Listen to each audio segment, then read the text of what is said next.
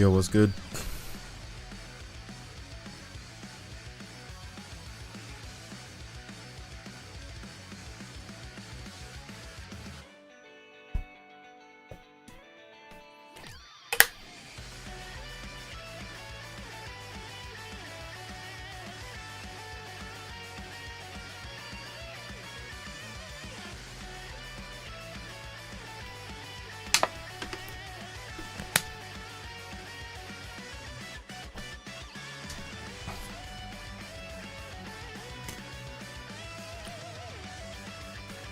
What's good, man?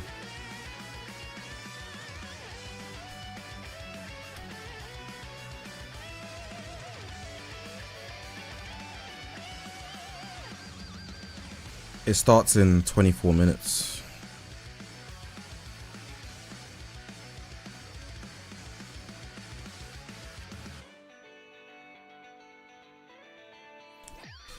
And I'm tired.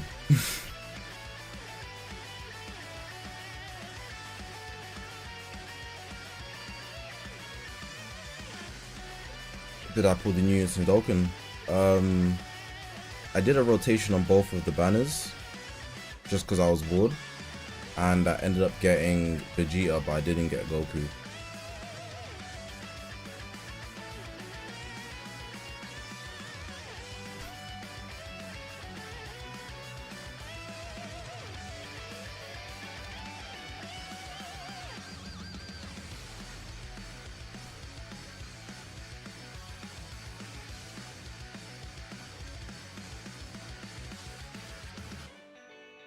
I'm not gonna lie, I'm not connecting my phone to play Legends. Actually, I am. I'm gonna play Raid. It's Saturday. Interesting.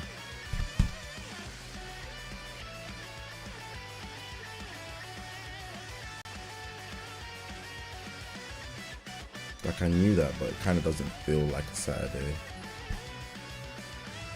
Dragon Ball Legends. What do you say? Let's give it a shot.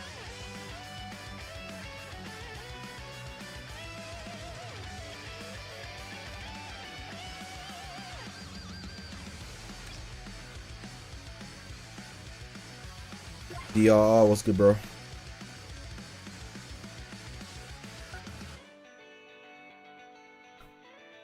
They're gonna talk a lot. They have to. They're introducing people we've never seen before.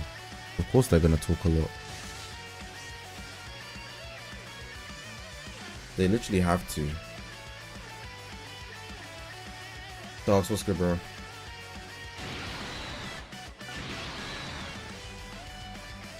They'd be dumb not to talk a lot.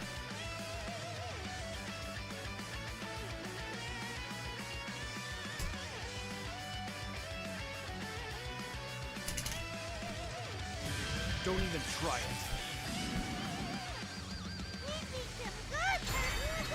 I'll be your opponent. Hang in there. Do it. Boom.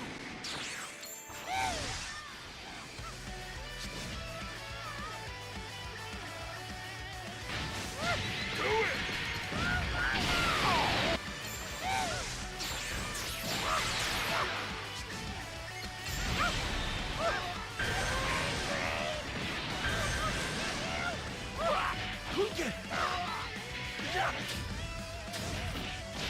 Do I prefer Broken or Legends? Like,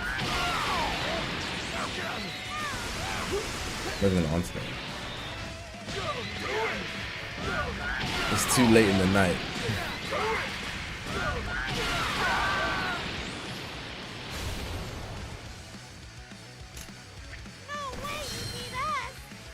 Yeah, now you know what's what.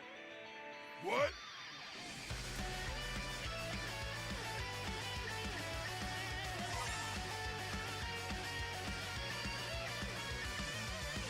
One second.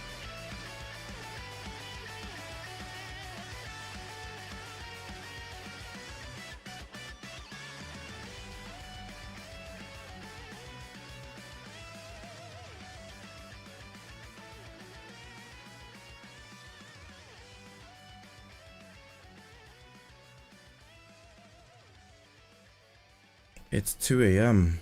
Almost 3 a.m.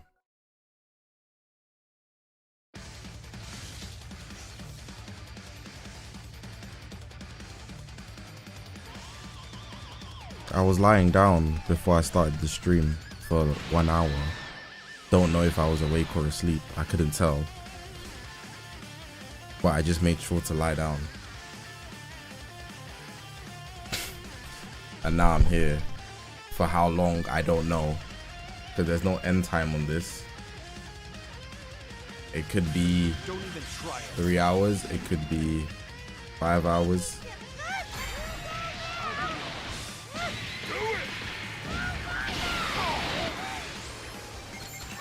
What the hell's going on?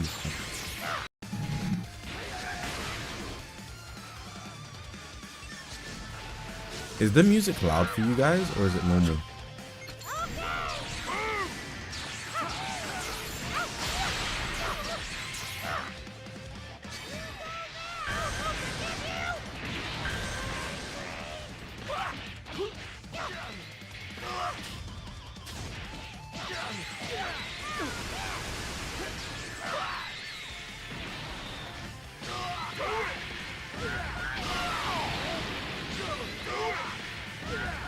If I don't watch this now, I was never gonna watch it. I'll be real.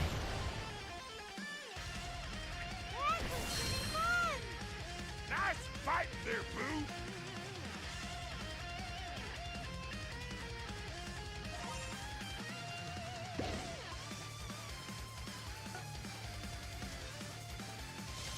Game sounds a bit loud. The game sound should be normal. It should be only the music. I can't just turn one down.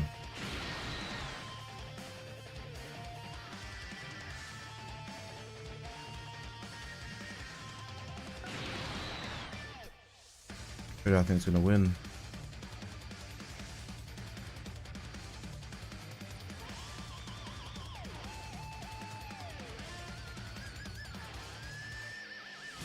Don't even try it.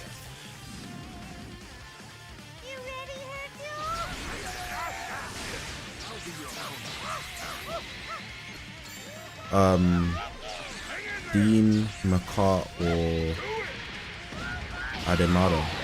I think that's how you say his name. You forgot to vote. Can you not still vote right now, or is the time up?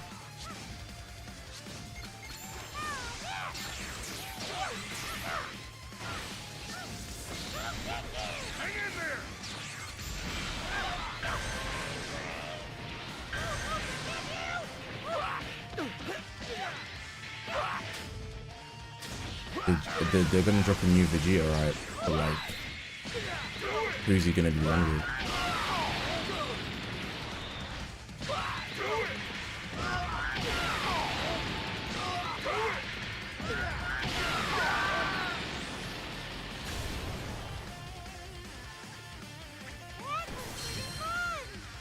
Nice fight there, boo.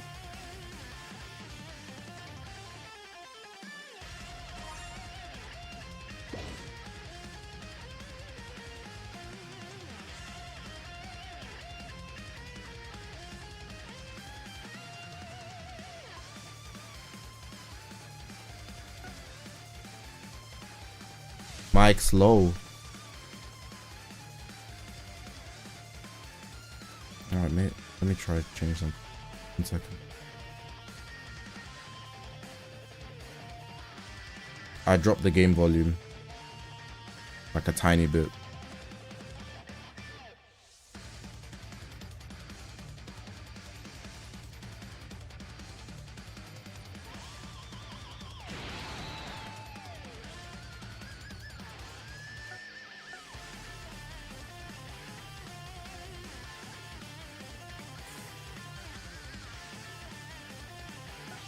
Washimo's a gamer.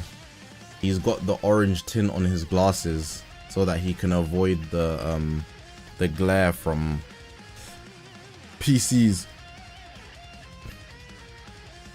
I know he don't sleep.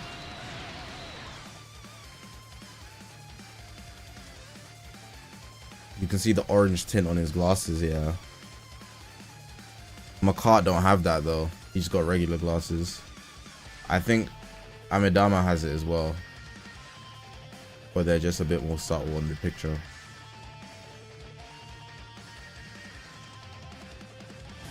Don't even try it.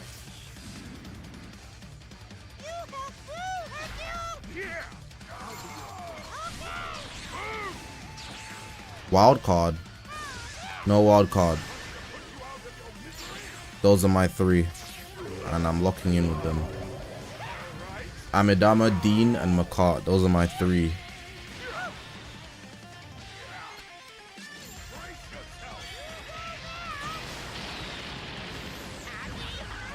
By appearance as well. If I judge by appearance, right?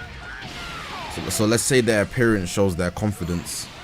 I would say Amidama looks top 3 confident. Hai looks top 3 confident. And Dean. Them 3 are the most confident. Yeah, Guarion doesn't look confident at all. He looks stressed, anxious.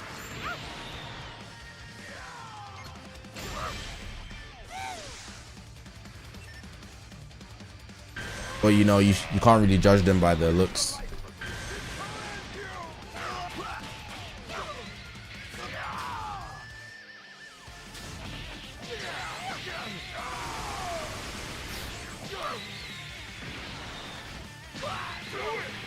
You could low-key. Nah.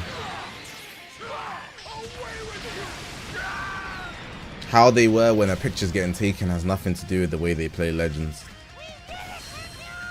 No one out there has a chance against us. It's just a picture, bro. I'll judge by their body language though when they're walking up and stuff like that. That's gonna tell me.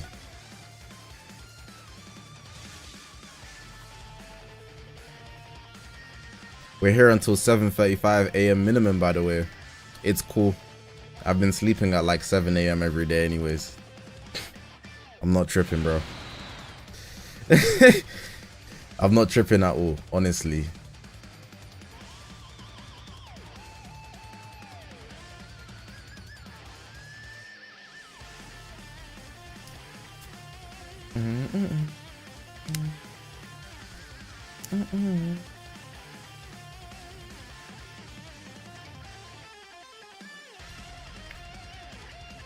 Yeah, I've been editing at night. Don't even try it.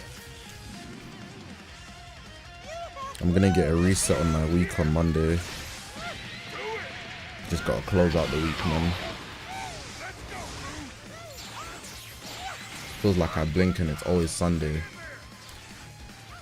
We're already in February in 2025, by the way. It's crazy, man.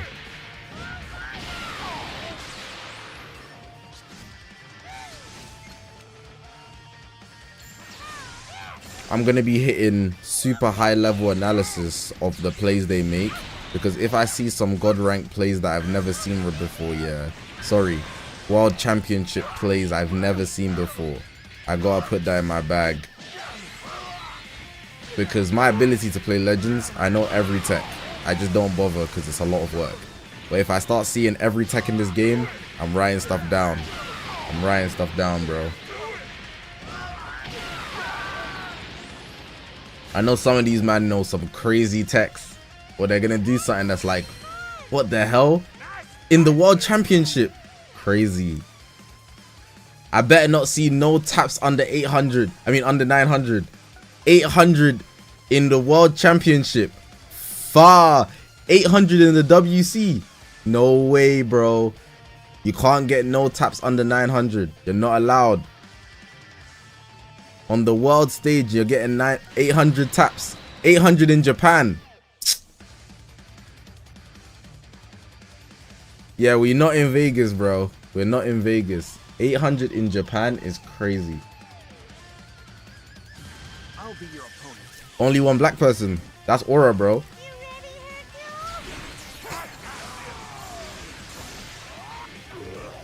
That's Aura.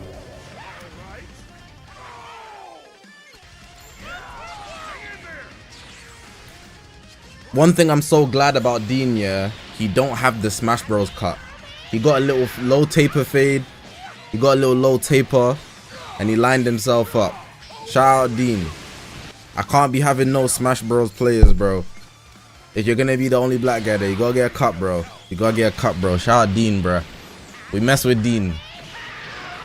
Every time there's a black guy in a competition, they always got the Smash Bros haircut, bro. It gets me so tight, bro.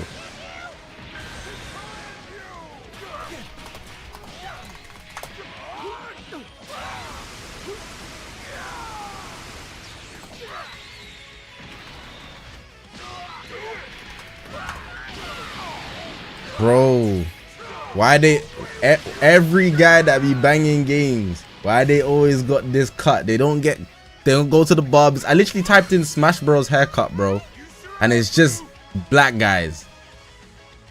You know how outrageous that is? No lineup, just letting the hair grow. No lineup, no nothing, no fade. It's dark, bro. It's so dark. So I need, if you're gonna be a gamer on the big stage as a black guy, get a lineup, bro. Go to the barbers just one time, bro.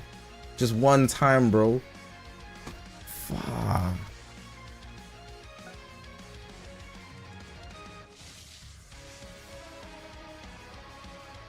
My cart got a little cut.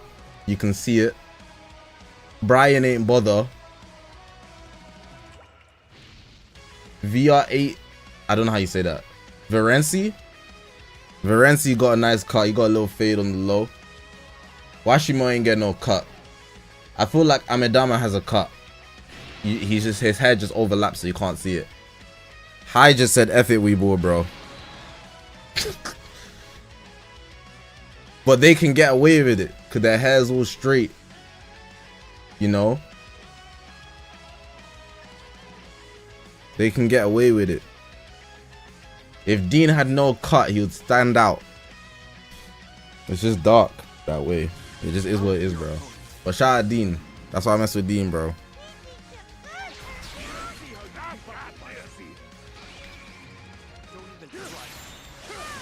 But it could also mean the opposite as well. So Dean got a haircut, so he could be buns at the game. But those Smash Bros players that don't get a cut, they're demons.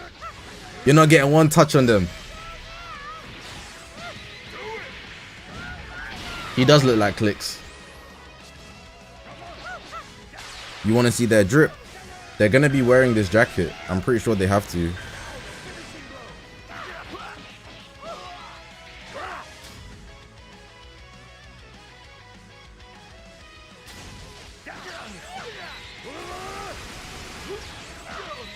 A1 saying then you're a drone. If you're in your mind, if you believe that content creators had a high chance of being a top ranked player, your perception of reality is not the highest. I cannot lie.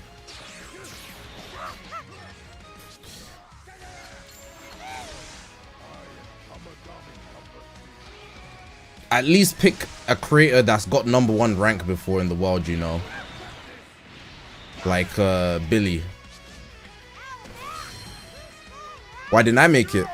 Because when you're doing the competition, like when you're getting in the first wave, I was doing the free to play thing. And I didn't summon, so I was playing with trash units. The first stage is pay to win. So before you get into the next stages where you do the actual individual battles, you literally have to play with your account. So that means there's a lot of good players that didn't get the opportunity to be in the world top 8 because they're blocked by a pay to win. They don't have the units that were meta at that time to get through to the top 8. Does that make sense? Because the teams that I lost to when I was doing the top 8 thing, I played better than, I lost 6 games, but 4 of the guys that I lost to, I played better than them. But my team got slapped. 2 of the guys, I'm not gonna lie, they were goated. But when you get through to the next stage, everybody plays in LBR, so it's 14 stars. But there's still no guarantee I would have won there either. Do you know what I'm saying? But like, if you're actually into Dragon Ball Legends and you've been here for a long time, the competitive Dragon Ball Legends scene is outrageous. Ace, no, bro. The competitive Dragon Ball Legends scene has some sweats, and most of the best players in the scene have just quit because the game is pay to win. There's some demons, bro. Like, I used to play against some of them when they used to be in the servers back in the day, yeah. And I'm not gonna lie, they're cool guys, but they're too good at the game, bro. There was one brother, he was balancing uni becoming a doctor, and he would slap me 10 times in a row. He's so good at the game. Shout out Tempo, bro. He's so good at the game. Bear in mind, my highest rank in Dragon Ball Legends rank PvP is 7th. I've placed 7th in the world before. You know, I'm very good at the game if I really want to lock in. But there's guys that are just better than you've never seen. The ceiling to the game is mad low until you fight someone nice. Until you fight someone nice. Someone that gets 990 every single tap. Someone where every single move they make is efficient. Someone that every glide they do baits you. You don't understand how technical it can get on the very minute levels, and you guys are just not there. That's all I can say. The game does seem like it's low ceiling, but when it comes to micro movements making or breaking your plays, you will then see that you're not built for this. We're live, we're live.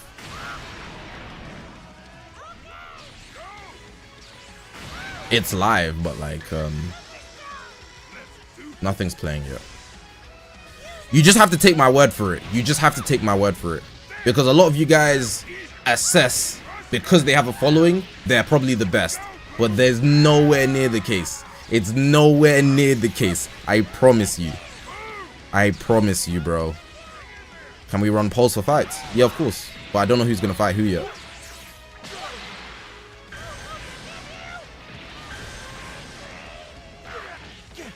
Stars carry.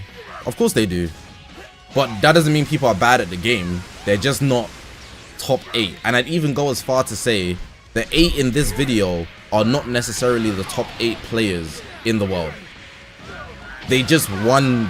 They just succeeded in the conditions. Not taking away from anything from them. But because the first stage was pay to win, the tournament isn't strict. I feel like if Legends put the in-game feature for you to be able to use any unit in the game when they were actually doing the whole thing for the World Championship, the top 8 would be completely different. Like, for example, if I'm not mistaken, Dean is like a 67 God rank player. I guarantee you he's paid to win. I guarantee you he's paid to win. I can't speak for everybody here. Maybe some of these guys re-rolled. Who knows? You know? But 67 God ranks? That means you're playing with a decent team every single season. He's not free to play, bro. Either that or he's a luck demon and he sweats this game. The odds put in favor of him having a good account, though. That's what I'm trying to say. If they made the tournament a lot more fair in the first stage where everybody's doing it at 14 stars, we'd see who the real demons are. Yeah, like some of the guys that are there had less than 10 God ranks. And obviously you don't need God rank. You don't need God rank to prove you're good, because it's more about how much you play, you know?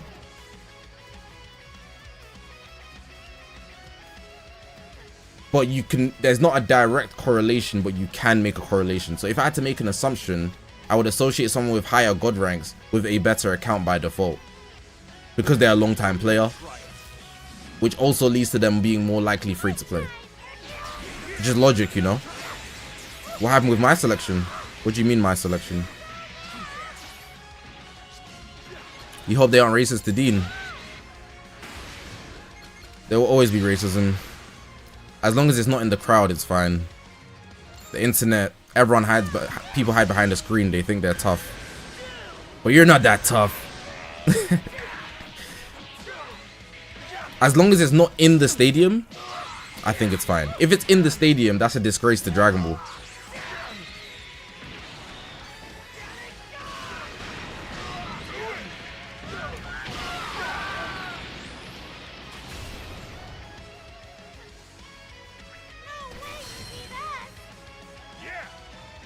You believe in humanity. Humanity. Humanity. Humanity. Never stop growing.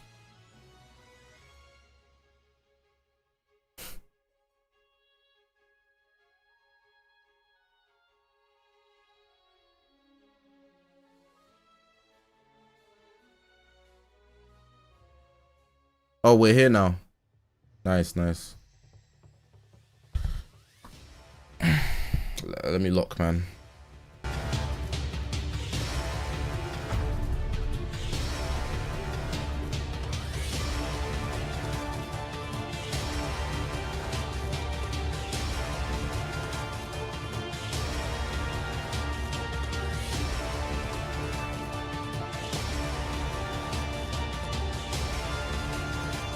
There's no guarantee for a unit reveal, but it's very likely we will get one. I wonder if the new arts they dropped are going to be anything like units.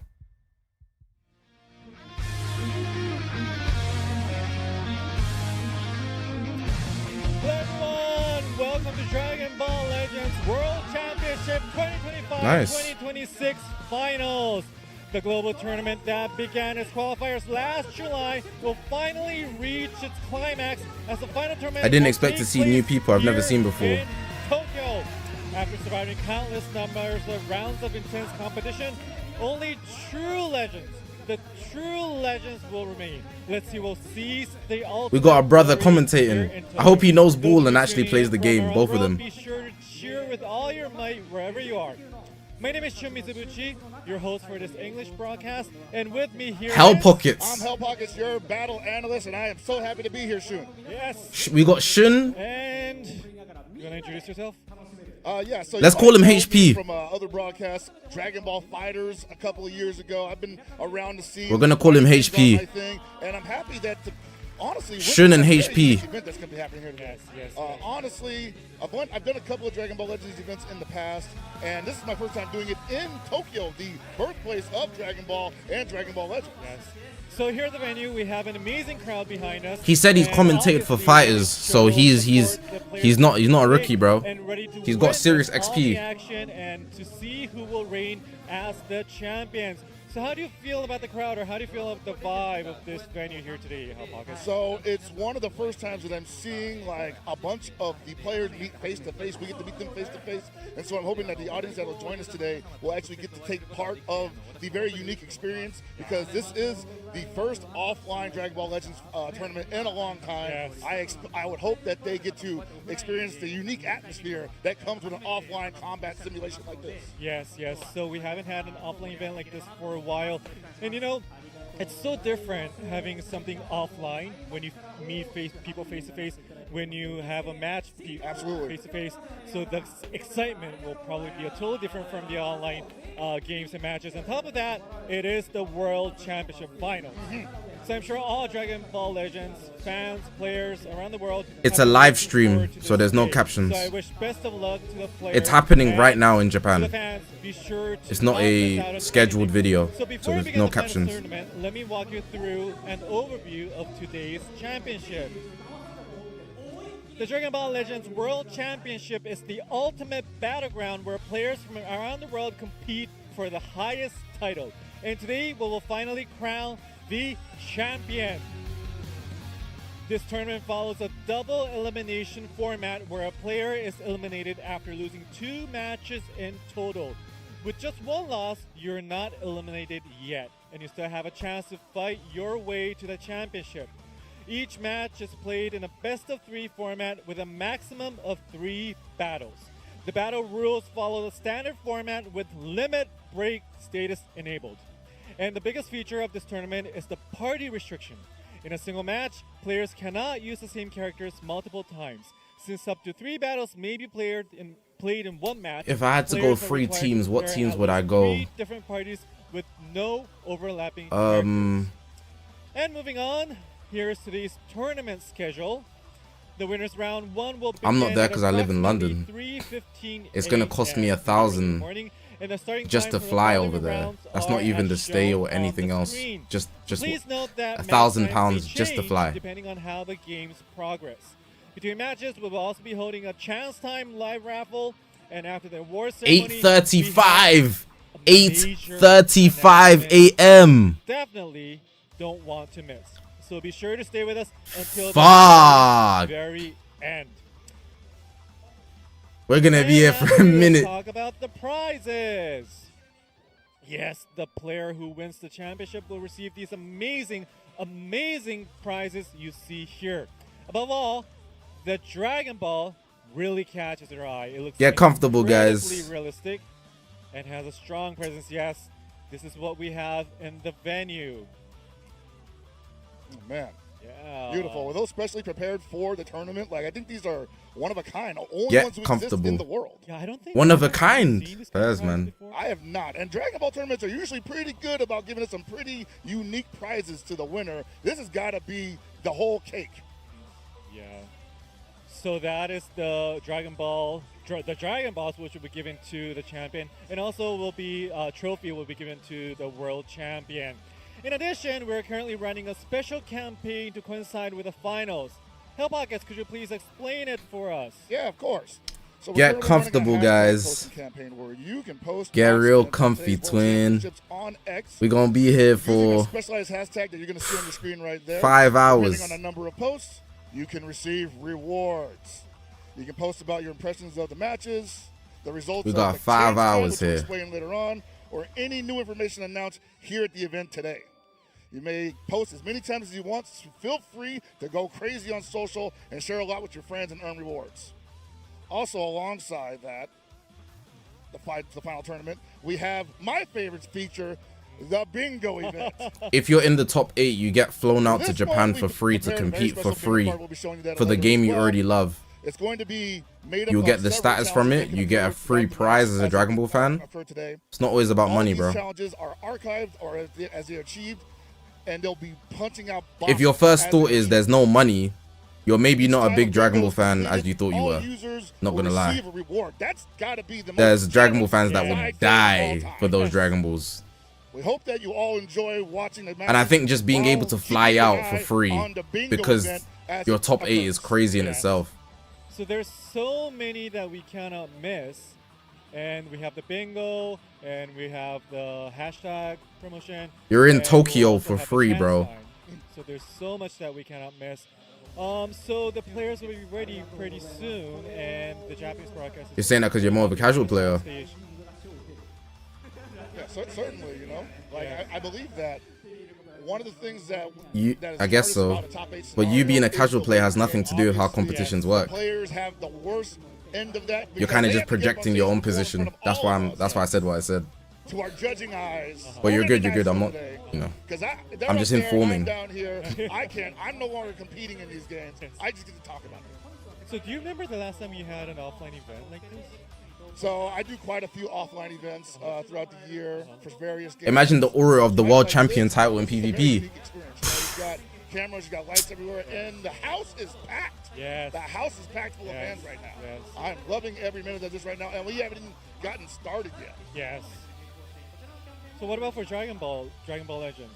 What is the event that you remember? Oh man! If gotta I had think that about title in PvP, the first Dragon Ball Legends tournament. not gonna lie, I wouldn't wear it that much. That was 2019. Because imagine you're wearing it, yeah, and then you lose. You're getting clipped. And Welcome to my video, buddy. Cool. McCart, Dean. I think it might have been the first time They better watch out. Dragon Ball Legends played at that level, honestly. See you on YouTube, buddy. I beat the world champion. Fraud. Fraud. And I'm always like someone who reacts to. This guy is fraud, bro. Carried by stars in the LBR event. He's just not as good as me. So Oh my god. Oh my god. They'll be talking about me like King Von. now just bring up the big broadcast. And He was that, bruh. They said he took down the world champion. Time crystals. Zach. Those are gonna be in-game currency, which is People are gonna try hate me, very but I beat him. aspect It's just GG's, bro. of- Say GG's, of bro. online games. I think we are Those guys better be careful, bro. It's basically like being in Red Dead Redemption. You got a bounty on your dome, bro. players. You might as well say, yo, Yonko, world government, we're after you today. The audience to cheer as the players come in on stage. After I catch the world champion, Captain Eisen is dead. episode end. Almost there. I can't wait. I can't wait. In fact, it's better I'm not there. Catch me in PvP. Amedama. Hey, Loki Aura. Look at him. Going with pure guts. Hey, too happy, car. You're too happy, car. Show composure trait. Look at him trying not to smile, bruh. He trying not to smile, bruh.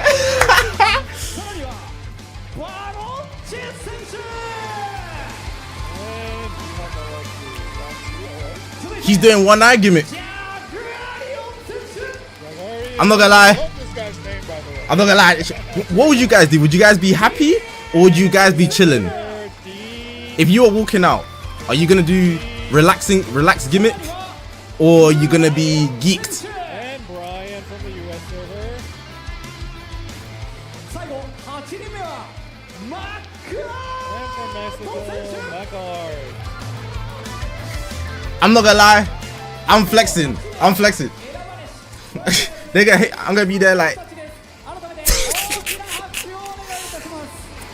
have the top 8 I'm gonna be. players all lined up on stage right now. They look pretty Straight up. excited, a little bit. Just looking at them, I can tell these are top level contenders, man. I think we're in for something special. Yes. So we I'm flexing and getting 3-0'd. eight Hey, but I'm here and you're not. world. No one can talk to anybody on this stage, bro. Even me. I'm just saying stuff because I'm at home. Man, like, These guys are so much better than us. have fought Apparently. How many different stages? I was looking at some of the data. Countless, you know. Apparently. The data on these guys. Some of these guys have like an 80% win rate. Wow, That is, they don't lose, bro. They don't lose. that's pretty high. Pretty crazy. Pretty crazy. So we have the tournament bracket here.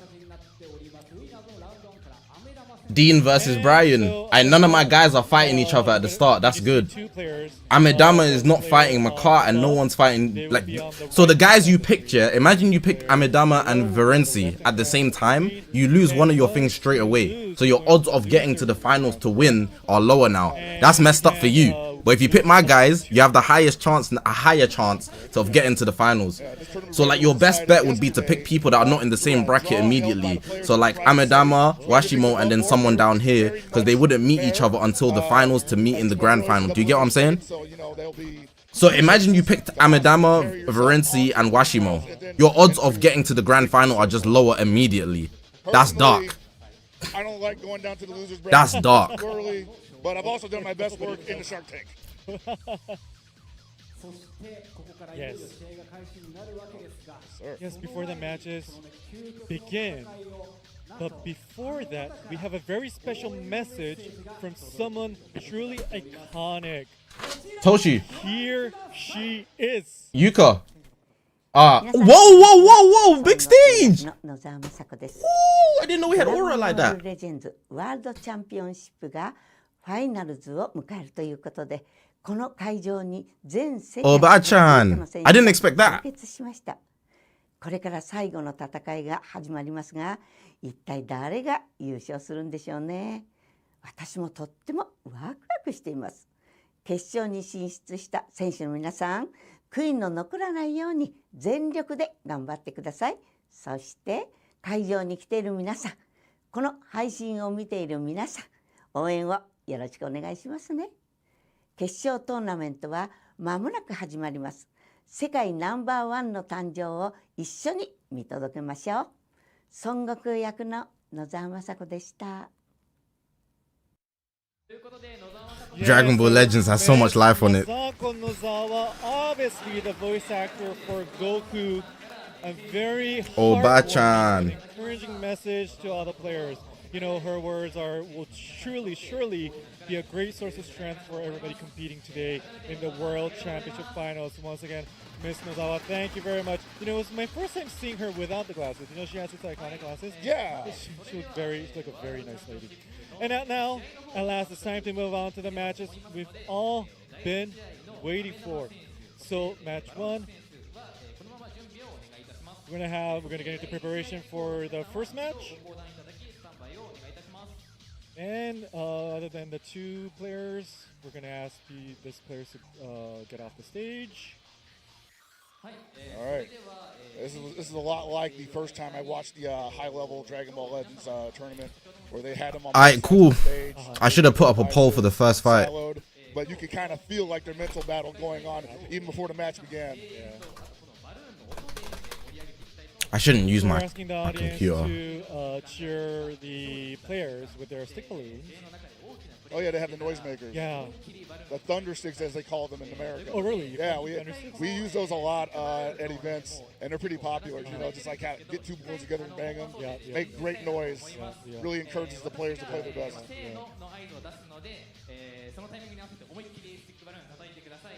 So they're trying to practice this thunder balloon. There you go. Hey, what'd you say? What? I'm not here anymore. I'm staying up for the whole thing, so yeah. So this is Ahmed I will be here. versus Varanchi. I ain't got nothing else to do at this hour. We gonna be still good. Speaking about Amedama, if I adjust my notes here, currently at 86.7 win rate. Win percentage. I wish I could see my win percentage. Am I able to see my win percentage in Legends? 60% is probably pretty incredible as it is, right? But when you get north of 80%, like you're on another level. The number of times Yuri rank achieved was 59.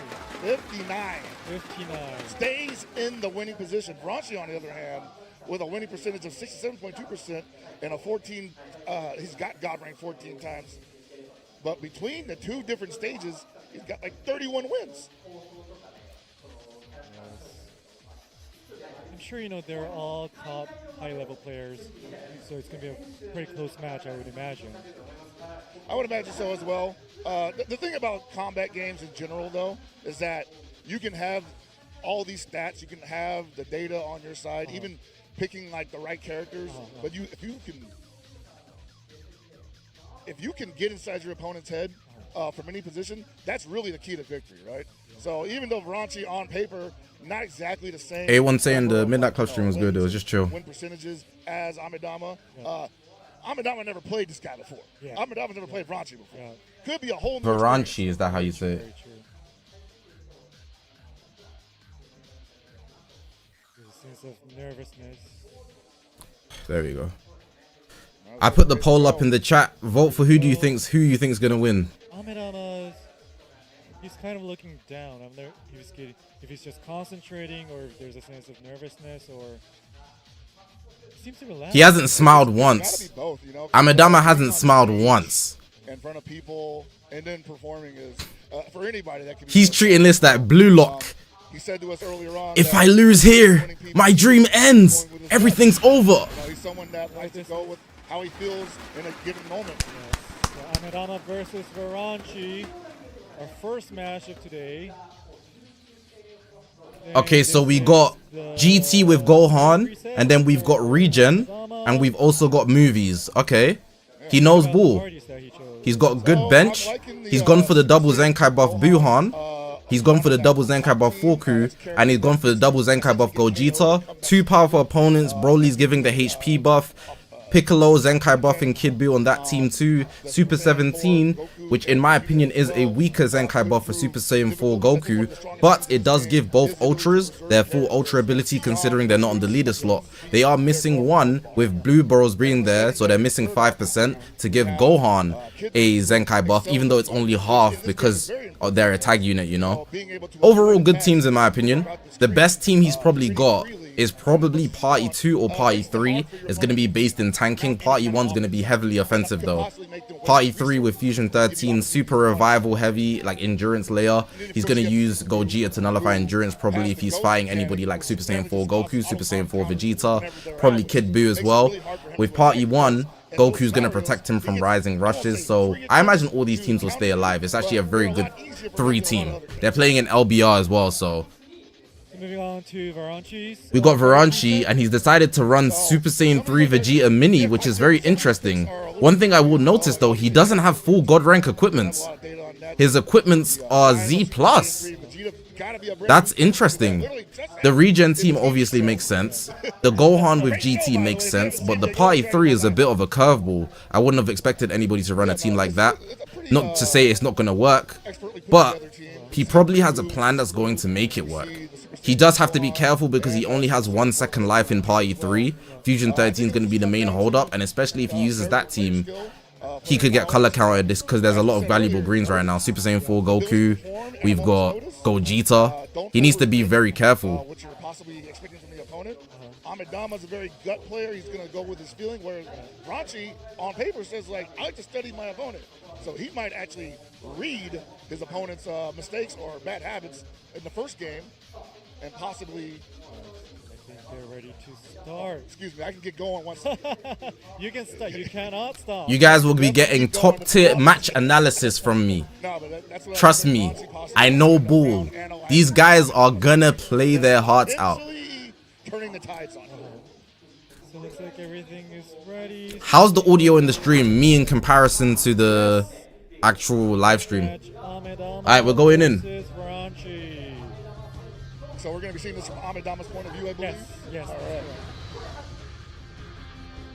Alright, so we've got the movies team from Amidama versus the regen team from Varanchi. Yeah, you can see it. You can feel it. You can feel the energy just rising up. He's got Dende like, man. as a supporter. Quite concentrated. Quite possibly one of the most Baba important as a decisions they'll support on the ever other side. make in their Dragon Ball Legends career. How do I... Amidama's using breathing techniques, bro. This guy's still as hell. But look at Varanchi. You can see he's a bit more nervous, anxious. He's moving a lot. Amidama's keeping extremely still. He hasn't smiled once since he's entered the stadium. Amidama, the Uena Baba, gives you an opportunity to counter Rising Rush. Starting with Boo, I'm expecting an immediate green card. We're watching Amidama's perspective. Alright, charging out the gate. Here comes the ghost. It's going to be difficult. Potentially Amidama has an advantage because it's in Japanese. Or is that because we're only watching Amidama? I presume Varanchi's phone won't be in Japanese. Gets a combo off of this. Yeah, see, that hurts a lot. Just for He's got one of the counters out. Goji is taking a bit of damage. Tag switch to bait the input. Went for the charge into a tackle. No over taps in the World Championship. Kid Buu gets his explosive green off. Kid Buu's in a combo here, but he's decided to switch to Orange Piccolo for the type advantage. He's going to make sure he has 100 ki. Went for the quick attack. Fusion 13. We get his main ability pre-transform alongside Orange Piccolo's. He's gone for the charge, but then we see a mid-range blast in the World Championship. Buhan's doing his combo type advantage against Janemba. He actually decided to float back. Went for the single taps there, extended it after the fact, was tag switching back to Gogeta. Hitting another mid-range blast. We're seeing a lot of mid-range blasts here. Kid Buu gets his blue card while locking in Gogeta because of the gauge. Half health break. There's no gauge. He actually decided to wait a bit too much now. Fusion 13 has to come back in just in case. Type advantage again from Orange Piccolo. That's not really going to matter if he can't get back on offense. He dropped the combo there from mid-range perfectly. Forced the Janemba to come into the field, thinking that he's going to get the cover change. Looking at Amidama and Varanchi again, Amidama is still completely still, holding back on fusing. It's too early to do that, apparently. Green card there stops the motion. Using full range mechanics, Varanchi is going ahead with the quick attack, charging fully. Drop the combo into the explosive green, but Amidama does not slow down. Hits him with the taps. Mid-range blast, we're seeing another one. Orange Piccolo does not have blast armor pre-transform. Taking advantage of that. We're going to see probably another counter here from Buhan. But this is risky because Buhan is type advantage against Janemba. This could do major damage if Gogeta can't come back in time, but he can. Oh my god, if Gogeta survives this, we should be seeing a transform here. He decides to actually hold on to it. It's still too early to transform for Gogeta. we won't be seeing the greatest fusion of all. Not just yet. Another great explosive green from Varanchi right there. Play from Varanchi right now, just not allowing himself. He's hoping to take out the revival layer here. 46,000 HP. This is the difference between Z rank equipments and God rank equipments. Make sure to upgrade your equipments right there. Potentially, if he gone ahead and got his equipments up, Fusion 13's revival would be out.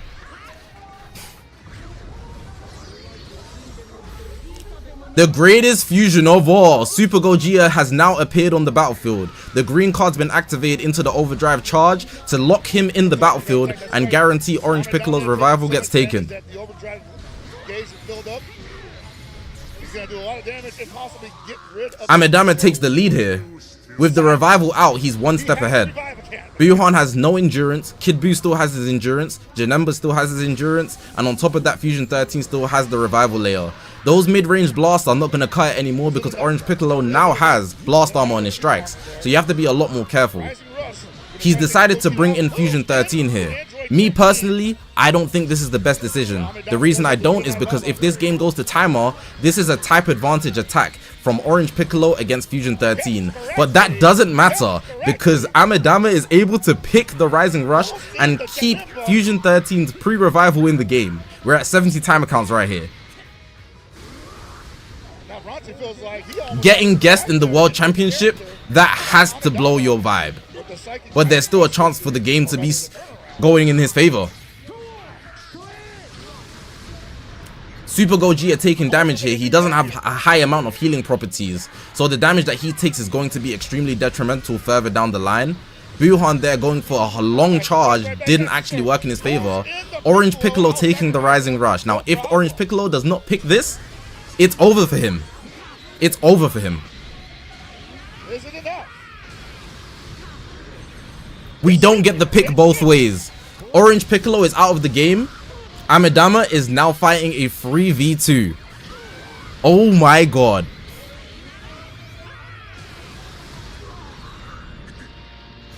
$7 million damage there. Good amount of damage. By the way, one of the bingo squares is, I believe, over. Yema sends Super Gogeta down. Below. That was pretty close. Going for the taps to stall, supposedly. Main ability from Buhan here. Main ability from Janemba here. We see the input that's happened. Anti-blast. He doesn't have time to do anything else. Ultimate goes out, but Kid Buu, he didn't go for the taps there. He pressed the ultimate. Fusion 13's revival will be leaving us today. It is still a 3v2. It would have been more accurate to say it's actually a 4v2 because the revival was still there. Tremendous power up incoming. Who needs suspenders?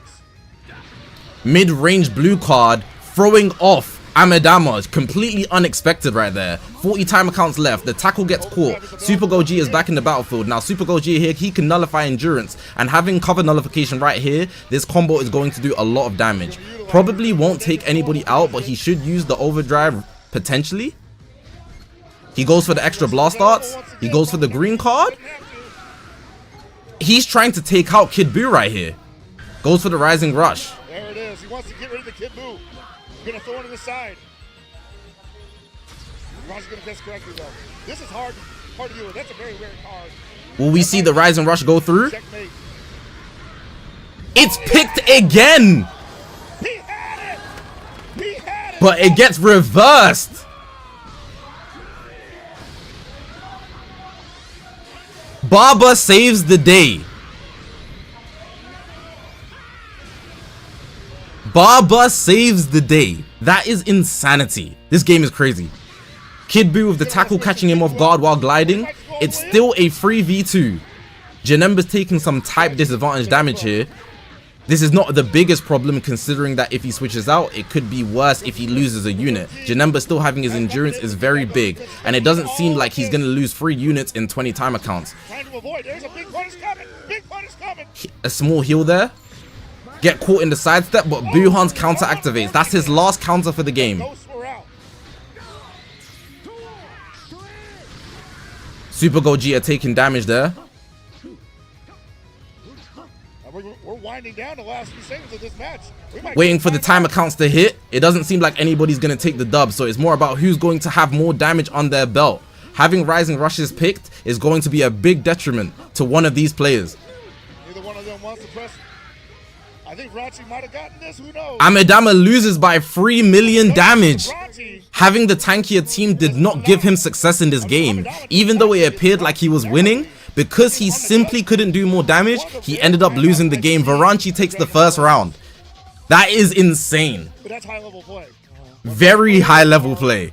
Able to circumvent every bad situation and also make up for potential mistakes, because Rachi clearly made a couple mistakes. Playing it passive and being able to tank hits does work in ranked PvP, but mainly because there's a star difference. But when everybody's team is 14 stars, being able to do more damage when things are going to go to time accounts definitely has an impact on whether you can win games or not. So it's either you're going to need an overwhelming victory, or you're going to lag behind when the time accounts gets to 0 based on damage. The confidence there was showing from Amedama, but ultimately it wasn't enough for him to win that game. That's a very big shame. Double rush and lost, that's going to hurt his confidence in the next game. One of the most educational matches I've ever seen.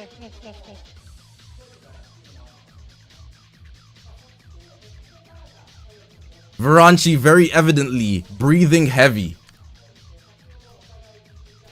Excitement in his face showing. Seeing the top row of his teeth, we love to see it. Some decisions to make here. They're almost ready to begin their second battle. Amedama has Kaneki trait. This guy's hitting the... Definitely did not expect it. Yo! Against him. How can you have Kaneki trait? Ooh, Varanchi's trying to take it home instantly. We're going big team for big team. GT against GT.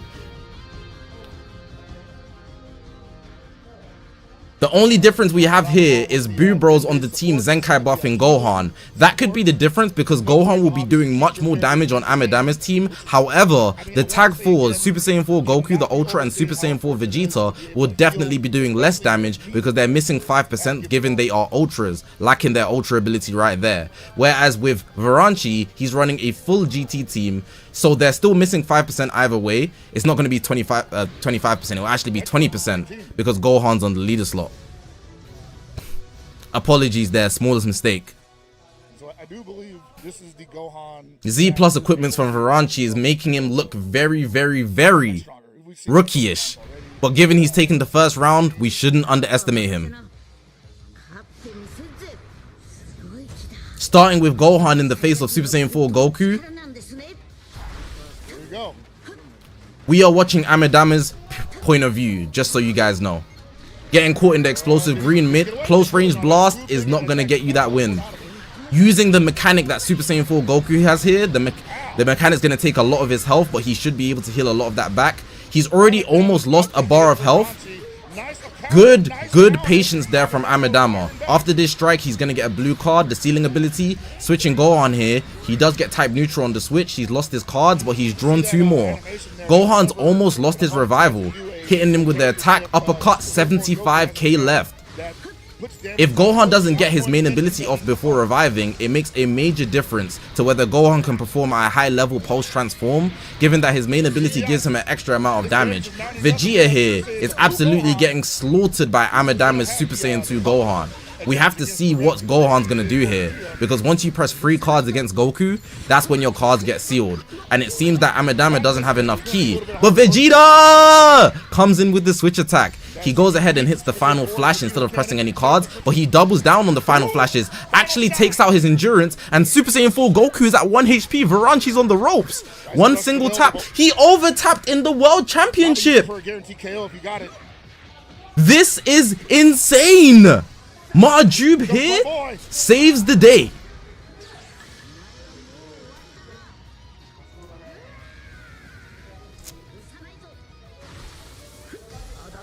Going for the long charges there to make him panic with the side steps. We don't get an overtap from Varanchi, but very good levels of patience here. Even though it seems like Amedama is on the winning streak, Varanchi still has a chance. Marjube saving the day. Tick for tack. We saw one Marjube this way, now it's one Marjube that way. He went for the full screen strike in the World Championship. This is what we call no fear gene. Big time players make big time plays, and that play has given him the priority right now. Vegeta switching in to take the damage. On top of that, hasn't really been used for anything other than combo fodder. Caught him from mid-range with the ultimate. That is a big risk. Varanchi is a crazy risk taker in the World Championship, making plays you would never see. High players would call him a terrible player, but right now, making those risky plays is giving him the advantage. The tap attack there, quick attack, not into the full motion. He actually hits him with a mid-range blast. But does not have the color advantage, going to eat a lot of damage. Long range blast here, chaining both. We see the green card from Amedama right here. He's got options. Blue card, strike cards, Rising Rush, Overdrive. You see that healing from Dende coming in the Varanchi is making a comeback. He is being relentless with the risk he's taking. Full aggression. We're not seeing no passivity here. Is that even a word? They've got me stunned. Again with the mid-range strike. Many people claim that's a bad play, but me, a goated Dragon Ball Legends player, would say that is an elite play. The lowest level plays become high level plays when your opponent is not expecting it, and Varanchi is consistently taking risks. That is giving him the advantage in this game. No revivals taken out yet from the Gohans. Amedama taking the offensive for once. Here comes the green. He's going to try get priority of Gohan to use the switch attack. Double sidestep, but it isn't successful. He mistimed the second one. We're seeing a combo here. Another priority from Varanchi. If I had to guess, I would guess that Varanchi is definitely willing based off damage. If Amedama wants to take this one round so he doesn't get too old immediately and put into the leaders bracket, he's gonna, and I mean gonna, have to go for the kills. He cannot play the passive game. He's gonna have to take more risks. Varanchi taking the risks has definitely put him ahead. Luckily here, or fortunately, or tactically if you will, Amedama gets the advantage and he's actually able to take out the revival. This is the same flow as the last round where he actually took out Orange Piccolo's revival before any of his lives were taken out. So maybe this could be the changing factor for him. We now see another mid-range attack from Varanchi, taking more risks. This player is insane. Is he the biggest risk taker in Dragon Ball Legends history? I've never seen risky plays like this. Even I wouldn't do these crazy plays, and I make no sense. This Rising Rush here could be the difference. If he switches out, Goku saves. He switches out to Vegeta, so even if this Rising Rush goes through, Ultra Super Saiyan 4 Goku's mechanic is going to tap in, which means there won't be a lot of damage taken from this Rising Rush. And he gets the right card. The card gets picked. Does Varanchi have Future Sight? Does he have the Sharingan? Does he have Observation Haki? How has he picked this many Rising Rushes?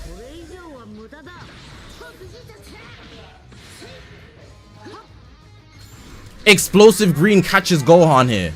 He goes in with the blast card. He's got infinite ki right now because of the overdrive. Second blast card. He hits the ultimate. Amedama is trying to go for the damage. Like I said earlier, it very much so looks like Varanchi has been winning off damage. So Amedama is going to have to go for the kill if he wants to secure this round. Otherwise, it's a 2-0. He goes for the explosive green with Gohan. Very risky there, but it works out in his favor. We've got a switch attack here potentially. Vegeta! If he goes for the single tap, he doesn't, but he KOs him. Goku's out of the game, but there's only 16 timer counts. This could still go to Varanchi, but he gets a type advantage Rising Rush. But it's okay, because Super Saiyan 4 Goku's ability is working on the sideline. Gohan will do a good amount of damage, but not enough to kill. And he picks it back. Amedama doesn't have bad luck. His luck just kicked in late. Explosive green off the gliding forward. He catches him just about. He goes for the strike. 10 timer counts left. Goes for the strike with Gohan again. He presses the main ability for extra damage. This blue card is going to kill somebody. Amedama, if he takes out Gohan right here, he secures the game. But if he doesn't, we're going to get a battle of timer counts. He needs to be more aggressive. He has less to lose. He goes for timer counts and he secures it. Secures it by 5 million. We like the aggression switch up from Amedama. Varanchi overall having a rocky start, but was making a major comeback through taking major risks. But ultimately, Amedama gripped the gears and told himself he's going to play a lot more aggressive, and that flipped the tides immediately. I would say definitely giving the Zenkai buff to Gohan definitely pushed Amedama a tiny bit forward alongside with his equipment, but the skill definitely pulled back and gave him the lead. This was an amazing game. It's 1-1 now. Varanchi won, Amedama won. They've got a final game with only one team left. They cannot use the same team they've used before.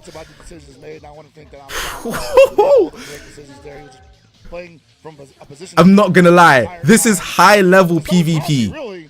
I want to say that it really didn't get away from either one of them until the very end, where just business decisions had to be made to protect vital characters, and it just wasn't enough health on the board for some of Ranchi's characters to maintain an impact. Should I re-upload these individual games? I'll have like 15 uploads for just today because I'm recording the segment. This is tough. Okay, so this is Varanchi, in my eyes anyway, his weakest team. Using Super Saiyan 3 Vegeta is incredibly risky, but one thing we do know is that regeneration team can definitely take a hit, and there's going to be a lot of situations where Kid Buu with his lock-in blue when his gauge is full will definitely be able to sneak in a lot of damage. Fusion 13's revival is very valuable, but in this case with Orange Piccolo, he's not going to be able to do much with the type advantage. But he is type advantage over Buhan, even though he's not typically known for doing damage. He's more as that staller, keeping you alive and sealing cards. We will have to see how this game goes. It could go either way, honestly. I would give Amedama here, not based on skill and risk taking, but on preparation and tactics, the lead. But we will see if Varanchi can definitely win this game.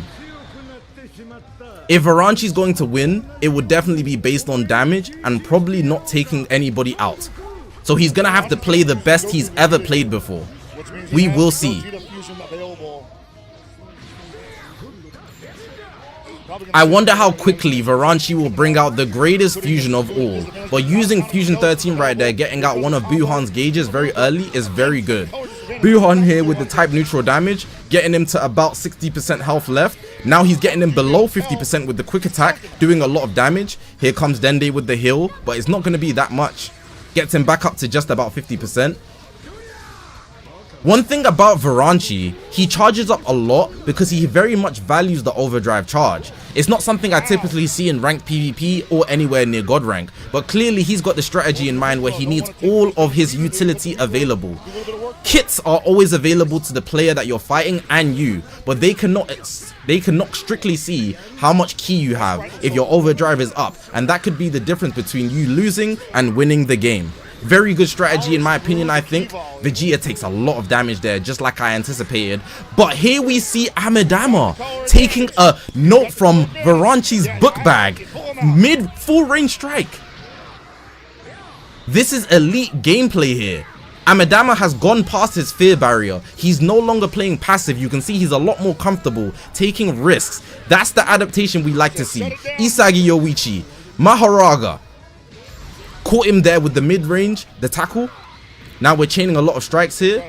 Here comes Gogeta taking a lot of damage. They need to be careful because an ultimate here, even worse, a rising rush, the only person that can survive it is Fusion 13. I respect it. Honestly, this game is looking very lopsided, alongside the fact that Varanchi's team is worse, his equipments are worse, but he picks another rising rush. Does he have observation haki? We need to check him. He needs to be blood tested and drug tested. How can he see every single card that Amedama is choosing? This is insanity. Vegeta almost dead. He's about to be taken out here by a quick attack. Catches the tap. Main ability to heal. We can see Varanchi is on the ropes, but because he has a long range ultimate, that does not go through, and this is looking to be the end of Super Saiyan 3 Vegeta. Not enough damage, unfortunately. Buhan's not doing enough damage, unfortunately. Like I said earlier, Regeneration is a heavily defensive team, so it not doing enough damage is kind of expected. Varanchi very composed there, being able to tap attack him to catch the explosive green. Goes for the immediate blue card. This looks like it's going to do a lot of damage. Just enough to get the half health break. Blast armor cancel potentially? No, he goes for the full range. And the greatest fusion of all appears on the battlefield this late into the game. Super Gogeta. We get the perfect vanish there. So the full health is very essential to give him the surviving chance. But outside of that, Buhan is going to shred. This could be a good opportunity for him to take out the first life of Fusion 13, because the only person that can take these hits is Fusion 13. But that's not the best play there with Orange Piccolo. He got a bit too hopeful in going for the quick attack when he could have pressed the card. Most players wouldn't switch out there knowing there's no way they would survive if they switch out with no second life.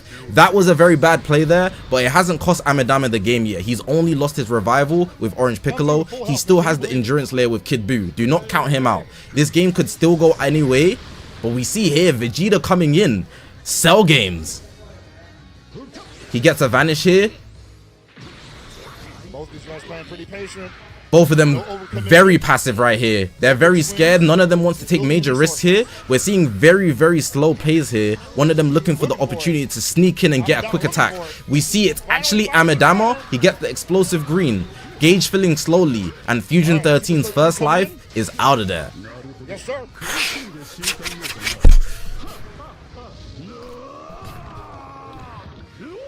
Remember, this is 1-1. Winner of this is moving on, the loser of this is going down. The ultimate doesn't force its way in, but he can use the blast armor. He's type neutral right there. This is going to be the killer. This is going to do a bunch of damage. Even if it doesn't kill,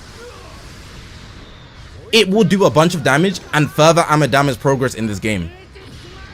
Fusion 13 does not survive the ultimate from Buhan. Type disadvantage. Buhan with the mid-range strike. Amidama with extreme patience catches Super Gogeta. And this seems like it's going to be the end for Super Gogeta. Unfortunately, Varanchi, you have lost the first round against Amidama. Amidama's regen team just simply was built better, while he also played better. Passive in the right moment, aggression in the right moment, taking notes out of Varanchi's book, being a lot more unpredictable, a lot more risk-taking. Game 1 definitely going to Amidama. But right here, Varanchi is showing tenacity, not choosing to take the loss. He wants to fight until the end.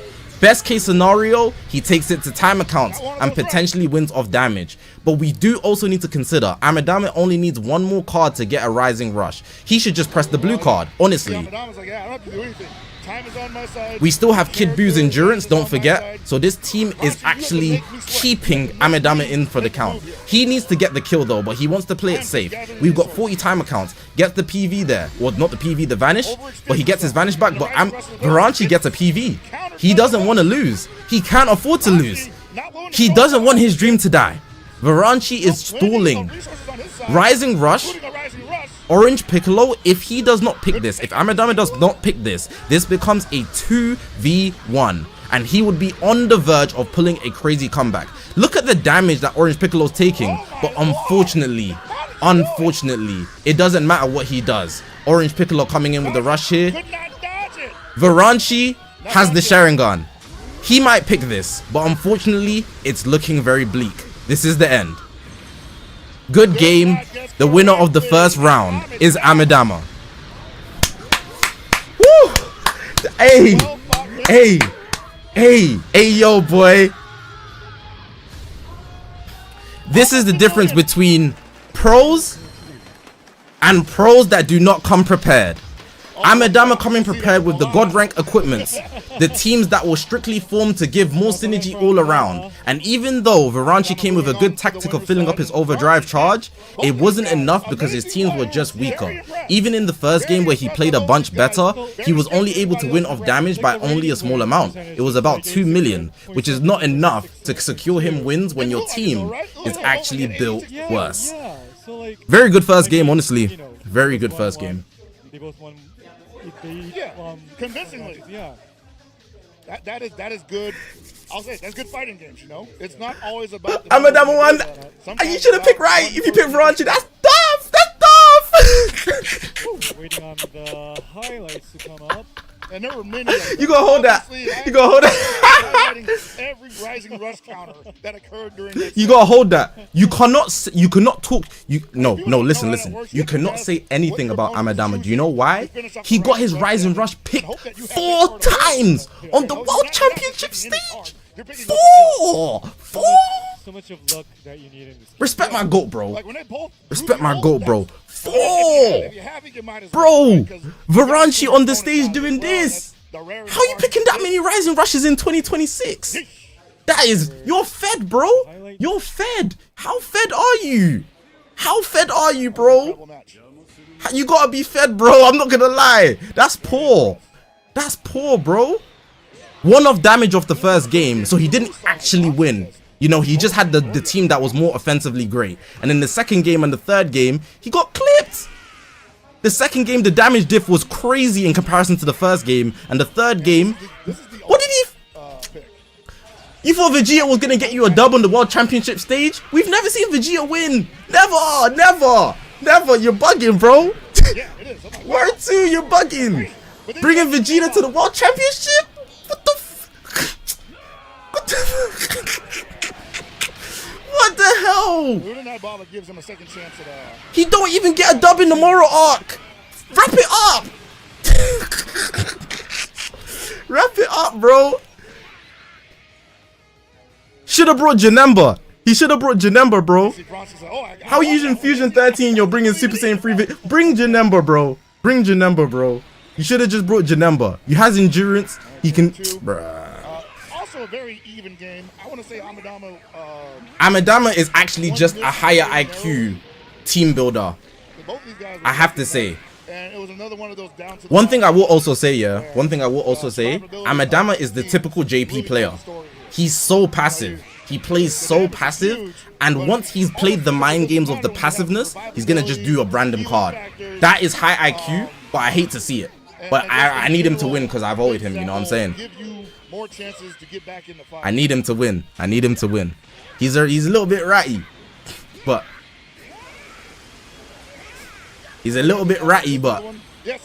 I need him to win.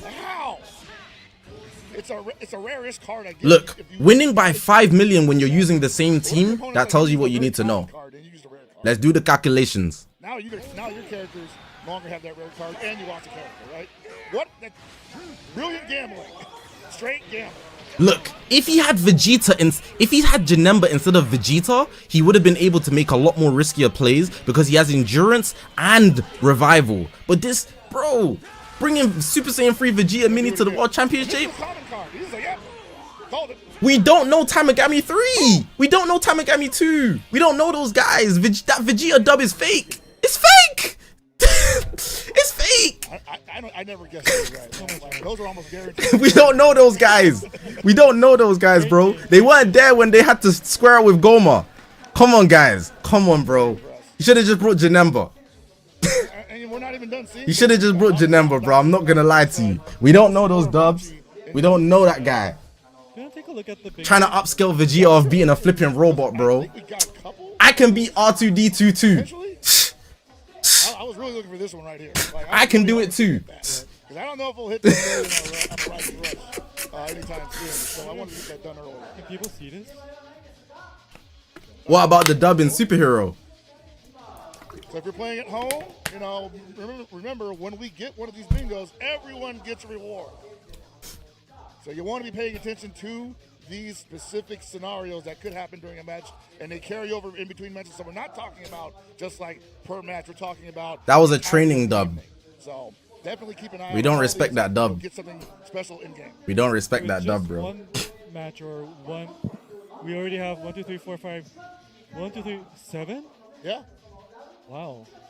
It's only gonna get harder though. That Goku was cloned. That Goku in Superhero was talking about, you can't be sitting there. Goku would never say that. That was a clone. That Goku was AI. That is not easy, bro. Vegeta be AI Goku. It's not a real Goku, bro. Goku would never say you shouldn't just sit there and meditate. He would never say that because he knows the mental is important. That was AI Goku, bro. That was AI Goku. Don't give him that dub. That Goku was fake. That Goku was fake, bro. Vegeta beats AI Goku talking about some, oh, you shouldn't just be sitting there. You need to train with muscle. Goku's never been like that. What the hell, bro? What the actual hell? They cloned him, bro. Probably Dokabaki impact because Artificial intelligence Goku. That was not it real. does require you to press the Bro, right they got the Basically, Sora filter, yeah? it's a max They got him doing the... meter, and that's a very like timing skill type mini game. So I would say that's probably the most. They got him hitting the emotes. Getting a rising rush against a character with a color disadvantage. They got him hitting the emotes, bro. Sora 2 Goku. I can't respect that Vegeta dub, bro. So let's see if that's going to be happen in the next match. So the next match is between Washimo and Mart. Washimo and Oh, we gotta support my goat, my cart. My cart's here to kill. Once again, both of those guys, from looking at their character markup, I think we're going to see a Zamasu potential. Zamasu in the World Championship. That character, No. we've seen a lot of characters so far that when they lose, when they get down to 0 HP, Fight 2. they revive. Man says Zamasu. You're taking the piss, bro. He does KO. Alright, we're back in with the commentary. We're back in with the commentary. That make it harder for them to just perform and leave them vulnerable. Look at my cart. No smile. And I know Why Washimo look like he trying not to laugh, bruh? Alright, let's analyze these teams. So we've got Son family with the KO guard. I'm not gonna lie, Washimo, you're finished. I can't invest in KO guard in 2020-26. Regen is a good team, but GT with Super Saiyan 3 Goku is interesting because you're committing to type advantage to a degree because a lot of people are going to use Gogeta, Forku alongside Orange Piccolo. So actually Super Saiyan 3 Goku is a very good pick, but I'm not a big fan of the KO guard pick. But I haven't seen enough evidence of how he can perform with LBR 14 stars. So maybe you will actually go against what I'm saying and KO guard will be a good pick. We will have to see. He has revival, KO guard and Super Gogeta to take out any endurance layers. The teams are looking solid so far. Let's see over there where we've got Makart's teams. Notice that he's also only double Zenkai buffing Super Saiyan 4 Goku. Everybody else on every other team has one Zenkai buff, which is also interesting, and I respect the full God rank equips. We've got powerful opponent on the first team with half corrupted Zamasu, where he's actually opted in to use double Zenkai buff CMZ for the paralyze. He is here to cause pain. He doesn't want to just win. He wants you to suffer. You will be dancing on the world stage with paralyze. He's sending you to hell. We've got party 2 with double green, which is risky, but it could work, and he's got Gohan there. Because there's going to be Super Saiyan 3 Goku on the opposite team, depending on the matchup, that party 2 could be a liability. And party 3, Super Saiyan 4 Goku on the leader slot, that's a horrible team. Just kidding. Super Saiyan 3 Goku is there, who's a GT member. He just doesn't have Super Saiyan 4 Vegeta, which is interesting. He swapped out Super Saiyan 4 Vegeta for the KO God option with Super Saiyan Goku. Let's see how these games go. Do you think this means anything though? I mean, Makart is a killer, bro. Hey, I was telling you guys, Makart hasn't smiled once, yeah. And he's come with CMZ double Zenkai buff. He's got some dirty strats in his pocket, bro. I know he does, bro. It's a way to determine how this, he's got dirty strats in his pocket, bro. I know he does. Word to everything. Put on one of the closest matches that we've seen. Word to everything. Makart's going to backdoor Washimo. Hey, Washimo, let me find out you're washed. You need to catch these dubs. I'm not gonna lie, because I'm running that joke. Washimo, oh my god, you need to win. Washimo, you need to win. I voted for Makart, but Washimo, I want you to win, because I'm gonna be running the agenda. I need you to win, and don't get slapped. Just win, please, please, bro. I'm running jokes. And the big thing here is if oh my god, I should try commentary. It's just fun to do as a joke. It's just that I'm a good speaker generally, so it's easy for me to do. You know, all my YouTube videos, I don't script them, I just speak like this. So I'm just in YouTube video format.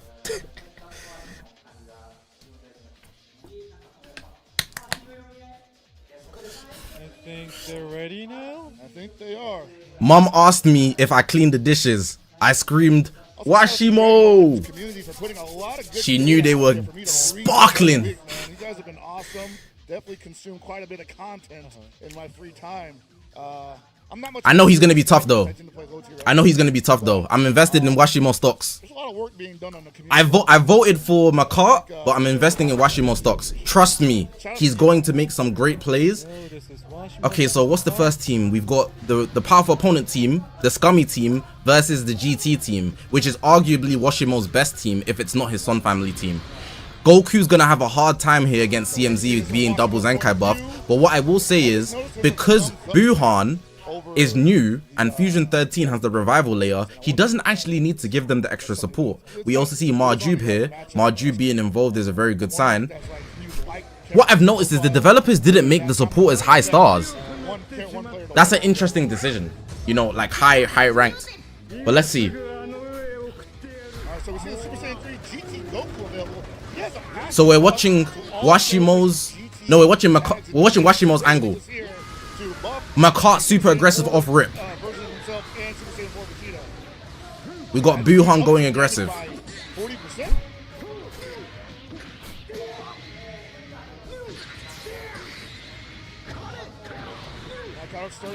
Really strong.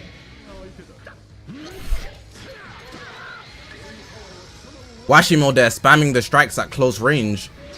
Mid-range green. Washimo goes for the green. Super Saiyan 3 Goku in the battlefield. He goes for the quick attack. Charged up. Another green card here.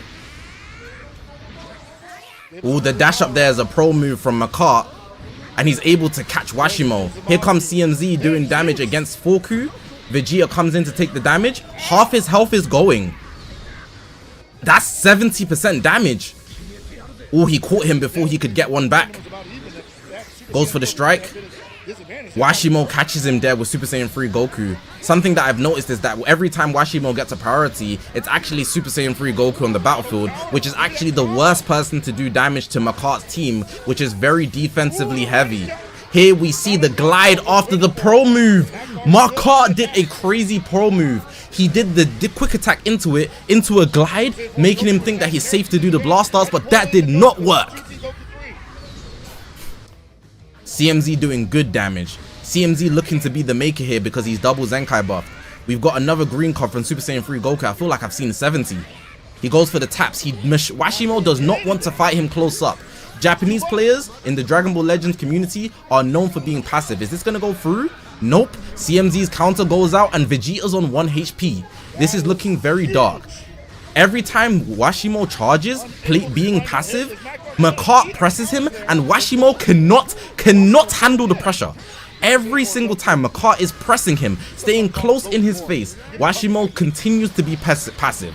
I fear that if Washimo does not change his playstyle and adapt to the fact that Mart is pressing him, it is going to be a horrible 2 games. Here comes Buhan's ultimate. Super Saiyan 4 Goku's taking it, cancelling the buffs. Looking fairly comfortable. Leave Super Saiyan 4 Goku and 88k. Super Saiyan 3 Goku again. This is going to be unfortunately sad for Washimo with 4 blast darts, but he catches him. He actually decided to be aggressive with blast darts, which is a complete switch up from how he's been playing the whole time. But he still has to deal with Buhan's counters, and that's only the second one. He decided to not attack him, which threw Washimo completely off. His face is stunned. Vegeta saving the day. Quick attack, the endurance is gone. Mart's whole team is full health. Super Saiyan 4 Vegeta's gone. This is an actual upset. Mart is absolutely destroying Washimo. Full health on Buhan. Full health on CMZ. Lost the counter, but still has the Fusion 13 revival. Is delaying the priorities and catching Washimo completely off guard. This is absolute pressure. Super Saiyan 4 Goku, you needed to use the main ability there. You have a lot more to lose. You have a lot more to lose. He switches in Super Saiyan 3 Goku here. Washimo's going to take a bunch of damage here. Almost dying. It's 85k HP. He decided to continue charging. The continuous passive play. Washimo right here is looking very washed. Not choosing to change his strategy. Continuously taking the backseat of the map. Super Saiyan 3 Goku's taken out, he's gonna do a baby amount of damage, and even if it is a large amount of damage, there still is the extra layers of health. CMZ's counter, Fusion 13 second life, Buhan single counter. This is looking like an immediate loss for Washimo. Buhan gets another priority. Has there even been a Rising Rush this game? And just to seal the deal, unless Washimo has the same observation haki that Varenchi has, it's looking like a loss. First round of the best of 3 goes to Mart. Washimo gonna go. Yeah, going down again. I said it earlier. Mart is my GOAT. That's my second GOAT. I invest in the best stocks. I'm not gonna lie. It's so over for Washimo. It's so over. I don't want to be a biased commentator, but that was an absolute slam if I've ever seen one. The only advice I could give to Washimo for the second game is that he needs to switch up from being passive, stick away from his roots. What does Isagi Yoichi say? You can't change the world, so you must change yourself. If you keep playing as you're playing, you will lose, Washimo. We are going to need you to adapt and play a lot more aggressive to counter the oppressive Mart. Who was my predictions? My first prediction was Ademada. My second prediction was Mart. And my third prediction is Dean. Those are the 3 I picked. And right now, I know I'm 2 for 2. I think they're gonna be. I mean, these guys are already locked in on what they want to pick. Yeah. Mart still hasn't smiled. How did he destroy him like that? And he said, Here we go. right. So this is going to be a very upsetting game for Super Saiyan 2 Gohan on Washimo's team. The reason why I say that, we've got double green on the opposite end, and there's no purples on Washimo's team. So unless Washimo can play aggressive like I said earlier, he's going to have a major difficult time in this game, with Mart playing extremely tough. Side note, Washimo is actually a #1 ranked player in the world, and this is a very clear display of you being a #1 ranked player in the world isn't an attribute to skill on the battlefield. As someone who's ranked number 7 in the world before, I can tell you firsthand that getting to #1 in the world in ranked PvP does not dictate your skill, but more so the fact that you play a lot, but you still do have to be a high level player. And right now we're still watching Washimo's POV, and right now Mart has the advantage. He's still composed, hasn't smiled once. Something you should also notice is the way that they play Dragon Ball Legends. I think something that shows advancement in playstyle is that Washimo plays Dragon Ball Legends with only one finger. He doesn't use both hands. He plays with one hand holding the back phone and his other hand doing all of the commands, which could give him a reaction time diff if we compare to Mart, who keeps the phone down so he doesn't have to hold up the phone with weight and can use both of his hands to make advantageous plays. That's probably a factor for why he's a lot more aggressive when it comes to the battlefield, and even when he's using a defensive team, we've got 2 revivals from Mart right here. He's still pressing as if he's running a team with no revivals. He does not think he has to play the backseat. He wants to absolutely demolish his opponent. The game is 3-0, but he doesn't care. He wants to go for 5. In episode 1 of Blue Lock, Ego Jinpachi says, there are players that would rather score a hat-trick and lose 4-3 than win the game and only assist once. And it seems like Mart has definitely taken the Blue Lock philosophy of pushing to the end for his own goals. Here we're seeing the earliest fusion of the greatest fusion of all. Super Gogeta joins the fight. We get the green card here. Gohan cannot escape. We're seeing extra damage. We see another green card most likely. No, the blast comes first. We're getting the green card next. Gohan cannot escape. The timer counts go up. The blue card hits. That's his first life gone. Washimo is actually on the advantage here, doing a lot of damage. Or rather, the buff, the self buff. Not KO'd yet, coming back angrier and stronger. Mart there, losing Gohan's first life, It is a bad play, honestly, but there was nothing he could do in that situation unless he prepped for it in advance. What I will say is he still has the revival layer, and Gohan from Washimo's team is very low. So this game could go in anyone's favor. We should also point out that with Gohan on Washimo's team having the revival layer, Mart will also have to deal with the KO guard, which means he has to get a kill if he has any plans of winning this game. He needs to take out Gohan's first life for it to then be a factor of Goku's KO guard. Orange Piccolo pre-revival main ability, sidestep happening right there. Are we going to see anything? Mid-range blue card, very good choice in my opinion. Forced his vanish to be lost. Glide forward, more aggression, a green card, probably going to go for the vanish here. Perfect vanish. I see it. You know why? Because I am a top 7 ranked player in ranked PvP with 56 god ranks. I understand the plays. I know how they think. Here we see Mart has been more aggressive, like I explained that he needed to do, and has actually gone ahead and taken out the first revival layer of Super Saiyan 2 Gohan's life. Now all he has to do is land the Rising Rush, then he will be dealing with the KO guard, and then it will be a game for Mart if he wants to win this game.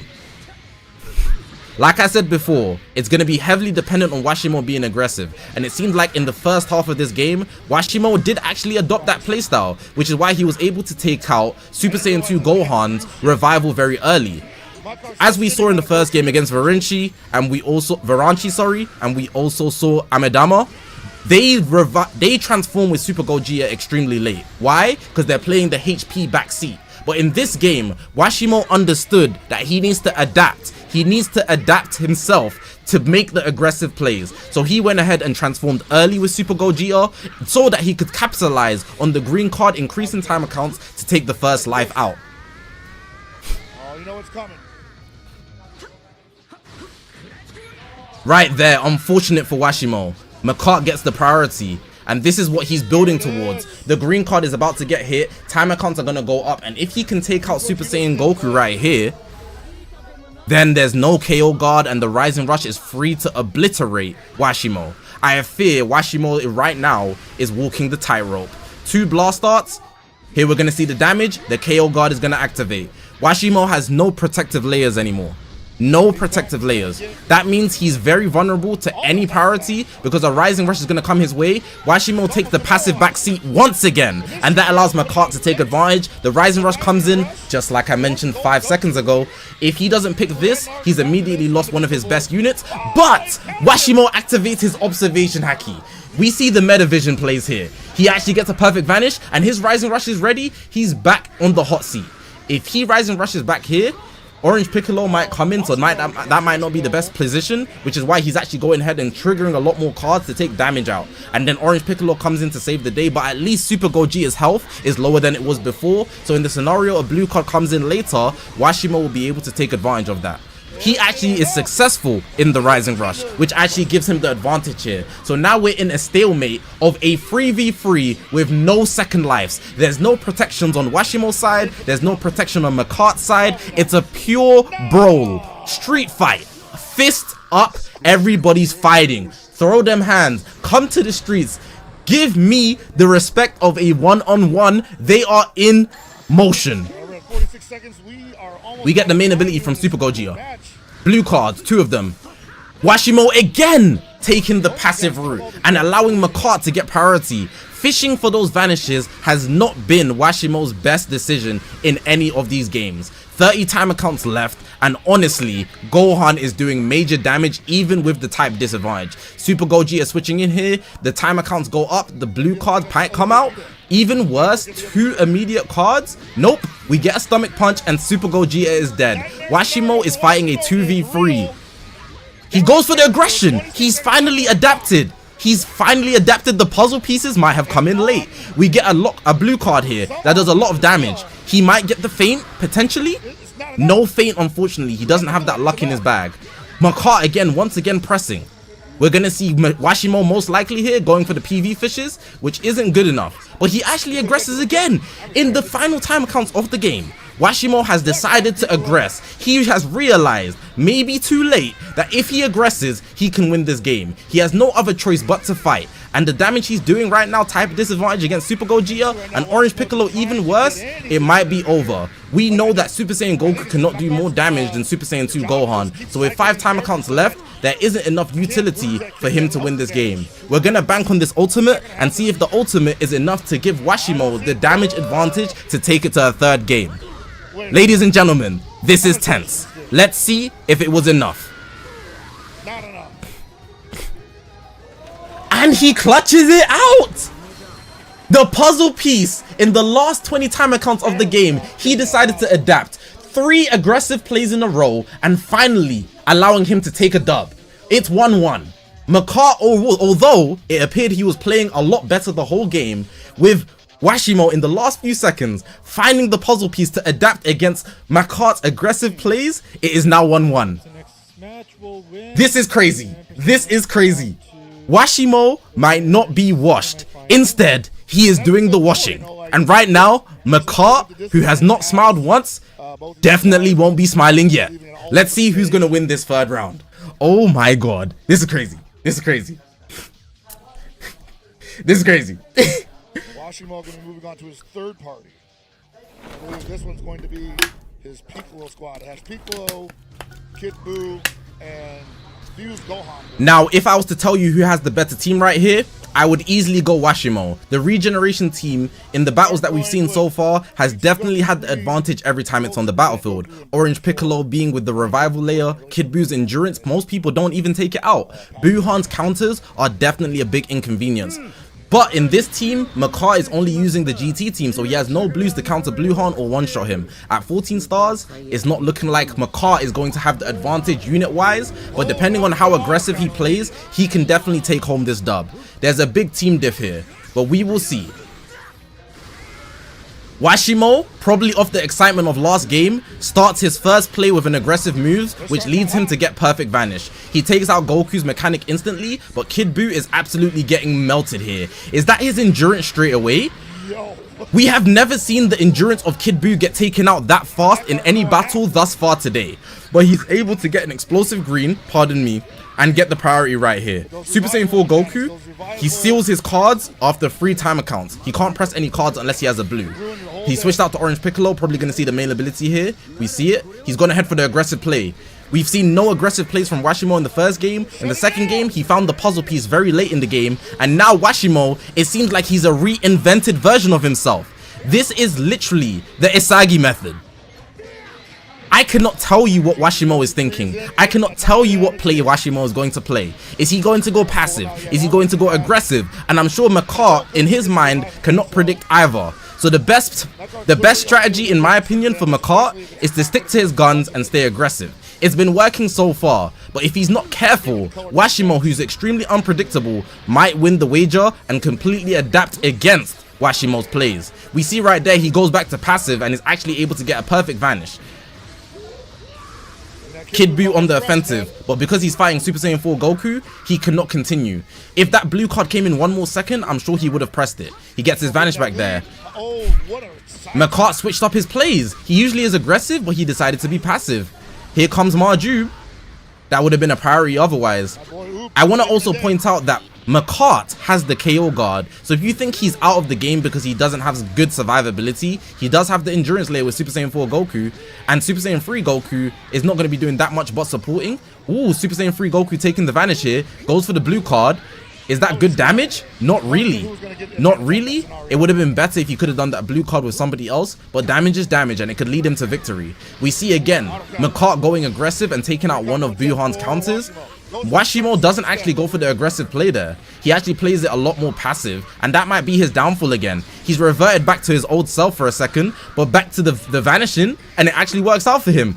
This is actually so unpredictable.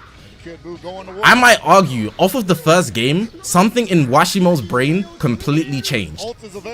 He is currently the most unpredictable player in this whole tournament.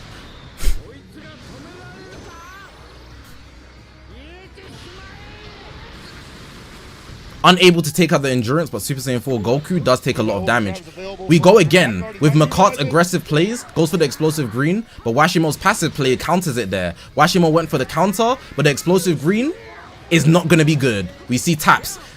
The crowd is clapping. Washimo's got the advantage. Another advantage there with the passive plays. But aggression wins it this time. After a bunch of stalemates, Mart gets the advantage because of his aggression. But he's typed disadvantage fighting Kid Buu, so even though he's not breaking through, he's still doing a tiny bit of damage. Super Saiyan 4 Goku here is his time to shine, and it could be a good opportunity for him to do a lot of damage here. He's getting Orange Piccolo. This is going to be a lot of damage because I'll tell you straight up, Orange Piccolo is the weakest person on Washimo's team. And that being the case, with Super Saiyan 4 Goku being the strongest person on Mart's team, if this Rising Rush goes through as it just did, he's going to be able to win off the damage. So in this case, until Washimo gets a Rising Rush off, we are desperately going to need Washimo to lock in and play offensive to take out Mart's 3 remaining members. If he doesn't, I fear he's going to lose on damage. 35 seconds left on the clock. Once again, we could be going down to the wire. Explosive green after the aggressive play. That's not a play we've seen yet from Mart. He switched it up, decided to play it passive, but it was a fake. The aggression was just not an aggressive card. Here we see the ultimate increasing Mart's damage even more. I fear because Washimo's using a defensive team, he's going to be incapable of doing more damage than Mart's doing. We're going to need we're gonna need Buuhan to carry the damage here. If he switches out, this is not gonna kill, but I fear this was an incredibly bad switch.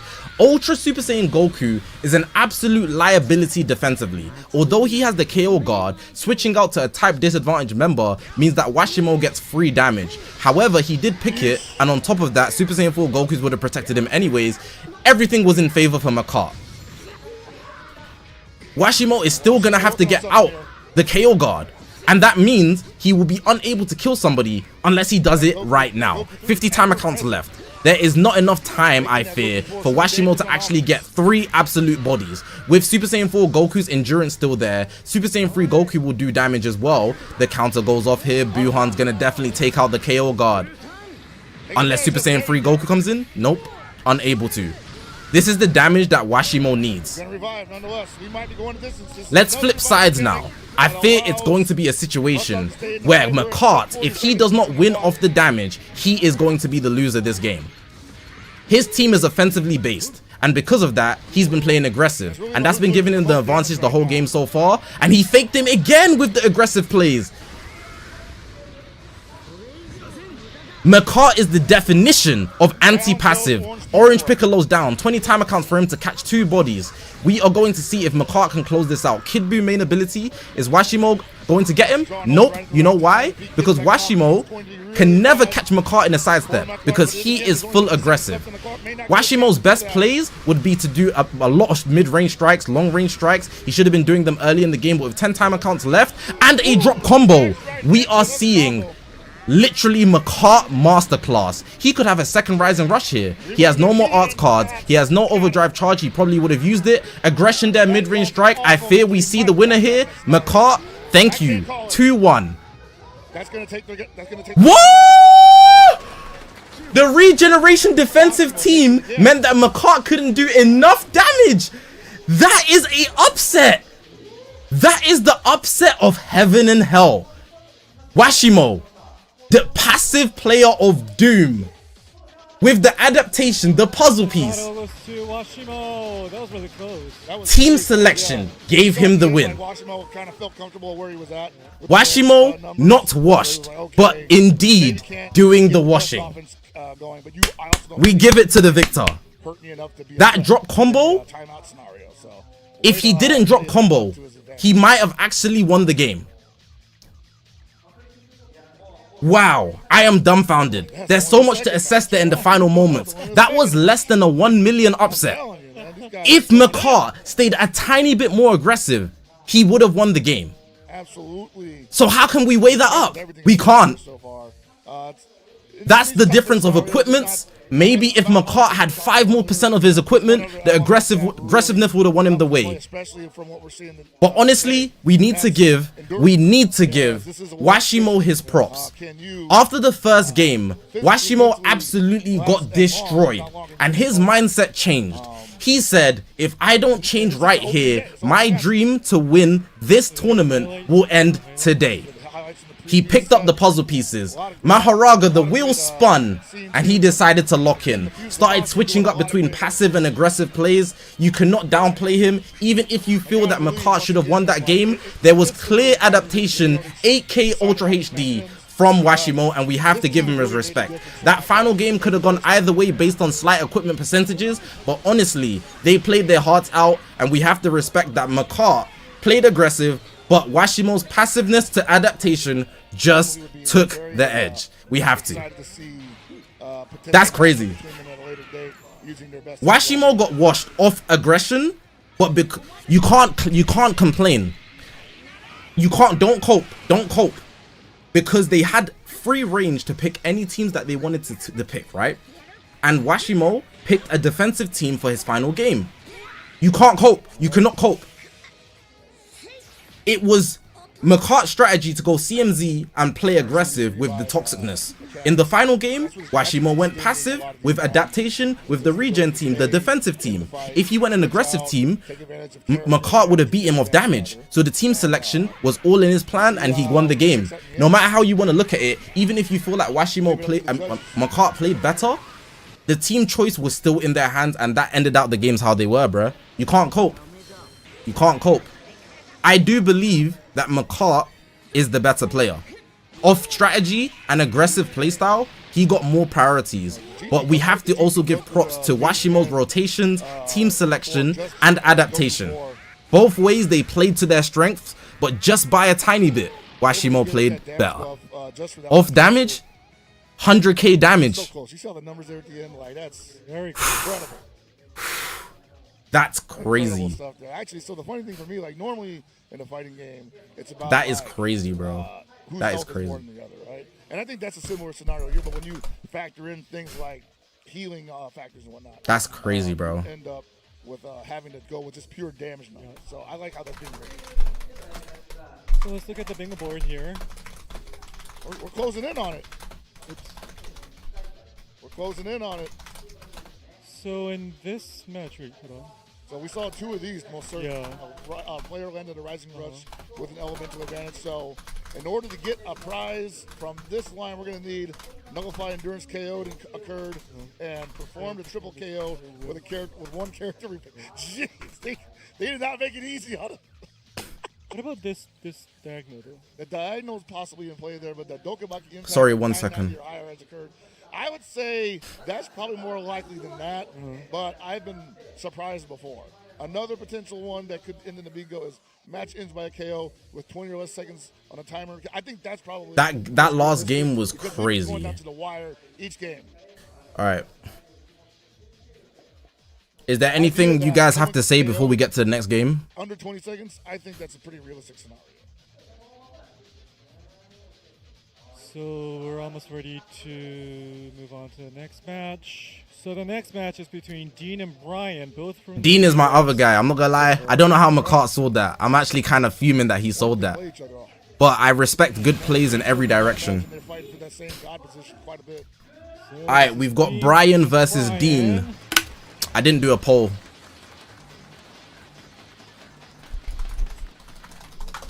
Okay, let's analyze these teams.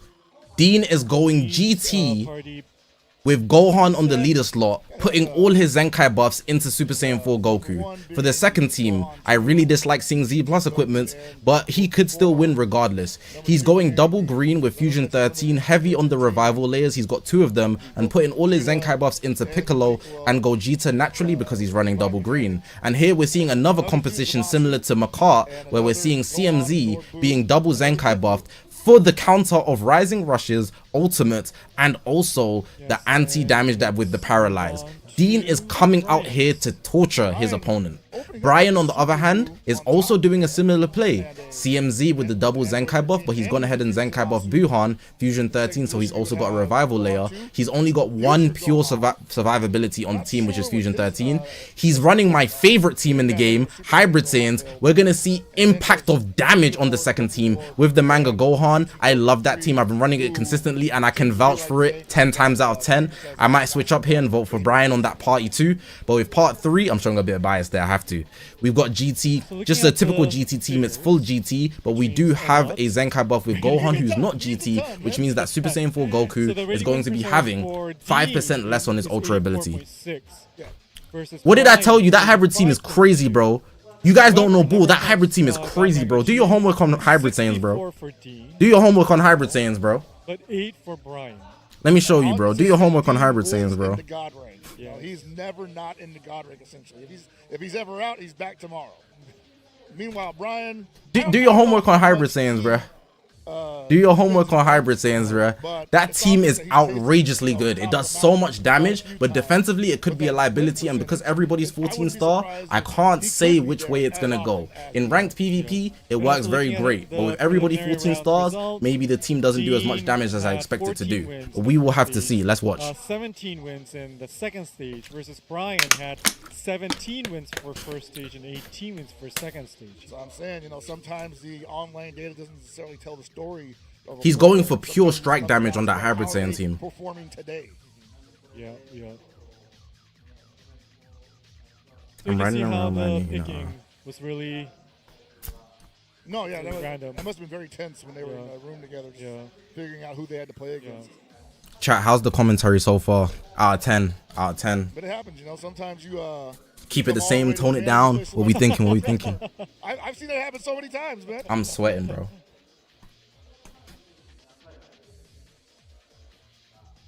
So they're setting up right now. Remember, these teams are locked in, so there's not much. There's not going to be any. Appreciate it, guys. Appreciate it, guys. This is my best commentary performance. Concept. You know, where I come from, they let you pick whoever you want to pick. I understand all the ins and outs of this game, bro. I just don't take it serious. So this is the first time I'm seeing like a winner. If they had me there, the Dragon Ball Legends space will be getting posted everywhere. If I was commentating, Dean versus Brian. All right, let's get into this. So we're going both with the CMZ teams, which actually means it's a very even battle. Whose perspective are we watching? We're watching Dean's perspective. Same thing from Dean.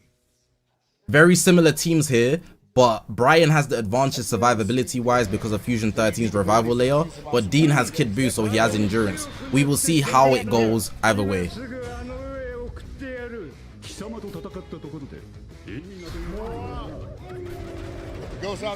Buuhan immediate start, naturally. They both start with Buuhan, immediate start. I like it. Immediate counter, Buuhan versus Buuhan. Can you do it back? That'd be hilarious if they just did it back and forth. Not the most damage, but we will see. Mid-range strike. Buuhan's counter back. But let's see Buuhan's damage in return. This is going to decide whose team is better. But Dean actually doesn't let Buuhan take it. He lets Zamasu take it, which is an interesting pick. Probably because Buuhan won't be able to heal as much as CMZ. CMZ does heal a lot. We go for the mid-range, the close-range strike there. Buuhan from Brian's team has lost 2 counters. Kid Buu's going to have to eat this. Not the most damage there. Kid Buu is very durable. He's got 3 green cards here, which is not the greatest deck, but it does mean that he can get an easy priority depending on how he plays. He goes for the immediate strike, but that doesn't work in favor of Dean. Fusion 13 grabs him, and he's going to need to hit Fusion 13 early, because that first strike or blast or anything you do to Fusion 13 means that he's going to delete your whole deck and remove your key. On top of the fact that he consistently fills blast, Fusion 13 is going to be a big decider on whether Dean can get the advantage in this game right here. He should have switched out, gone for the explosive green, but he actually waited a bit. He then gets the Fusion 13 first hit out, but he goes for the overdrive charge. Similar thing that we've seen from Varanchi, where he wants to charge up his key so he can consistently have infinite key to have the advantage, not have to worry about any key reductions. Something I consistently see these high players do, filling up your overdrive charge so that you can have infinite key, not necessarily to use the overdrive charge, but to press more cards because you can do more damage that way. Something lower players wouldn't really consider. They'd really just press the button because it's red, shiny, and yellow. But in this case, we see the pros consistently using it to hold up their key. In this case, Dean, simply way too aggressive. Brian plays it perfectly there with a perfect vanish. Fusion 13 is pressing, but I fear that Brian is not capitalizing off of his priorities. If we're talking offensively, Fusion 13 is the weakest person on that regeneration / powerful opponent team, which means that Buhan needs to enter the battlefield, or CMZ, who's double Zenkai buffed, need to enter the battlefield so he can get the most optimal output, given that this game could possibly go to time accounts. Fusion 13 again, the wrong unit to be doing damage. We're gonna most likely see a counter here unless he blue cards. There goes the counter. Dean hitting a blue card. He's only got one more counter left. Never really out of the fight, you know. As long as those ghosts are available, there's a turnaround coming. Yo, Zach, why did they keep tapping cards in between? If you're wondering why they keep tapping cards in between, it's most likely to secure that their input comes out. One thing that high level players consistently deal with, but this is also for low level players, I'm sure you've experienced it, miss inputs. These players are playing on phones that they've never touched in their lives. It's not their own mobile device, so they're all adapting to the shape of whatever's being used. And with that being the case, they want to make sure that their inputs go through every single time. Every time if you keep spamming the button, you won't lose any possible chance of your input not registering. So pressing multiple times, keeping yourself high alert, it makes you super aware of everything. Have you ever seen in Fortnite, people are always doing 360 spins for no reason? What that does is actually keeps your muscle fibers energized and keeps you alert at all times so you never fall asleep. In Call of Duty, people are consistently flicking for no reason. It's the same thing. Keeping yourself in high motion and alertness so that you can make the right play would actually give you the advantage. Though small, it's something not regular players consider when it comes to these high level plays. Right here, we see Vegeta saving the day. Finish this off. Interruption again. Rising rush available for Dean. A lot of casuals would consider plays like that, tapping the screen, flicking your mouse, doing 360s, building for no reason, literally extra plays, but it keeps you alert at all times because you're always functioning. If you're always functioning, you won't need to reboot up and get that energy up. Do your worst. It's the equivalent of racing somebody who's already at full speed while you start at 0 miles per hour. Dean unable to get back on his feet here.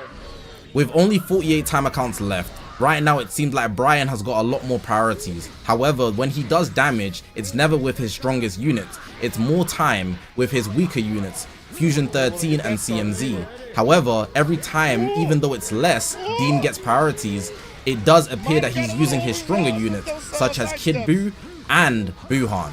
Though, it quickly appears that Fusion 13 switches in to take a lot of damage. Oh, the extended animation caught him on in terms of plays and priorities, Brian has a gap on the battlefield. Even went for the absolute tech there that I love, the sidestep into the main ability. If your opponent is swiping heavy, he is going to get caught because his input will show up immediately by frame skipping. But Dean did not panic swipe, and now he has the priority hitting the ultimate against who? Against CMZ, perfectly taking him out. That is completely shifting the tides of this battle. One thing I will say immediately, with 20 time accounts left, it's very unlikely that Dean wins this game off of taking out all of Brian's battle members. But because I told you earlier, every time Dean gets a priority in this battle, overdrive charge to take out Fusion 13, he is using his most offensive characters. If he's consistently using his most offensive characters, even if he's getting less priorities and playing worse, he is doing more damage over time, which could lead to him getting a win. With this, I cannot say who's winning this game. It could be very close. Right now, with Dean getting the most priorities and him having paralyzed, I'm sure he'll play a lot more aggressive. Very questionable sidestep there, but him sacrificing CMZ here is very smart, because what it means is with 13 time accounts, Brian cannot do more damage than he needs to. He can't. You need to stop his combo in the tracks because you want to do more damage in these last few time accounts. You want to get the paralyzed off. Hopefully the paralyzed kicks in here for Dean. If it doesn't, it's over. It's over. It's over. Type advantage Buhan against Kid Buu and a Rising Rush in the last 10 time accounts. He's lost a unit, so the Rising Rush is going to do more damage. Dean desperately needed to pick that. Here, Brian should definitely win off damage. If not that, he might be able to still kill one more person off of Dean's team to secure it guaranteed. One more Rising Rush back! Dean is insane! Dean is insane. He's not doing as much damage. Is he going to get picked? No! This could go either way. I said it's over, but Dean literally said, nah, I'ma do my own thing. Is he the absolute Miles Morales? Ladies and gentlemen, he won off killing. He won off killing. With a commanding entry. That is king. Is that sub 20 seconds? That might have been 2 bingo spots. He was that, bruh. If he wanted you out of there, he will go do it himself, on feet, by himself. Oh boy. After getting rising rushed in the last 8 timer counts of the battlefield, landing in the battlefield with 5 timer counts left, immediately dashing up, Brian, using rookie plays, panic swiping, gets caught with a close range rising rush into getting assassinated, into getting recounted instead of playing passive.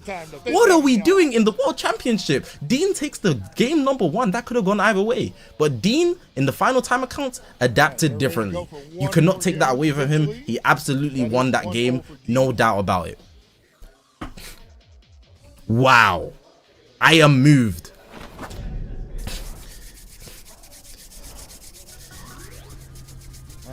Hey, my president is black, my Lambo's blue. Hey Dean, I need you to catch this dub. Alright, look at these teams. We've got GT versus GT, but with Gohan on the leader slot for Dean, I will easily say that Dean has the advantageous game, having a more powerful unit such as Super Saiyan 2 Gohan, Super Saiyan 3 Goku, they both have, giving that supportive layer for stats. We will have to see. We will have to see who wins this game. I will definitely say from last game, unless Dean adapts, Brian is definitely offensively more brave, more courageous, and better. But if Dean adapts, he can definitely get the advantage here. He wasn't lagging behind by much. This is an Itoshi Rin versus Isagi Yoichi battle. Brains versus skill. Talent versus learner. We are going to see. We've got the grinder Dean taking the first dub. Some might compare him to Vegeta. The only difference is he's got a W. And we've got Brian. Pure skill here. Talent, aggression, tactics, mastered Ultra Instinct. Some might say he's Goku, but unfortunately, he's lost the first round. This team here, this game here is looking very, very tricky on both ends. It's very balanced. Might have been the most balanced game we've seen so far today. Ooh, I like that charge before continuing the combo there. He goes for the sidestep main ability, but Dende messes up the inputs. Maybe Vegeta sidestepped right now. He did not. He went for the aggression. This is what we like to see out of Brian. Brian every single time does not hesitate to press art cards. If he can come into your face, he's going to swing right hook every time. You need to keep your guard up when fighting Brian. He will push up every single time, no hesitation. Special art is available for Dean, but will he get a chance to use it? We see Super Saiyan 4 Goku doing quite a bit of damage, even though he's type advantage against Super Saiyan 3 Vegeta. I mean Super Saiyan 3 Goku, but then Vegeta switches in, Marjube saves the day. Breath of fresh air for Dean finally. Critical rate is up, nullified. Wow, that's a lot of passes. Good tackle there. Close range blast, that's not a good play from Brian. Luckily, Dean went for the strike. He's using all the cards. He definitely needs to press this blue card. Why? Super Saiyan 3 Goku does not cancel buffs, so he will be type neutral landing this blue card against Super Saiyan 4 Goku. Somehow not doing a lot of damage, but he gets the vanish there. Goes for the glide. The vanish doesn't register there. I know he's pissed off there. I would be too. I would presume the vanish would have vanished there, but it didn't. Super Saiyan 3 Goku coming in with the blue card. It shouldn't do that much damage. Gohan eats those. He still has the revival layer. I should also just remind you that even if it feels like Brian is winning, Dean is using Super Saiyan 2 Gohan, which is a revival unit. His first life is still intact, whereas Brian only has 2 endurance layers. The rising rush gets dodged. What is he doing? Brian, way too aggressive there. Honestly, I understand and see what he was going for, because Dean has often been pressing cards from mid-range. But in that scenario, it is way too risky to do that, knowing he has Super Saiyan 4 Goku anyways. The Rising Rush, even if it went through, Super Saiyan 4 Goku would have saved him. And I have to say, overall, that was not well thought through. That was not a great pro World Championship play. We need to see you adapt right now with 90 timer counts left. Dean is absolutely pressing you. Brian, you are backing up. I've never seen you glide backwards before. You're showing signs of clear pressure, but right now you've got a good priority. Make the most of it. Not doing enough damage to Gohan, who's type disadvantage. Overdrive available for Dean. But you need to be taking on the aggressive route like you were doing before. Easily the way you will win this game. Put the hurt on Brian at any moment now. That needs to get back on offense. Brian's not gonna let that happen. He is in there. He's going in, mauling him. We see the green card here from Gohan, trying to stop time, see what he can get out.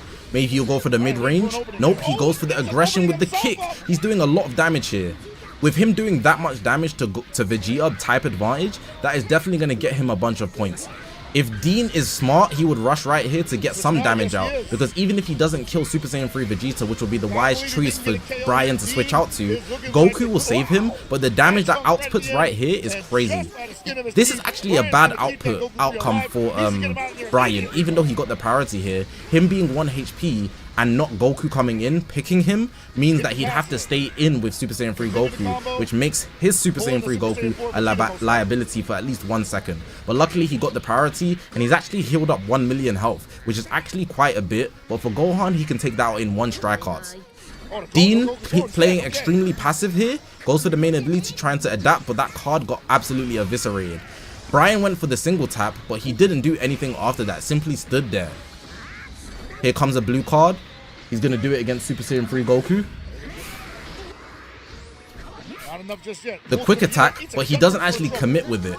He decided to go for the tackle and waited with the main ability, which is actually a very bad outcome. Honestly, I wouldn't say that's the best switch from Dean right there, simply because if he just waited 2 more cards, Super Saiyan 4 Goku would have sealed all of Super Saiyan 4 Vegeta's card, creating a stalemate and allowing him to optimize that ultimate that he summoned through that bad priority. But it's gone now. He used Gohan to tank the hits from Super Saiyan 4 Vegeta, and now he's on the offensive with Super Saiyan 4 Goku. That is hurting a lot. Running out of ki though. If he went for the full attack, he could have killed Super Saiyan 3 Vegeta there, Super Saiyan 3 Goku there. But I think Dean typically is in his patterns of not committing to the attack. So you see 1, he always sends 1, but he never commits to the second one, even though it could do more damage, and that could be the reason he loses the game. The whole game, ooh, this blue card is going to nuke. Oh my god. Oh my god. I was going to say that it could be the reason that he loses the game, but doing crazy blue card damage like that, I will eat my words immediately and give Dean this dub. This is looking like an immediate 2-0. He's adapted very well, using his best team for the second game, where he's got Super Saiyan 2 Gohan on the GT team. Unless Brian has a Rise and Rush in his back pocket, it's a very clear victory for Dean here. I would be absolutely shocked if Dean does not catch this win. He's been in complete control here. Forcing the character switches repeatedly. Might get another kill here. No! A whole 11 million gap. Quite a huge Dean gap of damage there. Dean gives him the thumbs up. Of the match throughout its entirety. Gives him the thumbs up. Brian showing good sportsmanship, clapping for him, respect. Over 60 times. That was a big win for Dean. Easy win for Dean. Simply, the first game, he clutched it up, showing absolute brutality in the last few seconds. And in the second game, absolutely lopsided. Honestly, the first game could have gone either way, and I really feel like Brian needed that, because clearly in the second game where Dean brought out his best team, he showed that he's the superior fighter. Simply, he just needed to warm up in that first game. The second game, he brought out all his tech and was definitely getting advantageous plays with Super Saiyan 2 Gohan being type advantage against Vegeta, gave him a lot more damage. A lot more damage. I fear even if Brian had a second Rising Rush, he still would have lost, and that just shows how tenacious Dean was in that second game. Outrageous. Imagine if outrageous, bro. Moving, attack available during the other characters' paralysis. That might be a guaranteed KO in some cases.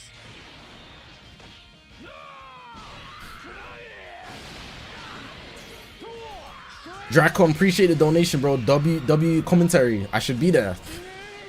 We did see that 10+ million Rising Rush KO. One thing about the British accent is, yeah, there's no better voice in commentary than the British accent. Who has gone already? So we've had Amedama, Adamada or Amedama versus Varanchi. Dominant VR8 dominant Anchi. from Dean in that first game. And this is Amedama a won. more, subtle control. In the second game, the second round, we had Washimo and Mart. And Brian Washimo won. handle, with the team And in the third game, played against each other. we've had Dean versus Brian, and Dean won. Dean's poise It was 2-1, really won this. 2-1, and then 2-0.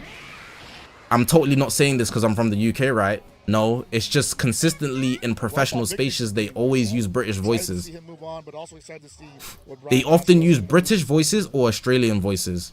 If it's not an American program, obviously. Board is If it's any other program, they're going to use a British voice if they can, or an American voice. Even for American programs, they use British voices. filled. Yeah, no, we almost got the full thing. It just comes off a lot more professional And then Dean because came in, it's the Queen's English. might have cleaned up for us. All the pronunciations of words are sharper. There's a lot more enthusiasm There we go, outside of the first typical bingo. that people are used to. It's just a thing. Dende is activated. Actually, yeah, I did not expect that. Character using a platinum equipment is selected for battle. Did not expect that to happen. Yeah, sure, We buddy. got the match ending in 20 seconds or less. I have no reason to glaze Players British on the people. Rising West, we already I'm said. black. Yeah, the Dende is activated, so. Excellent work. Everybody gets a reward here, and we're I ain't gonna lie to it. it. I'm not gonna lie to him. Dokabaki impact occurred. We haven't seen one Dokabaki impact yet, so that'll be. I live there. I don't big care. One, I believe, if we do get a chance to see that. Yeah. So this is also about the Get me to Tokyo. This is also about Get me to Tokyo tonight. I'll switch up. More Dokabaki impact, bingo squares. What the hell? But Bro. I'd say that the diagonal one is the closest. I'm commentating like this. It could get real worse. I could start speaking like KSI. Man just topped him off, famalam. Oh my days, blood. What the fuck? You know, I have no reason to glaze the UK accent that much. What the hell? You basically have to get it right at the top of the gauge. Bro, it's not that. It's actually not that one, bro. It's not. I have no reason to glaze the UK accent that much. Yeah, I think you guys got some rewards. If I start speaking like that, you guys are leaving the stream. Yes, congratulations. And I think we're ready for Let's just talk about that, man. match. Man, just Jagarian versus shout out KSI though. He. He always gotta hold the strays. He always gotta hold the strays. Being the third player from the Japan server. Is that high? EU server, the last player from the EU server in the winner side. And this will be the last. Dracon, thank you for the donation, by the way.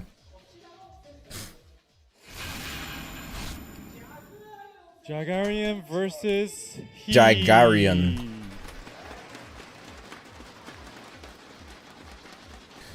And the crowd's loving it. They've been into these matches, by the way. I'm really excited to see how much they are participating with. Alright, the Jagarian from So Italy. This is the party He's preset. got regen. Very typical team. We've seen it multiple times. They're the, He's also using Goku and Hitku. point characters. Hitku, Fusion 13, and Gogeta. He's only got one layer of survival, or two. He's got the revival and endurance, and the final team, which is the best team we've seen in this tournament. To this date, we've seen GT with Super Saiyan 2 Gohan. If you're using GT with Super Saiyan 2 Gohan, you're almost going to win every time because the amount of damage that Gohan does is just so absurd. Let me just also point out, in the previous game, in regard to Dean and Brian, we didn't see the Hybrid Saiyan team, unfortunately. Anyways. And moving on to his party preset. We've got another passive Japanese player. Let's look at what he's got here. Regeneration, notorious for tanking, we've seen it numerous times. GT, with Gohan, he's doing output damage there, but he's also going to be tanking a lot, which we've seen numerous times. And nasty team on the third party. Orange Piccolo with the revival, with the KO guard and the Zenkai buffs. How greedy, High? How greedy, bro? Was the Zenkai buffs not enough? You had to put the KO guard on top. How greedy, bro. He's trying to win by any means. If I had to go one way, because of the God rank equipment especially, but the team's being very passive and defensively put, I think High is going to win this game. And an enhanced special move, arts move, will penetrate the enemy's damage guard by 100%. That is pretty good. That was in Jagarian's. I believe this is Jagarian's repertoire. Yeah. So this is one of those situations, like I said earlier, where like if he goes down a game and that God Goku and hit isn't on the I'm team not that gonna he lie. wants to, I'm not gonna Zinobi is lie. coming in the second game, and it's gonna be really tough to do. If I see God Goku and Hit get one-shotted, this screen's coming up, bro. Because what are you doing, bro? World Championship bringing God Goku and Hit? Like, I'm not gonna lie. You trying to clip farm, gang? So looking at the figures, You trying to get a clip? he's rating win. I think he's trying to get a clip. 35.2. I think he's trying to get the clip, bro. I think he's trying to get the clip. Because he's going to be like, I won. Okay, so I walk already things down. I won the world championship with God Goku. I'm just better than you. It's like bragging rights. He's risking all his aura for infinite aura. But it's not that. Just run a better team. People just lose because they're trying stuff out. They're experimenting, right? Bro's risking all his aura for infinite aura. Every time they just play to be like, hey, is this a good team composition? Is this a good strategy? I'll definitely take a couple L's just to figure it out. He thinks he's in a Ronaldo And edit. if they're right, then sure, I'm at 77%. And the winner is but Cristiano Ronaldo. my matches now. You know? so it may not mean anything. It always means something. Okay, It always let's means look at these something. teams. Let's look at these teams. So High's coming out strong with his strongest team, very evidently, and the angle we're watching is actually Alright, so we're gonna Gigarion. Gohan and, yeah, he opted to keep the God Goku and Hit team. Something if you're not a very high ranked player you want to pick up from these players, watch the way they always glide into a sidestep. If you can pick up that move, you will go from battle rank 70 to God rank overnight. Just some tips for the ladies and gentlemen in the back. Watch this. Now remember that these dual Strong characters taps can't there. stop for each other, so technically it's like playing 4 characters. They often always charge into a sidestep to force PVs because they don't want to do a glide into a sidestep, because when you glide and you sidestep, it's not always instantaneous because you have to transition from still to sideways like that. So if you're charging and you swipe, it will be an instantaneous sidestep, which is a high level detail that a lot of people don't consider. Gliding is good because you're already in the position to immediately vanish, but if you charge and you swipe, you will go from charging to instantly teleporting, which is the perfect vanish. So if you want to get more perfect vanishes, charging into vanishing like these guys are doing will take you a notch up. Write that down, guys. We've been seeing that all tournament so far. Here comes the Dende heel.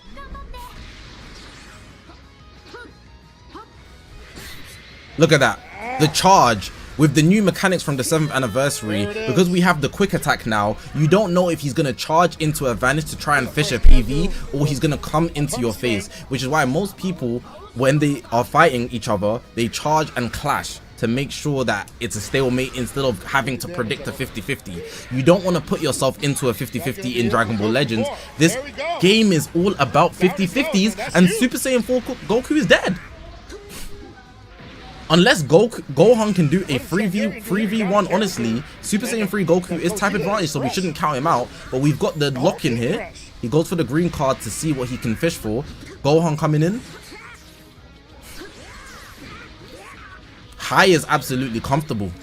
Absolutely comfortable. Mad FN, thank you for the membership, bro. I did see it. I didn't ignore it. We've got the type neutral blue card here. Good douche, good douche. Unfortunately, because everybody's 14 stars, the tanking on High's team is just way too high.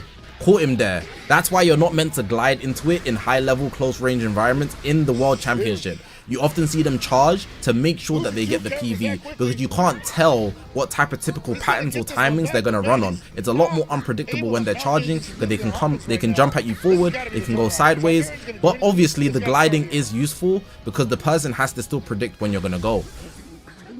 We're at 90 timer counts here, so it's a good enough time to predict which way things are going. Let's also point out that nobody's rising rushed yet, which could make a big difference if I'm not mistaken. All strikeouts though. And a rising rush available. And overdrive available. Gonna need a chance to use some of these resources. There we go. Get it though. Type is over. Oh, This game is he over. doesn't have it. Type advantage rising rush against Super Saiyan 3 Goku from Super Saiyan Goku, who's been built up as well. This is tough. This is tough. Yeah, Didn't pick it. that's rough. Gohan's gonna have to 3v1 against 2 greens. His best bet is to continuously do blue cards against Super Gogeta so that he can take out the buff cancellations in order for him to do type neutral blue cards to win. But as we saw earlier, Orange Piccolo ate the hell out of those blue cards, and Super Gogeta is also going to be able to eat a good amount of blue cards, and there's also still the KO guard. So Hai came in very strong with his strongest team, as I noted but earlier. It might not even be a thing where we see Hitku on the battlefield. Hitku might not even make an appearance in the World Championship, because what the hell was he doing here anyways? Vanish into a Rising Rush. He's already on his second life. And who did he switch out to? Orange Piccolo. Orange Piccolo is not going to be able to be taken out. Why? Because he's a revival unit. The survivability factor giving Hai a very extra safe layer of protection. This is tough. This is tough. I've got all my characters. You've only got one. Buffed for sure. Overdrive is available for sure. Press the main ability in desperation. But gets caught from a tackle. Targaryen's got to figure out what to do with it right now. That's an absolute wash. Hai with no mercy. No mercy. No mercy in that game. And now it's Targaryen's turn to dig deep. I think we got to see what that Hit and God Goku team has in store for he. Because Targaryen is... If he brings out that Hit and God Goku, wallah, he's finished. Hey, bruv. Hey, bruv. That's fighting games, you know. KSI commentary. Sometimes the biggest... Should I? Do you guys want to see KSI commentary in this second round, or should I not?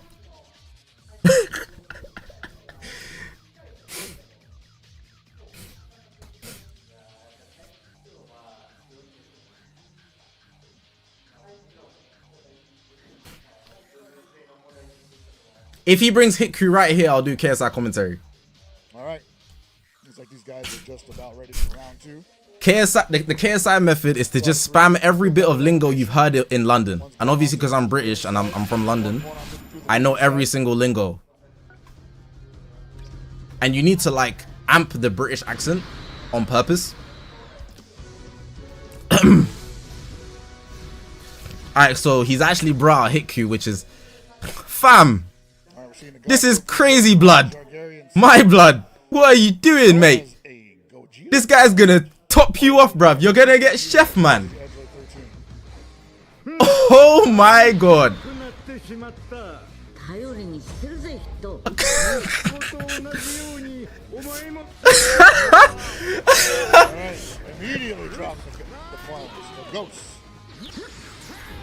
Hey, Goku fam. Goku fam. Oi!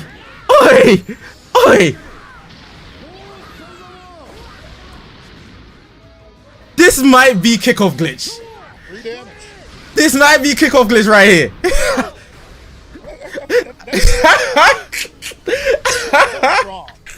In a game where you really want damage numbers, hey, do your homework on KSI kickoff glitch. And then just take the back afterwards.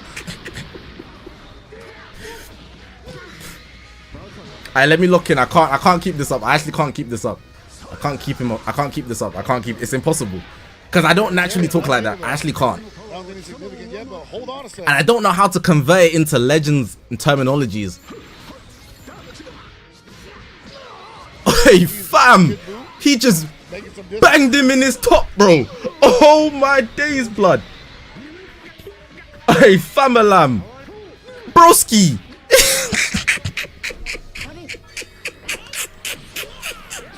Oh no, he got it. Hey, oi, this is crazy. This is crazy, bro. So early, man. Fusion already making an appearance. Could be a turnaround. Say swear, blood. Two guys just joined into one. Make some damage. Oh, that's crazy, fam.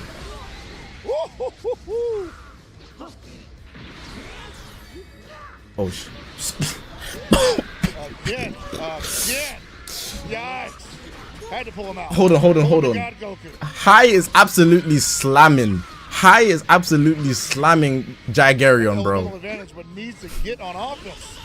Whoa, perfect sidestep. Hold on, I need to analyze this God Goku gameplay. Analyze TS. Analyze TS. That's another bingo. So he wins the taps here. He switches out to hit. Green card and then into the blue, right? Or is he gonna rush? I would rush. He's too passive on the rush. There's no cons to rushing in this game. There's actually none. Because he doesn't have anybody that can like stop him basically. And he can build up a second rush. He should have just rushed. That's what I would do. If there was CMZ on the battlefield or something, I would say no. But you also want to take out Fusion 13's first life. And unironically, your Fusion 13 dead. Man just topped him off, fam. Oh my days, blood. My G, he absolutely smoked him. Yo, broski. This is a mad thing, fam. This is a mad thing.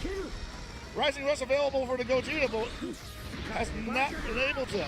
Jeez. How many of those? I'm not gonna lie, High is a vet. I know I wasn't doing normal Legends commentary, but High is an absolute vet. You guys are seeing the skill div. Jagarion is not on his level. Jagarion, if he's continuously playing like this with these same teams, how do I say goodbye? That's tough. God, Goku's in for the hit. Ooh, nice delay on the sidestep there. That's a pro move, but Vegeta's not letting you. Interrupted that sequence. Has to take advantage of that. He caught the full range strike. Interesting. Yeah, High, just close it out, man. You got full health on all your people. You'll get Jagarion. Fight back. Get back. You're gonna get perfected on the world stage. He's full health. You can't get perfected with God Goku. God Goku fans, you're finished. Oh my days. He's getting perfected on the world stage. Tremendous damage from here right now. You can tell Jagarion just... No, he's still getting perfected. To claw his way back into the competition here. Rising Rush in his face. The vanish counter. Over. From that distance, yikes. You beast. Oh, he actually got topped off. Oh my god. Man just topped him off. Didn't even smile. He said, that's not easy to do, ladies and gentlemen. I'm investing. He's the best. He's the best player we've seen today. He's the best player we've seen today. That was a clip. That was a clip. Oh my god. That was the clip of Heaven of Hell. No big deal, huh? Quite a big win. He clip farmed him. He said, oh, you're the only one alive? Alright, I'm gonna dash up. Vanish. Oh, you need to attack me again? Vanish. Oh, you need to attack me again? Over tap. Where are you going? You're looking the wrong way. And this was no exception. He putting on a clinic. You're fighting this way. He's over there. Seem to be ready for anything. You're looking the wrong way. There's actually levels to this game. Hey, nah. Look me dead in the eye, and you think YouTubers are packing that guy up? You think YouTubers are packing up High? And the attack, that's to catch Jagarion trying to... Come on, guys. You guys need to see reality, bro. Madara Uchiha talking. And you can catch him on the tail end of that and just get... Face reality. These guys are different, bro. These guys are different, bro. He's different. He's that, bruh. He's that. This is probably the match that had the most KOs in the What? There's actually levels to this game. Most about the impacts. Two of them, and both of them over 900. And one of them over 980, I want to say. Did one of them get over 990?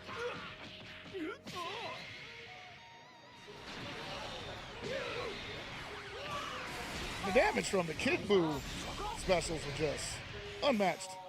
Incredible. 946. 980. Over 980. High might be the most aggressive Japanese player I've seen. Incredible stuff. Yes. Top to bottom. Hey, no disrespect to Mr. Resh. right? The Tobaki impact of 9. Who remembers on Twitter when he was facing passive allegations because the whole of Dragon Ball Legends Twitter was jumping him because they were saying he's not a good player because all he does is play passive. That was such a weird time, but it's true. Every clip I've seen of someone reposting, he's playing passive, and with guys like this, you need to play aggressive. You need to. You actually need to. Once again, it's possible. So looking at the tournament bracket. We see that Amidama moved on. He's going to be playing Washimo Alright. next. So 2 of my guys are in the semis, which is good. Yes. And Makar versus Jagaria down on the loser side, and Ronci versus Brian down on the loser side to round that out. What a hell of a first round. Yes. A lot of action. There was a whole 2-month period where every time he posted a Twitter clip, he would get cooked for being passive. He would get cooked for being passive. And me, I'm not a passive player in it. I know how to play passive, but I don't think it's fun. If I wanted to win, I would play passive. You know? But in this game, when there's guys playing at this level, you can't be saved by passive play, bro. Look at Washimo. Washimo is the typical example of, yeah, I ain't built for this. I ain't built for this, bro. But he realized it and changed himself. We saw it. We all saw it together. Washimo realized after that first game, I'm not built for this, bro. I'm not built for this passive gameplay. I'm gonna go to hell if I keep playing passive, bro. He realized straight away. He knew he was washed. Mom! Washimo! Oh, my son, you've cleaned the dishes. Thank you. He knew it straight away. He did a 180. He said, yeah, I can't lose this one. And I can't go back. And then he locked the hell in. He locked the hell in. You can't play passive in this game, bro. And every time you complete I a need line, sweets. I need a sugar earn rush. rewards. Very exciting. And so that is the bingo. I need a sugar rush, bro. Yes. This stream is not sponsored by Haribo's, but these are the sweets I'm eating to keep my energy high. Very sugar filled. I don't eat sweets a lot because I go gym. You guys see the gains. You can see the I'm working, but I need to keep the energy up for the commentary. For just watching the stream, absolutely. So we're now waiting for the highlights. So More highlights coming. Yeah. yep. I'm not gonna lie, yeah. I try to think about If I'm Dragarion, I would be rattled. Find the first round here, and it's hard because If I'm every match is so Dragarion, different. I want to say, even though a lot of the same teams' compositions were appearing, I'm gonna be in that each bit one of these like. gentlemen are playing them vastly different from one another. So.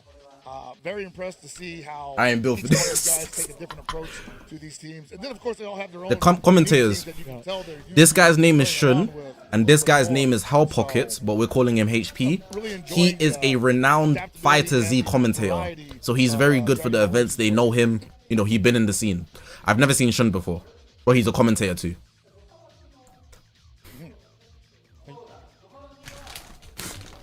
Then we got more action obviously on the way. It's only going to get more intense, you know. There's only going to get more and more. I like to say His name's Hell Pockets, but we're calling him HP. But I'll say it'll get more vicious. I think we're going to start seeing Not me calling it Fighter Z. lives, as it were. Possibly pulling some rabbits. Why are you talking to me like you're a babe, bro? Not me calling it Fighters. What the hell, bro? Yeah, it's been Just great say, so why far. did you call it We've had Fires, an bro? awesome time. I'm What the hoping hell? that, these guys can So show my- us what even the more hell? great matches. What the hell? Clock it. What is this? Are you gonna say that next? Certainly waking up here. You know, if you were late to the party, welcome. Glad you were here. So people who are watching this at 3 p.m. or 4 a.m. Potentially, yeah. Potentially, yeah. Hey, I'm just playing. I know it's Fighters, innit? You got me. You got me, but I couldn't let it slide. You got me, bro. Got me, bro. The players seem to be enjoying themselves. I mean, like they're really leaving it all on the stage up there, and that's what I really like to see, honestly. Like when I see people competing and showing real emotion on stage with the decisions that they're making, I know that means something to them. Yes, You know? yes.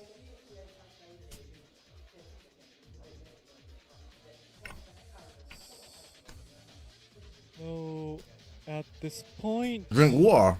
we'll be taking a 6-minute break. And please sit back, relax. This is the and this is the we diet will to of a guy 6 minutes. who lifts more than you, bro. This is my diet, bro. All right, so what's the time right now?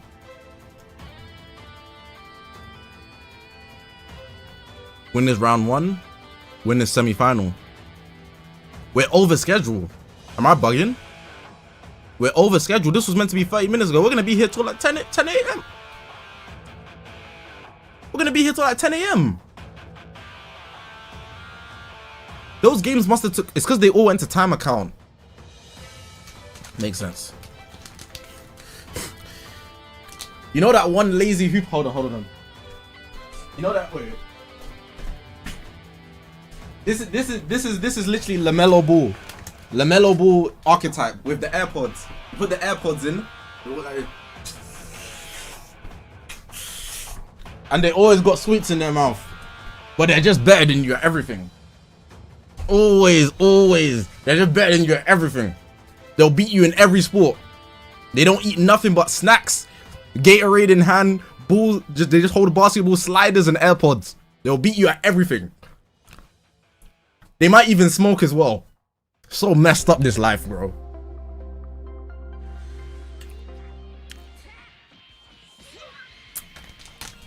They always walk like their legs hurt. Because they do. What's wrong with me? I just know ball, bro.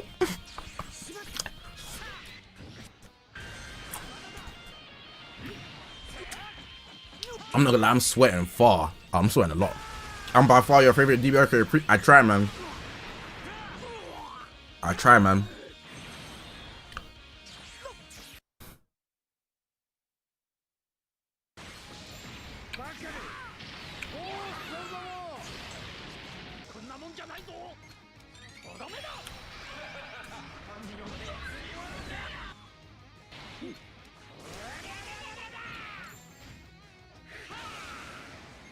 Favorite Haribos. These are my favorite.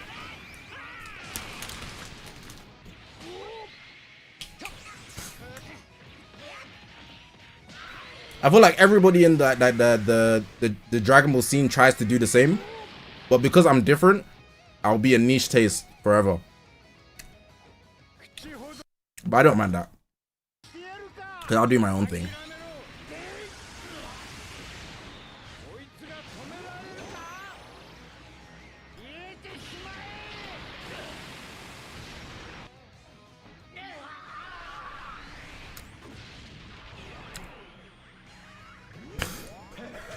In the Dragon Ball Legends Battle Hour, you'll see some collabs with me, Virgil, Iron Kane,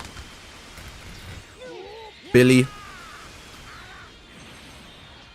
some other guys too, like Raz.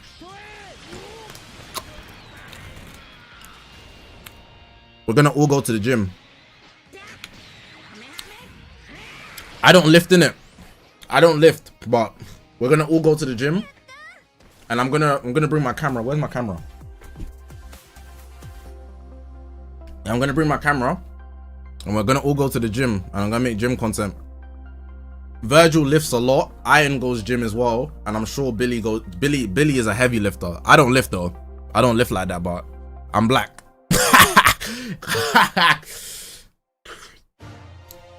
Dude, the genetics.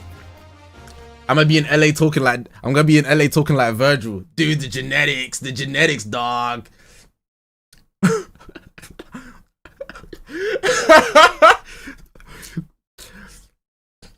The genetics, bro.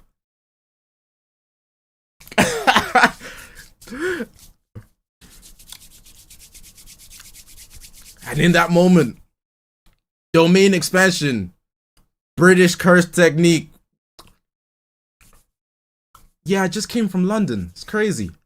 You're from London? You're from London? No way, you're from London? Oh my god! That's hilarious.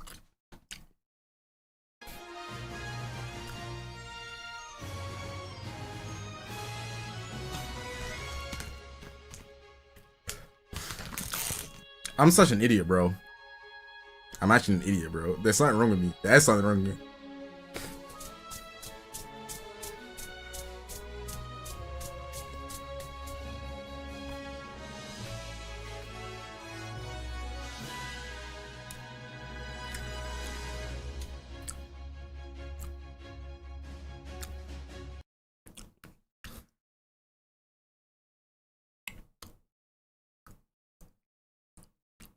You know that meme that's in the Dragon Ball community, or is it Legends community maybe, or it's Dokkan community? People always ask the Legend streamers or the Dokkan streamers or the Dragon Ball streamers, yeah, do you like big booty Latinas? You're probably thinking, where's this coming from?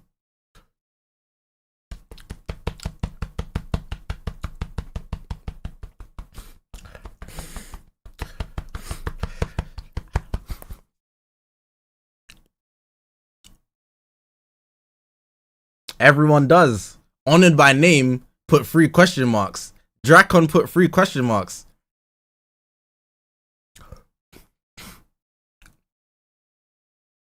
What's there to be questioned, bro? Can we focus up? Can we focus up, guys?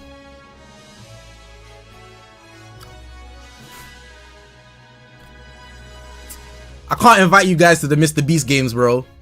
10 million in your face. They're gonna be there like, oh, but I miss my mom. Go to hell, bro. Go. Why are you putting question marks? I would talk about big booty Latina, but we're question mark. What's there to question, bro? Flipping hell, bro. Like, let's lock in. We need to be locked in sometimes, bro. What's there to actually question? 10 million in front of me in the Mr. Beast games. I'm not gonna lie, I can't take it. You know why? I kind of miss my hamster.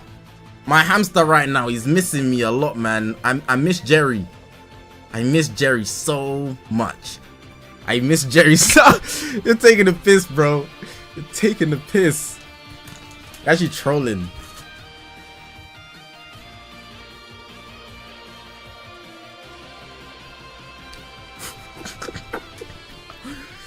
Mr. Beast competitors, yeah. I saw a TikTok comment, it was frying me. I saw a comment on TikTok, yeah, and it was like, it was something like, we're gonna be giving 1 million to every single person that doesn't leave a comment. And the guy in the top comment said, yeah, but I kind of miss my hamster right now. And the person that replied underneath him was like, yeah, you're perfect. We're signing you up for Mr. Beast games. Oh my god. Because it's so facts. Everybody that signed up on that joint is an idiot. And you know the comment's funny, yeah? When the reply of the reply gets more likes than the original comment, you know the comment bangs. Oh my god. When you see the reply of the reply get more likes than the comment,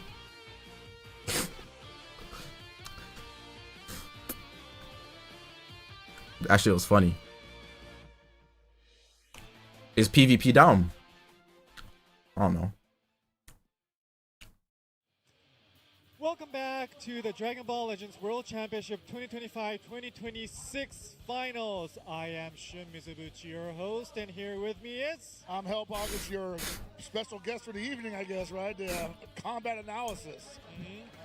So up next is winners semifinals and losers round 1. So let's take a look at the current tournament bracket.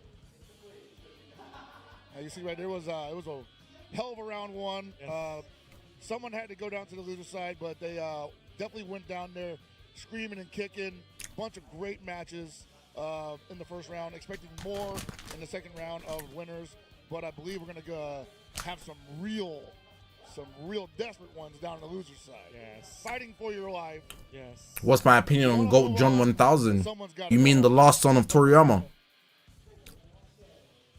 You mean Mr. Keep It 1000? Had quite some action already in the winners Absolutely. round. And You mean we're going to see more. 1 appearance, 0 feats, We talked about it at the top of the tournament. 0 good people It fought. wasn't just about and 0 original moves. That's my guy. But it was really about That's my guy, bro. Yes. In the live environment, because the one thing that we mentioned early on was that this is an offline event with hundreds of thousands of people. He's the strongest Saiyan because he can copy every move. And he's in Ultra Instinct in base form. You're on the spot, you know? He's at the bare minimum Angel level. This is quite a trial. He's my GOAT. I invested him in frame 1. So I think the players are almost ready. I think so too. I mean, they've already gone through the hardest part, which is their first match. Yes. Now that first match is out of the way, they've had their taste of how it feels to be up there. Is that Washimo? Or losing. Is that Washimo versus High? A good feel for Am I what bugging? to do and how to tighten up any loose ends. Yeah. Kind of want to go up there and grab one of those Dragon Balls. See how it feels. Have you seen those? Amedama? Oh yeah, I forgot, my bad. Not gonna lie. Amedama versus Washimo, winners semifinals. What celebration was that? Both Bro, when- guys winning their first round Or was it like that? Timeout, dealing the most damage between them and their opponent. I expect that they both will be throwing everything but the kitchen sink at each other. A lot of counter play, a lot of wait and see. You make a move, no, you make a move. Oh, they're using the same teams as before, so they're not gonna show us again. He does, yeah. You have to use the same teams all the way through. That's mad. Look that way. He's just like, really? Well, so I was looking at what he said prior to the Blood using God Goku and hit. I'm not sure Wash. if I'll even win a match here. I'm just going to do my best. And that to me, you know, I've heard a lot of champions say that going into The final can be USA versus JP if Dean wins. Yeah. like, he's humble, but I also think he's not trying to give away what he knows. Right? Alright, let me get into the commentary back again. Sorry. Snake in the grass. Serious commentary. No more KSI shenanigans, bro. Let me lock in. Let's behave, guys.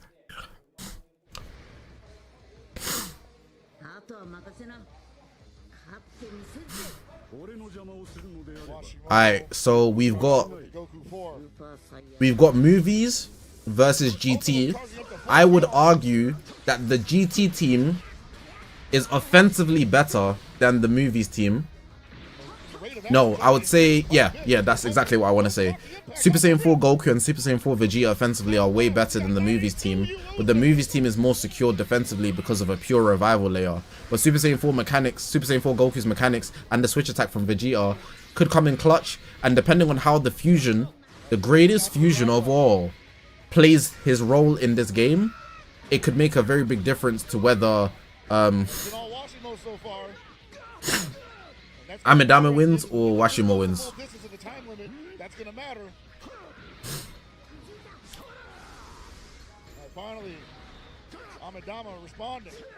We're watching Amedama's perspective, by the way.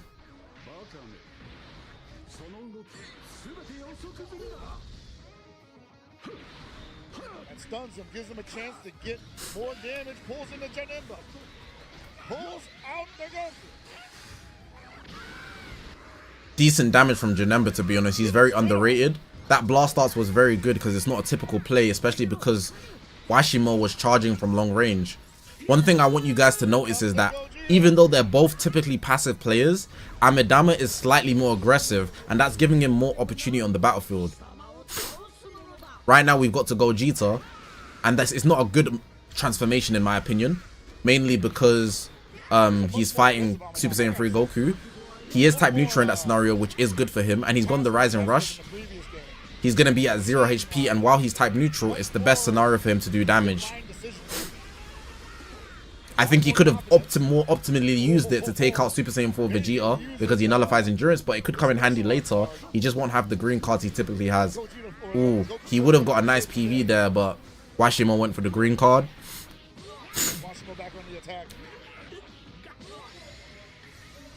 Marjup saving the day. Mid-range blast will always catch people off guard because it's not the wisest play to make, which makes it the smartest play to make. Fusion 13 there. The stun, just like HP said.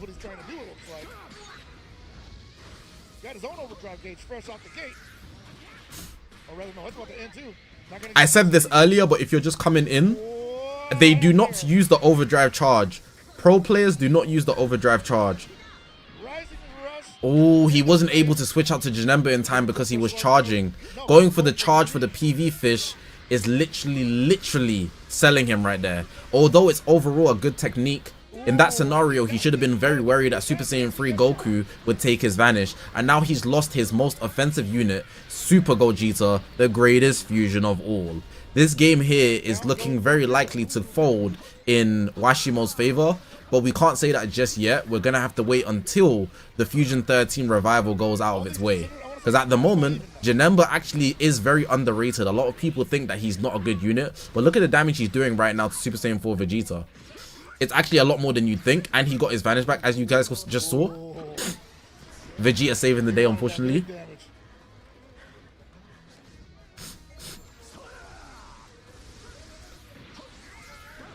He's getting priorities, and that's all you need to do. It doesn't really matter if you are 2v3, 1v3. If you're getting priorities at the end of the day, you can make that comeback to win this game. Look at this damage from Janemba type disadvantage. That's really good considering the situation he's in. Last play, Amedama played it very passive. He's waiting for the 3 times. 969, good tap. This time he went instantly with the green card. Unfortunately, Vegeta also went instantly, which forced him into a tap. He's now type neutral. This is where Vegeta appears very underrated. Hitting an ultimate or a strike? No, the ultimate. He wouldn't have had enough ki. This could actually do a lot of damage to Vegeta. Even though Vegeta cancels his buffs, it's better than nothing, considering that he's down. 58k. Very close, but just not enough.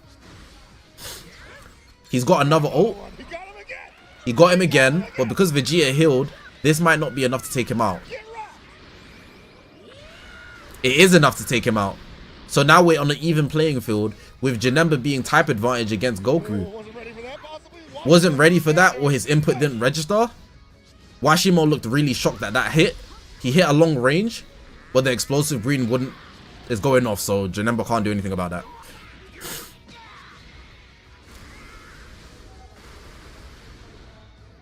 This game quickly went from Amedama losing to Amedama winning because he switched up his aggressive playstyles to catch more priorities. While Washimo, when he had the advantage, he switched to a more passive playstyle, relying on the type advantage with Vegeta to try and counter Janemba. But one thing he definitely did is underestimated Janemba. Underestimating Janemba will be your worst mistake because he can do a lot of damage and great long combos. Do your homework on Janemba being a very good unit in the Festival 2025. Rising Rush coming in here, he's going to do a lot of damage, and the mechanic's already gone out earlier. This is the second Rising Rush of the game from Amedama.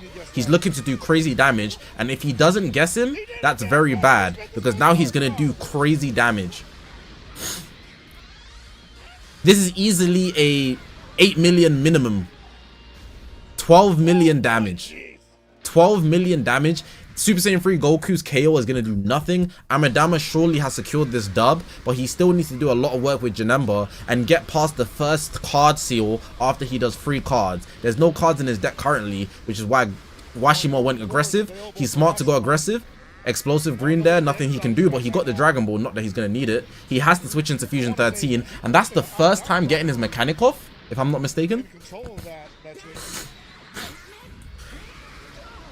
Maybe not for long, though.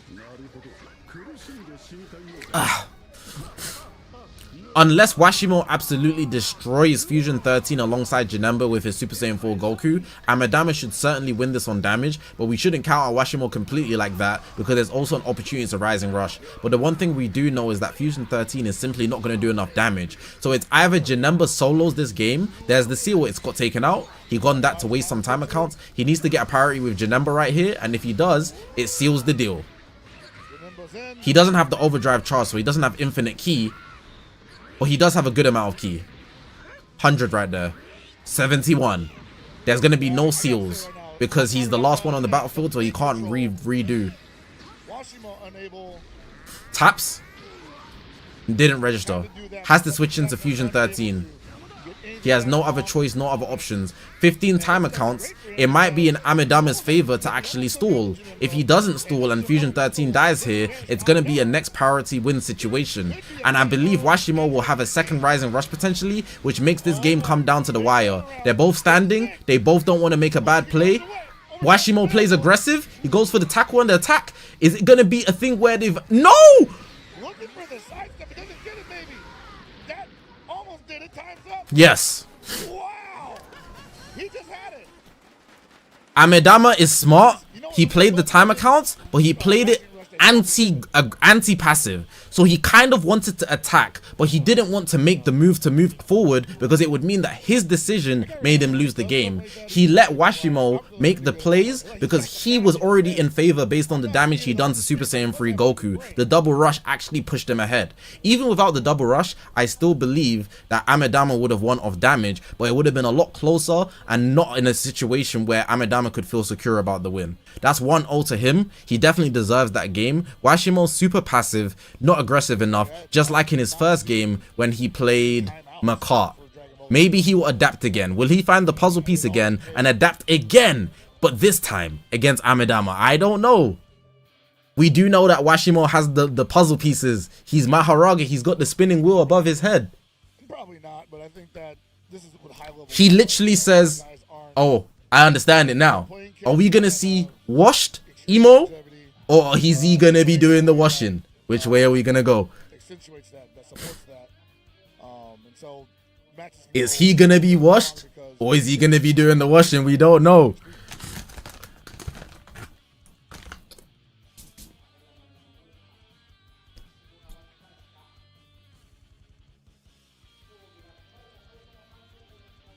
Notice that on their name tag, yeah, they have different things. Dean's favorite character is CMZ. Amidama is a Gogeta Blue fan. Well, unless they didn't get to pick it, but Washimo is a Blue Bros fan, if I'm not mistaken. Is that Blue Bros or is that UI? It's UI Goku, never mind. Anyways. We're watching Amidama's perspective. He's gone with the best team in the game, Gohan leader, with Goku and Vegeta on GT. We saw in the first round that Amidama was very successful doing a lot of damage with the blue Gohan, doing crazy damage because of the Blue Bros buff. But I believe Marju will be a very big game changer here. I'm not a big fan of Super Saiyan Goku's KO guard in these games. He really just stalls and is a liability in terms of how much damage he can take. So if Washimo plays passive and he actually ends up getting caught, Washimo, I fear you'll be taking this loss, but I cannot count him out based on how he adapted in the first round. I can't count him out. He's got the puzzle piece. He's got the wheel of adaptation. I've never seen someone change their mindset so fast in Dragon Ball Legends to where their playstyle in their first game to their second game completely is unrecognizable. If you didn't show me who was playing, I'd assume it's a completely different person. Look at the damage Super Saiyan 4 Goku is doing against Super Gogeta. Washimo's gonna have to be careful because it's very apparent that his team is a defensive liability all round. If Gogeta, his second strongest attacker on the team, is taking that much damage against from Super Saiyan 4 Goku, that's not a good sign because Super Saiyan 4 Goku isn't even the most oppressive unit on Amidama's team, which means that Washimo is gonna have to make perfect use of aggression or his vanishes. He dropped the combo again. But he gets the priority and he done crazy damage. Revival out in the first 30 timer counts. We hear Goku there speaking to Gohan. Gohan says, Oto-san. That means father if you don't speak Japanese. It might be that Washimo might be washed and he's going to need to clean those plates. Or Oto-san is going to be very angry. This is looking very tough. Amidama is absolutely slaughtering him, maintaining the possessions. Here comes Marjube. Marjube, like I said earlier, is a good factor to keeping your team alive. Don't worry though, Washimo still has the KO guard. So even though Washimo has lost his revival, he still has a team survivability layer, which definitely gives him an advantage in this game. I feel in this scenario, Washimo felt that Gohan was going to do an explosive green, which is why he got caught there.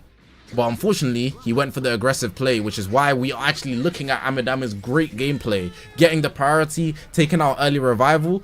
Right here, we get a fusion. The greatest fusion of all. I'm only saying that because that's actually what legends call him, you know. Anyways, we're seeing good damage here from Super Gogeta. And this is good damage considering that he's the second strongest attacker on Washimo's team. If that's what Super Gogeta can do, we need to see what Gohan can do, and I'm sure he'll be able to make a difference. Look at this damage and his type disadvantage. Vegeta needs to be very careful, because if Super Saiyan 2 Gohan is in a position to do damage against Vegeta, he is going down. Unsuccessful blue card, but I'm sure Amidama is not worried simply because he still has his first life. He also has double endurance layers with Super Saiyan 4 Vegeta. He's actually playing it wise in sense of not losing his revival because he understands that it's the most valuable thing for him. He's going to switch into Gohan here, and if the Rise and Rush goes through, Super Saiyan 4 Goku will save him anyways. That was played very smart because either way, he's not going to take the maximum amount of damage being type disadvantage, but he's also going to be able to stop the Rise and Rush and get Goku into the battlefield and be type advantage. Do you see how that works? If Goku comes in, he's able to aggress Gohan and be type advantage, so the tables get returned easily just like that. Immediate flip. That is excellent gameplay from Amidama. Outrageously good gameplay. He is showing why he's on the World Championship stage. That's a lot to come back from. Oh, Goku in the business. Get down to him. Maybe a misinput there from Amidama. Long range green card. 3 cards are up. Cards get sealed. The only thing he can do is ult. Vegeta can eat all of that. The tanking from Amidama's team is very clear here. Even though Washimo's team can do more damage, it's not a damage diff enough to the point where it makes a difference over Amidama's defenses. So unless Washimo completely lopsides the game and becomes oppressive completely, I believe it could be game for him. We still have Gohan's revival. We still have Vegeta's endurance. We still have Goku's endurance. Full survivability. Do not be deceived by the amount of health they have. It's simply a situation where they can regen health, get back on the offensive. We're seeing here an ultimate attack that can take out pretty much everybody. I believe Gohan's type neutral here, so this should be fine. But if Washimo's Gohan's made of paper mache, apparently his Gohan is made of paper mache. He gets slammed into the ground, not enough damage. Amidama tried to glide there, but Washimo has found the puzzle piece. That's the first aggressive play we've seen from Washimo in a while. That mid-range blast is Washimo losing his mind. He finally accepted the Blue Lock's philosophy. Maharaga is back. 70 timer counts left is enough for him to completely understand the adaptation he's produced. Switching into Goku there was very fortunate, so he was able to destroy the ultimate arts.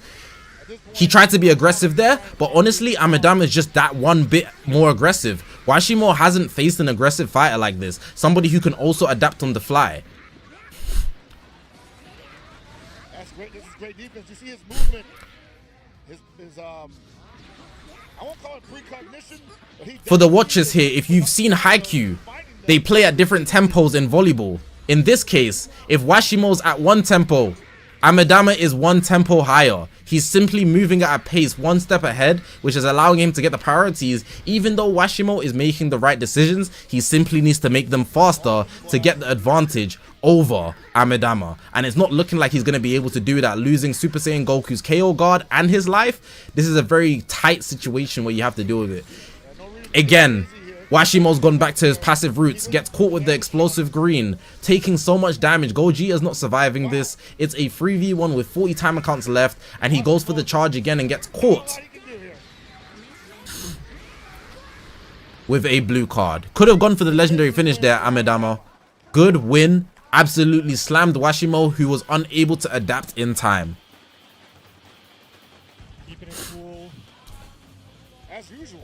Unfortunately, Washimo is the first person to be taken out of this Dragon Ball Legends tournament. we won't be seeing him again because he won his first round but lost his second. So that means there's no space for him in the losers bracket, and that's the end of his journey. Good game, Washimo. You adapted in the first round, but unfortunately, just not enough in the second round. All props to you, showing amazing gameplay. You proved sincerely in the first round you are not washed. But Amadama, clearly the superior fighter, won with ease, not losing any units in the first and second game, if I'm not mistaken. GG's. Like early, and then hanging back, making you come to him. It's maddening. It's frustrating. One sec. Perfect play, though. That's the only way I can say about it. Perfect play. And also you got 995. One sec. You got 995 on the Dokabaki Impact, which I've literally never seen that before. I think that's pure luck. Yeah, you've never... That is pure luck. But it's him. What do you mean it's pure luck? Stop hating! But it's crazy. Oh, this guy said he's never seen 999 taps before. That's just poor Legends knowledge. And Shun saying that's pure luck. This guy's the GOAT. Come on, guys. Better commentators. We need better commentators. You can't be disrespecting Amadama after he stayed composed the whole time. He's making these top tier plays with the aggression and adaptation, saying that 999 tap is pure luck. He lets it go 3 times. He's trained for this. He's trained for this. That's a blatant disrespect. I don't like that, you shouldn't. That's hate watching. That's hate watching, bruh. I don't mind HP because he said he'd never seen it before. You know, that's cool. He's not the legend space. He's a fighters guy. But Shun, know better. You should know better, bro. Respect Amadama, bro. The only KOs we've seen from Amadama today, too. I pull 999s all the time. See, I want the timeout. It's like, yeah, like almost a 10 million point win on him. That's 997, man. And 955 ain't easy either, man.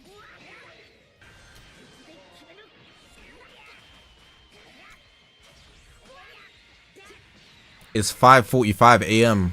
I'm gonna be able to do my dailies in this stream.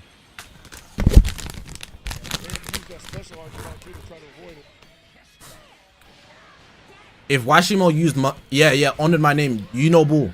If Washimo used regen against Amadama, it wouldn't have worked regardless because Amadama is a better player than him. But he only won against Mart because his regen team was tanky enough to uphold the battle, even though he played a lot worse. Washimo is not a very... Let me not say he's not a skilled player, that's disrespect. He's simply not the better skilled player out of anybody he's fought, and it was never going to uphold to make him to the finals. In my opinion, he simply didn't deserve to make it to the final. His team let him squeeze through the first round, and Amadama showed him there's levels to this, lil bruh. There's levels to this, lil bruh. There's literally levels to this. Amadama showed him straight up, yeah. You got lucky in the first round, but I'm riding out for Mart. You got lucky, bro. Your team held you up, but I'm not like that. I'm not Mart, bro. Straight up. Showed him straight. I'm not Mart, bro. Pack that boy up. Getting some action. There's genuine levels to this. One of the diagonal bingos, as well as got a hold of the non-strike arch Dokabaki Impact occurring, which means you guys got what, 50 to 100 more CCs, 100 more chrono crystals to go in your pouches. That's 150. That's a good weekend, man. That's pretty awesome. For every bingo, I'll use this receive 50, so that's 150. That's 150, yeah. And then we're not like, we only got 3, so there's like, still got this one available. That available. Oh, sorry, that available. All the horizontals are available. Well, now that we did. Wait. Did we clear this? 980? 980, and we cleared this one. Yeah. In the same match that we got. I want to. Oh, that's right. Yeah. We did 2 Dokabaki Impacts in one match. Yeah, I want to see this. Yeah. Oh yeah, 995. I still think that we got as close as we're gonna get. You know, we got as close as we're gonna get. If we get that, then this is possibly history in the making. So Dean and he are almost ready to get going with their match. Yeah, we saw he the most recently before the break. I'm not gonna lie, Dean is clipped. I'm not gonna lie to you, twin. Dean is getting clipped by he. He is genuine levels, bro. Watching that, how do I either circumvent or play to his He has genuine levels, bro. And in a game like this, you're not really going in like with a lot of knowledge of your opponent. He is very scary. He perfected the other guy, basically. Finished the game with full health. Dean, when he fought Brian, who also wasn't that good, in my opinion, Dean won his first game by a hair, but in his second game, he played excellent. But it took him a while to boot up. But with he, there's levels to this, bro. Do you want one? Yeah, I got one of those jackets, man. They have their names on it. I know, right? That's so cool. Honestly, I think he's come with amazing tactics. He understands the games thoroughly and is able to persevere, not just in mindset, but in skill, tactics, all round. But with Dean, I feel like if he takes a while to get going, it's gonna make him go to a third game. I really feel like the only way Dean wins this is if he takes it to a third game.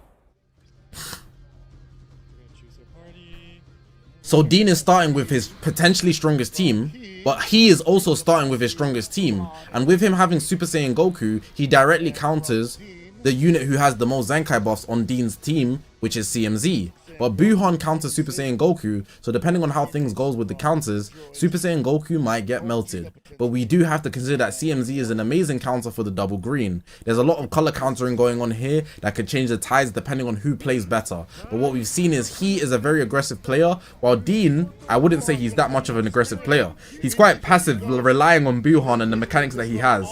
But we will have to see in this game. So he's actually started off very aggressively, which I do like. I like that out of him. He's doing a lot of damage to Gogeta, but we all know that Gogeta is allowed to take that damage because once he gets to half health, that combo breaks for the enemy. And once that combo breaks, he gets the tag switch, and then he can get another combo break. But he only gets one per side.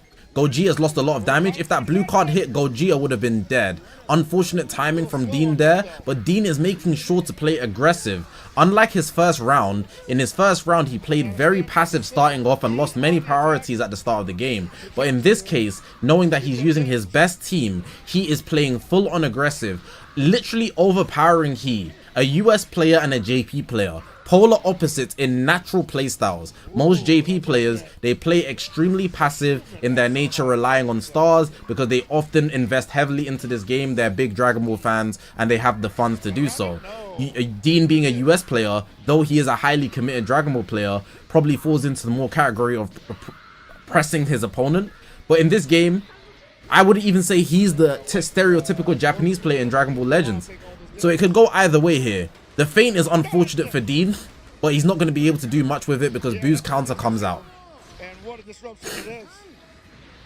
Your Dean cannot allow yourself to go back on defense for at least another, I'll say 15. Got him back to half health, doing good damage to Gogeta. It's going to be time to see the greatest fusion of all soon. Here comes out the greatest fusion of all.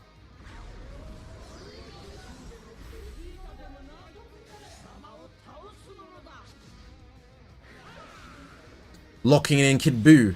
Notice that Gogeta nullifies endurance. So if he has another green card here, Kid Buu might genuinely be in trouble. And it's looking like he is. Blast starts will definitely seal the deal with the damage output.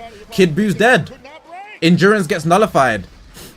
The aggression from he is just too much. Dean loses a unit very heavily. But Gogeta gets taken below. Let's see if Zamasu can do a lot of damage to Orange Piccolo. I think the best scenario here is to let Orange Piccolo's revival go out, honestly. No, Orange Piccolo healed. He doesn't get taken out. The tackle gets him out. Too much charging, going for the overdrive charge. It would be very bad for he to switch out to Super Saiyan Goku, because if he does, he could lose his KO guard off Buhan doing major damage. Here comes the counter. Dean very effective using Buhan's kit. He goes for the green card right after the counter because Orange Piccolo cannot move, and that allows him to extend his combo using strike arts. If anything, get it running, and he's doing a lot of damage.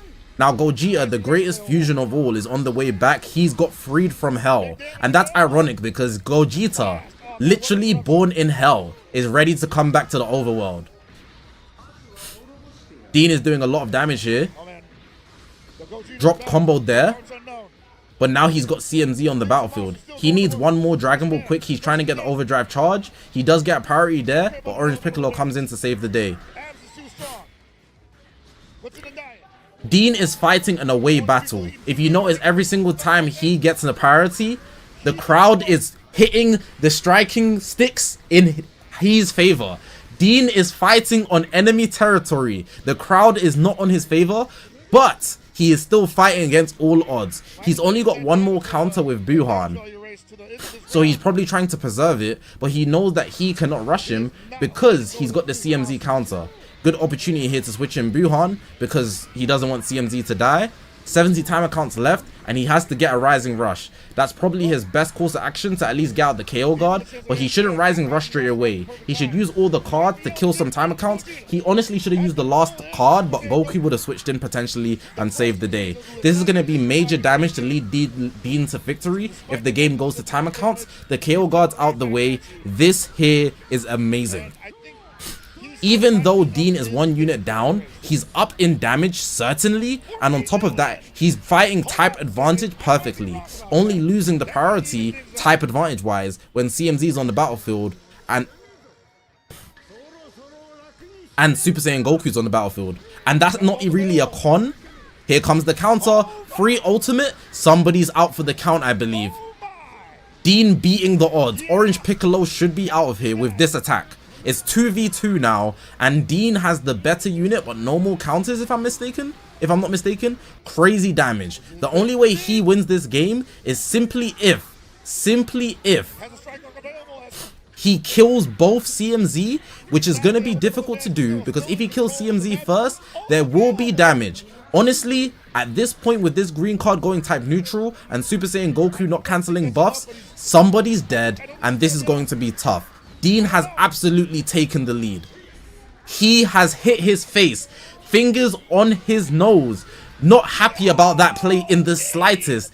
Dean versus the greatest fusion of all. If Dean loses his CMZ, that would not be a downside to himself because Paralyze will then kick in. But we do have to consider that he might also have a Rising Rush. We cannot see his perspective. He hits the overdrive, which is an interesting decision considering that he's going to lose his overdrive, so he won't have infinite cards. But Dean plays him super aggressive and closes out the game, winning the first round on enemy territory. Dean walked into the JP servers, no US babes in sight, and he said, "You can hit all those sticks all you want, I'm taking this home." After his perfect performance in the first round, Dean made him look like a chump.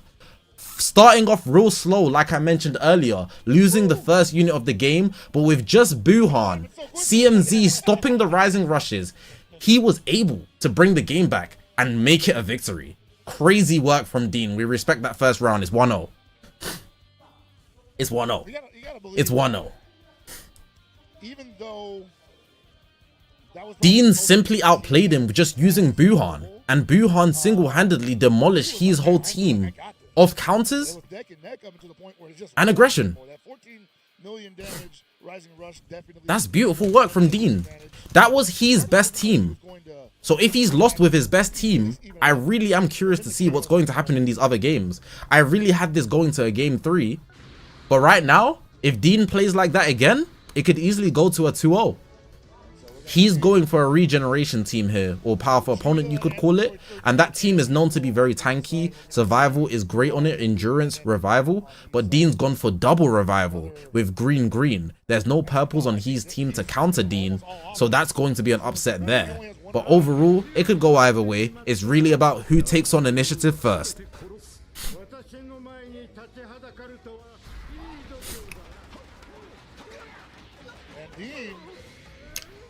If he can get up and damage out these early, he can play the ebb and flow here. Dean has lost priority. Gogeta's dead.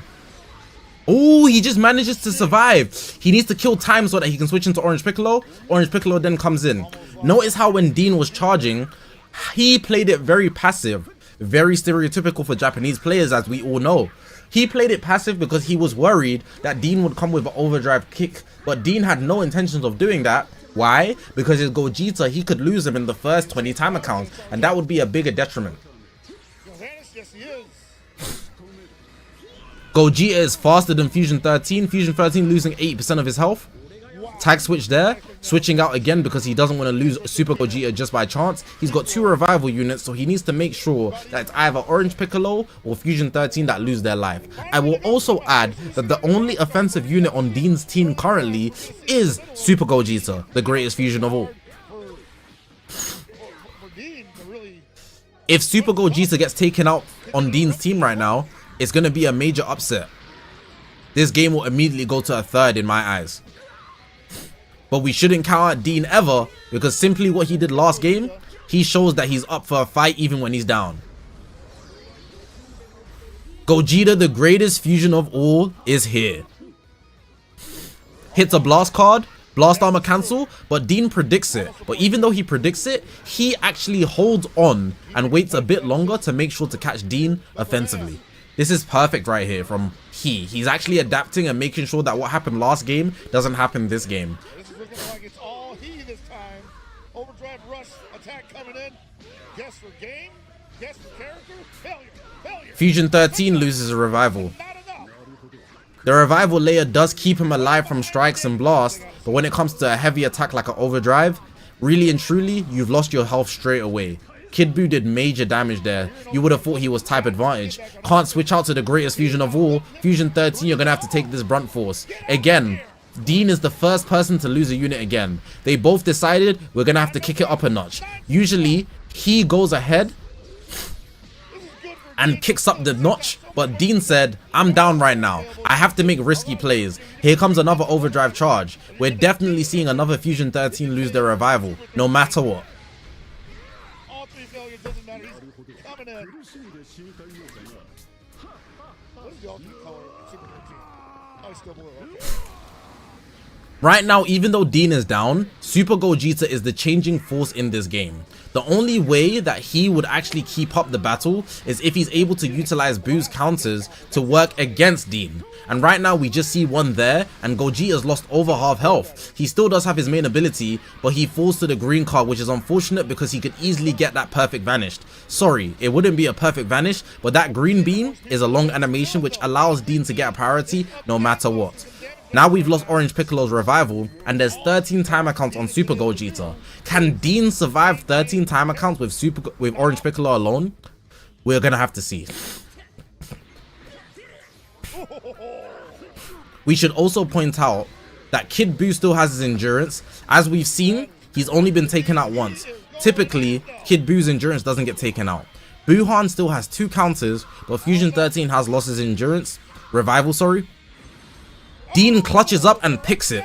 That is literally a lifeline. If he can make this, take advantage of this, Dean can actually pull this comeback, just like in the first round, and potentially take this game 3-0. He's gone for the blue card. We see he playing very passive because he knows he has the gauge. But now that we're here, Dean aggresses Kid Buu with his arts cards and not the blue card. Vegeta saves the day right there, which is another lifeline. He definitely doesn't want to risk the green card in the World Championships, hitting the counter of Orange Piccolo. The benefits of that counter aren't very large. Dean, as we saw in the first round, locking in Buuhan right here, which isn't the best choice, I would say. He's going to press the main ability.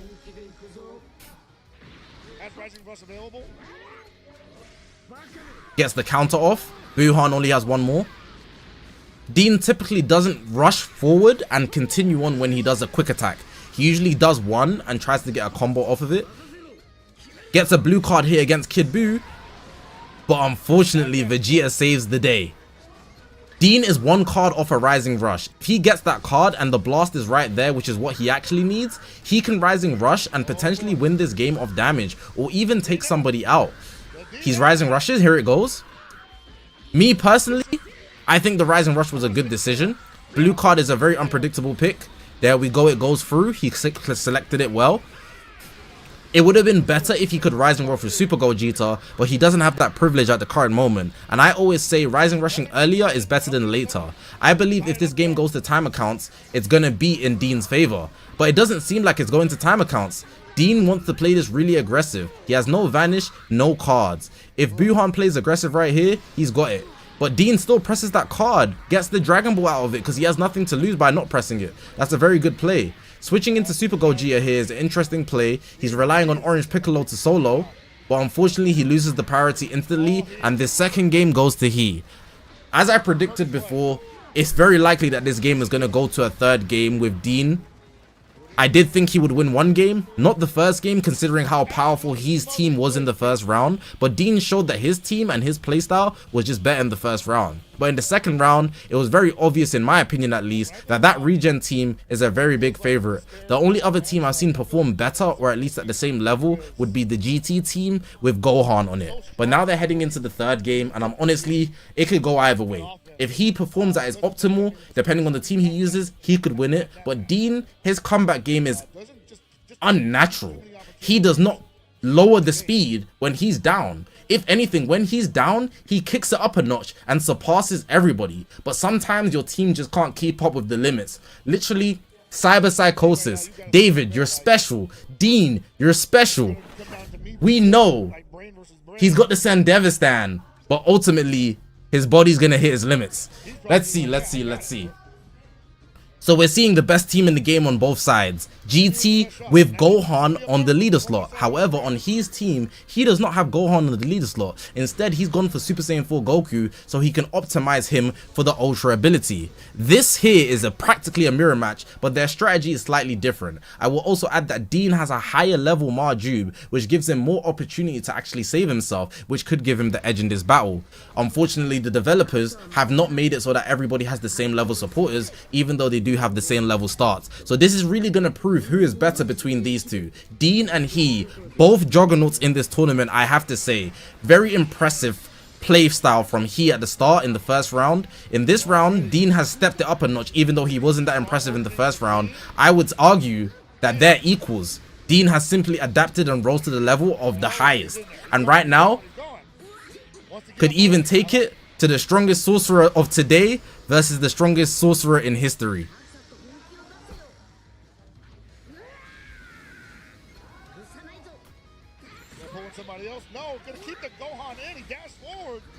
Drop combo. This could take out Super Saiyan 3 Goku's whole health. It didn't, so nothing matters anymore. We continue as if nothing happened. With units like this, they heal a lot, so it doesn't make a difference, only towards the damage at the end of the game. But look at the damage that Super Saiyan 4 Goku's Dean's Super Saiyan 4 Goku does. This damage is insane.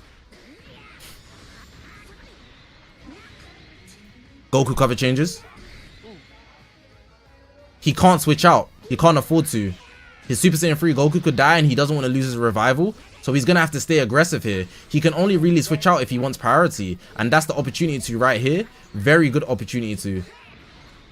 Double switching isn't advised in any scenario. You might think, why didn't he switch out to Gohan? Well, if he does, he'd have to wait 10 time accounts for 2 units. But 10 and 6 is much better than 10 and 9 or 10 and 8. That's why he pressed the extra card. Definitely a safe play there. Now he's got the main ability in a stalemate. He can't go through, so he's going to have to vanish here, unfortunately. He's going to go aggressive here, and he is very uncomposed. You can see very easily that Dean has not lowered his pressure. He has only stepped it up a notch, and he thinks he's going to play it safe, but Dean has no space in his mind to play it safe. He only cares about winning. He cares about destruction. He cares about catching this W. The KO come from Super Saiyan 3 Goku doesn't do any damage. That's pretty much not concerning. It's not concerning because it was against a pre-revived Super Saiyan 2 Gohan. Here comes the Dean Marjube that I spoke about earlier. He has a higher level Marjube, and like I said, unfortunately, the developers haven't given them equal level supporters, which is actually giving Dean the slight edge here. It saved him, but he doesn't care. He's now pushed up and adapted back. This could be the walk down.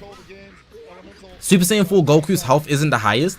Gohan's health isn't the highest either, but it doesn't really matter because until the revival goes out, we're all on equal playing field. The only issue is that he himself has lost Super Saiyan 3 Goku, so he's gonna have to play up. He goes for the long range rush here, and that's a super high level play. One of my favorite plays. I've been doing that since 1996. I was not even born then, but that's how you know I was ahead of the curve. We got a long range blast here because he knows he's gonna rush. I mean, charge, sorry, to try to get the PV or the extra overdrive charge for infinite ki. He hit the tap attack just to lower his health. Main ability, I'm not sure how optimal that was, but he went for the taps. Goku's gonna get switched out. It's either gonna be Super Saiyan 3 Goku or it's gonna be Gohan to come in. If it's Super Saiyan 3 Goku, that's very, very bad because it puts Dean in a position to lose a unit. Unfortunately, it is Super Saiyan 3 Goku. He has to wait 3 timer counts, stalemates with the blast, he's fine. Dean has a very large advantage here. Very large. Because he's made Gohan revive. But he's not letting down. He's made Dean's Gohan revive too.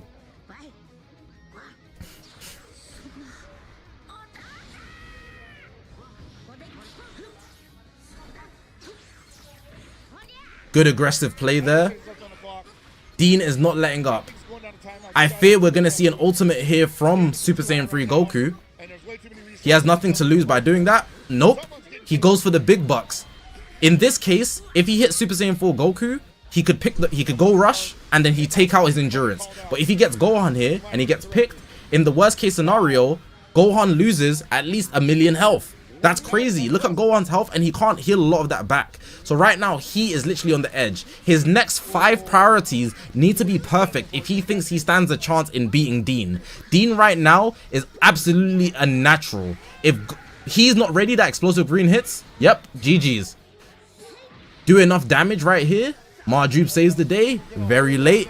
They're clapping for he. The Japanese crowd really want he to make this comeback. But Dean has no intention of losing this game. Mid-range blue card because he's caught him sidestepping.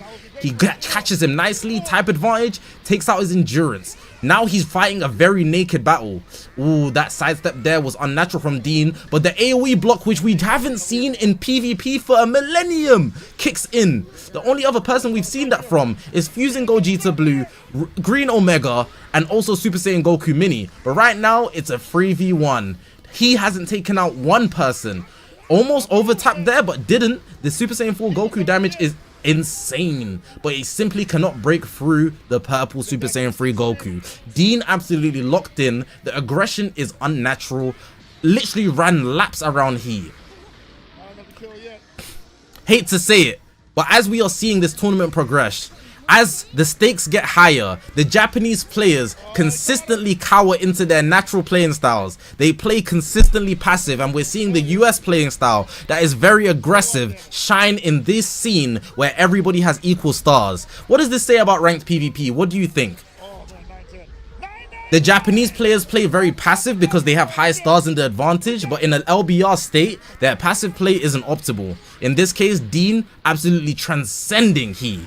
Even though he is a very high class player, Dean is making him look like absolute fodder.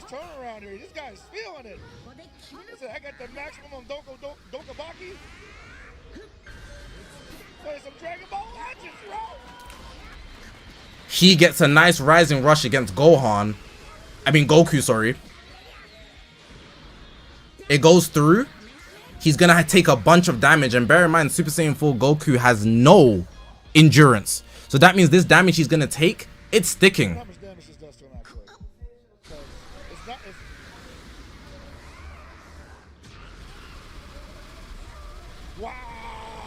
Look at the damage there. The Great Ape roars, and Dean closes out the game. He said, look at that guy. Did you see Dean? He said, get a load of this guy. Get a load of this guy.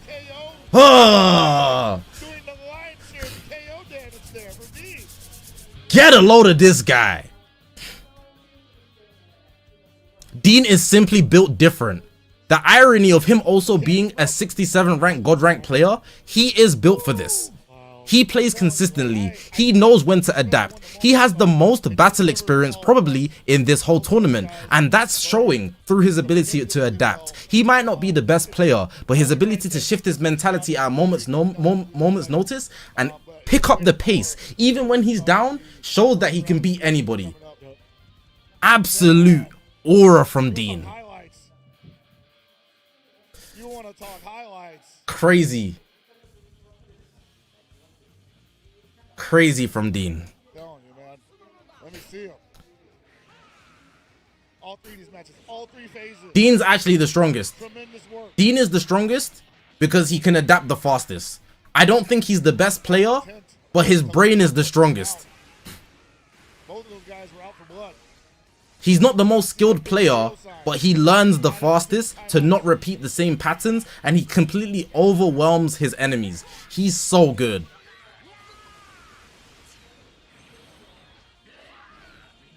Dude, this was so much damage.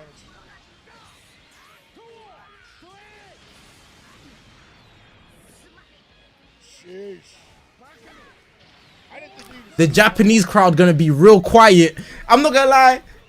Have you guys seen Hajime no Ippo? You know when the American guy came in and Takamura weren't having it. Oh my days. They do not want a black guy to win this. Word to everything, they don't want this guy to win this, bro. Oh my god. really carried him to victory. They don't. Every let me turn down the volume, hold on. Every single play, even if the play was buns,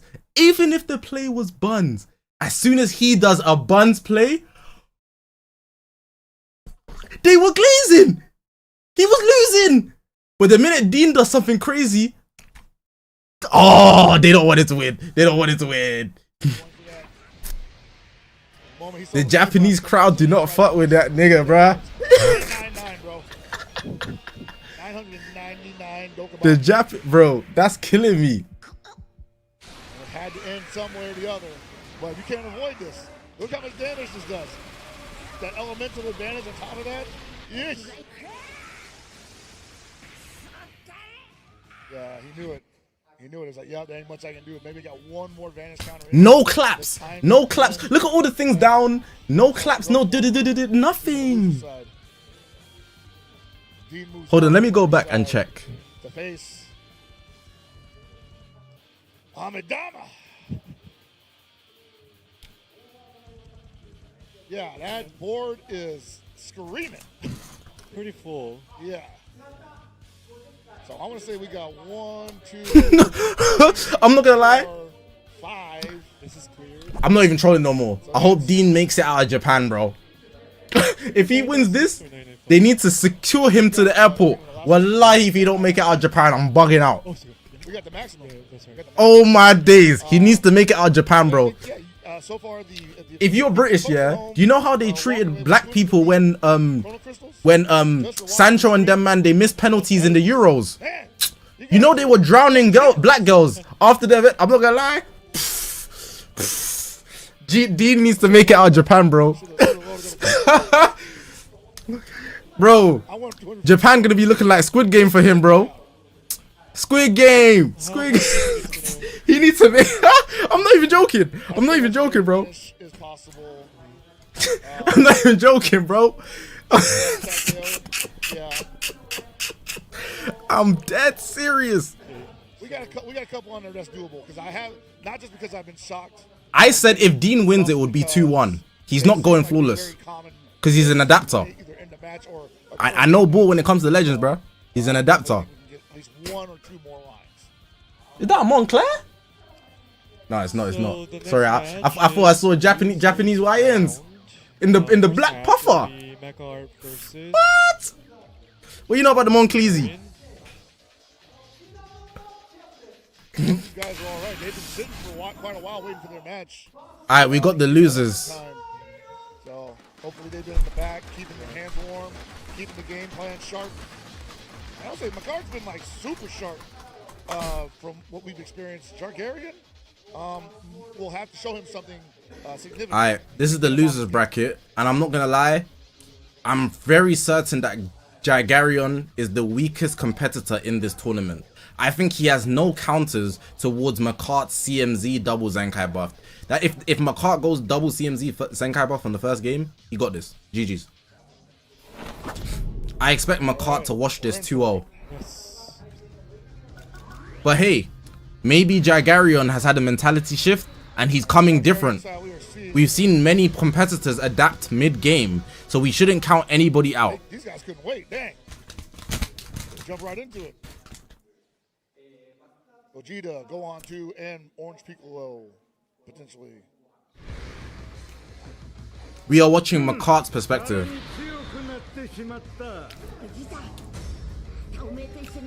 Mart's photo with the Buhan, the Kid Buu, and the Piccolo. Here comes the Ghost.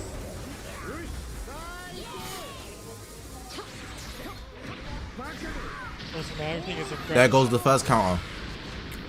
Everything is in French. Everything in French? Oh, you're right, yeah. Oh, no, it's not French. No, it's Spanish. Sorry. There goes the second counter. Jaigarion is not making any good use of his counters with Buhan. He's simply just letting them go. Does he not want to play? He's going to need them later, even though he has a revival layer and endurance. Mart is playing in a way where he wants to get them out, so Buhan becomes the absolute fodder on the battlefield. Buhan with no counters is literally Gohan food. Jaigarion on his heels.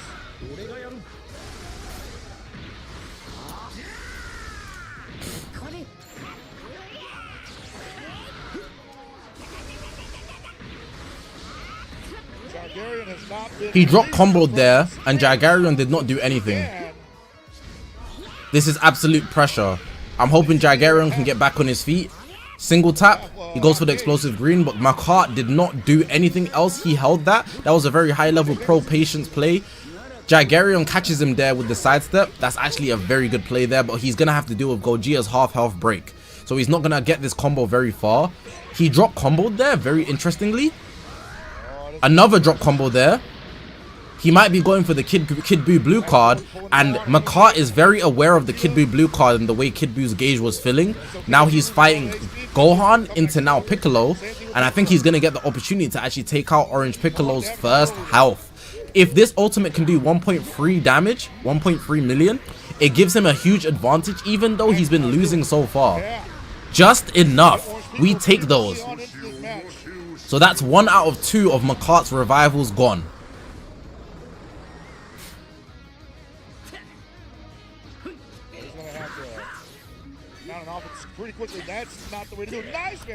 Doesn't go for the green card, plays it safe. Landing a green card like that would definitely get the crowd going wild in a tournament like this. Goes for the Goku green card on the Gogeta side. All of the counters are now exhausted. All the counters are now exhausted. Buhan is a walking lick. Gohan is literally drooling from the mouth. He's drooling from the mouth, waiting for an opportunity to blue card Buhan.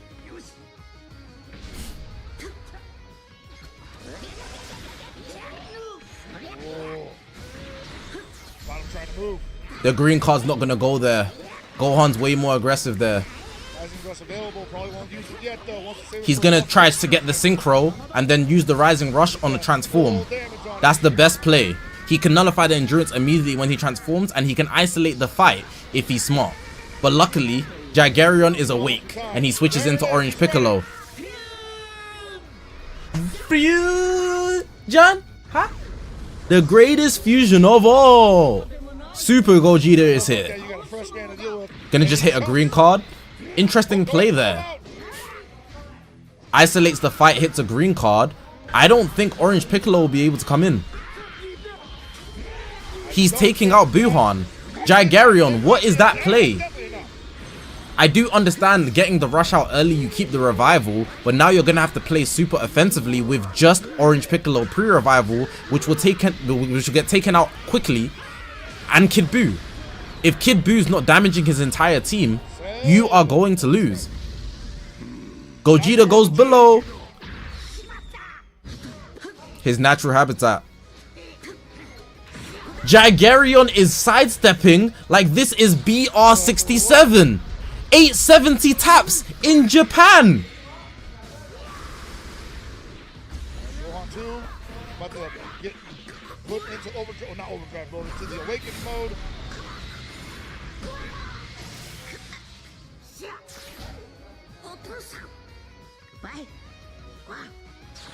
The Gogeta's on the way back. 3 seconds to go until parole. 870 in Japan. Jagarion has no composure. He's lost all composure. He's lost his revival. He's got Kid Buu with his endurance. But Mart here has all 3 people alive. At the bare minimum, Jagarion has taken Gohan's revival. But that doesn't matter. You can hit a blue card here because Orange Piccolo's gauge fills. Orange Piccolo doesn't cancel buffs, so Gogeta still got his endurance. If he gets this next priority, 100% Kid Buu is dead.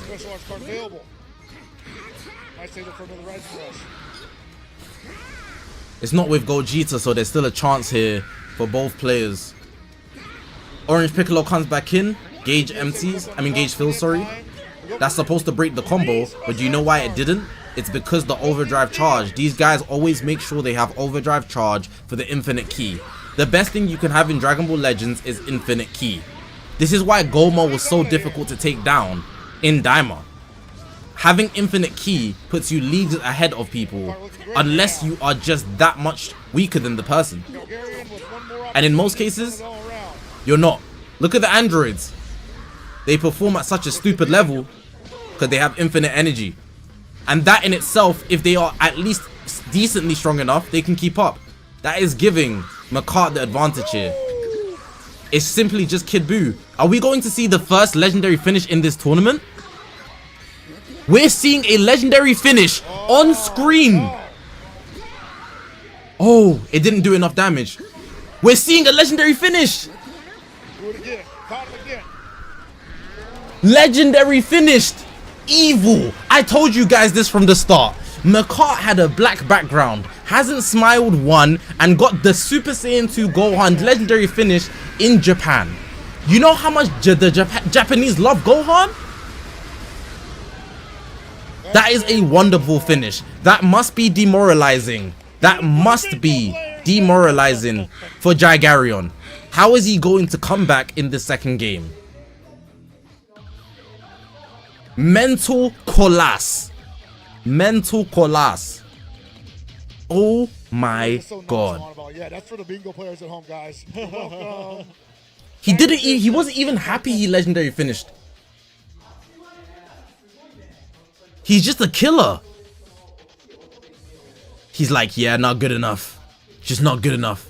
I gotta LF him twice.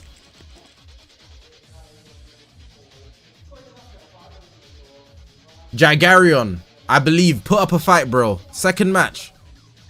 Bring out the... Oh, you're using God Goku and hit. Wallah, he's finished, bro. I give up. God Goku and hit on the third game. No. Oh, it's not God Goku and hit. Oh, thank you, thank you, thank you. Thank you, thank you. I thought it was God Goku and hit. I was gonna bug out. He wasn't even using the Zinobi team yet? Oh boy. Oh, I was gonna bug out, bro. Oh my god. If he was using that team, it's over. Or was it Brian using that team? It don't even matter, man.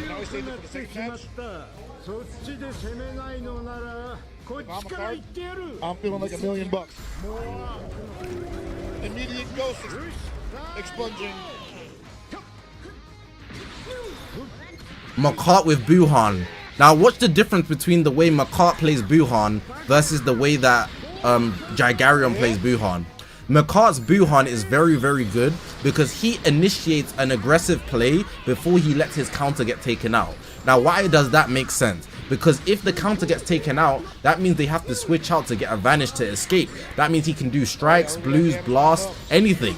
So if you take their vanish, then you let them attack you, you will get the advantage. But smart players, we've seen before with Dean, we saw he do it. If they get their vanish taken away by Buuhan, they will not aggress because now they're in a position with no vanish. And on top of that, they're fighting Buuhan who has counters. It's not safe. You need to put yourself in the safest position, and Jagarion doesn't take that precaution in battle. With using Buuhan, he let his gauges go out the window, but now fighting Buuhan, he has no idea how to counter him. Drop combo there, nice. No key game, but you press the main.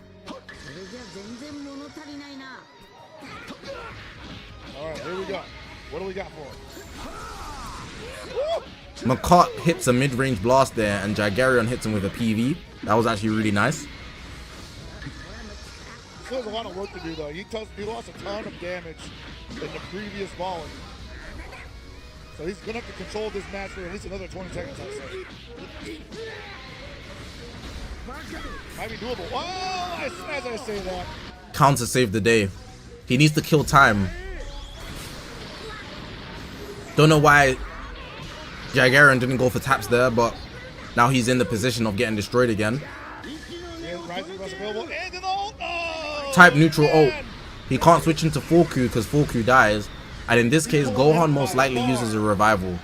Mart is absolutely demolishing Jagarion. I should also point out that Jagarion has to deal with the CMZ paralyzed, and he has to take out the first life of Fusion 13. This blue card is very good if he can take out his first life, but it's not doing enough damage, unfortunately.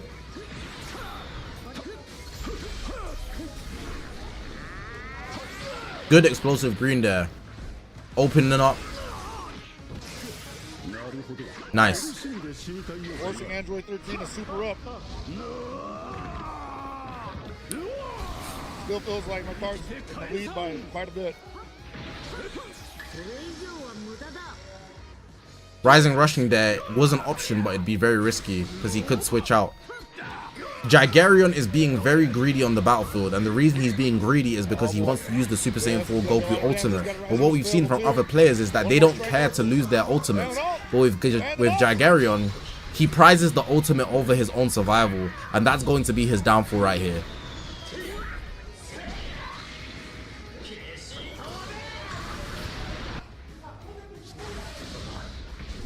He held onto the ultimate just to sack it off anyways, because he would have been taking a lot of damage for one of his prized possessed units, which is Super Saiyan 4 Goku.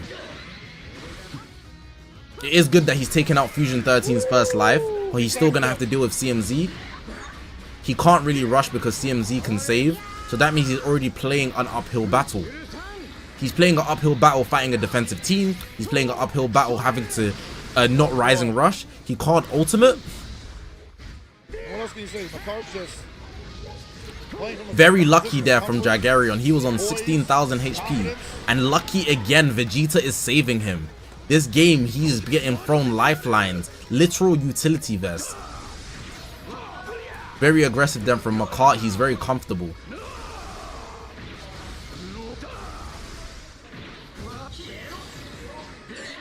If you guys want to see the face of a composed player and one that's not composed, notice how Mart plays when he has priority and when he doesn't have priority. Then notice what Jagarion is doing when he doesn't have priority. So if we watch here, Mart should probably get priority, right? Look at Jagarion continuously swiping. Look at him continuously swiping. That's because he doesn't have a game plan. He doesn't have things he's expecting. He's kind of hoping that if the combo drops, he can vanish. But if he continuously does that, he only gives himself one option in case there's other openings and things like that. Every time he loses priority, he's swiping consistently, and pros do not do that. Not bad. But not enough to dissuade Mart going back in. Keep swinging.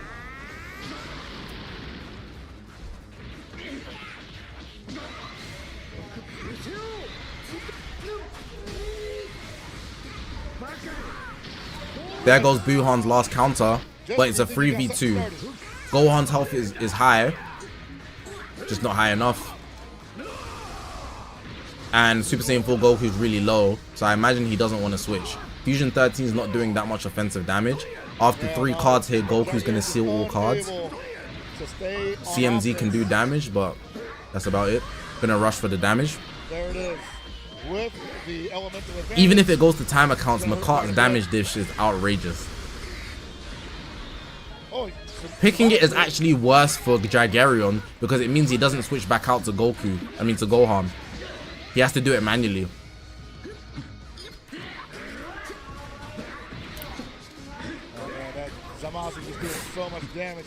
Wait, never mind. Goku was on the field when he got rushed. It don't matter. Either way. Down goes to Gohan. Not much left. Gohan's dead. He goes for the explosive range, close range. But what he didn't realize is that Mart has nothing to lose, so he's just gonna press the card anyways. Take that.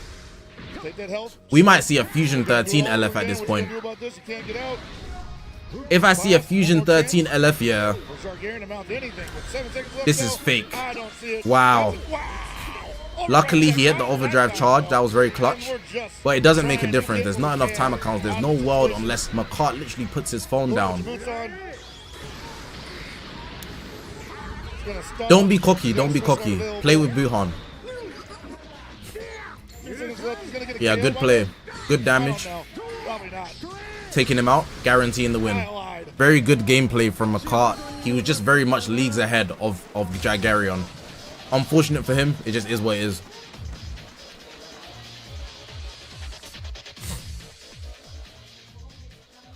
Mart was another great display of aggression, I want to say. Probably the most aggressive. Yeah, I'm not gonna lie, Jagarion's not a great player, bro.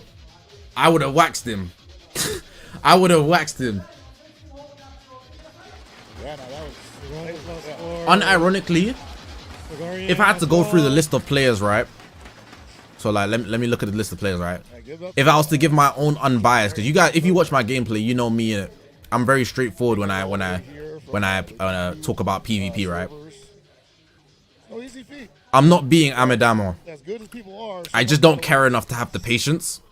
I can beat Varanchi. I can beat him.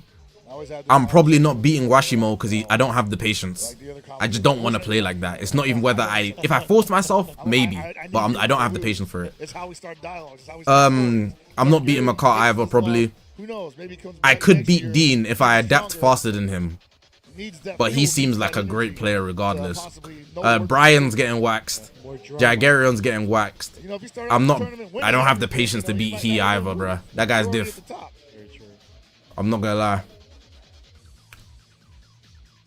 All right, we got another losers bracket coming up for you. We got, but first these highlights, and it was pretty much all Mart the entire time. You know, hats off to Zargarian, but also much respect to Mart. Yo, why didn't I compete? Because the first round is paid to win. I spent the whole of 2025 being free to play, which means I didn't have the best units to build a good team to actually compete. I couldn't get past the first round because I had low stars in the units that were useful, and some units I didn't have. Like I was running Buns teams. You played, no? We got the legendary finish, which is going to be noted later on. Who do I think is winning? I got Mart winning or Dean. Mart's in the losers bracket, and the only person in the winners bracket that can go through is Dean. You think I'm underestimating Dean? No. I watched him play. Dean starts off slow, but he gets better as he goes along because he's learning your patterns. But that's exactly how I play. So it's simply who adapts first. He doesn't do anything particularly special in his gameplay. It's simply that he reads his opponent and he goes around them. He's consistently up in the tempo. And that's very difficult to play with if you've never played at high speeds, which is why he's waxing the Japanese guys. The Japanese guys like to sit back and keep everything within their pace. The minute it gets off their pace, they lose composure, bro. I love playing like that. I love that. I love that. I live for that. You can't lose if you don't get hit. But I like to fight. But that's how Dean plays. I'm not underestimating him in the slightest. If anything, I think that makes him the highest potential player in this tournament. If I had to give you a list, yeah, of like who I think is gonna win from like top to bottom, right? From the way they play, I've got Dean at number 1. I've got Dean at number 1. I got Amidama at number 2. They're going to the semis, right? And then I've got Mart. Yeah, only 2 left. And right now we're at 300 crystals given away, I believe. 1, 2, 3. Dean is potential, man, but he lives up to his potential. Do I think Amidama is passive? Amidama is passive. Amidama is very passive, but he only looked aggressive in the sights of other passive players. The difference is like what? I thought we were going to give away 300 this weekend, but a snail versus a turtle, you know? A turtle is gonna look super fast next to a snail, but they're both slow players. Do you know what I mean? Amadama is not passive in comparison to like someone like Washimo. But Do you get what I'm saying? that would definitely be the highlight of the evening if that happens. We'll look He is. forward to that. Adamada, he's definitely a passive player though. 100%. And the two players are getting ready to do a match. Marcus, what do you mean I picked against Dean twice? We see a couple of familiar faces. Yes. You almost said you cannot win against any of the good players, including who lost, and you win against Dean, who didn't lose till now. Yeah, I know you watch things in black and white. You have no critical thinking skills. Have you ever heard of a bad matchup? I'm currently waiting for the players to have their characters. Water beats fire, right? But if you don't have enough water, you could still lose. Does that make sense to you, or does it not? Some people are just bad matchups for certain people, and you're gonna lose because of their playstyle. That doesn't mean per se, like, just because you're better than this person that wins, that you're better than this person who lost. It's not always black and white like that. You need to use critical thinking.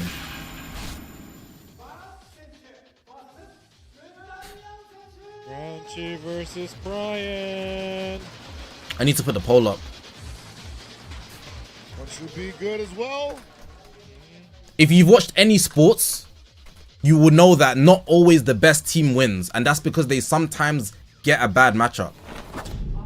You picked him to lose against both opponents.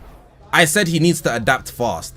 I said if he's gonna win, he's gonna win 2-1. He's gonna lose a game though. And just so you know, I literally voted for him in Legends. I used my coin on him. So what you're saying is headcanon.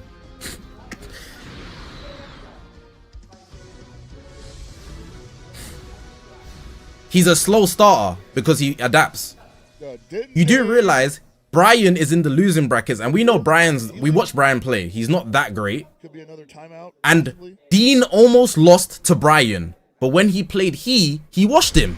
How can you lose to somebody that's not great? How can you almost lose to somebody who's not great, but then absolutely slam somebody who plays perfect? It's clearly a matchup issue. That's what happens in games, in sports, in competition. It's just about critical analysis of who the matchup is versus just, oh, they won, so they're better. It's not that simple.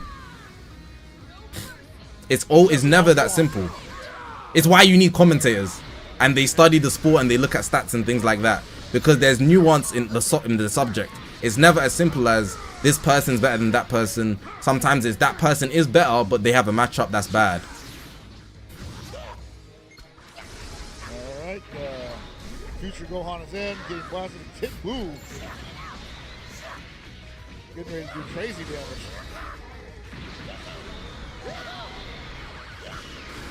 This hybrid scene, I actually wanted to see it perform.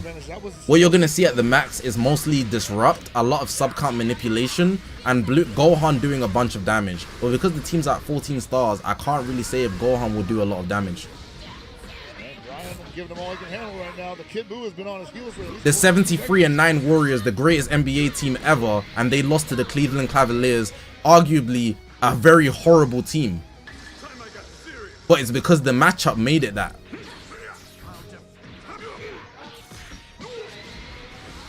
Critical thinking is very, very important. So if I said something and it kind of didn't make sense, instead of trying to immediately say, well, that's just stupid, maybe try and make it make sense before you counter it. Because it could easily be a perspective you haven't considered. A lot of people just take their first thought instead of actually processing the information that they've been delivered.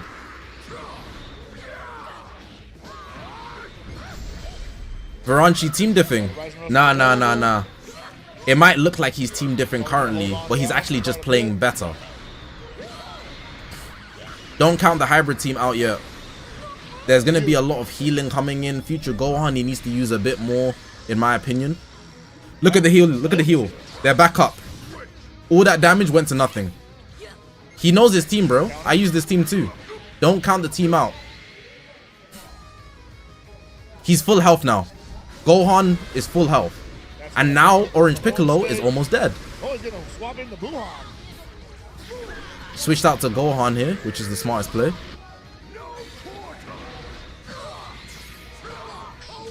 Until the first KO is all about control. I agree. especially when you're dealing with revival and endurance. If you don't take out any revivals, no matter what the HP bar says, you're not winning. You see right there, yeah, Brian just trying to avoid whatever might be coming from Branchy's side of the screen. Branchy read that perfectly. But I know you want the Vantage counter, but I'm not going to give you the opportunity. Goodbye, Gohan.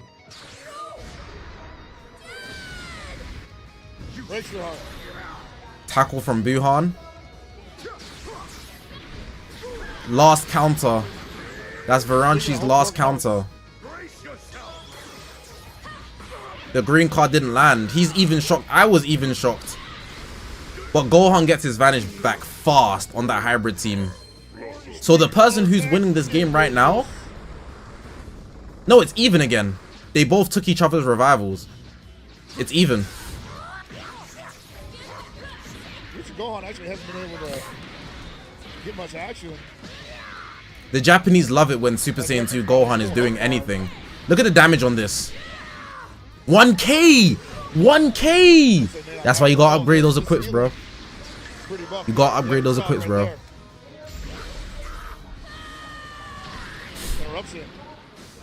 Another blue card. He's type new. Oh, he's not type neutral. Still a decent amount of damage. Have you noticed that in comparison to the other players that are winning, these two don't go for the overdrive charge to get the infinite key?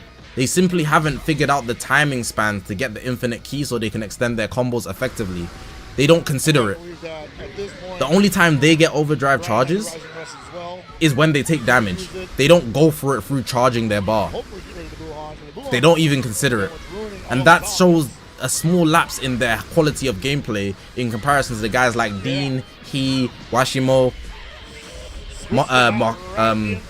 McCart. There's different levels to this. They're using their own account. No, I think it's an admin account actually. They have different level supporters, but like, I don't know. Good patience there from Varanchi into the rush immediately. Future Gohan's gonna eat this. He has endurance. Finally pulls in Future Gohan. Jeez. It gets picked, unfortunately.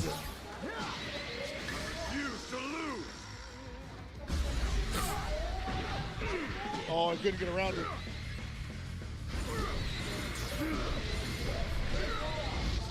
All successes. Right back at you. Long range overdrive charge, very successful. 3, damn. Definitely need that hill. I can't tell you who's winning right now. It's pretty even. The only thing I would say is that even though the hybrids team is defensively worse, it consistently heals.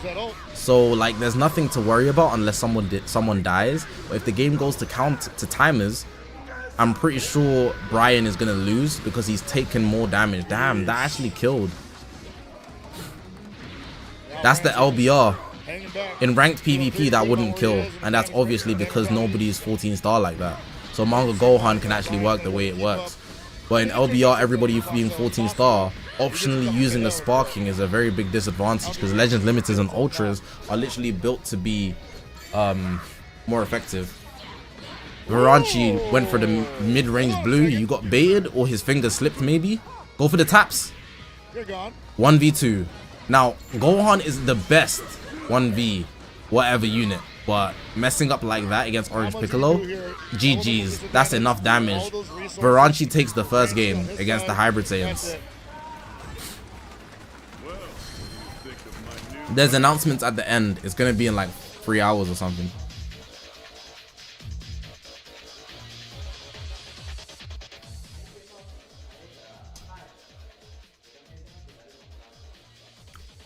And Brian definitely trying to hold on as long as he could there. I was playing from behind seemingly the entire time.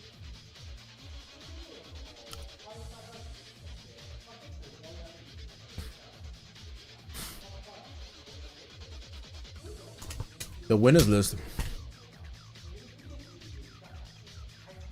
In the we have the winners final and it's Amidama versus Dean.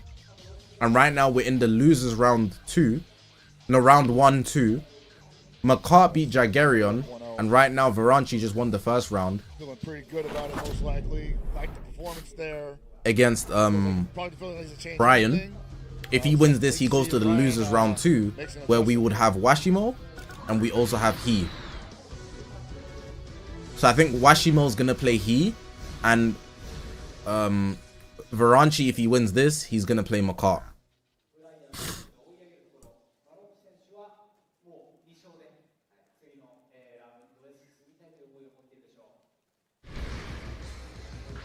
Leave the rest to me, kiddo.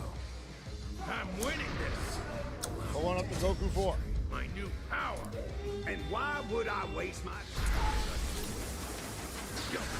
Honestly, the GT team is always powerful, but the CMZ positioning, yeah. Samasu's out. CMZ, yeah, in ranked PvP isn't that great. We all know this. But if you know Bull, you know that LBR doesn't equal PvP. Bye bye, Gohan. Varanchi, you messed up there. In LBR, CMZ is a very good beast. And the main reason that CMZ is good is because he is a invisible wall. You can't rising rush, you can't ult,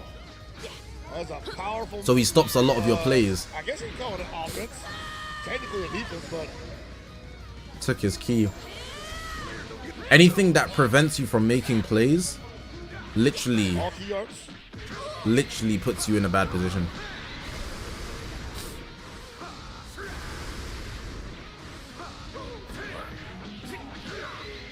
Oh yeah, Brian's cooking right now. Varanchi's fighting an uphill battle off his slow plays his bad play at the start of the game.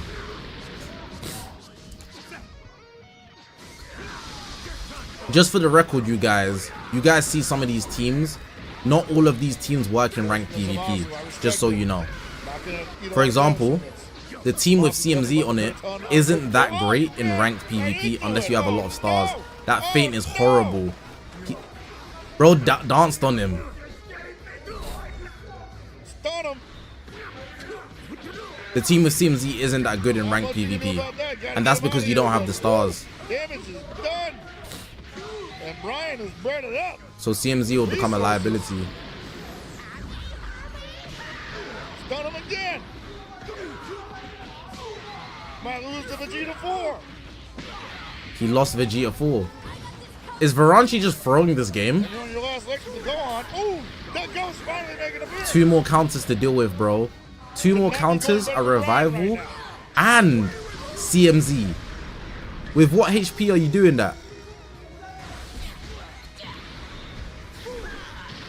Sight. And that's gonna be it for Gohan. Gohan's going to hell. 4Q can't solo this. Complete control this match up 2 characters with a Goku 4 on life support.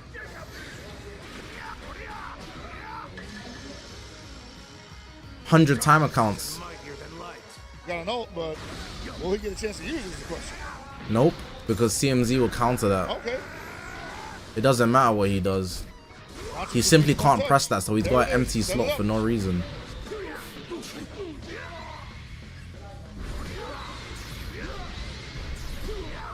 Lost 2 out of 3 when you need all 3.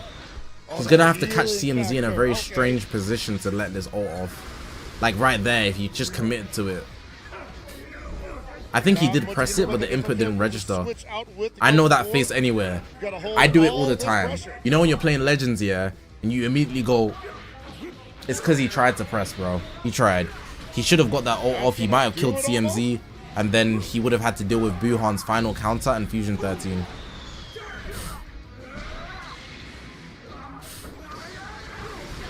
Yes, sir. Varanchi's a very good sport. I've noticed that he's like the only person that's been clapping every time, even if he loses. So no matter the outcome, he claps, basically. Varanchi's a very good sport. I like him. Now they're tied. Tied 1-1. Yeah. Well played. Almost no other player has clapped when they lost around or anything. They just focus on themselves. But Varanchi, you see, That's a good sport. Good sign of a you see what they're talking about? good sport. I got better Sharingan than them, bro. They should have had me there. Appreciates that a lot of good players are playing a game that he enjoys, and it just allows him to more chances to get stronger as well. I'm like 3 steps ahead of these commentators, bro. Competitive fighting games. No hate to them. You know, not only just trying to be the best, but I'm also trying to fight other strong people so that I can see where I'm at, you know? So someone like Franchi is always like, hey, man, this match is good. That's what I wanted. Super Saiyan 3 Vegeta again. This match. Yeah. And this is a Hey, Varanchi, pack it up, bro. Brian, as long as you play decent, you got this. Hell of a way to go out. Did he want to go to round 3 on purpose? He definitely didn't. He just played horrible. As long as Brian doesn't play like a bot, like he got this.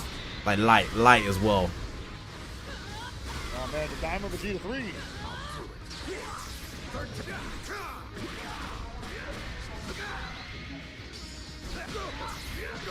So a lot of this is going to be on Android 13. Because until the Gogeta comes in, doesn't seem to be much Not gonna lie, I want to commentate, but it's just like, I don't know. Do you know something I've noticed about these guys? A lot of them don't instantly initiate. They always wait. But that's probably the fear that you think that everybody here is a good player, so they play it passive. And there's also the risk of like green cards. But sometimes because it's a dumb play, it can work. Vegeta's damage here is really good. Half health. That's very obvious. It's Vegeta. He knows you're gonna hit the second green. I mean second blue, sorry. Back in there, supporting his Goku 4 self as well as Vegeta 4. Went for a regular blast, but because he floated backwards, he lost his vanish, so he got caught by Super Gogeta. If you guys have any questions as well, by the way, I can answer them. If you have any questions about like the plays they're making or why they do anything, I'll answer it. I would have rushed there.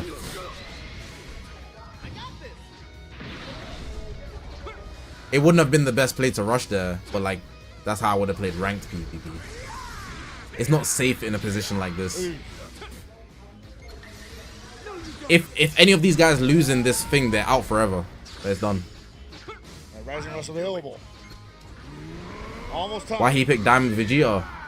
He's probably going for a heavy blast build, and he's banking on Vegeta doing a lot of blue card damage. But it's really not optimal. It's just not.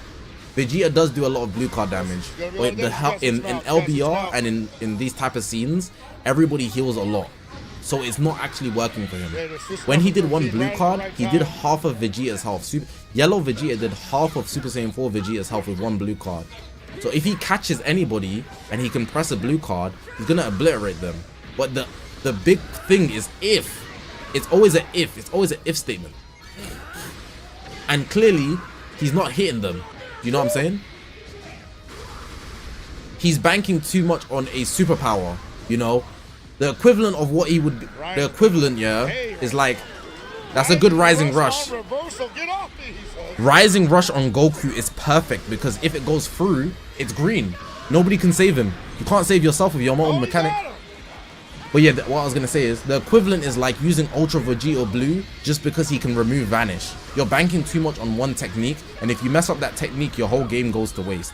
With Vegeta here, Vegeta does nullify endurance because of the Rising Rush, which is a good aspect as well. We shouldn't, you know, we shouldn't underestimate that. But is it worth it to go for that just so you can hit the ult? I mean, just so you can hit the rush? You could also just lose. You could miss. You could rush the wrong person. There's a lot of things that could go wrong. There's a lot of ifs. Right now. Nonetheless, he's cooking right now. A lot of damage to elemental factors in his favor. And all the guys of Vegeta 4 with no friends and no passive buff. Those if statements. Still no Gogeta yet. He's available. Those if statements became very true. They are This is if statements probably and they're low percentage self-built shots, for but Brian. he's made them this Not seeing a game. lot of ways out of So this, he's but gonna have hey, another I've chance been to make it surprised to the before today. finals. Varanchi, good sport, and winning with a. I wanted to legendary finish so Final bad. blow coming, yes.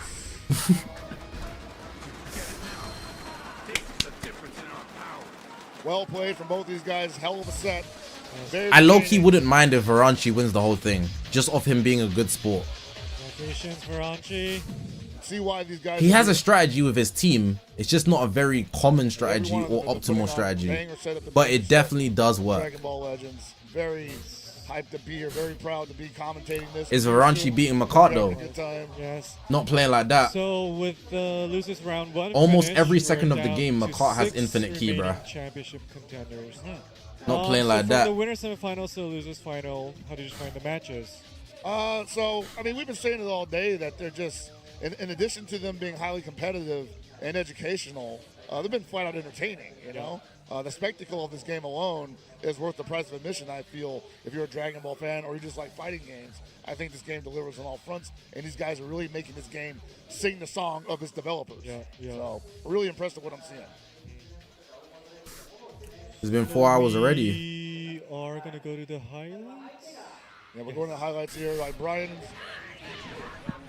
going to be moving to the green room, getting some candy, and Varanchi's Remy, have a good night, bro. But yeah, they went back and forth. Heck of a match. I don't think they filled any bingo squares. Yeah. It's already been filled. Hey, just a side note for you guys that are just vibing out. Remy's being in the chat reminded me. If you're enjoying my stream, follow me on Twitch. We're gonna be starting God of War next week. I know that's a disgusting self promo, right? But if you're interested in seeing anything not Legends, we're playing Midnight Club 3 and God of War next week, starting from like Monday. Just saying, you know, because this is like a very chill stream. Just because it's it's a disgusting self promo. I know, but like, it's my platform, so I kind of have to, not all of you are gonna mess with it. I know, but some of you might, If you do want to see me play other games, we're playing God of War next week. So the Twitch is in the pinned. You can do ! Twitch. It's on the screen. It's not. It is on the screen. Zach Infinity _. I'm just putting that out there though. We're gonna start with the first one. It's God of War 2005. Then we're gonna move our way up. I've never played it. Also, I've never played it, so it's a blind playthrough. I know nothing. I've never played it. I'd appreciate it though, I'm also trying to upload on my second channel where I'm posting gameplays. So tomorrow or today, I'm posting a 3-hour video, which is the full GTA Vice City gameplay. It took me a while to edit, so yeah. There we are, man. Varanchi moving on, and Brian. Nasty self promo, I know, but I have to. Yeah, no, it's been a heck of an evening. So if I keep saying evening, I feel like it's nighttime already. I've been here all day. It's 4 p.m. So It's 4 p.m. Yeah. Like, the link is there in the chat, just in case anybody does want to follow me on Twitch. If you do want to follow me on Twitch, the link is there. Just saying. Gotta stay awake. How many more games? These games are definitely keeping me entertained. So let's look at Like, the at least five 5. right now. Well, 5 rounds. Yeah, look. Amadama versus Dean, winners final. I think we're gonna do this now. Then we're gonna do the losers final, or we're gonna do these two. Then we have losers final. Now, I hope we do these two first. 2 also Washimo and Varanchi. So that leaves us with 6 championship contenders. Rented God 250, appreciate you following me on Twitch. Weza Blue, appreciate you following me on Twitch. I appreciate it. 2, 4, 5, 6 matches. You really like how I analyze both players. You have to. You have to. It's not an analysis if you only focus on one side. People are fighting with desperation in the loser's side. Because sometimes it's not that you played good. Sometimes it's your enemy played bad. That's why you need to look at both Most sides. competitors do their best work. Everyone's really feeling the crunch of win or go home. Like, for example, They've gotten that far, so I don't feel like they're pulling out their best stuff. in that game we just saw with who was it? if Varanchi and Brian. losers bracket, Brian only won a round And Because Varanchi sold the there's a second drama. round. I really like the drama coming from the losers. Brian didn't So, play really good. looking forward to what's gonna Varanchi happen. just played yeah. bad the second game. So what you're describing is the momentum, the, Yes. the rocket You know? ship that Yes. comes from Yes. going all the way from the loser Yes. side to the grand finals. And a grand It finals should have been 2-0. winner side It should have been player was 2-0. sitting there waiting for his challenger to appear. Meanwhile, the loser's like win after win. Oh, it's after 7 win after a.m. win. He's Did losing time up. go forward, or did we actually go So past Hellpockets, 6? let's touch on the special campaigns why that time went we forward. are doing right now. Oh yeah, so we have what is called chance time from here on out. We were going to be. I think before that, it's the hashtag campaign. Oh, the hashtag. I'm Yeah. sorry, the hashtag campaign was. If you have already done The so, Attack on Titan, the hashtag perspective DB Legends WCS is still in effect. If you're going to Memories of the future. on social, dropping your opinions on the event so far, feel free to do so. The more posts, the more chances to win these rewards. Yes, yes. So, and also, as we've been telling I'm doing you my about the Legends bingo, dailies. Yeah, the bingo's been kind of occupying a big part of my brain. You know. Yeah. Like I can't win anything from it, but I'm happy that so far I think we've given out 350. Every 350. It's 7 a.m. for me, bro. Chrono crystals. Chrono Crystals, yeah. For 2 bingo, we receive 100 chrono crystals. So like, yeah, we're giving them all out, Yeah. man. Whatever's available, they all gotta go. Well, we've only I've been driving we fast, finished my half of our bad. tournament. Kenshi matches, and TTV, almost all appreciate our you, bro. bingo Follow me on card is Twitch. filled. The stock is almost full. Yeah. I Yes. appreciate you. I appreciate you. I love it, man. I know the viewers got to be enjoying that.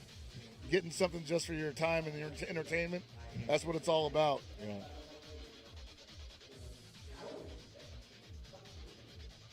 So now let's take a Like look how at the everyone has a highlights story, from even winners, if they're in the wrong. semifinals and losers round 1. Oh, And well, that's in like about 3 every minutes, We'll anime. be moving on to chance time, which everybody's I been thought you waiting meant for in something the that was raffles. specific to Attack on Titan. So first, But yeah, I do it's get what you're time saying, like- for the highlights. Aaron is the bad guy to them guys, and then Rain is the bad guy to them. Yeah, I Most know what you mean. certainly one of the 9 a.m. for you. more intense semis Dark, I've man. ever had a chance to work. Can you see it's getting bright in my room? Or maybe you can't see, but it's getting bright in my room. I want to look Here are at the this. highlights. I kind of want to see what they're posting on X, but I shouldn't. That's unprofessional. Look at this. They both charge so much because they know how important key is in the game. Losing a game because you couldn't extend your combo is the worst feeling. I did Amidama just. What do I think is going to be the LF? This is Amidama in rare form, if you ask me. Resurrection of F. From what it seems like, it's looking like Resurrection of F. Crazy. People speaking on Reddit about the commentators. What I'm about not them? using the term perfect player too much, but Amidama's probably the closest thing we've seen to that. As in they don't know ball, Wow. or they do know ball. Like just being To be honest, the commentators are more like aware hype of men. certain scenarios that occur frequently. Like and having the perfect answer to HP, them. he's more so just gassed when people are Keep getting his composure. hit, people are Yeah, not getting keep your hit, composure is and he's very kind of picking it up as And he this, goes because honestly, he's right here, seeing a this lot of the same play characters. from Dean where he's just like, oh, you're gonna kill my GT Goku at an elemental disadvantage? Yeah, you gotta eat all this damage. Yeah, they're bro. hype because this is a big Dragon Ball event. Yeah, you do realize. That's Even another though layer they're that not you- Dragon Ball Legends you have to quote be unquote prepared pros, for, but you're not or they all- understand how the game works You're properly like, oh, at a man, high I level, just got this character out. He's been throwing in my side the entire time. Oh wait, I forgot. He explodes. they on me. do enough to make you feel like it's entertaining if you don't understand anything. Card and the variant. Sure, I'm quote unquote doing a better job, but there's also aspects of me overcomplicating things because you wouldn't understand what I'm talking about. So I would have to dumb down my commentary so for somebody watching it, they can understand. We can see some pretty special finishes all semis. Thanos, what's good, by the way? Like, for example, I would naturally say something like, oh, he's got a perfect vanish. Somebody who doesn't know what that is cooked. Playing out of his mind. So I'd have to like further double back and be like, you see that flash, that white flash there when he disappeared when he went One of my sideways? favorite matches of the evening. That's a perfect vanish. And then I'd have to do it in intervals. I'll be speaking at super high speed. I don't think that's what they're going for. I think I'd be good though. I'd be great at it.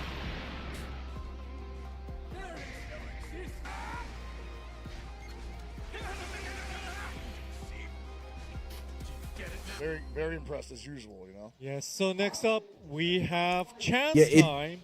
So Hell Pocket, could you explain to us what Chance time? chance time is? Oh, most certainly. So, from here on, as we announced in advance, we will be now hold chance time, a lottery drawing. If you haven't had enough side events yet, we have a lottery drawing. Gonna explain It how would this be works. nice if Tani-san there was an is actual going to Legends draw player like 11 there, like one that balls plays the game at a from stupid bucket level, of like a balls. stupid high level. If the ball he draws matches the one you have already registered in game, you will redeem I do agree with that, a bro. chance time winning ticket in game, and you'll be able to claim one of these prizes.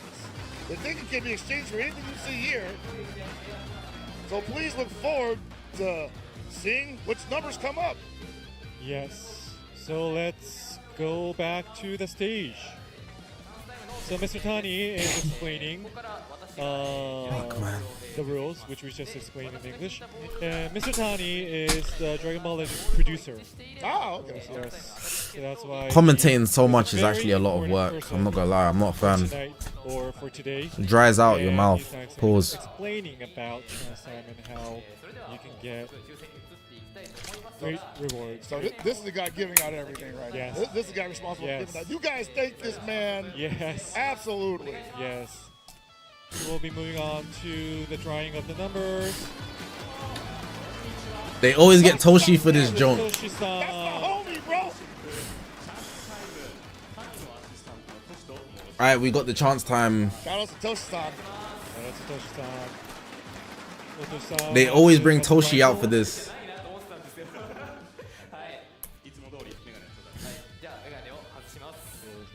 Take off his glass. Tiny's getting the balls. Blindfold, man. Yeah, gotta make it all above This is like board. All Might Everything giving here is Deku one for sanctioned all, by bro. the board of Bandai Namco. That's why he really can't see anything. And he's going to be drawing the balls with his numbers. Yeah. Hopefully not showing the numbers as he's pulling them. じゃあ引いていきますまた数間違えないようにね11個ですよね There is 6-7's getting pulled. I think there's 10. 6-7's getting pulled, bro. Yeah. So one being the very special one. Yes. I'm telling you. I'm telling you. The universe has to go full circle. No revelations before it's time. 20個全部チャンスボール引いてるんでその数が当たればいいなと思いながらやってますこれが何個前でしたっけ78です We か didn't see ね that. I didn't see it. Oh, 78 See, it was too blurry. sit Fidelity. there, man. じゃあこれが78 If it happens in Dokkan and Legends, that's Seven, scary. We have 3 more to go.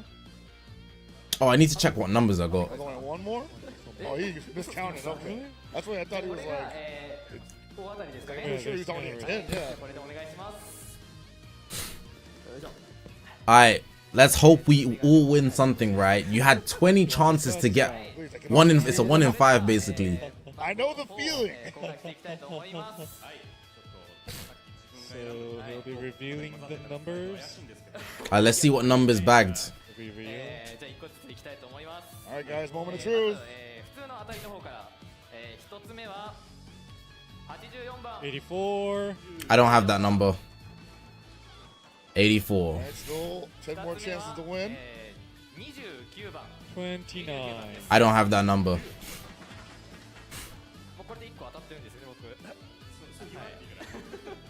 い15. 15番 I don't have that number.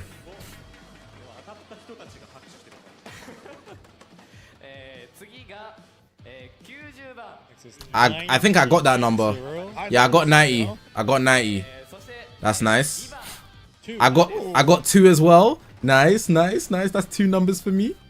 そして35番 35. That's whatever, man. さあね普通の当たりが残り4つですね次12番 12. 12. Ah, If you want to play 続いて billiards. が56番 56. I ain't got that. 当たりが来ないな次が36 36. What the hell are these numbers, bro? They're not like they're all like I don't know. Last but not least, for the normal. 97. I got that. I got 3. I got 3. That's Now for the money ball. Please be the number 1 or a number in the 90s. 7. 6. 6. 発表させていただきますが、この番号は、トシさんからお願いします。はい、わかりました。では、はい。最後の番号92。 Ah, yes! Yes! Yes! I got 4 and the jackpot! Let's go! Let's go! I balled out! Alright, so if you guys have I registered cooked. these numbers I in-game, cooked. you're the big winner. I Congratulations to cooked! おめでとうございます。大当たり当たった方に拍手お願いします。 I got 2, 92. Bro, I locked in. I locked in, bro. 2. What's that? 92, 91. Congratulations to those who won. Thank you very much. That was chance time. Lucky I hope me. you Lucky me. Man, it's the first event I've been to where like you have 3 games to win on top of the tournament. Right? Like, imagine if you're competing. Anyway, I'm also watching the bingo, and I got numbers on chance time. Like I'm all over the place over here. Busy but fun. Busy but fun. Oh yeah, it's very fun. Yes, so that was Tani-san and Push-san, thank you very much. So the next matches coming up are losers round 2. So let's take a look at the current tournament bracket. And you see right now, I believe we're going to be seeing he versus Mart. Yes. Washimo versus My PC's running out of space. Savage matches incoming, I guarantee you. He versus Mart.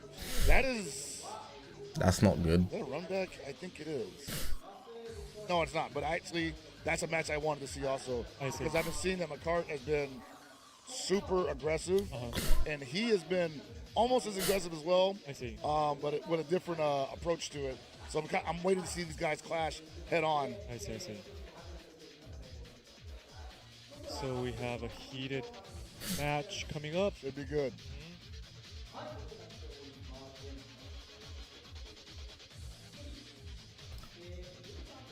Should be one of those highlight reels, essentially, like highlight reel factory, as it says. I think both of these guys are going to be pulling very spectacular feats against each other back and forth. So it should be good for the fans at home. I wonder how often the players play from other servers. You know what I mean? Yeah, I kind of get it. I imagine that. See, this is the stuff that we need Legends actual players for. Not very common.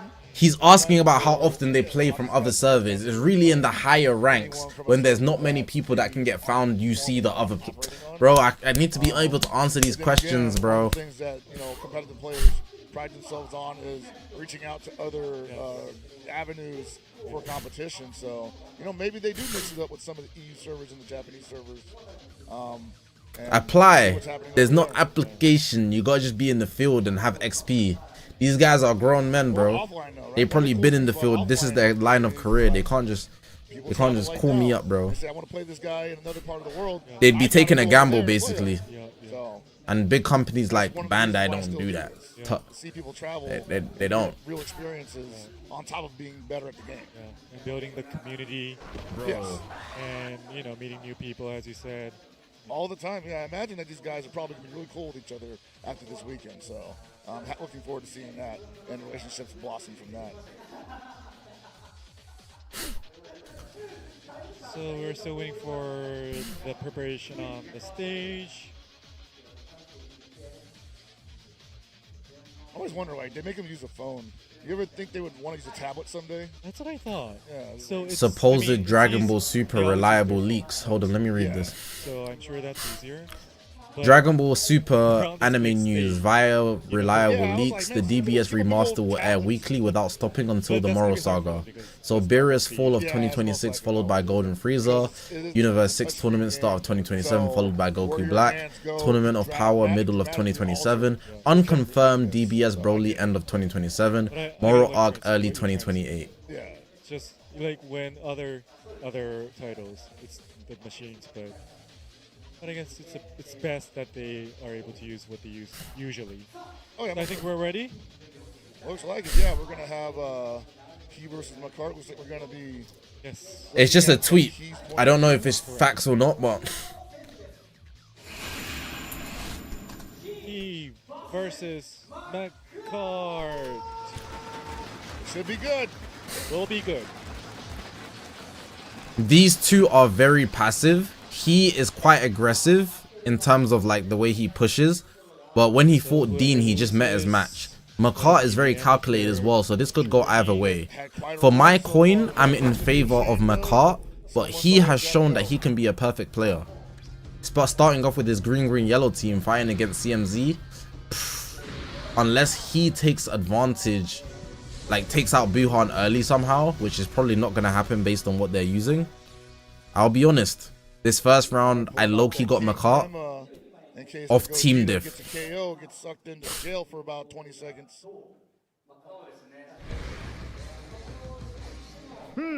さらに強くなってしまった。おめえと一緒に戦える日が来るなんてな。 There it is. Immediate ghost expunging.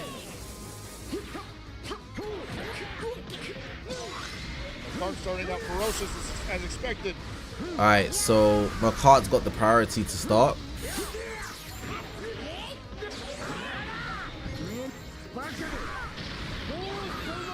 One on a counter.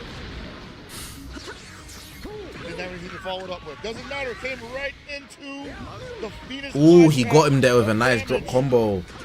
Resetting the combo, being able to do much more damage is very effective, especially when you're fighting type disadvantage. It got him here again with the CMZ switch. Drop combo. Went for the tap so he can stay aggressive. Look at Mart keeping on him.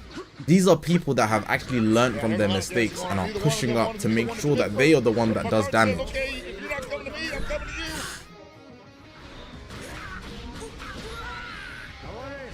He said, what elemental disadvantage? I'm doing all the damage.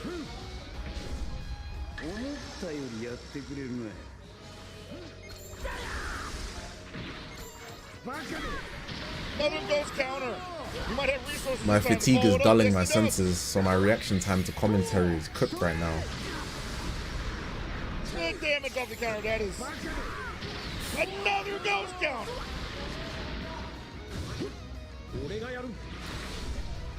Gogeta Gate's not quite ready yet. He stood up. That frustrated him. He's losing his composure. I actually need him to keep it, so if he wants to have a closer game. Is this gonna do it? Mart right now is doing a lot of damage here. Does this kill Gogeta? It does. KO guard activated. He is running a naked body right now. Orange Piccolo is there with his revival, sure, but the KO guard's a universal save, and he got rid of that before the revival, which is typically not the plan. The KO guard keeps you alive full scale. By this rate, as expected, Mart is looking to take this first game. With the KO guard out, Mart is very evidently in the lead. Went for the tap attack there to take out Orange Piccolo's revival, so now he's in the lead ×2, and Mart's whole team has full health. The way Mart uses this team is actually insane. If we looked at stats, he has 100% win with this team. He doesn't lose when he's got CMZ on the battlefield, I think.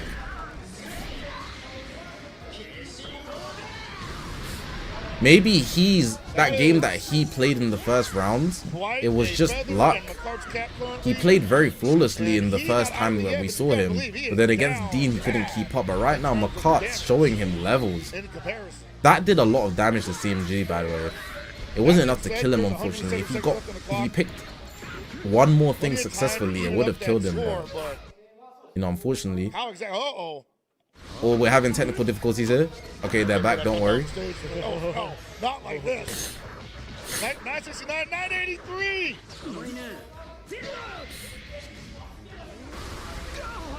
Fusion 13 lost his life. Orange Piccolo did a lot of damage though. Yeah, my cards all said the language changed.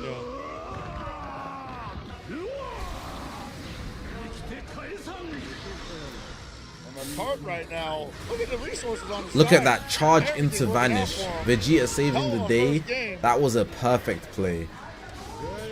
should have rising rushed off a position like that. He can now, to be honest, but he doesn't even need to.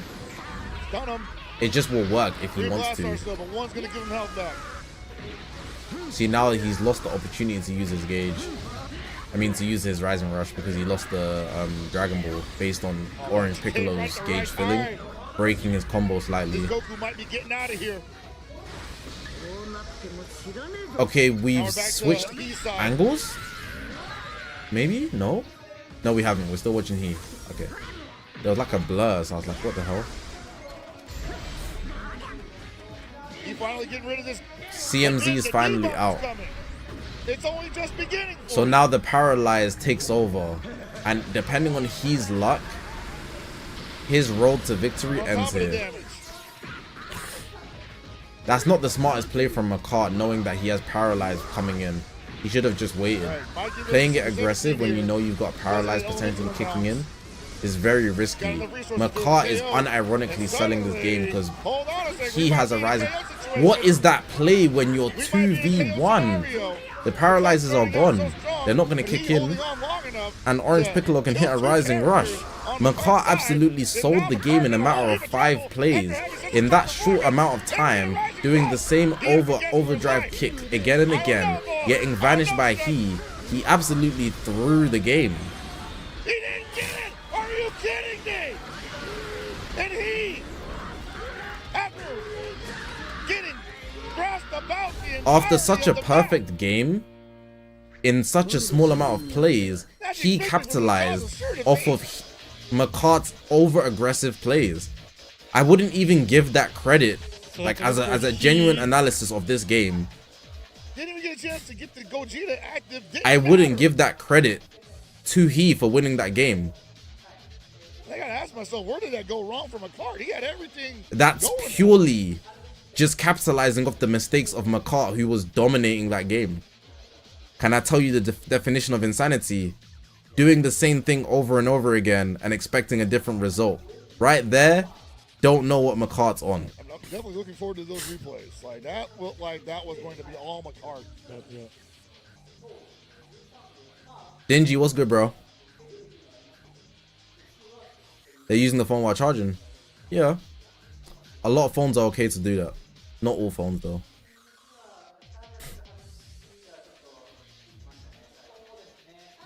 Yeah, he's definitely not perfect with the team now.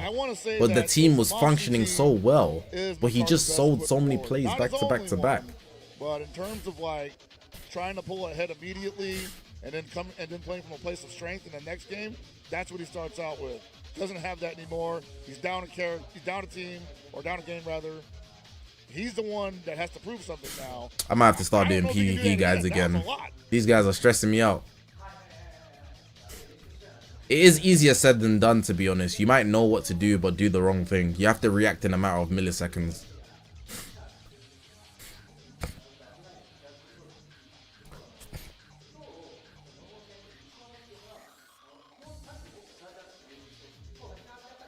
You're definitely thinking long and hard about this one, man.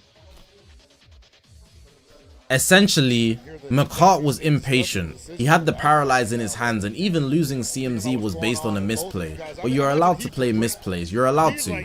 But then going from having paralyze available, just waiting for it to kick in, to then aggressing him while he has paralyze, that's such a low percentile shot. You're just offing your opportunity of getting a free priority. All you had to do was play passive, go for sidesteps, and literally just wait until the paralyze kicks in. But instead, he played more aggressive than he ever has in his life. Very intriguing thought process there. I'd really want to know what was going on in his mind, what he was considering, things like that. Because from a viewer's perspective, analyzing what was going on in the battlefield, that was almost intentionally throwing. Hey, we could just experience that. Like, dude, yeah, that's great. Like full unintentionally throwing. Have like a spectator view for this game finally, man. Come on. I think we're ready to go.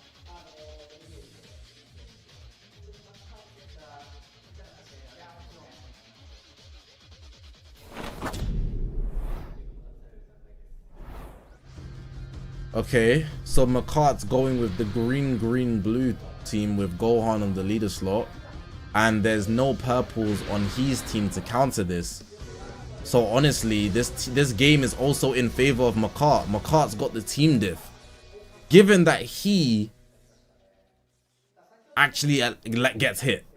There's 2 offensive characters on Makart's team, Gohan and Gogeta. But the regen team has been a very good contender in every single game that we've seen it. So we can't count out anyone either way. But there definitely is a lot more pressure on Makart after selling that last game. And on top of that, he just having 1 point up. This is tough. And he's just going to play this lame, I believe, man. He's just going to be, hey, come to me. If you get Look, this is what good Buhan players do.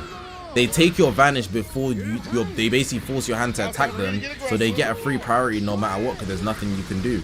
And he don't have, or rather, Makart don't have a saving grace character. So if the Goku Vegeta duo go down, that Gogeta's out of play. What HP is talking about is that there's no survivability like KO guard. So if Super Gogeta gets taken out, they're just done. There's nothing that can save them. Gotta switch him out for the elemental imbalance, but there's literally nothing that can save them. Kit boot damage. You see Makart right now just desperately trying to hold on. Double sidestep there was random. Maybe trying to fake him, then he went for the explosive green after the fact. I see the vision there, but the composure was kept. One thing I will tell you guys is his taps are awful. His taps are not good today. We haven't seen him ever before, but if there was a time for your taps to be good, it would be today. His taps have been consistently under 950.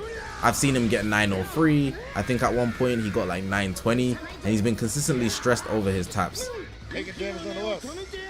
Gets the ult. They're losing taps, but they're not awful. They could be a lot worse, obviously. But if it's not over 970 in my eyes, you might as well have lost. But still, like, all the time. So the Gohan first life is out. Orange Piccolo's basically 1 HP, and Super Gogeta is pretty low. We're gonna have to see the Greatest Fusion come out sometime soon. I will also point out that Fusion 13 still has his revival, and Kid Buu still has his endurance. So right now the game is very much so lopsided towards he winning this game. It seems like Makart's gonna get taken out, honestly. So now both of Makart's characters are awakened and revived. He's lost both revivals, hasn't transformed into Gogeta. He has 1 Dragon Ball left that he needs to get his Rising Rush. And once he gets that Rising Rush, he can just let it rip, because there's nobody that can tank it. On the opposite end, yes, Makart can Rising Rush whenever, but Fusion 13 will come in and take that. So he's going to have to utilize, you know, everything that he has at his disposal correctly. He's simply not doing enough damage. Even though he has the 2 greens, because he's putting all his eggs in the baskets of the greens, he's not doing damage with Gohan, who's supposed to be the most oppressive force on the game, and that's all down to the way he's decided to build his team. And when it comes to tanking, he's simply not doing better than the regen team at its core. Kid Buu with his new plat just does better. Buhan has the counters, and Fusion 13, he seals all the blasts while also having the revival layer. If he can just hang on and not get taken out, he has the full control of the battlefield. Whereas on the opposite end, with all those Zenkai bots for the movies team, so Gogeta and Orange Piccolo, all the green Zenkai bots in the world, it still isn't enough to get you the W. You're not defending more, and because Gohan can't be the offensive GOAT he is, and he's not using Gogeta to his fullest potential, offensively Makart's also lacking. This is why he overall is absolutely just destroying Makart right now. Makart really needed the first game, but somehow he sold it in the last few seconds.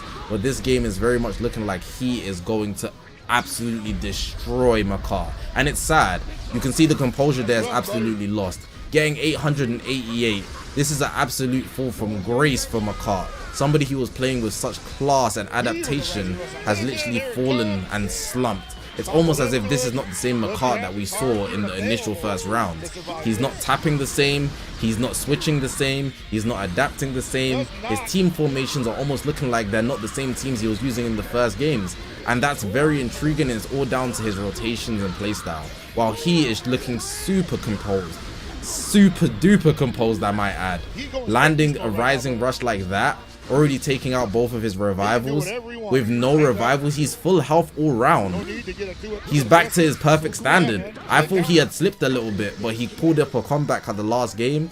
And right now, he's got full health on all his units. This is tough. This is tough. Oh, sorry, was I going too crazy? I was just talking facts. I was just speaking facts, bro. There's like almost no way he throws this.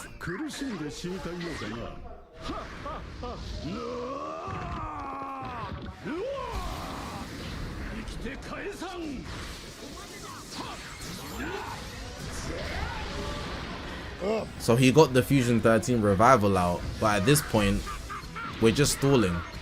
There goes the Kid Buu priority. He's got overdrive. He's got his main ability. And he's put the phone down. GG's. So much working for he right now. He's got the kill shot right here. Yep. I'm not gonna lie, I did hit flow state commentating.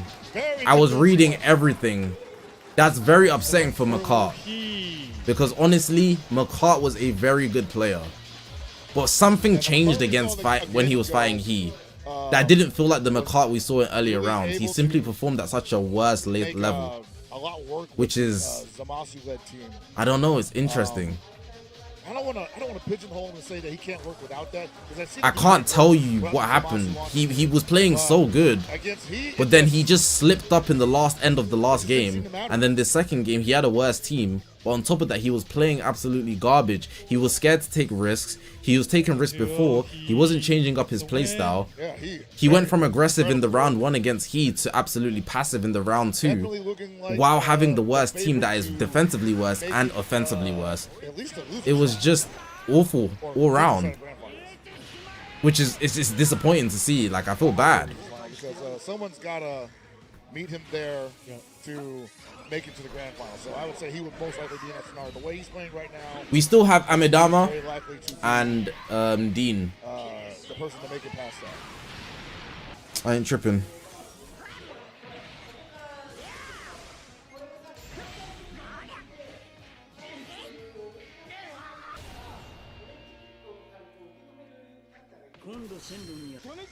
He had a great win the first round. The second round, he was just complete control.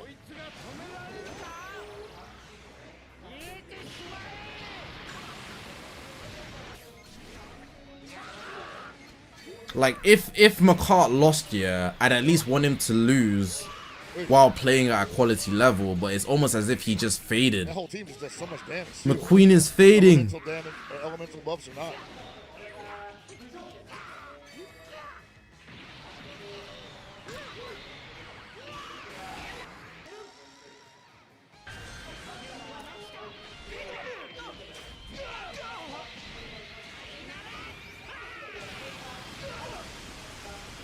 Even when he had a chance to like answer back, obviously this is a great start, but when you got characters It's that calm, bro.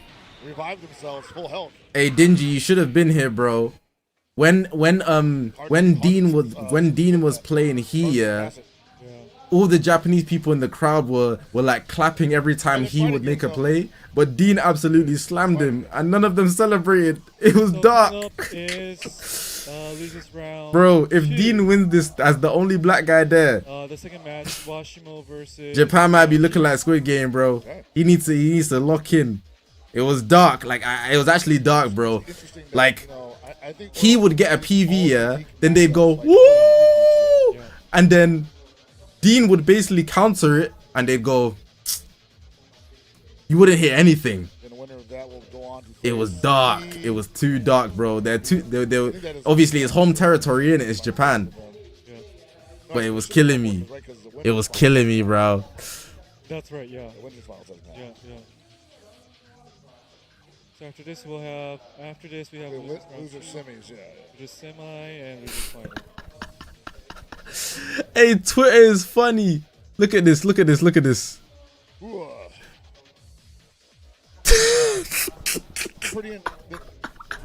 pretty intense all day though. Hey yo! Some technical checkups. Oh, right now? Yeah. Okay. Always make sure that stuff is working beforehand. You don't want any hiccups happening mid-match. I have been witness to that too many times in my career. And while it's a great news story, it's bad for production. Of course. Yeah.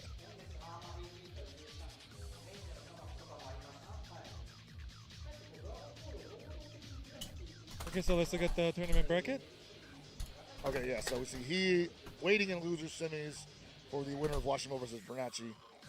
And up top, Amidama versus Dean in winners finals. That one's also going to be a barn burner. Yes. That's killing me, bro.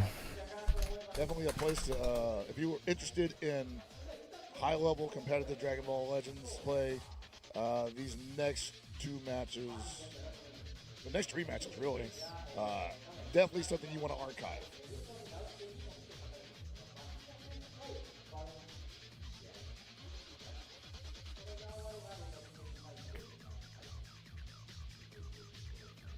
That's how I feel. I mean, and the only thing about the future of this game too, you know, like Dragon Ball Legends, like a lot of other Dragon Ball games, usually have these big casts. Yeah. And I imagine they're about to get even bigger because we just had the Diamond Edition, which isn't even completed yet because there's still characters you can utilize from Diamond, I imagine. But we just got the announcement that the Dragon Ball Super series is going to be continuing.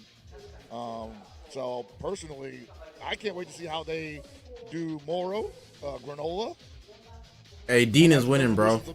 I got all my stocks in Dean. I got all my stocks. I'm putting all my stocks in Dean. Sorry, I'm a huge Dragon Is Ball. Amidama better than Dean? I mean, everybody is. In this. Everyone is, man. Everyone is. It's funny because like, I Hey, grew this up, might sound stupid, yeah, but watching if you've been watching my now commentary, a lot you of know people, exactly it's what I like, it's mean. commonplace. Base Amidama clears Dean, If you like Dragon Ball, but adapted Dean clears Amidama, bro. unique access. Adapted Dean is the best in this tournament. I don't want to sound old, but If you've been watching my commentary, you know exactly what I mean, bro. I mean, so like Dean, he starts slow, he figures you out, then he plays at such a fast pace, you cannot keep up, and he wins. He's been doing that every single game, and that's why he's still in the winners. Generation have access to those original mangas, or is this something? He has Dean has the potential to be the best player in this tournament, easily. It doesn't guarantee he's gonna win, Sure, yeah. but if he adapts, Center is most likely GG's. the animated show. GG's. Because that's what carries interest between generations. Yeah, yeah. His adaptation is crazy, bro. Continue animating the Super Series because while a manga He's actually elite, bro. That's all I can they say. haven't really maximized the potential yet. That's how I feel at least. You know, well, not you. I feel so old because the original. No, yeah, the manga for me was everything. Did you read the whole? Did you read all of the volumes, like the whole set?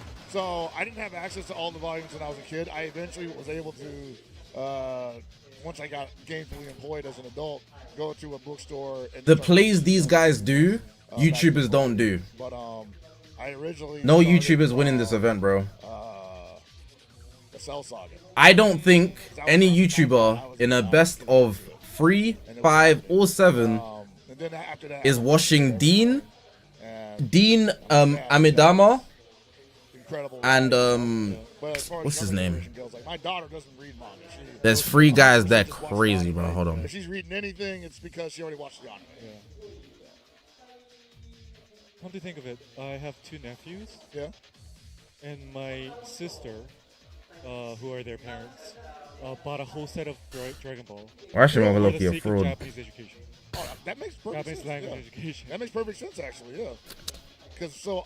I Prime learned Macart. manga. That's how I learned. Round 1 Macart And I think about. is low key tough as well. He in plays so comparison to a elite. lot of manga I've read Round now, 2, I'm I like, mean, Dragon Ball's actually pretty losers bracket Macart is so washed, but round 1 Macart was so good. early, Japanese. Round 1 vocabulary, Macart is so good, structure, bro. Storytelling elements.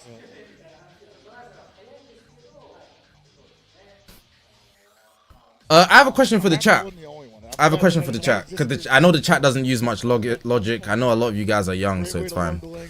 Do you guys think where you've placed in ranked PvP dictates how good somebody is? So for example, if somebody was a champion player, a #1 champion player in ranked PvP, do you think they're better than somebody else? Washimo versus Crunchy. Oh, Woo. Woo. Washimo definitely ready for this one. Yes. What's you guys' metric then? Crunchy. What are you using Coming into this. as your Crunchy, metric? A little, momentum heavy. Washimo versus Varanchi.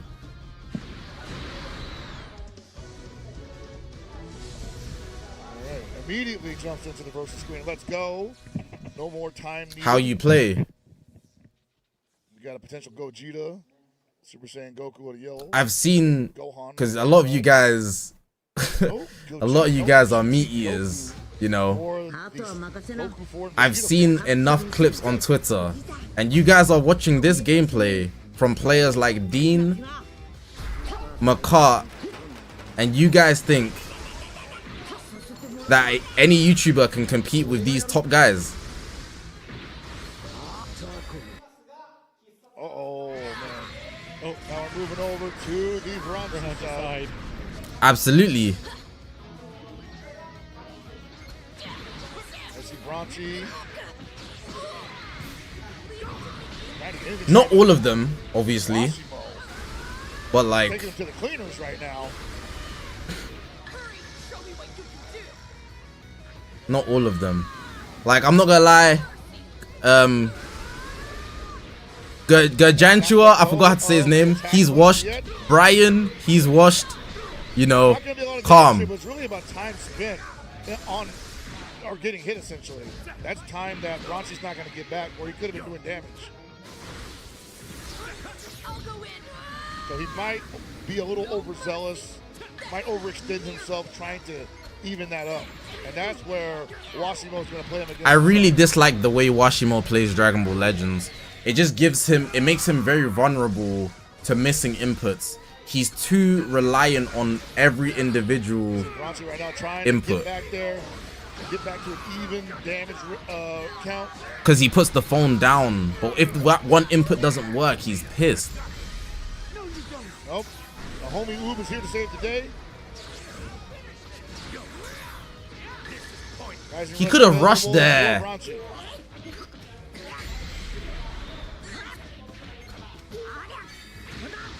Washimo back on our screen.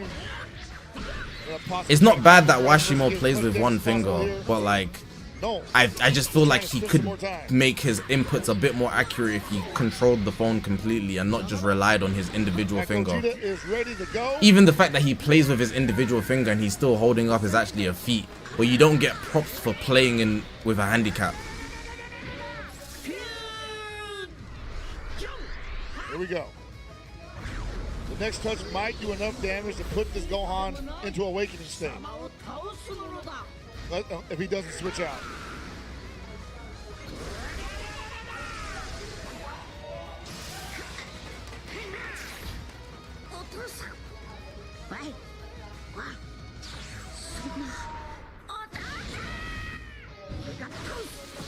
Let me get back into analysis bag. What's gonna do with it, Bronchi? You got 106. I like Washimo is easily the most passive player in this whole tournament. It makes him sick to want to float forward. It makes him sick. But when he does, he could also be the best player in this tournament. Did not guess right here. He consistently stays the back seat and waits for the opponent to make a move before he makes a move. He never initiates. But when he does initiate, almost 80% of the time, he gets the first move.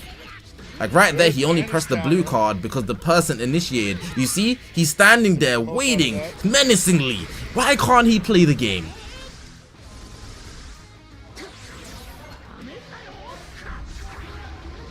Oh, caught him with that.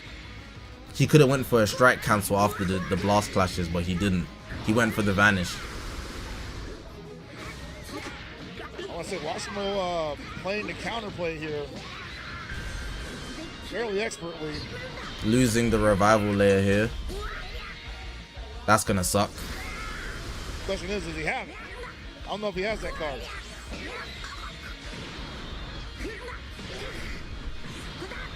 He's gonna be alright. He's alright. The chat unanimously agreed that a god rank grind doesn't mean anything, especially if you have high stars on your account. It means even less, I would argue. 77 seconds off the clock. I feel like Branchy is still behind in the damage value department. We can't use a god rank grind as a metric to say who's a great player, because by that logic,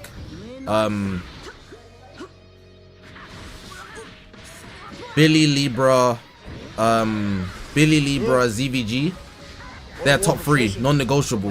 Tom FPS as well, non-negotiable, because they're all rank 1 players. They're rank 1 players. Non-negotiable, non-negotiable. I also clear like 90% of any content creators because I've ranked 7th before. Non-negotiable. I ranked 7 without trying. You know what I'm saying? It's just opinions at the end of the day.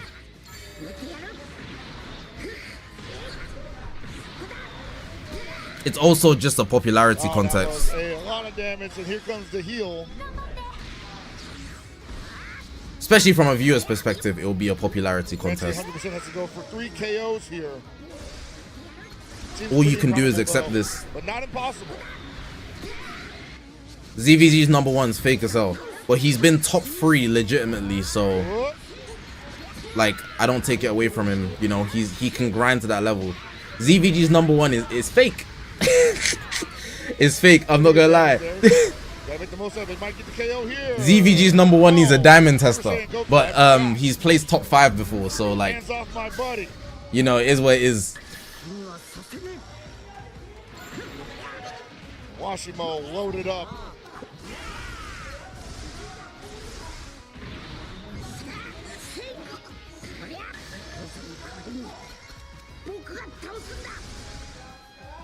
Comes the ult.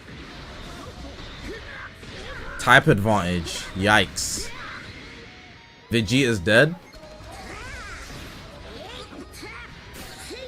This is really the difference. Like Washimo playing this pretty expertly. Washimo's really a momentum player. If his passive play works, he would then carry that momentum of being passive into being aggressive. Trying to come alive here. So he's probably going to be passive here, right? Look. Then he's aggressive. It's always a 1-2. Washimo is like, I've got him predictable as hell, bro. He starts off passive. If the passive works or doesn't work, it flows into him being aggressive. He does that all the time. Hold on a second. And if you can read that, you can just adapt to it and you win. 1 off damage, 1 million. That was close.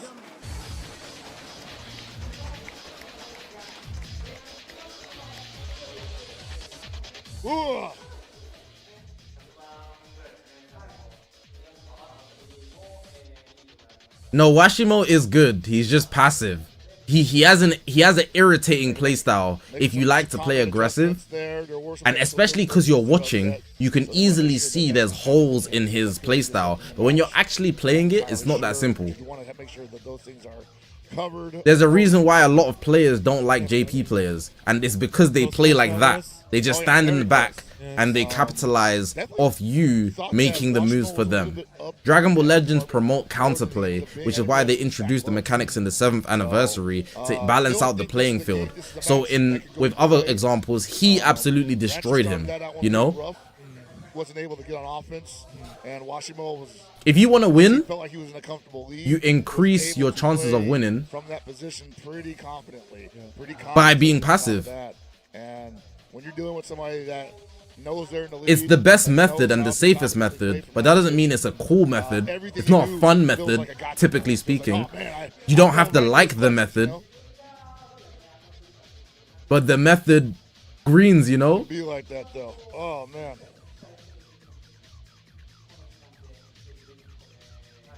But it's a war of attrition, endurance.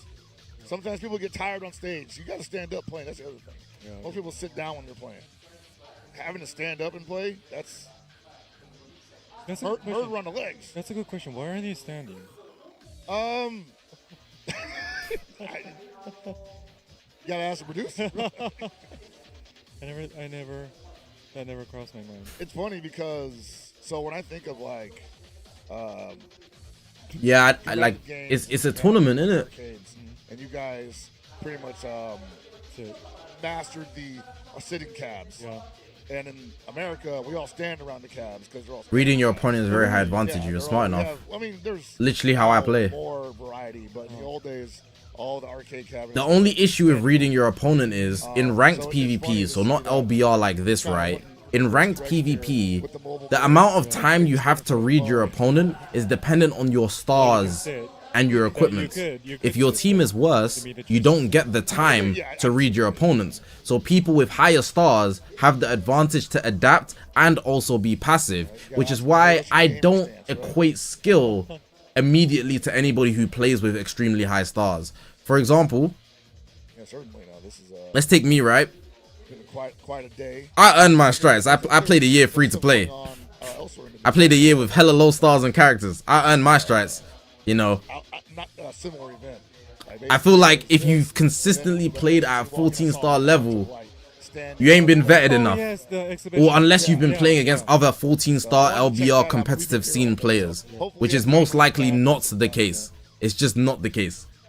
So that's also the reason why it's very. Because even when I used to have high-star Fusion Warrior teams, I'd step into LBR and the competitive Dragon Ball Legends scene players are insane, bro. Meeting people, seeing the. Did I get God rank free to play? Live, but also we have those like. I could have, I just didn't play enough. the artwork, Like I would play 2 days and I'll be top 2,000, then I wouldn't play for the next 10 days because it wasn't that fun. It's not fun. I'm a 56 times God rank player. I've been here. I've been playing the whole 7 They years. had like these reproductions of like little cows from Dragon Ball, and then they had a scavenger hunt. I have done it before though in the past, if that's what you're asking. So you had to, like, But, like, find certain things I just like didn't the Golden bother. Tower and whatnot. It's not worth it. And I was like, oh, that's pretty sick. I couldn't. Once again, I don't want to so I play couldn't Dragon Ball make it, Legends for but 2 everybody weeks seemed to have a straight, great time. PvP Watch 2 that. hours Good every market. single So day you guys anymore. always do events I pretty don't damn want to. cool out here, and for Dragon Ball stuff. So I'm like always impressed at the level of care that's given to not just the player base but the fans. Yeah. How much time left? They're overrunning. We're gonna be here for a while. Think we It was meant to finish like now, right? Those It would of be, you- but it's not gonna finish in the next 30 minutes. We're gonna be here for at least overrun 2 hours. Come back, you're going to miss We've got at least another 2-3 absolute hours. slobber-knocker. Plus they're having technical Dragon Ball difficulties. Legends action. Dark. I do say so myself. It's been a great time. Yes.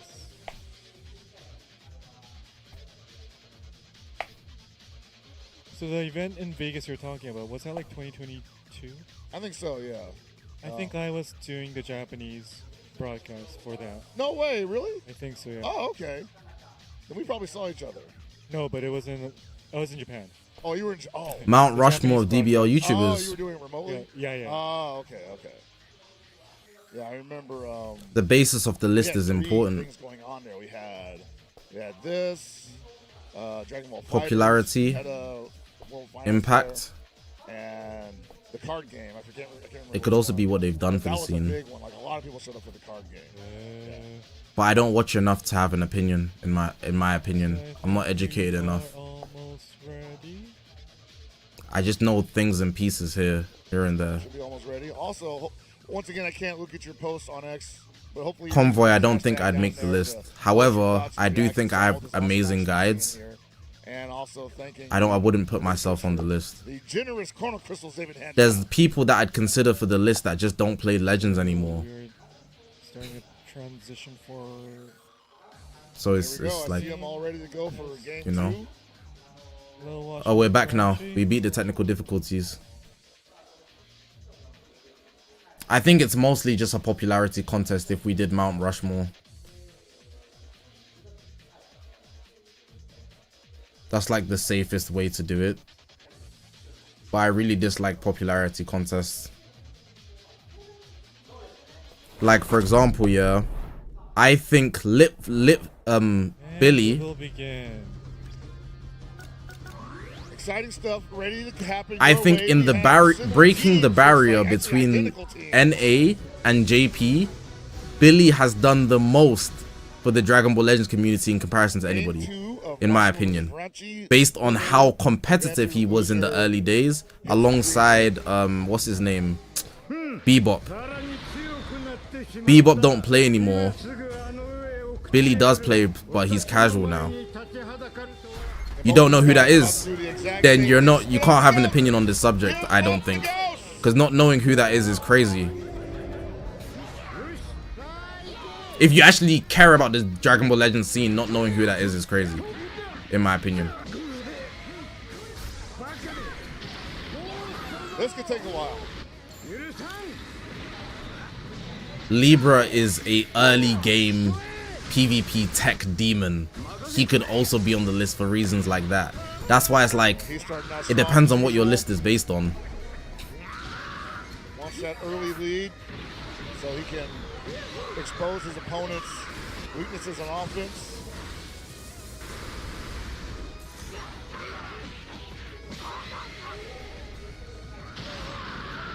No effect. I can't do a list based on skill because I haven't played every content creator, so my list would be biased. Even by my count. For example, I have no metric of the way Garesh plays PvP without his 14 stars in ranked PvP. You get what I'm saying? But I have like metrics of Virgil, Billy, Libra, guys like that. So a lot of you guys would say like Garesh is the best #1 player, but he has 14 stars on all his units, and you know, you're basing him off of his videos. But I've played Virgil in like casual play. I've played Billy in casual play. Billy's a #1 player in the world before. I've played Libra in casual play. He's a #1 player in the world before. I can't, if I don't have an opinion, I can't say whether he's good or bad. He could be garbage, and he could be Godze. I just can't say. I can't have an opinion. Not been able to do anything yet. He hasn't been in for more than possibly 15 seconds. Asleep, maybe not. You know when showcases are at 3 stars, it's when the unit immediately releases, right? So that means it's at the start of the season. There it is. You know, everybody's buns. Too soon. And if in the end of the day he's gonna get it to 14 stars, when the season is most intense, he doesn't have them at low stars. And ranked PvP isn't a good metric anyways. Wow, that counter comes into play again. Speaking of gonna hurt, yeah, you had to do that. Orange Piccolo come into play. Who's the best I've played?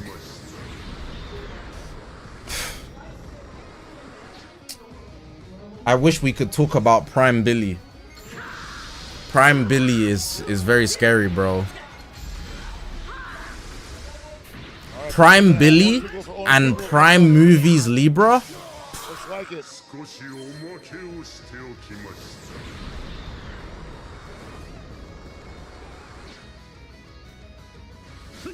The game's changed a lot now, though. Looking for the next attack. But those two in their prime, scary, scary, scary, scary guys. Prime Libra is scary, bro. Oh my god, he was that, bro. If you see a movies team, yeah, with good equipments, just pack it up. It don't matter who you are. He's taking you down. Just leave, bro. I don't leave games, but I'm contemplating it if I ran into him.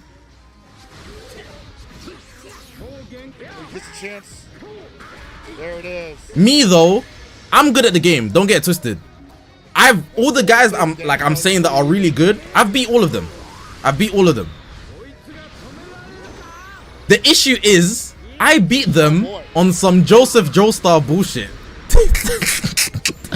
Like, for example, you know how like people say mid-range strikes are not a good play, or like long-range strikes? I know you think it's a bad play, so I'm gonna do that, and it's gonna work. And then you're gonna say I'm a bad player because I did a long range strike. But why didn't you predict that I was gonna do a long range strike then? So am I really bad or are you trash? Who's really trash? Because I'm making the plays. I'm taking that risk. Mr. Take that risk. I was going live like I won't take that trip. I'll take that risk. That's what makes me a good player. That's what makes me a good player. I'm risk taker. But not every time will your risk pay off. That's what I would say. Oh my lord, would it be crazy right now?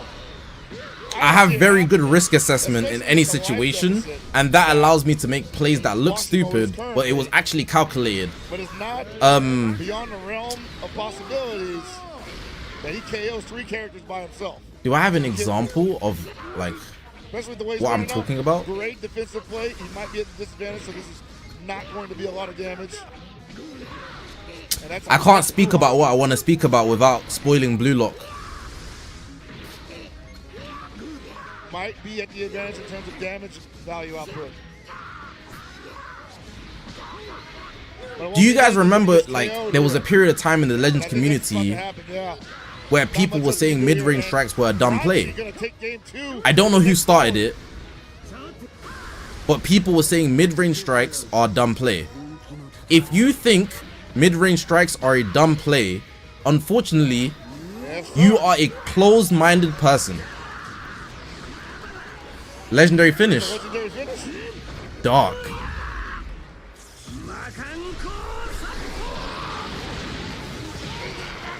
No, they're not, Snoopy. In mid-range strikes are not. By that logic, everything can be a bad play. Everything can be a bad play by that logic. If you just randomly do it, everything can be a bad play. But that's not how it works. That's not how it works. Common sense tells you that's not how it works. If you randomly swipe and get a PV, that's not a bad play. And so I commend him on his willingness to press the issue and keep his foot on the gas there. And our second legendary finish today. And our second legendary finish of the day, yes. It's 1-1 now, right? Now they're going down to 1-1. Next game, someone's got to get out of here. It's always about the intention of the play, so you need to assess it, right? Interesting thing about that is that was. Now, what I will say is a mid-range strike does have cons that we should assess, but that's why the intention is important. It also depends on who's doing the mid-range strike. But you shouldn't outright say it's a bad play. What you should say is, it'd be better to say it's a low percentage play. Because when it works against you, you're going to be coping. But it worked against you. If it was a bad play, why did it work against you? Are you worse than the bad play? And the Super 7, Super 13. We gotta start having that conversation. Are you worse than the bad play? There is a Rising Rush counter in the Goku 4, I believe. But no revival mechanics from what I can see. So that means that we're going to be going straight damage if you're heat. Daima Vegeta is an example of a low percentage shot, but if the shots can go in basically. That's a lot of damage off the bat. Some people specialize in low percentage shots. Let me give you an example. Before Steph Curry started shooting 3-pointers are considered a low percentage shot. You shouldn't specialize in them because they're not going to take you far. But Steph Curry was so good at 3-pointers, he changed the whole NBA. And as a result, shooting 3-pointers is meta now. But before Steph Curry, it's not optimal to shoot a 3-pointer. People said it was a bad play. So sometimes, is it a bad play or are you just not good enough?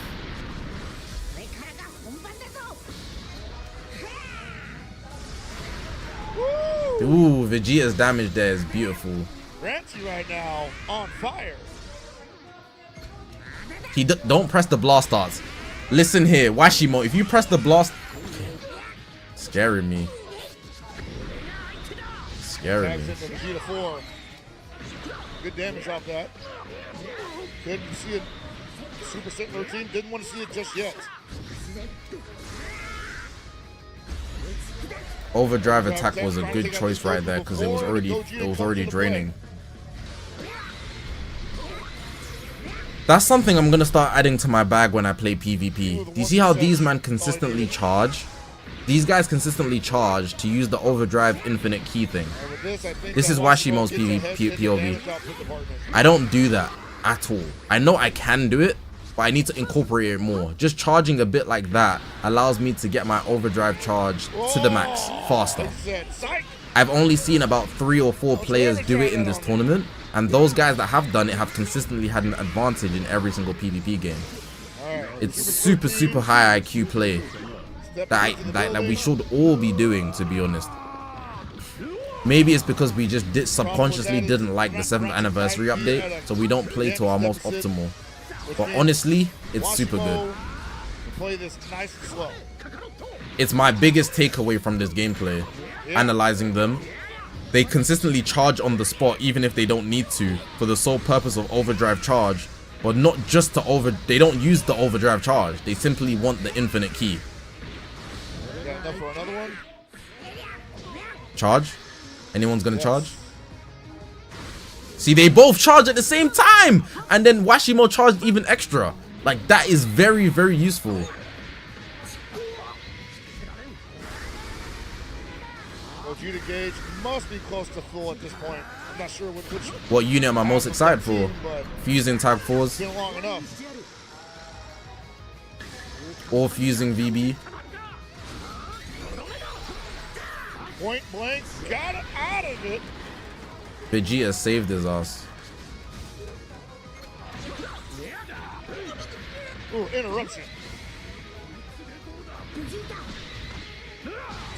Let me analyze this game further. Who's winning? Currently, Washimo's winning, and it's 1-1.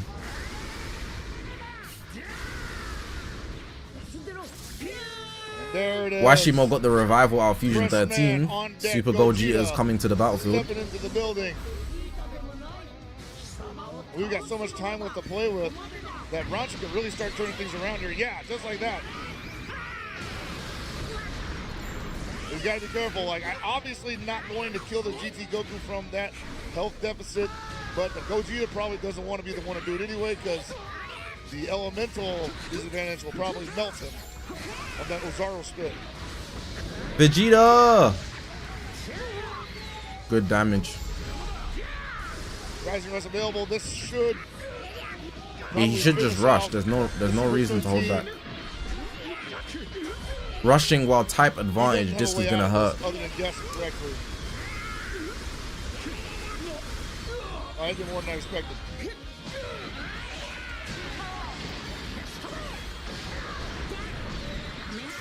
Washimo, up in character, probably did a ton of damage, more. What does Ranchi do here? Washimo's back to being passive. Back to being passive. His hand's not on the phone. Opens up a can of you know what is what he does. Pulls in the Goku form. Or the Vegeta form, rather. Not gonna lie, don't count out Vernachi yet. The Goku form should protect him. Not yet. Yeah. Don't count him out yet.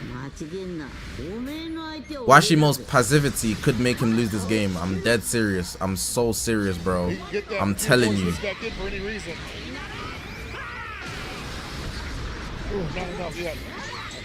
What? Remove this vanish. Here is a problem.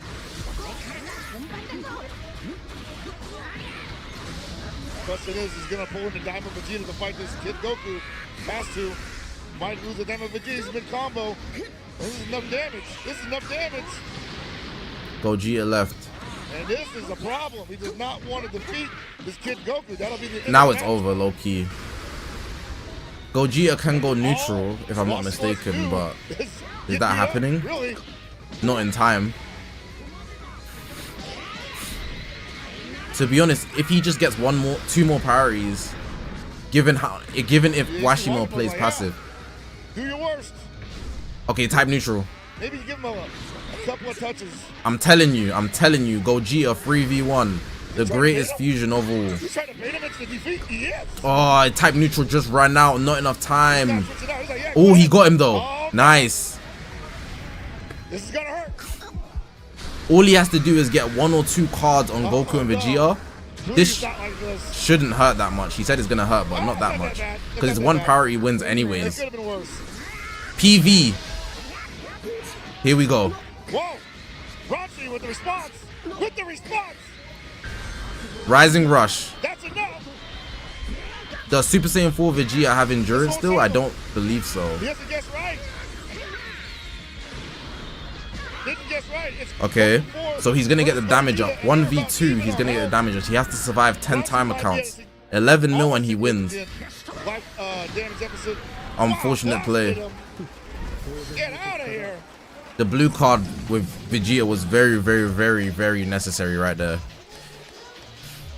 Super Gogeta 3v1 is very solid, man. If only he got out Super Saiyan 3 Super Saiyan 3 Goku from GT faster. But the type neutral just finished and that sold him big time, man. No matter what, at a significant lead. Hard carried by his team. Smart play. He played better. He knew it the entire time. He was like, there's Just only played one way better, this is bro. going to end. And maybe I'll get lucky. And he almost did, but the odds are what they are. Yeah. Great win for Washimo. Hey, wait. We got winners finals up next. Finals up next. Yeah, no, great win for Washimo. Love that smart play, you know, when you can just see what he's thinking. And he was being heavy-handed about it, too. He was like, I'm walking up to you. I'm not going to do anything. I'm literally just going to step into your damage range so I can get this GT Goku post-death attack off. We're going to put you at... It's time to see some real squabbling. My last two characters are gonna figure Get Dean on my screen right now. Get Maharaga, Gageraga, Dinaraga on my screen right now. I want to show you real adaptation in real time. This guy is unreal. who could outlast every revival. I need mechanic. Dean on my Deal screen. with every almost beat this character, but then this mechanic brings them back. War of attrition, as I keep saying. And it's so strong that with all these mechanics like Rising Rush and Overdrive Rush, where you have to guess right to save your character, you still get another chance to keep... I don't even care who wins because they're both one of my winners, innit?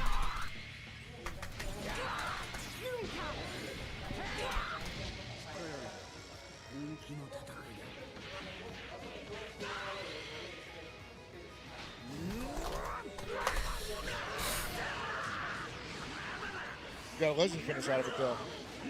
Game 2 was sick. Dean is super tough, bro. Raunchy doing the move and the pose. Yeah, that was dope. Ugh, I wrote dead. And I think My bad. early on into this third game, Washimo knew exactly what he wanted from Raunchy. He saw that the matchup was probably on paper in his favor. I fixed it. Makeup.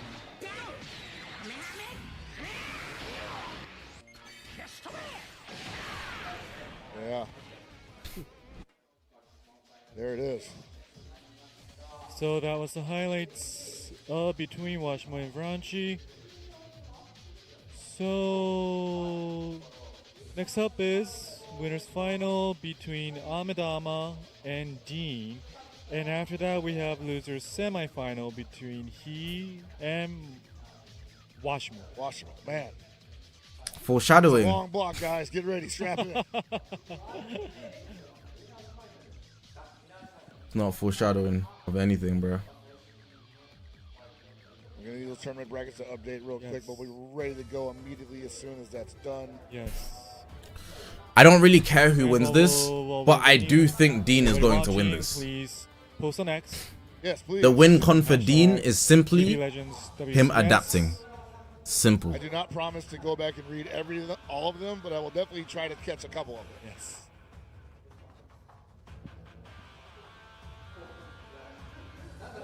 Oh yeah, winners finals, man. This is I don't know, man. Like, I feel like whoever loses this and goes down into the losers finals, that might be the end of their run because these losers guys they're playing hot. Yeah. very eager to win. Yes. I mean, everybody is. But No, for sure, but like, there's just something about having won match after match on your way back up to the top versus a guy who played one and just didn't go his way. You bet your And now bloodline he's on down, him. Like fighting this Wolverine, basically, right? You might as well start donating blood, bro. Like you might feel like, yeah, that's cool. I just gotta go back into the, I ain't gonna lie, twin. You gotta play this guy that's just like ferocious, like, yeah.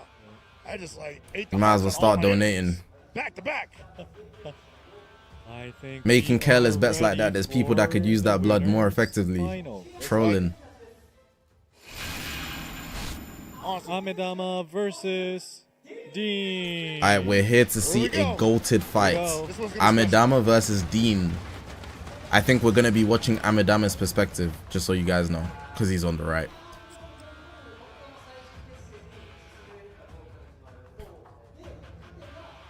Dean has a very good team to counter Amidama, actually. The CMZ team is very good. Very, very good. I can't call it. Both of these guys have been playing amazing. Yeah, we're watching Amidama's perspective. He's running the CMZ team against Super Gogeta. This could be very rough. Team members. Is Amidama praying? What the hell going on in Shibuya? Yo, he's stressed. You gotta do a prayer. You gotta do a prayer when you're fighting the strongest.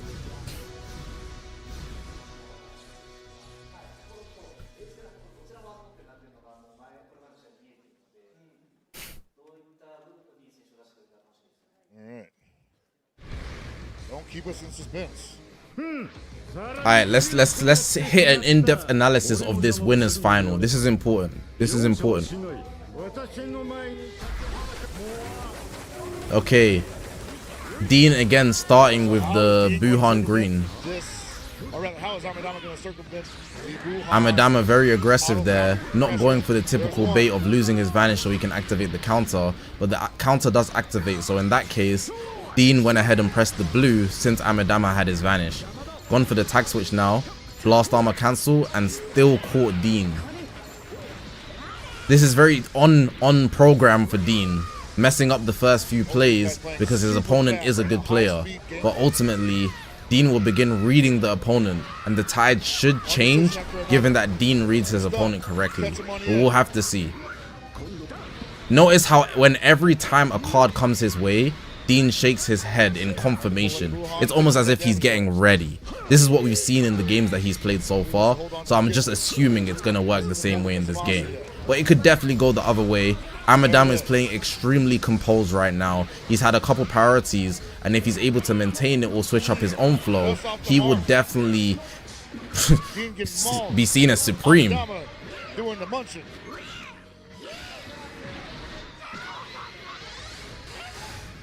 Janemba very underrated in this tournament. A lot of people downplay the potential of his damage and his combos. Very risky rush there, but it does work out in his favor. He's gonna need this to be picked. Dean will need this to get picked. Otherwise, Kid Buu, I'm pretty sure he loses his endurance. Does he have a saving mechanic? Unfortunately, he doesn't pick it. Actually, no, he doesn't. I like that Amidama is playing with no fear at all. He's straight in there, diving in, keeping the pressure high. But then Dean comes back even more aggressive, just as the program states. He doesn't slow down once you think he should slow down. He actually presses you even more. So now that he's been rising rush, you'd think he'd play it safer because he's already taken a much more damage. But we've seen in every single game, he speeds up. And now he's on the offensive, dishing out a bunch of damage. A bunch of damage to Amidama. He goes for the overdrive. Janemba comes back in to absorb this damage. Literal sponge because of the type disadvantage. CMZ doesn't do that much damage, but then he goes in even hot, even more hot. Literally on program with Dean. We know his playstyle from the analysis and the viewing we've been seeing from his plays. He starts off slow, the engine gets running, he starts adapting, he doesn't slow down, he just increases his speed. And at this point, even though Kid Buu's lost his endurance, he's been dishing out a lot more damage backwards. Look at this. This is 5 priorities in a row from Dean.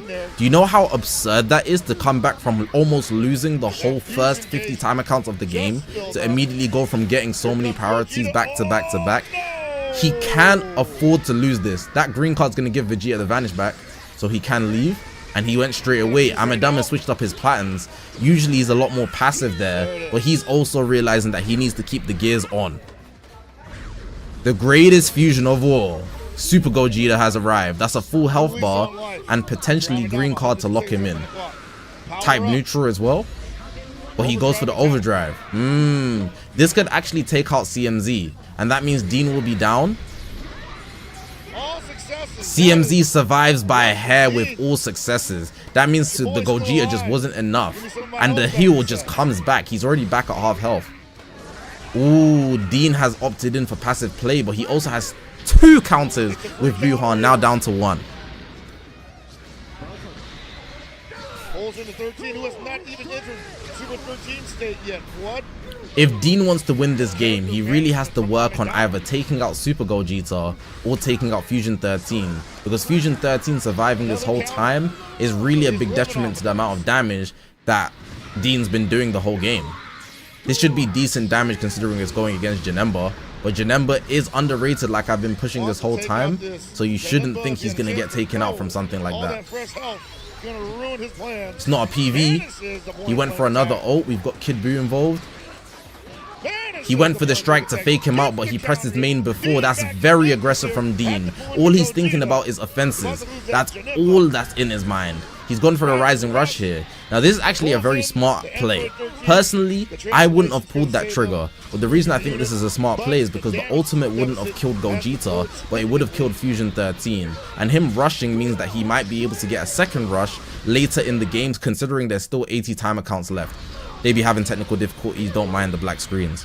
But this is a good rush, considering he did win it. He's going to get a lot of damage, 8 million out of that. So if it does go to timer counts, that could be in Dean's favor later down the line. Think of it like an investment, but it still also does get out the revival, putting him slightly ahead. It's still a 3v3 game, so they're battling for control. Very aggressive play there with the mid-range strike. Unfortunately, Amidama was prepared for it.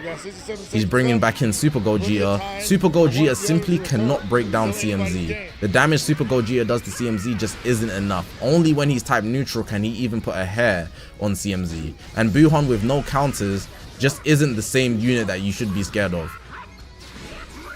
Dean gets a vanish there, perfect vanish. Literally, he's shown to have adapted to everything Amidama's doing.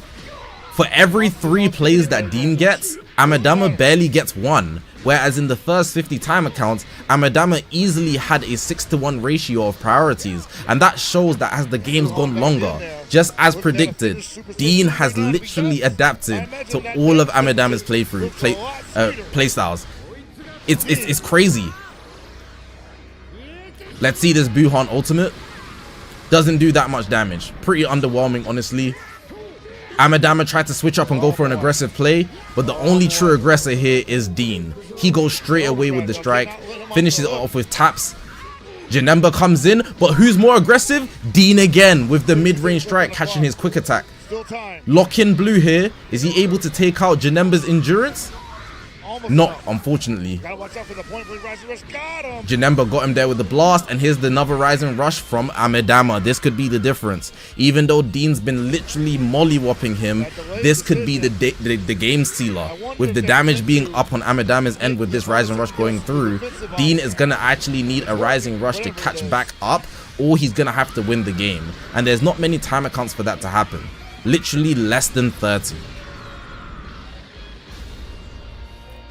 That deficit just widened up considerably. Gogeta goes to hell. I don't see a lot of options for Dean. Fusion 13 immediate main ability. Again, aggression. Literally the definition of aggression. We seeing it from Dean every single time, and Amidama simply isn't changing his playstyles to get around Dean Araga. This entire sequence has pretty much. He's smiling, confirming all his plays, knows that this is all in his books. Buhan should be here soon, and I expect also Gogeta to counter the plays. Are we going to see a rising rush in the last 7 timer counts of this game? If so, I fear this game's been easily closed out by Dean. Clearly feeling good about the position. Ooh, Amidama gets a final blue card to close out the game. Who wins on damage? Amidama takes it by 2 million. That rising rush really closed it off. A game of timer counts. When you're running a team such as Amidama's, honestly, it keeps you in the running no matter how much you're getting damaged.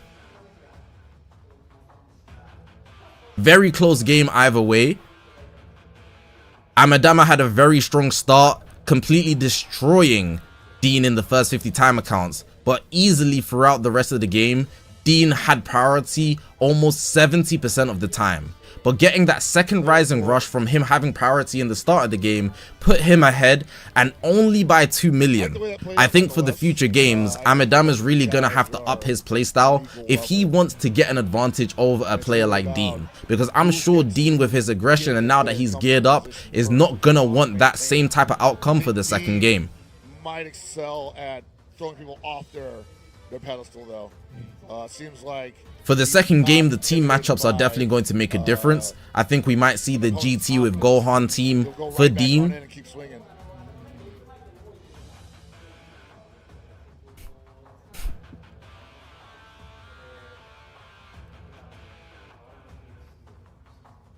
Hard to say what happens next though, because those Zamasu teams seem built for quick victory. We've been seeing like you guys are saying glazing, but none of my commentary is glazing. It's literally called unbiased commentary. And you got the Kid Buu. Like, that's a KO team in my opinion. That's not a wait for the clock to run out kind of team. So you're seeing with your own eyes, Dean got 7 priorities in your row, and you're saying I'm glazing? Good rage bait, bro. Probably gonna be a little bit slower. You saw it with your own eyes. He got 7 priorities in a row after losing 7 in a row. If that's not adaptation, I don't know what is. Yeah, you see the... So we've got the regen team, which is easily one of the strongest teams that we've seen in this tournament. And I would say for Dean, this green with Fusion 13 isn't a very strong team. If I had to go in favor of one team or the other, I would definitely think that Amidama's got this in the bag. But Dean is very unpredictable with his aggression. If he goes through and gets one rising rush early, and he gets that second one late in the game, I think he could close this out, but he's definitely going to be fighting an uphill battle. This game is not in his court.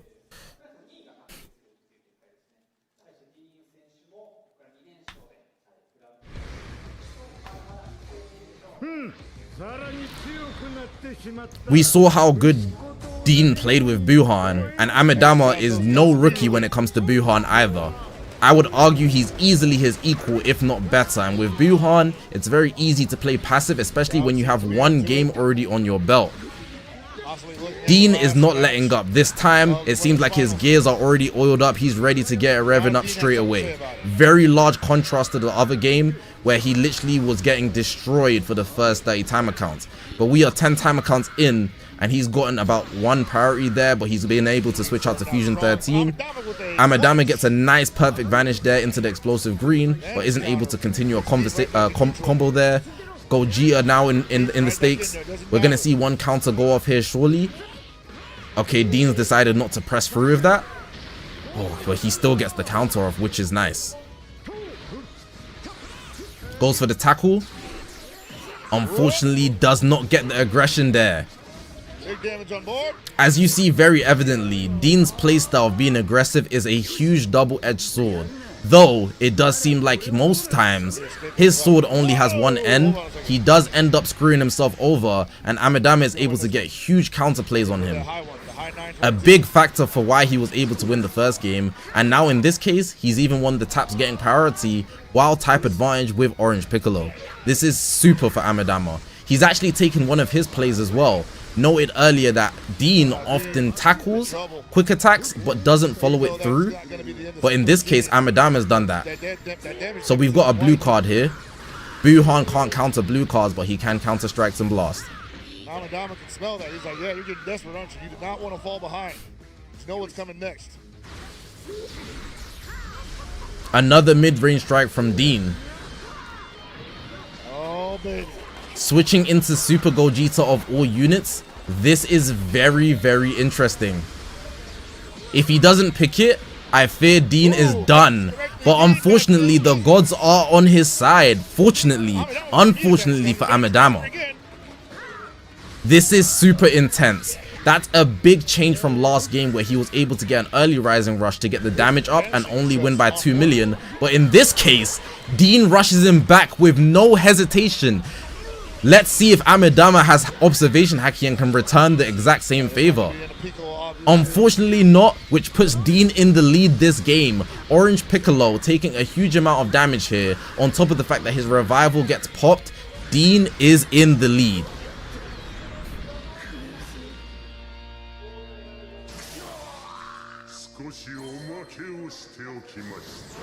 If we look at Dean's team, he hasn't fused, so Gogeta hasn't popped out yet. He still has the revival with Orange Piccolo, and he also has Fusion 13 on the sideline.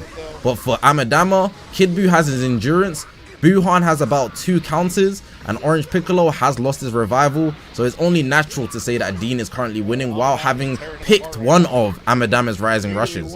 I think in this case, he's going to let Orange Piccolo get taken out, and I think this kind of puts them on equal footing. I think a lot of people would value a revival over endurance, so it could be fair to say, especially with that Rising Rush I mentioned being picked, that Dean is just slightly ahead, having Fusion 13 alive on the battlefield. The pre-revival anyways. Vegeta here to save the day. That could have been bad. Dean's playstyle of consistently being aggressive has been screwing him over a lot more in this game, where we've seen it be super successful in the last game. Even though he lost, in this game he's been hitting a lot more mid-range strikes, and that's been putting him under more than over. It's been giving Amadama a lot of opportunities to grind Dragon Balls, get free priorities, and honestly, it's the reason why Orange Piccolo has revived already. Fusion 13 is still pre-revival though, so it's too early to call it right now, and this game seems like it's also going to go to time accounts, but I think a Rising Rush is going to decide it. Amadama got a good time stop there with the main ability, training that into the blue card. Let's see how much damage this does. Gogeta is able to stomach that quite well. Green card perfectly timed. Time accounts don't go up because Super Gogeta's gauge isn't full, but he can nullify endurance right now. Buuhan still has 2 counters, but the overdrive charge, this could do major damage. Gogeta is very strong and Super Zenkai buffed. This is taking out Buuhan from the seams of it. Buuhan is out with still 2 counters in his kit. Amadama takes a big loss. This is going to the wire, but like I said earlier, getting that rush out earlier allows you to get out again. Gogeta is facing another Rising Rush. Is he going to pick it? Black screen. Unfortunately, it doesn't go through. Amadama gets a super nice Rising Rush against Dean's prized possession, Super Gogeta. Now where he's dealing with a revived Orange Piccolo and Kid Buu. No, we switch sides now. He's dealing with an unrevived Fusion 13 and a revived Piccolo. So it's a battle of the powerful opponents, you could say, or regen, because Piccolo's not powerful opponent. Good timing there from Dean. Continuing the blast, you can see very evidently that Orange Piccolo doesn't do that much damage. But right here, Dean has just got his Rising Rush, his second Rising Rush, and he's looking for revenge. He wants to return the favor of what happened last game. He is not happy that last game he got Rising Rush twice, and he wants to return the favor ASAP. Here's Dean's second. Now, if this goes through, this is excellent because it puts Dean well ahead. But if it doesn't, it also doesn't do a lot of damage, which will set him back majorly. And unfortunately, Amadama picks the Rising Rush. Overdrive attack into Fusion 13's pre-revival. This is looking real bleak for Dean right here. Fusion 13's reviving. number 13, but that also means that Best case scenario here, the next priority, Fusion 13, continues into a combo with Orange Piccolo, and he's able to draw a blue card, which can give him the advantage to take somebody out. But if he's unable to draw a blue card, I fear he might not do enough damage in any scenario. But there's the blue card I just spoke of. If Kid Buu comes in, he's murked. Amadama is now only 1 unit left. Immediate tackle. Even if it goes down 0, we'll get a revival. He didn't go straight aggressive. He decided to glide a little bit. But also note that Kid Buu is not type advantage against anybody here. It's a full type neutral battle. Nobody's going over yellow. Nobody's going over blue. Nobody's going over green. It's literally a battle of skill. And right here, it seems that Fusion 13 is seeing his end. The next play could win this game. Is it going to be Orange Piccolo to close it out? Or is it going to be Kid Buu to get revenge? And I think with the overdrive charge, it can be Dean to close out the second game. Full adaptation in motion. He might need to pick certain things here. Dean, let's see what he does. Let's see how much damage Orange Piccolo does. And it's a slaughter fest. Dean takes the second game 1-1. The adaptation has arrived. The wheel has spun. Amadama taking the first game by only 2 mil, but Dean, even with a worse team, fighting an uphill battle, the full adaptation has occurred, and he's been able to take the second game of the best of 3. We now have the third game incoming. The decider for the winners final. This game is insane. This is insane. Oh my god. Adapting to the uphill battle. Worst team. Amadama relying on rising rushes. This is crazy. This is crazy. Because there was the blackout again. In that game right there, Amadama had all the pieces set in motion. But for some reason, Dean just didn't back down. The Buhan counters were perfect. The revival layer was taken out at the right time. The endurance, everything was in Amadama's court. He played better. He played smoother.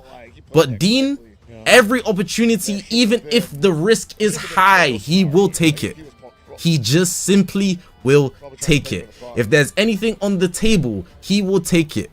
If you see him in a Mr. Beast game, just know he's not splitting anything. He's taking it. We're at 1 run right now. Then after this, we have he versus Washimo. Oh my god. Then the winner of that plays the loser of the current match. Amadama was playing so good, but the rising rushes sealed the deal. Look at the party. It just sealed the deal. It just sealed the deal.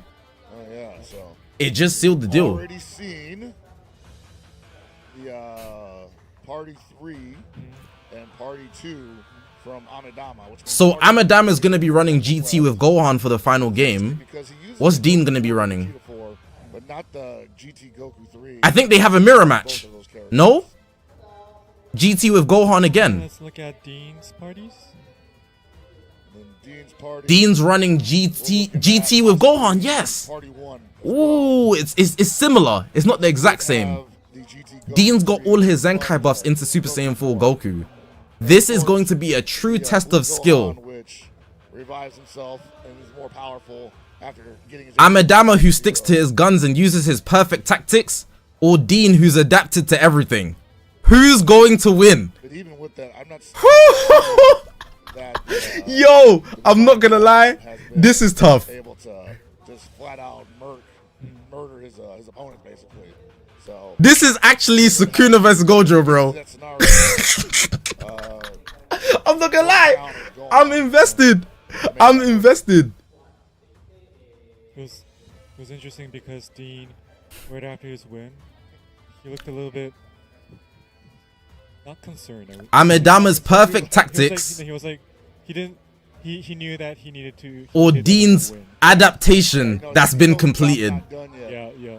And there's uncertainty up there, right? You don't know what your opponent's coming with in the third game.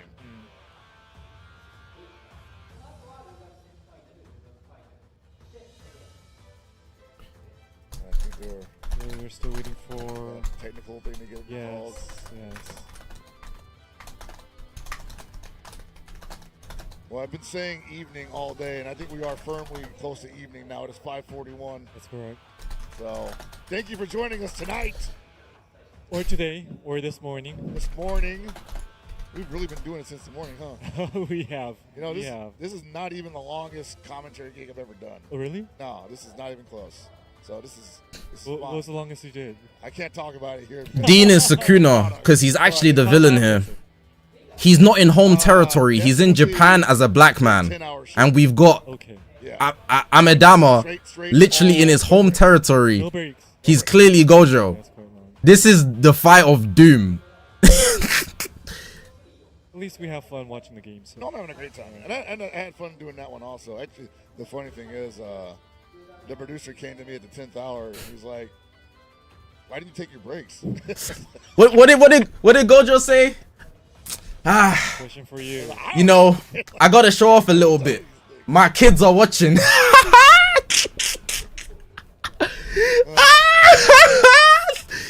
So we have He's doing it for Japan. me, He did. and Washimo. He's doing it for Japan. Oh my god! I'm not gonna lie. This is elite. This is elite boxing. This is an elite fade.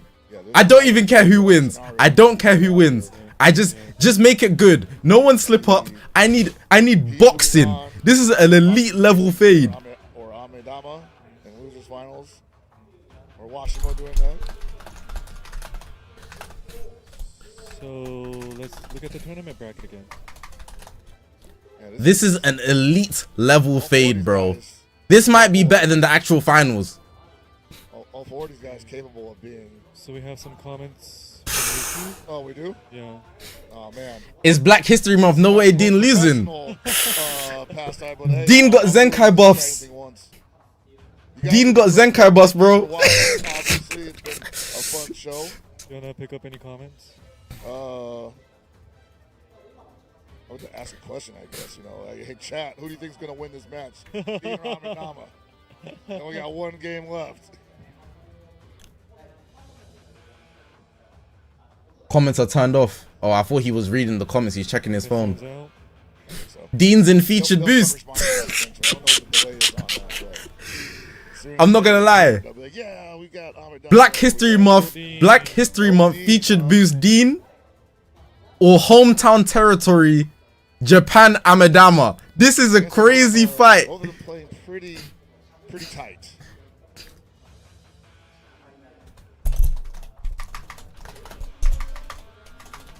Amedama, you have to win. You have to win. You know, that is true. You do have to win if you're playing in the tournament. Come on, Dean. Dean, let's get it. Everybody's excited. They got their favorites, man. I don't have a favorite. I'm a commentator. I'm impartial. I'm Hey, this is crazy. This is crazy. Good luck. The audience has their favorites as well. Yep. Dean, you can do this. You can do this, Amedama. Both of those gentlemen very surprised. Amedama's actually fighting for his life. Like, if I'm not being biased, yeah. If I'm not being biased, I haven't been biased the whole time, so I'm doing this unbiased commentary thing to try and spice up the stream, right? Amedama won the first game with 2 rising rushes, only by 2 million. The second game, he got blitzed.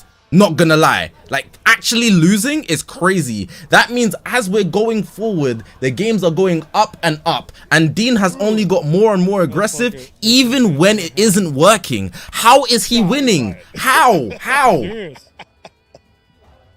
is he winning? How did he win that second game? How, bro? Like, it don't make sense. It don't make sense. Dean's doing mid-range strikes. In that last game, he did 5 mid-range strikes, but he still won. How? Explain it. Are we ready or are we? Explain how he did 5 mid-range strikes and still won. Patience. He's the truth. He's just the truth. He has to be the truth. What's my final prediction? I just have Dean in the finals. That's all I've got. But if Amedama is also one of my predictions, like I voted for both of them. GT versus GT.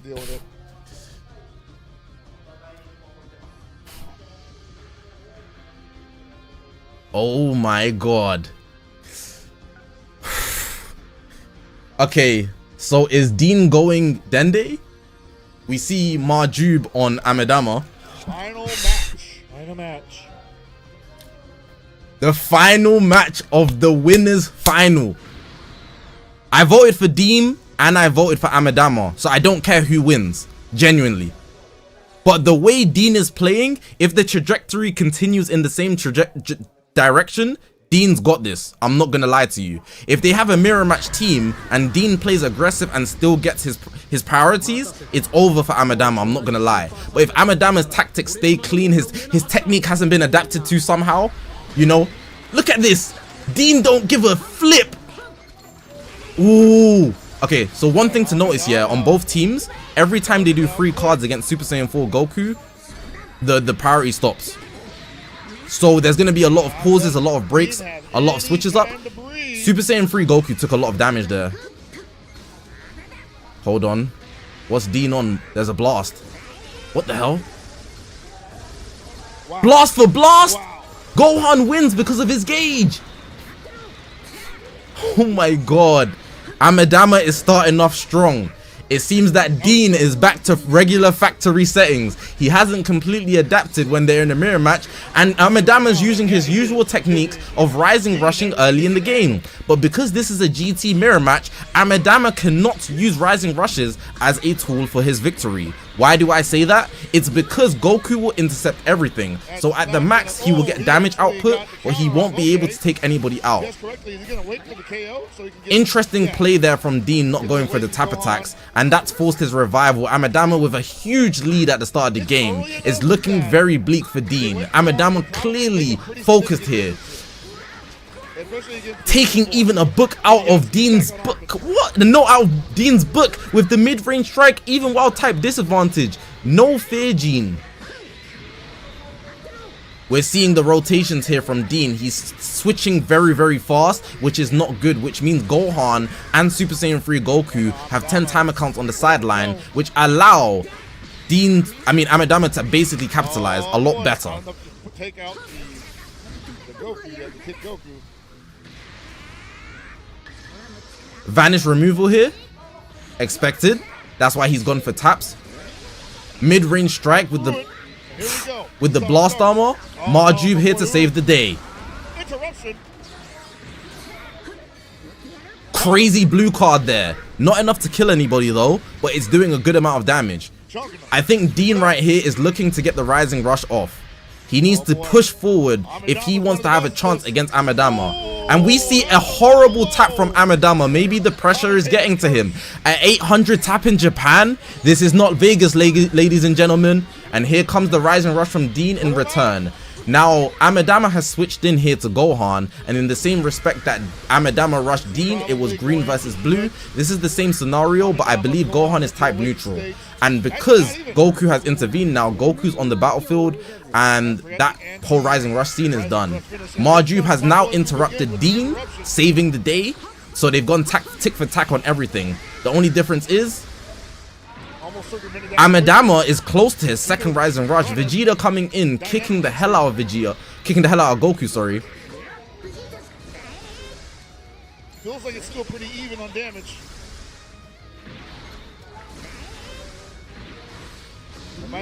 Vegeta coming in last second, doing good damage against Gohan. Right now, it's easy to say that Amidama is winning.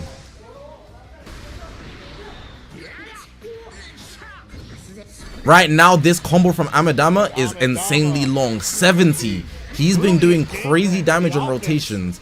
Dean's going to need a priority sometime soon. And there it goes, they're equal footing.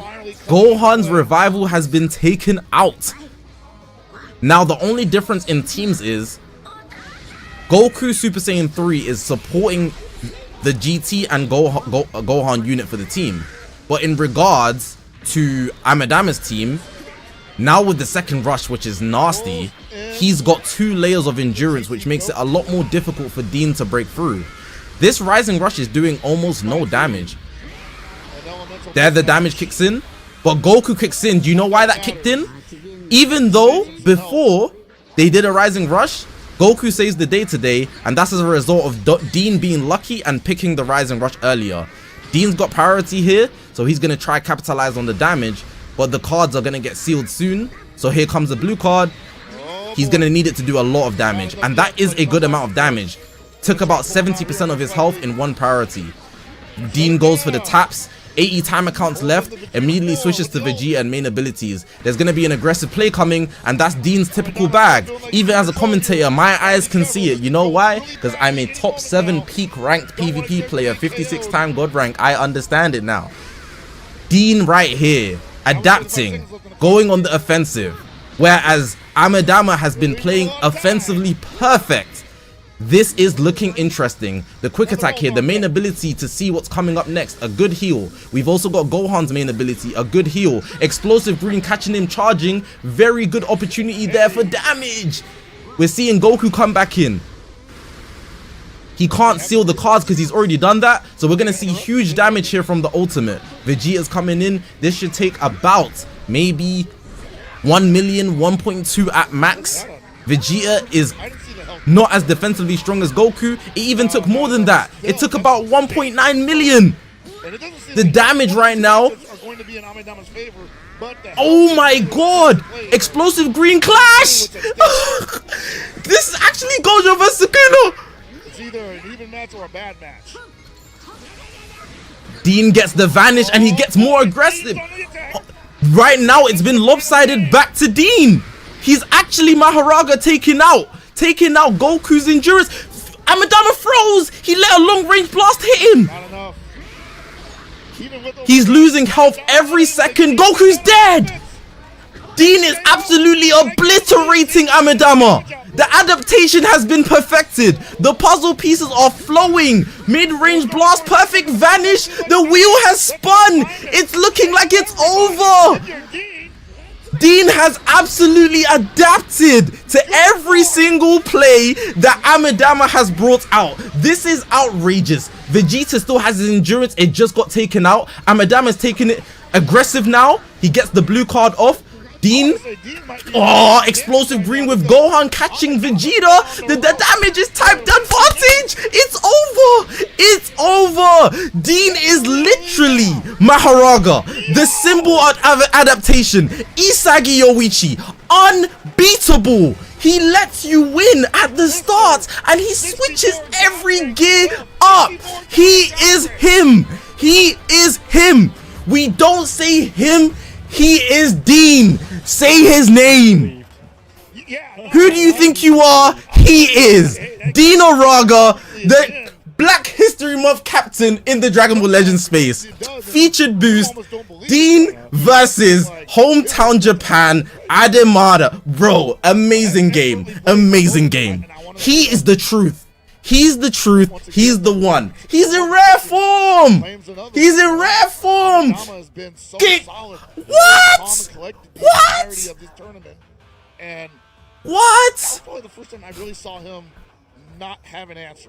Oh, really? Yeah. What? I feel like he's had an answer for everything. The entirety of this. Can we clap it up for the winners? The winner of the winners bracket, Dean. Dean was just giving him too much. Amidama put up an amazing fight, winning the first game only by 2 million, but a win is a win. In the second game, actually outplaying Dean the whole time, but it just wasn't enough to keep his units alive. And in the third game, getting absolutely blitzed by Dean's aggressive GT team. That was a game.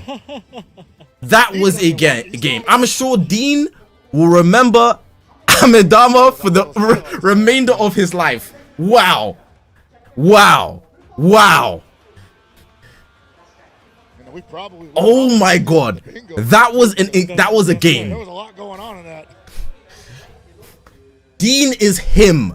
Dean is him. Yeah, sure. Why not? Have we gotten any new ones? I know. So Dean is actually him, bro. These two right here. It's the same. Yeah. Yeah. Well, what happens? 2 times in one match. I mean, it could happen, but Could happen. I mean, I told y'all he was gonna adapt. I told you he was gonna adapt, bro. I told you ready? Once the adaptation happens, you're finished. He's the best player in this tournament based on potential. I wasn't glazing. I was telling you the truth. What a winner's final. He's the truth. Just as I expected. He just got cooked, bro. You gotta charge it. You gotta charge it, bro. Winning by 2 million. Barely.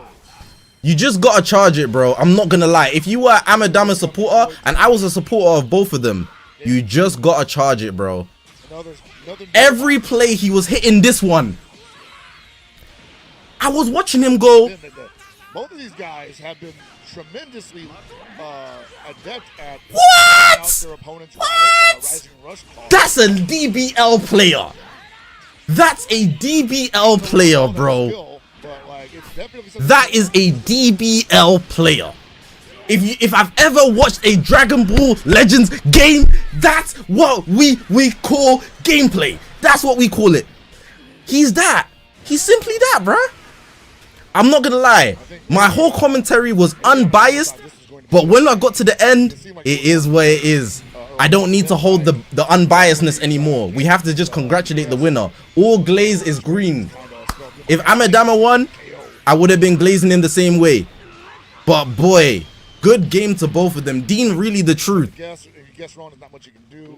Gives the opponent another release on. Hey, what does Lamine? Hey, wait, where's the master saying I was glazing? Talk now. Talk. Is it glaze or is it the truth? Which one is it? Because what do your eyes see? Lies. Talk now. Talk now. Dean is he's the truth. He's the truth, bro. He's the truth, bro. What do your eyes see? My eyes see nothing but the truth. Dean is so predictable. Then why can't he catch him? Why wasn't he getting caught? Why wasn't he getting caught? If he's so predictable, why wasn't he getting caught? It's because he's the truth. He's the truth. He is the truth. He is reality itself. He adapted. Just now joining us, this is the Dragon Ball Legends World Finals. I'm moved. Here in Tokyo, Japan, and that was winners finals. Some of the best Dragon Ball Legends. I'm so moved. I'm so moved. I'm so. You can't even talk now. Talk now. We invite you to try. You know, we invite you to show us what you got. Maybe that could We be saw you. Adamad. We saw Amadama, bro. We saw him. He was praying on live Dragon Ball Legend. He was going. Great. So we are ready for the loser semifinals between him How? and He dropped a play and. Washimo. Ah, that's dark. That's dark. Not received. Not received. We saw him praying on live DBL Legends TV and he still lost. What do we say? He versus. Oh my god, bro. We need to fact check the religion. Oh my god. Cause that's dark. That's dark, bro. That's actually dark. So I think I would ask chat. I'm not looking at you guys right now, but who do you like in this one? I'm not gonna lie. We got high. We got he winning this, sorry. That's true. God already decided whose side he was on before the prayer came through, bro. No Amazon next day shipping, bro. Dean's in the factory. Dean's in the factory. Well, Amadama's trying to get his prayers delivered. That's dark. It's just a mismatch.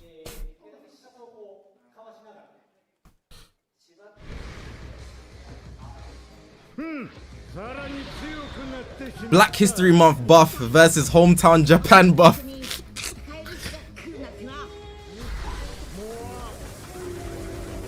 Giving up the ghost.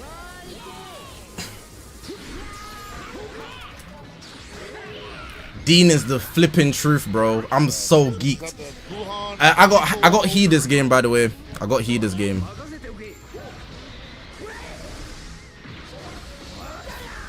He on the ferocious attack as he has been pretty much known to do.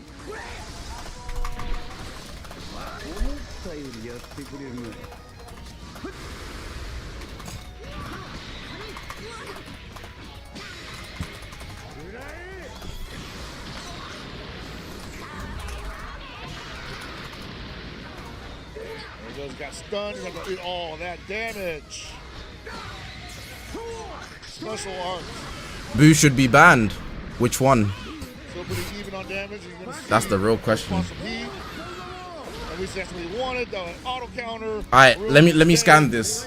I've never been a fan. I mean, I'm a big fan of he's green yellow team with Super Saiyan Goku, because Super Saiyan Goku is actually buns, but he's been making him look amazing.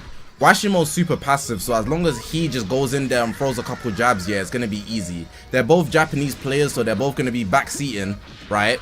But ultimately, he is a lot more aggressive than Washimo, so as long as he doesn't make any mistakes, he should come out on top. That's my prediction, and this is his best team, considering he starts with it, the green yellow, giving the Zenkai buffs to Gogeta, but relying on the KO guard while having the revival. It's a super sound team, but depending on how Washimo also uses Ultra Boo, I'm talking about Buhan, his counters could come in handy. He hasn't decided to tag switch here, so Gogeta's not coming out yet. Dende gives him a little heal.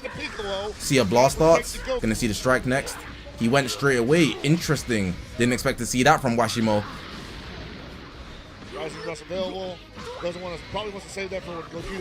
It's highest point of view. We always watch the person on the right's point of view unless there's technical difficulties. Oh man, I don't know. Is he gonna switch out? No. Don't look at characters different based on this tournament. This is pro play. In LBR, when everybody's at 14 stars, everybody performs differently. CMZ is not doing this stuff at 5 stars. Wallahi, bro. If you bring your 5-star CMZ into ranked PvP after watching this tournament, you're getting washed. Be careful. Yeah, Nathaniel, I know I've been saying he, but I kind of like read it. Like my eyes see what I read, so I immediately say hi sometimes. But I know it's he. That deficit's just getting wider. Yeah, buddy.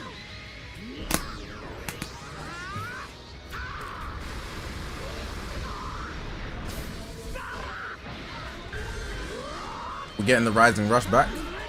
That's a very good Rising Rush. And switching into Buhan, Washimo must have pressed the tag switch early. Yeah, that's tough. That's tough. Good He W. Good He Rising Rush there.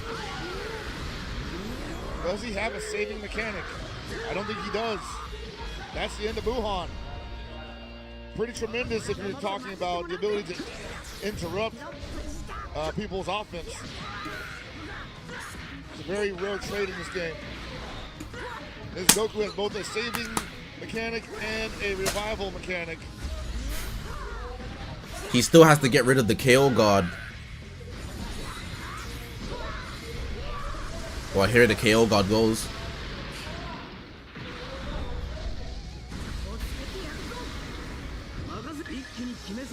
Orange Piccolo main ability for the blue card. Aggression there.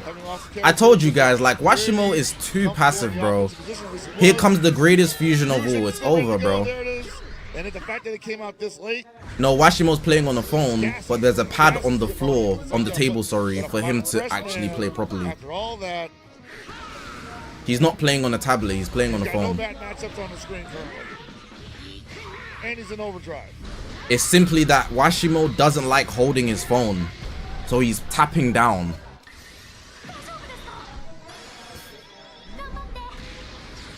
Luckily, the kid who does have the revival mechanic, or the self-healing mechanic, plus the Dende.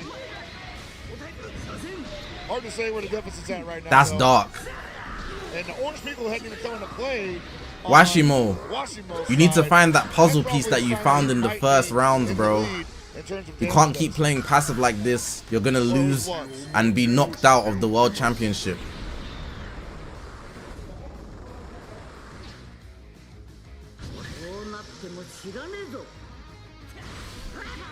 Look at that, man. He just understands it. He has taken a book. Bro, wait, hold on. He has, you know what I'm seeing in he's taken some notes out of Dean's book, because in the earlier rounds he lost to Dean himself, and I'm seeing Dean, he adapt the same way Dean was. This is like watching Maki Zenin be realized as Toji Fushiguro. I'm literally seeing it, like, I'm literally seeing the panel. I think all rival mechanics are off the board. And Goku. I'm literally seeing the panel, bro. I'm seeing the panel, bro. This is facts, because he wasn't playing like this earlier. He wasn't playing like this earlier. All of a sudden, he lost to Dean. Now he's the most aggressive player ever. This is he right now. He said, a true fighter has been realized. The name's not Zenin anymore. I took my wife's name. It's Fushiguro now. Hey, we gotta get he in the TikTok edit. Hey, you mad as shit that Dean won. You mad as hell, boy. Washimo on the ropes here. 47 seconds on the clock. Plenty of time for the Piccolo. Likewise, plenty of time for the Piccolo to KO you if you're not careful. Not sure how those Hey, he close this out, bro. He's loaded up. I beg, don't let Orange Piccolo solo you.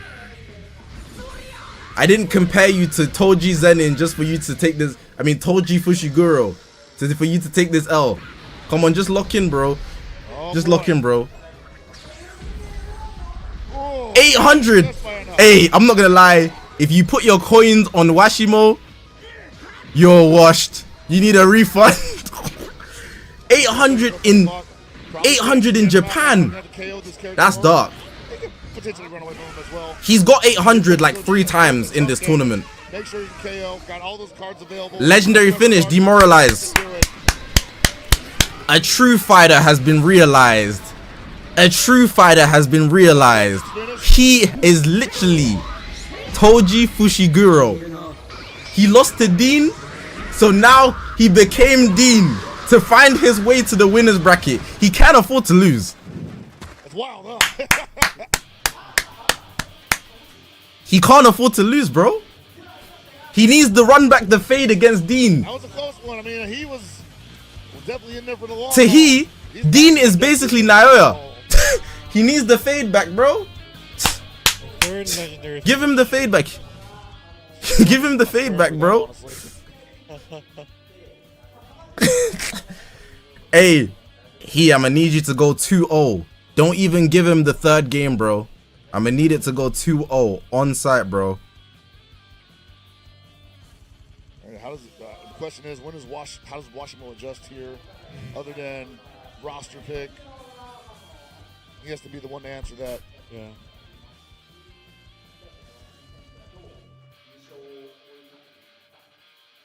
I'm gonna need that. And I think we're ready to start the match. A true fighter has been realized. Okay, so his team is very, very defensive heavy, whereas Washimo's team is not defensive heavy. It's offensive heavy, but he has his Zenkai buffs kind of in the wrong place. Washimo is not the better player already, but I also feel like his team is slightly worse, but Vegeta will clutch up for him at the best. We will have to see though. I think Rising Rushes could make a difference. Maybe Washimo will find the puzzle piece that he had earlier, but honestly, I think he has got this in the bag. Let's see how this game goes. It could go either way. It could go either way. This is a great character to just control the pace of the Alright, so starting with Buu already, naturally, he's gonna do the tackle, try to take his vanish, and then force him to attack him, which is the typical Buuhan method. Oh, he said, nah, we gotta change plan now. That's what we call adaptation, but I expect that out of he.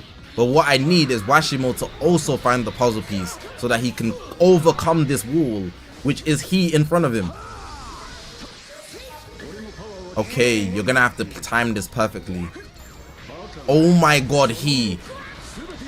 Do your eyes see the distance light travels? Because how did he catch that? How did he catch that, bro? Do you know how much the Sharingan you need to have to catch that? He didn't even need to use an explosive green. Ooh, how much damage are we seeing here? Yeah, remember what I said earlier, right? About Washimo's team not being defensively good. It's full offensive. But he needs to get the opportunities to land hits, and now Gohan's dead. Washimo, oh my gosh, bro. You're bro. Please play aggressive. I'm begging you. If he plays aggressive, he wins. It's that simple. Here goes the counter. That was good aggression. You've taken out one of his gauges. But you should have been doing this earlier because your revival's out now. He's going to take a lot of damage from this, more than he can afford to, honestly. He should rely on Gogeta, the greatest fusion, because they confuse and get the HP back. Oh man, I don't know if Washimo believes in that option. The taps in that position when you didn't have the speed and advantage, very, very bad play. Gogeta is dead. KO guards out the way. Coming back in with Gogeta, but Goku's on the battlefield now. Gonna save the Gogeta around for a potential appearance. Here comes Kid Buu's ultimate. Nobody can cancel buffs. He has to hold that. That's dark. We're not gonna lose to Goku here, but it's gonna be close.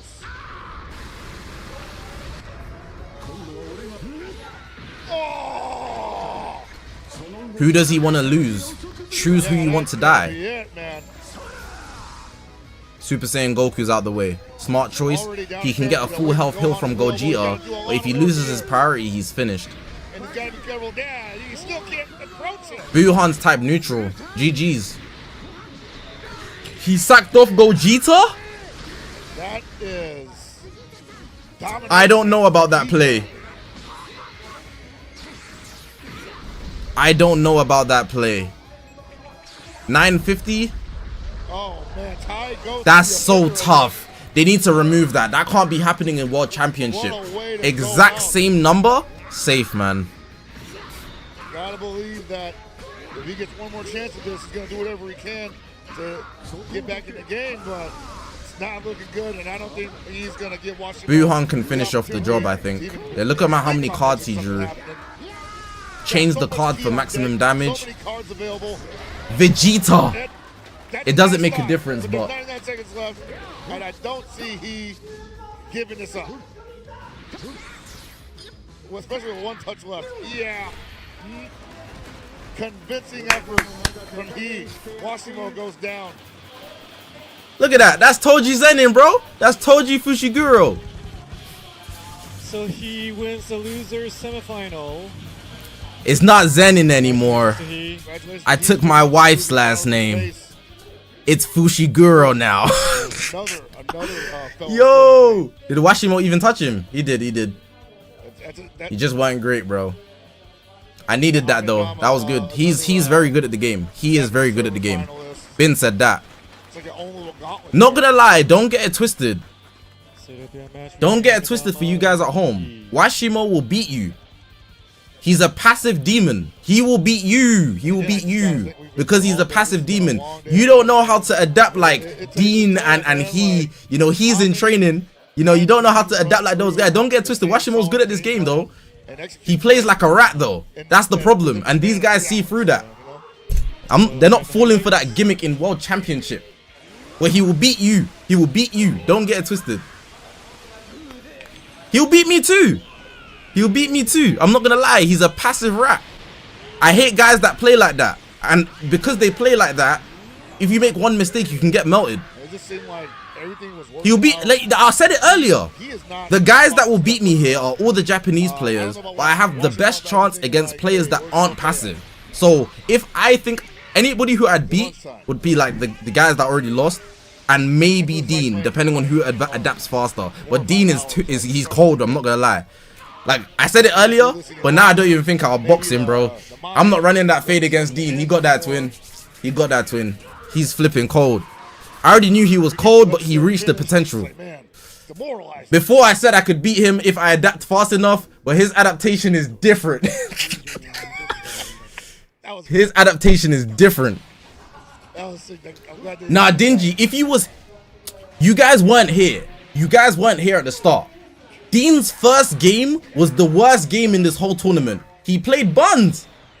This guy was looking like he reached BR 70 last week for the first time. I'm not gonna lie to He you. was just all over me. But then I started seeing stuff, bro. His first game was absolutely garbage. Then I was saying, hold on, he's got the adaptation gene. And this was a heartbreaker, man. Like, because I think he waited longer to pick that. Like, he's good at the game, bro. He's actually just so solid, bro. So clean.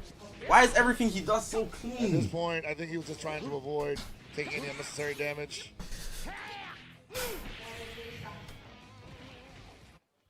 Washimo.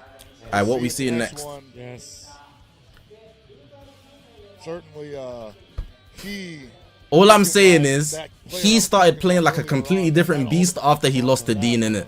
Heading into what could potentially be the loser's side of grand finals. That's all I'm saying. Having lost That's all I'm to saying, Dean in a bro. close one, does not have that same momentum currently. Yeah.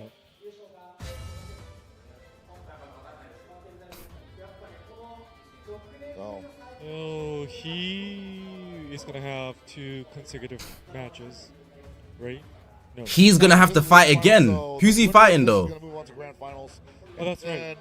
And if he wins or if Amadama wins their first 2 matches in I see. grand finals, then they will play another 2 matches. Yeah. And Dean only has to win 2 matches.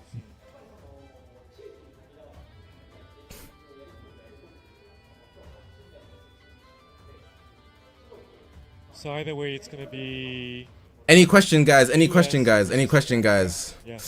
What Oh if- my god, I'm enjoying this. I've been awake since I don't know when. This was meant to finish an hour ago. To see it, this is one of the better things about commentary is having the best seat in the house for some pretty dramatic finishes. I'm not tired at all. I'm locked in. So I Let me think stage close the is lights. now ready for the Let me fix the losers lighting in my final. room. There we go. Can I explain Dean's match? 1 second. Amadama versus he. There we go. This is actually the battle of JP. I think Amadama might be a little rattled here. This one here, yeah. Last game in, This one here, no, you know who was this not fight is? expecting that to get away from me like that. This one, On top of that, this one is buzzsaw Nate. Itadori Yuji versus Yuta. And I know who's winning. They both got clipped by Dean. Dean victims. They're both Sukuna victims, bro. They're finished.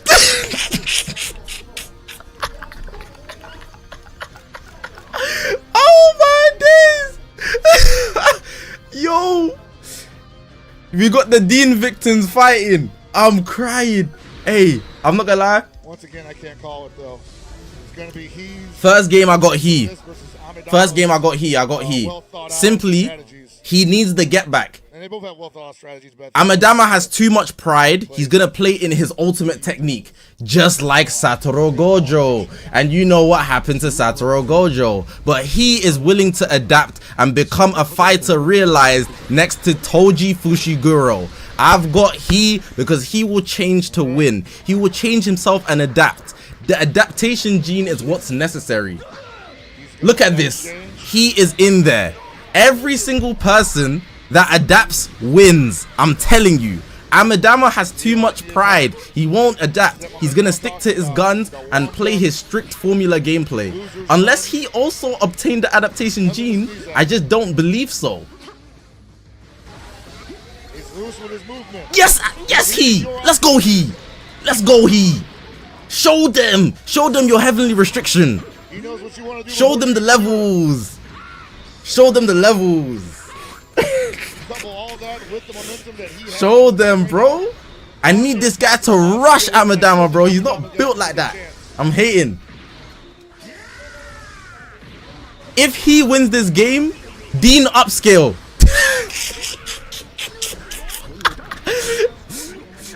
Hey, the word upscale is too funny. It's the funniest word in anime manga, bro. You know, every time Zoro gets more powerful in One Piece, Mihawk upscale. If Shanks does anything with a sword, Mihawk upscale. We up. Hey, upscaling is too funny. That damage is mounting. It's too funny, man.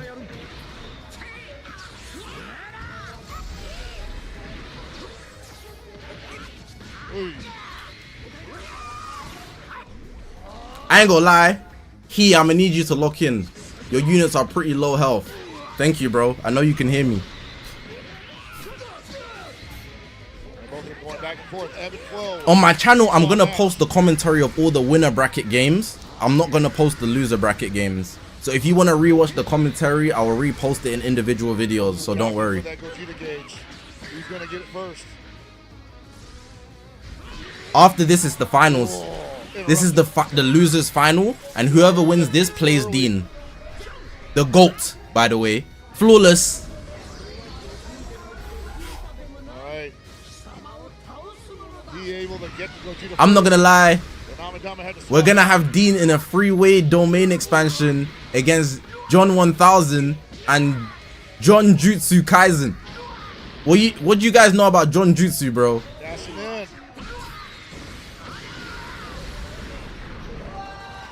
Gundam, man, that's rough business. The faces of anime right now. We've got John 1000. We've got John Jutsu Kaisen. We've also got, you know, the one ninja that was the first one to fight Madara, the guy in the front. He survived that joint. We got some killers, bro. We got some killers up. Dean is in the leagues with them. Yeah, John Shippuden. That's what they call him. All right, Super 13 Fusion 13 is dead? I looked away for 1 second and he adapted. Hold on.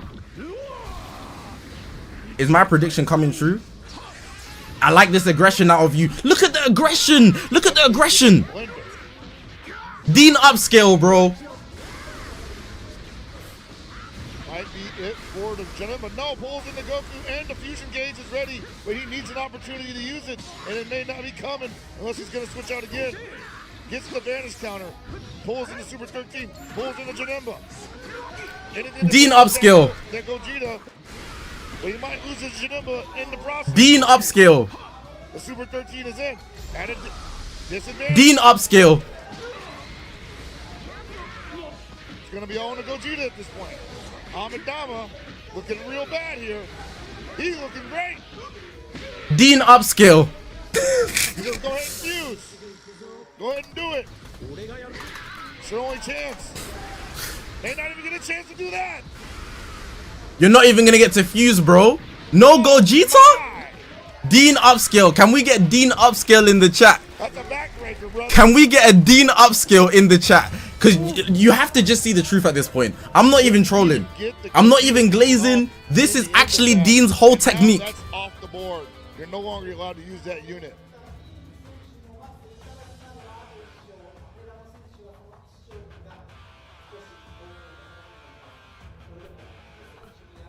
I'm just respecting greatness. Don't be mad because your guy isn't in the finals, bro. I feel like you want to lead with your best foot forward, and he did, but his was just a little bit more at every interaction. Like, it's one thing to just like have it be like a hair off in the end of the match, but it seemed like every interaction they had, he was just a step ahead. Yeah.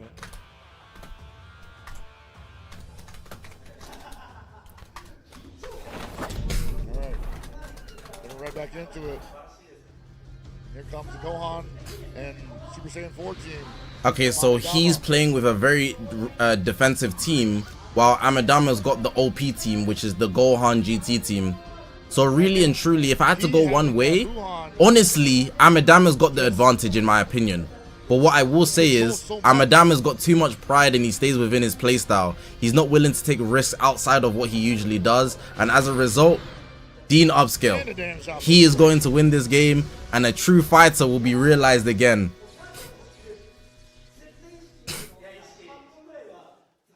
By the way, when we get to the ending, right, Dean versus he, it's gonna be Sasuke versus Naruto Final Valley. But he is Naruto because he's trying to catch up. すぐに終わらせてやるさ He's trying to catch up, bro. That's Final Valley, bro. We need to see that fade.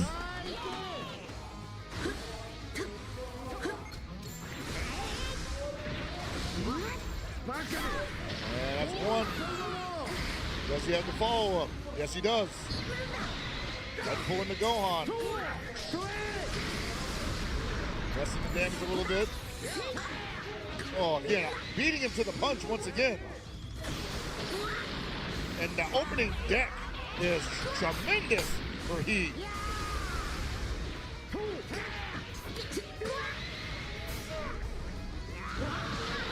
It's actually beneficial for me if Amidama goes to the final, because that means Amidama and Dean are both my picks. I don't care who wins again.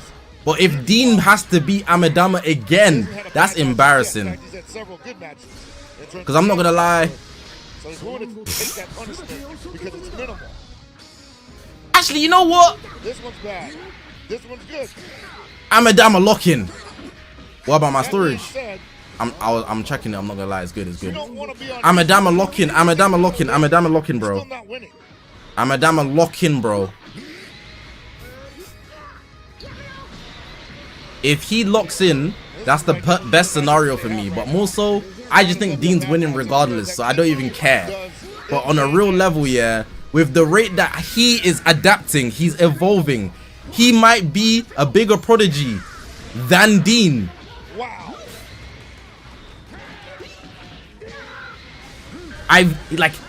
He became a whole different fighter from his first games to now. He might be a bigger prodigy than Dean. I'm not even joking. Going to be This guy might be Boruto Uzumaki. Super Saiyan 2 Gohan. rising rush tails. I don't know what's going on here, bro. Defines himself, okay. I actually haven't seen that yet. Let it goes Connor. Has a follow-up.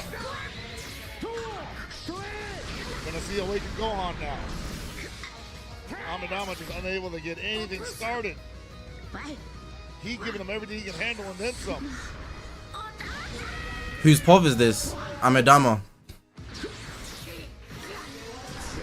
Vegeta saved Amidama, bro. You need to wake up, bruv. That's happened Come so on, many bro. times, hasn't really made much of a difference. Okay, good final flash. We like the aggression. Most out of that. We like the aggression out of you, twin. Amidama, but I won't say it's too late. Still at 120 seconds left. 120 timer counts. Amidama's heart doesn't feel like it's in it, man. At least a KO or two to really be Is this the Dean effect? Flip's sake, man. Get your heart in it, brother. I'm believing in you, bro. And with 13 there, that's not It doesn't feel like his heart's in it. It's bothering me. It's done. They'll eat this overdrive attack. If I think he gets too wrong, that's it. Chai! Ah!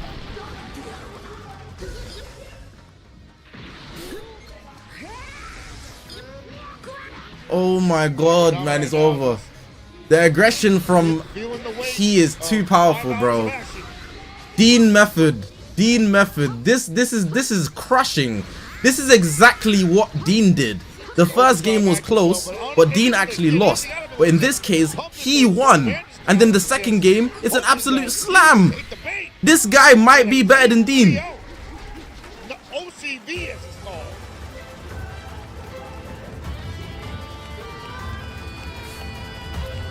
He might be better than Dean, bro. That's Dean upscale, but he might be better than Dean, bro. I'm not gonna lie. You're right. Woo! And now Dean's got to face that. You can't teach hunger, bro. You can't teach hunger. Anybody that's in the path of E right now. You can't teach hunger. So You can't now teach hunger, he bro. has secured his ticket to the finals Yes. and advances to the grand You simply final can't teach and will play hunger. Dean. We'll play Dean. Worst he can do is get second place. Yes. After Dean came from the everybody. States. Yes, that's true. understands the struggle. I want to hear Dean's backstory. What state is he from? Bro, he's from Chicago. If I hear he's from Chicago, if he's from the rack, oh, I know he's grinding, bro. I need to know what state he's from. I need to know. Again, I just think like I need to know. Amadama coming from that grand final, losing it to Dean. It's Chicago. Since we haven't only played. Yeah, we're at the finals now. Dean versus he. I'm not gonna lie. You know who I'm rooting for. You know, bro. A step behind the entirety of it. Hold on. I'm gonna delete that poll. Hold on. Man, just losing that match where you couldn't even get the Gogeta off. That's rough. That's demoralizing. And then you got to go into this matchup where you didn't have the Wuhan. You had less chance at controlling the pace. It's Chicago. And then on top of that, he was just running you through the buzzsaw.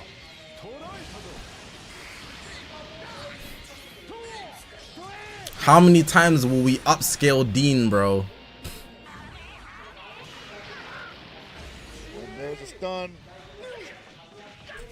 I just got good vision, bro. Let me find my tweet. Hold on. Maybe, you know, some of Amadama's luck is just right now because he's been so good at guessing these scenarios. But Amadama looks like he only sees darkness, but his cut is clean, so I know he means business.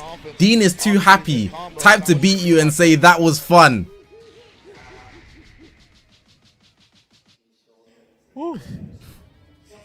My car got all black background. I didn't say anything else.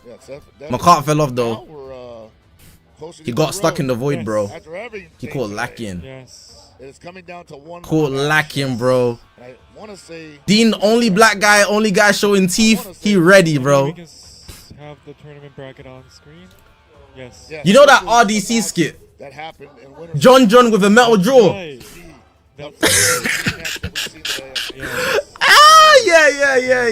Yeah. Just wrap it up, bro. Just wrap it up, bro. Some guys you just don't want the smoke with. Some guys you just don't want the smoke with, He has bro. to win once, he has to win twice. I'll be so real. I'm gonna go back to unbiased commentary for the finals, the losers bracket or whatever. For the actual finals, I'm doing pure unbiased commentary. This one here is Sagi Yoichi versus Kisei Ryota from the Generation of Miracle. And Dean is Isagi. We got he being Kisei. His adaptation is too quick. It's double adaptation. They're just gonna be going. Wait. I need to find you the exact GIF I'm talking about. We'll be waiting for Dean He's grand final. It's this GIF. It's this GIF. I know you man seen this GIF before. This one. Wait. Look. Hashtag. This is gonna be the finals, bro. Straight up. I can't keep up. I can't keep up, bro. I can't keep up, bro. I can't keep up, bro. Straight up. Straight up, bro. This final's gonna be crazy. For this finals campaign, it's been awesome. We've been checking out your chats and stream as well. Thank you guys for being so supportive and positive. We love you guys for it. And also 77% voting for Dean. Correct. No, there's still I think we got one more chance to fill the rest of the squares, and we've got. I'm not gonna lie, I thought this would be a lot less entertaining, but the quality of fights I've been seeing, I've been so moved. I didn't think I would learn much or like be able to see things that I wouldn't anticipate typically. I'm very intrigued by all the players that have participated today. I'm very glad I stayed up and watched all of this though. I'm not gonna lie. Well, we never know. I've never seen it in this game. Really? No, not a reverse. So they call this a reverse OCV, where you're down to your last character, and you just wipe out the rest of the team. That sounds quite rare. Yeah. Okay, so we're gonna wait for the Japanese broadcast before getting to the highlight. So in this one, player wins the Rising Rush. Amadama came third. The defender guessing right, and they get that counter hit. You can actually KO We thought the skill ceiling of this game was too low. I never no. There's literally 8K evidence in this stream earlier where somebody said, "Oh well, the skill ceiling isn't that high, so we're not gonna be, you know." I was like, "Nah, this game is insane," which is why I was doing the commentating. I don't think we've seen. You don't realize how casual you are until you see the real demons. So twice in a match. You don't know how casual you are until you see the real demons, bro. We'll see. We'll see. Everybody was a gang member until King Von showed up. Well, but we did feel alive. Now they're treating so King Von's dreads like Sukuna, bro. let's see Sukuna's how it fingers. goes. Like, there's levels to this. And you know what I'm saying? Like, Then we're gonna look at the you think you're good at the game, More highlights from but the there's levels to this, last bro. several There's simply matches. levels to this. There's simply levels to this. It's quite a few, man. It's a big block. The 5 Kage thought they were tough until Madara made limbo clones. Dark. Sasuke thought he could beat up Naruto until he had to absorb Naruto's chakra just to hang. Dark. So after the break, it'll finally be time for the Vegeta grand thought he final, could catch where Goku. we see the strongest player in the world. Then Gohan beat Cell. 6 minutes. Dark. You know, there's levels to this. There's levels to this. Like, sometimes you just get surpassed by things that you didn't realize were even capable. And that's simply because you don't know. You just don't know. And it's okay to not know. 5 minutes. Am I hydrated? Far no. I'm gonna get some water.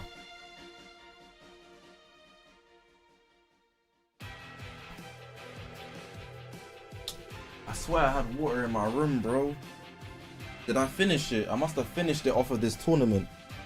I'm coming back. I need some water, bro, for this serious commentating because I'm gonna do it unbiased. So give me like 2 minutes. I'll come back.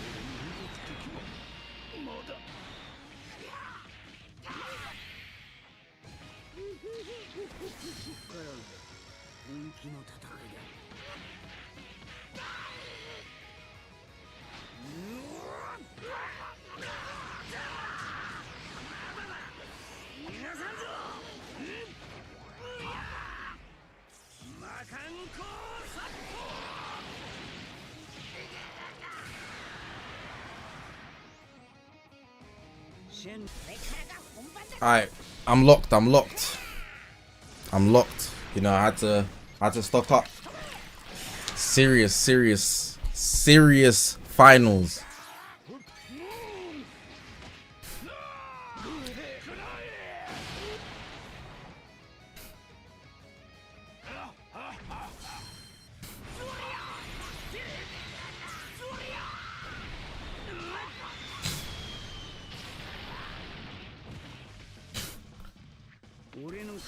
James, I'm glad you stayed, bro.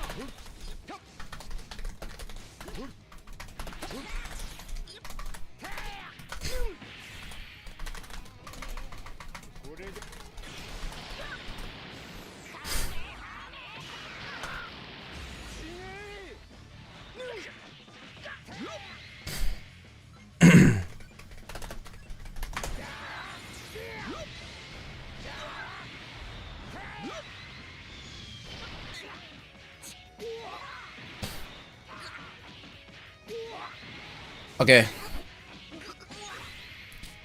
Anything anybody wants to say before we get into this finals? Because once we're in this finals, I'm not reading chat like that. I'm not gonna lie.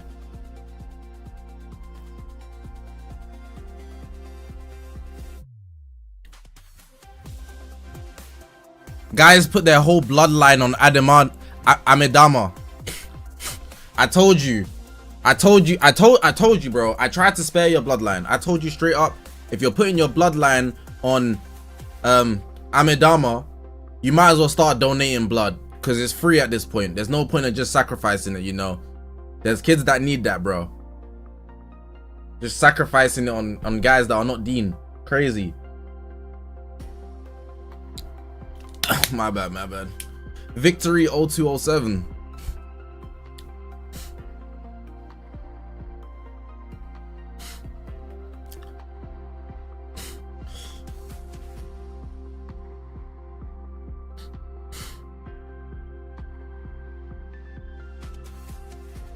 Dean, listen here, bro. If you win, I got 5 Latinas ready for you, bro. I got 5 Latinas ready, frame 1. I don't know how I'm gonna pull that off, but I got you, bro. Lock in. We need this, bro. We need this, bro. I need this guy to catch the fattest dub. You know how much shit I'm gonna talk? I'm gonna be moving like 6'9". It wasn't even me, but it's my analysis. I've been saying it since the start. That guy's got adaptation gene. Oh my god, I'm gonna be talking so much if Dean wins. You won't hear the end of it. What day is it today? Saturday.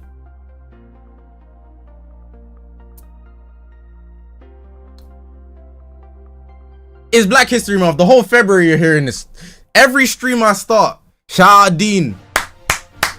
Shout out Dean, bro. Every stream I start for the rest of the month, shout out Dean, bro. Straight up.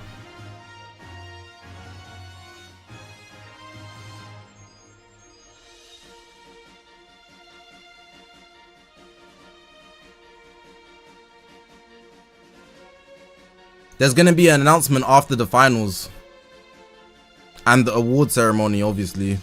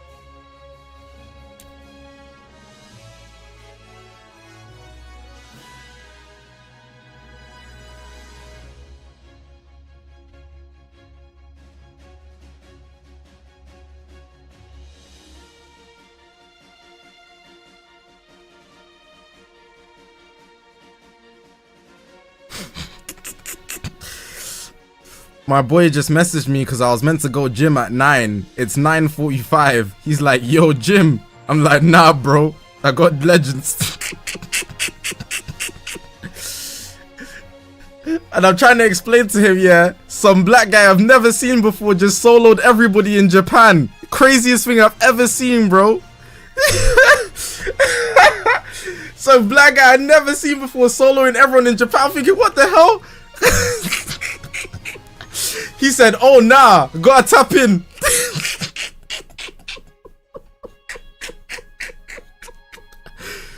Oh, this is funny. This is so funny, bro.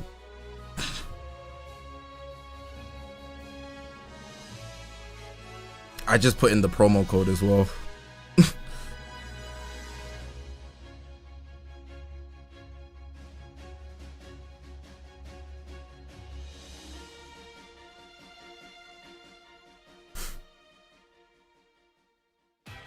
What unit do I expect them to reveal?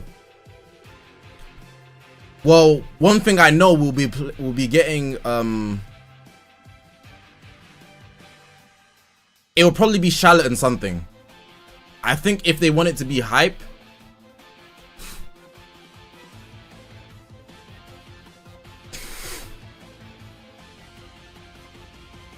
in the Vegas tournament that they did last time, they revealed Vegito and Charlotte Super Saiyan, I think. The promo code is Victory0207.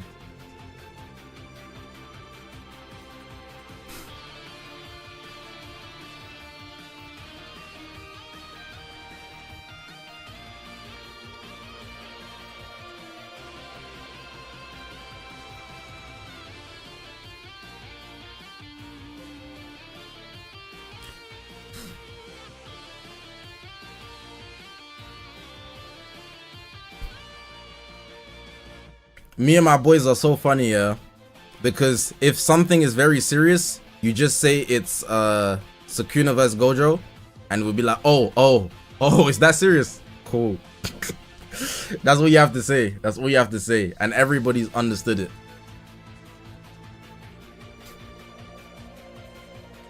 It's too much facts, bro.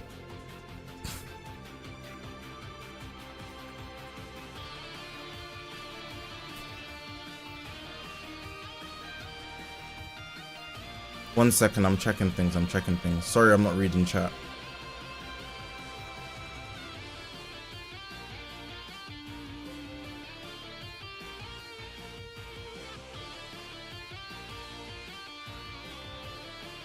Alright, we got a minute left. Alright, cool.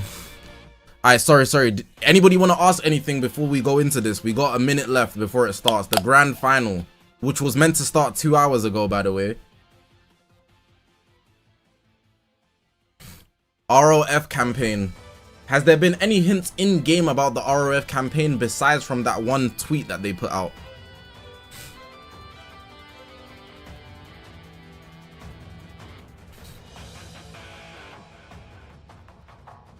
Ike, I remember you from your profile picture.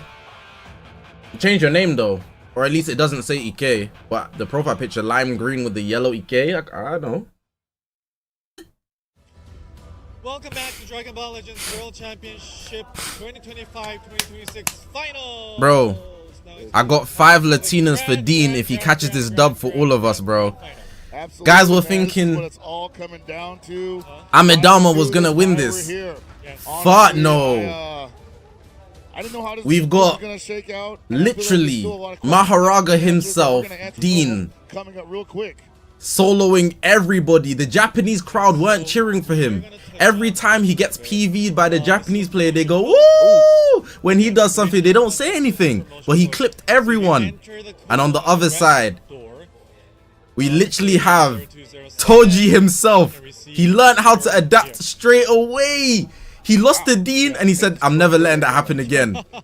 You know, it's not Zenin anymore. I took my wife's name. It's Fushiguro now. Put that guy in a TikTok edit, man. Flip's sake, this is intense. So, on the right hand side on the screen, it says This is intense, bro. Humanity. Humanity. Humanity. Never stop growing. This is the stuff I live for. Absolutely, yeah. Thank you guys for being so generous with the Chrono Crystals this weekend. Absolutely. Alright, if you're just coming into the stream, this guy's name is Shun. This guy's name is Hell Pockets. We call him HP though. He commentates for Fighter Z a lot. So he's not a rookie in the commentating scene, but Legends is obviously not his bag per se, which is why I'm also commentating. I'm giving you the insight. Who did Dean lose to in the beginning? Dean beat Brian 2-0.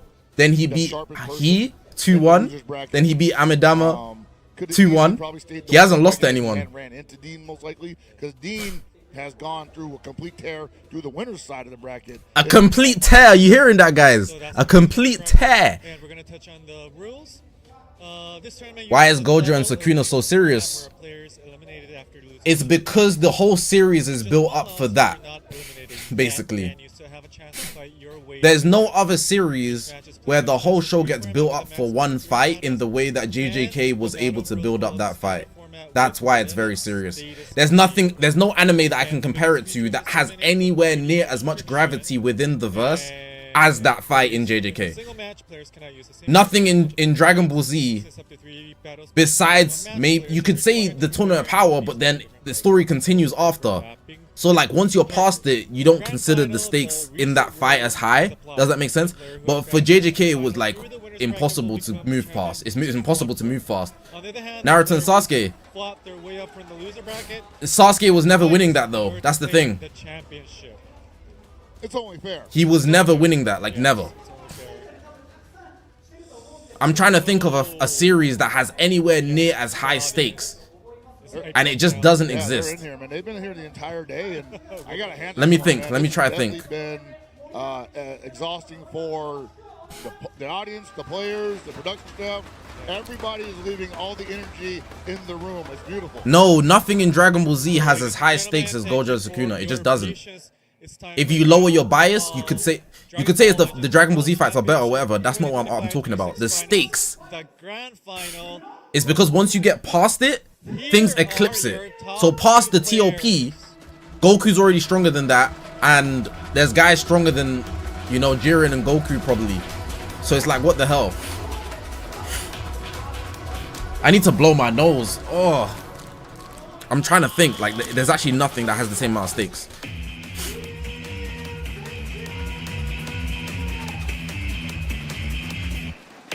As I said earlier, he's been on a complete tear through the winner side of the bracket. Very impressive gameplay. I told you he's too happy. Bro hit a... And has already defeated He one comes out. upcoming opponent during the winners semis. Coming out with the Black History Month.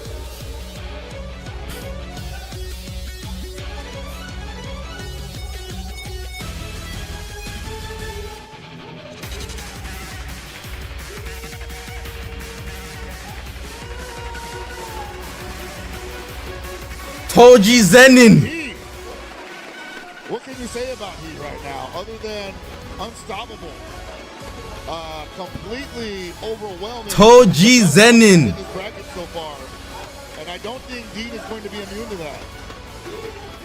Look at Dean. Hey, Dean, don't get cocky now. Don't get cocky now. Don't get cocky, Dean. We need this secured, bag sealed. Don't do too much. Just you beat him already, you know. Just pace it out and then slam him. 2 games and then winning 1 or 2. I really get nervous when Dean is using that Fusion 13 team. That Fusion 13 movies team really makes me nervous because it's too heavily lopsided on the greens. But Dean has already beat he before, so you know, it's whatever. The GT team is perfectly safe, and he's been doing phenomenal with the CMZ team, even though CMZ has been a very weird unit this whole tournament. But double Zenkai buffing CMZ is great. Having the Zenkai boss for Goji and Piccolo has been working clearly, and Gohan on GT is just fabulous. We've been seeing Gohan on GT throughout the whole tournament. It's easily the best team that anybody's using in this tournament. So I know Dean's going to be good with at least Party 1 and Party 3, but we'll have to see with Party 2, especially since he has adapted since he's lost the first time. So we're looking at Party 1 with he, and he's got powerful opponents. With Boo, we know how he plays with Boo, making sure he gets the vanish out, and then he's gonna stand there to get the counter and then get his free priority. GT with Gohan, we know his GT with Gohan is weaker than Dean's by a landslide, so I'm expecting his Party 2 to lose, and his Party 3 going green with KO guard. Dean's broke through that a lot, but there's been situations where, like, you know, if Dean messes up, there could be an upset here. This is going to be, we're going to say 3, 2, 1, and we'll say fight. So in the Japanese broadcast, they're doing it right now. They're going to show how we're going to do this, just to hype things up a little bit. So when we actually start the game, you, who is the caster for the Japanese broadcast, he'll say 3, 2, 1, and all together we will shout fight. Excellent. The whole of Japan Of course. is hating on Dean right now. It's Dean versus the whole country. Dean versus every Jujutsu sorcerer. Bye.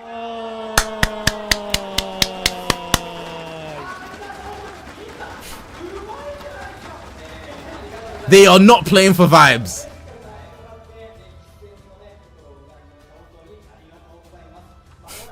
That was a good run through. That's a good one. Yeah. That's a good one. We have to do it too. Oh yeah, of course. Contractually, I'll. Unbiased commentary. Yeah, when the game starts, unbiased. Swear to God. So we shall see who will be. Just for notes, if somebody wins the game and I give them props or I commend them in a very creative way, that's not glaze. They won the fight. No one can win. I swear to God though, once the game starts, straight unbiased. Straight unbiased. Like I'll commentate properly. Yeah, let's go. Alright, so we're seeing Dean's favorite team, the CMZ team with double Zenkai buff, and we're seeing his favorite team with the double green Zenkai buffs into Super Saiyan Goku. He's actually bought Barber, so he's looking to... Is it Barber he brought? Yeah, he bought Barber, so he's looking to actually turn over any potential rising rushes. And Dean, he's brought out Yema, so he could seal away anyone. Last time I remember he sealed away Gogeta, so we're gonna see how that's gonna turn out for him this time. Typical starting with Boo, we're expecting a green card. This is the absolute final, grand final. 2, 1. There goes the green card. Okay, armor break immediately, forcing his vanish. How is he so aggressive off rip? We're seeing the typical gameplay we've seen in every single game Dean has won. In this case, Boo's counter goes off, so he's only got 2 more left. He gets 3 in total. Explosive green close range, but Dean saw through that.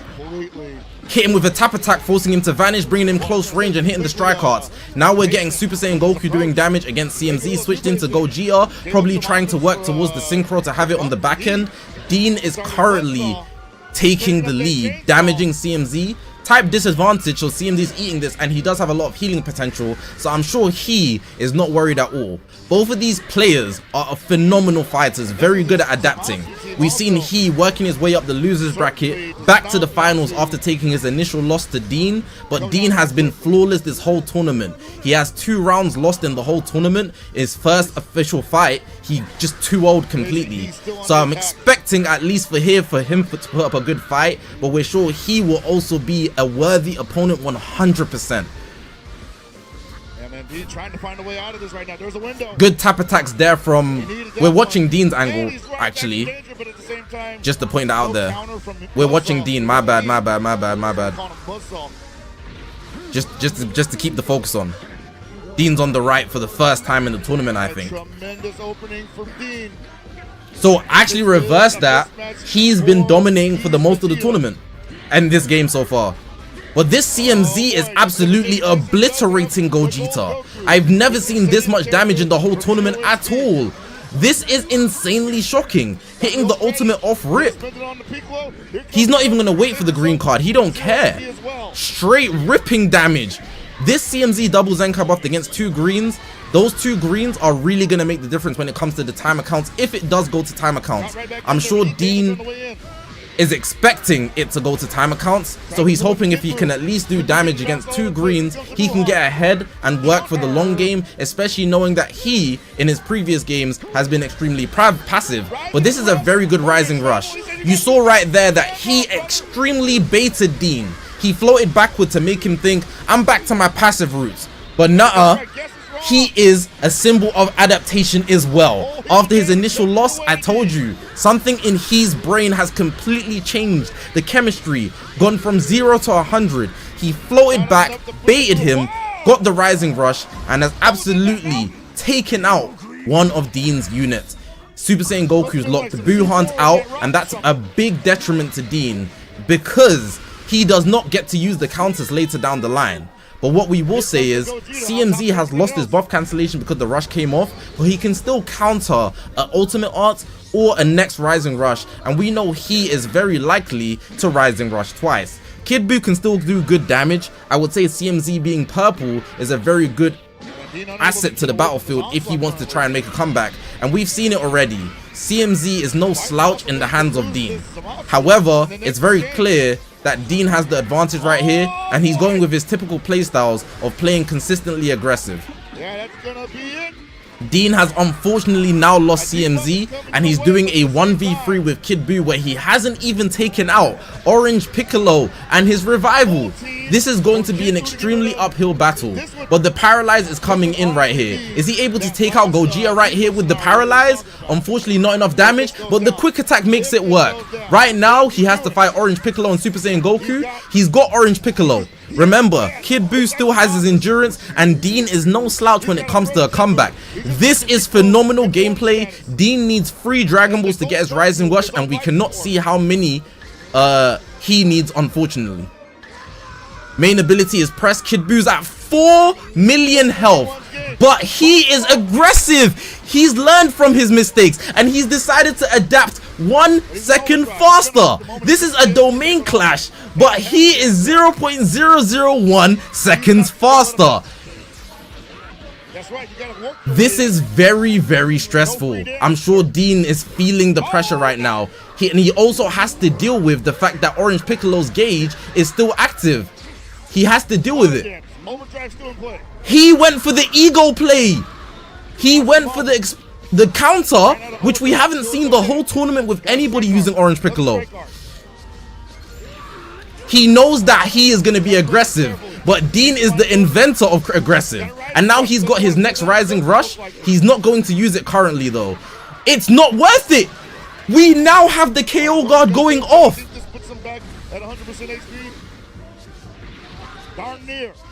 The only reason Gogeta died before is because he got sealed by Yema. Oh, but unfortunately Dean's input doesn't register in time. We've got Super Saiyan Goku here. Can he break through? If he's got a blue card, he might be able to kill him. Is Orange Piccolo going to do enough damage? He should have rushed earlier potentially. Does he take the first game? And we're seeing a legendary finish against our flawless champion at the moment. Dean takes the first L. He is truly the truth when it comes to adaptation, it seems. Both geniuses of adaptation, but he is a true prodigy. His ranking up from the losses all the way to now the grand final is showing in this game here, facing off in the final. It's crazy. This is phenomenal. He might be the truth. 1-0 in the grand final. We see the momentum of he. His momentum is crazy. He's played 3 games in a row. He is not fatigued. He is ready to go for the next one. Is Dean feeling the heat? Now, if you're Dean, you're thinking, I shouldn't be worried right now. I potentially still have 3 games. It's Dean versus the whole of Japan. But can you We've got he closing his eyes, trying to shadow box, figuring out what he's going to do in the next game. I think if Dean's going to answer back, it has to be now. He does not want to go into a potential grand final. We've seen this look on Dean's face before. When he looks at the camera, he's figuring things out. He gives you the face of, I understand it now. But are we going to see that outcome in the battle? We'll see. This is game 2 of the grand final. It's currently 1-0 to he. Dean is lagging behind, but this is not somewhere Dean hasn't been before. We're going to see Fusion 13 and the Movies team, which is, in my opinion anyways, the team I'm most worried about when Dean is playing PvP. If he continues to be aggressive with his regeneration / powerful opponent team, which is heavily defensively built, I fear this could be very, very upsetting for Dean. Let's see what he does. Countdown.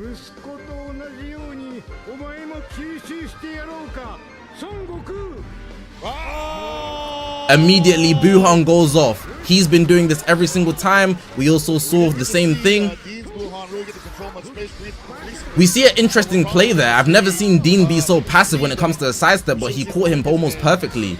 Switching into Orange Piccolo here, Buuhan's going to do a good amount of damage. Got him to half health. Kid Buu's in. we know that he's been super aggressive, and it seems like in terms of pace, he is actually outpacing Dean. It's almost as if Dean can no longer keep up, but never mind. He decided to activate some supersonic speed there with catching the vanish. Trying to catch up to that damage deficit. Ooh, he went for the charge there. We know they like their overdrive charges, so they charge often, and Dean expected that, so he hit a mid-range blast, which usually isn't a good play to go for. Hitting the blue card there is very good because you can't do any strikes and blasts against Buhan because of his gauge. Getting tap attacks there, Kid Buu's not going to get priority. Let's see what Dean's going to try to figure out. He goes for the long range strike, and because he's charging, he's able to get a nice perfect vanish from long range. Right now, we've got a priority from He, and he's absolutely doing crazy damage with his Kid Buu, literally in the best scenario. One thing Dean needs to watch out for from He, with him being so oppressive, is the fact that when Kid Buu's gauge is full, that blue card is going to lock him in. We got Fusion 13, as we've seen before in previous game. He's Fusion 13 doesn't do much damage. Although he is good for the revival layer, him being on the battlefield is a very poor choice because he does the least damage, especially when you have Buhan and Kid Buu. Every time you do offensive hits, you want to be using Buhan or Kid Buu. And we saw previously that's actually what's lost He's a couple games. Dean right here, he's literally on the back foot. It's almost as if he has adapted in another way we've never seen before. Already thinking that he might have to go for KOs here. We get the green card from Fusion 13. Another green card, but he's floated back. He's gone for the strike again. That's typical aggressive Dean, but Kid Buu almost takes out Fusion 13, but Kid Buu's vanish is not there. We've got no build-up for Super Gogeta, the greatest fusion of all. We've got absolutely no build-up. I'm sure that is very stressful for Dean.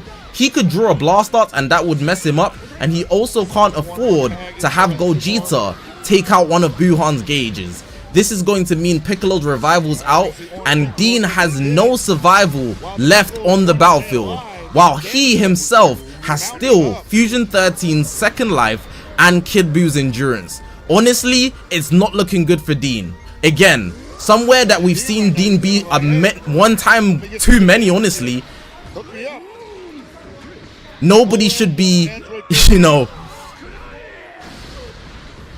underestimated right here. Dean is bringing out new plays in his bag, dashing up but not aggressive, and that's out of his bag. It's not his normal style. He's still taking risks, but risks in fashions we've never seen before.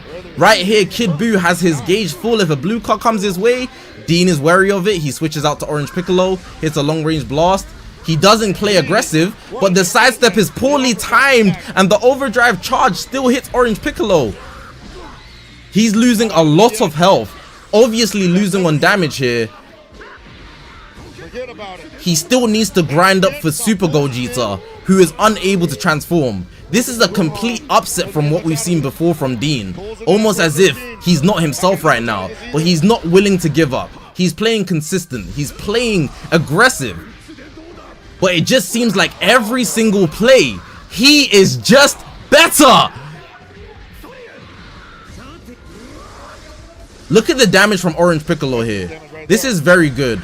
Good blast damage there into the Rising Rush. Type advantage against Fusion 13. If he gets this through, this could be the comeback he needs to make this game a 1-1 if he's trying to win, which we know he is.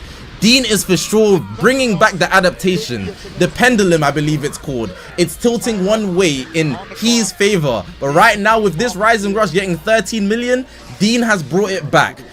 Kid Buu's endurance is still there, but his health is really low right now. But Fusion 13's revival is out of there, which means that everybody is vulnerable to getting nullified through blue cards.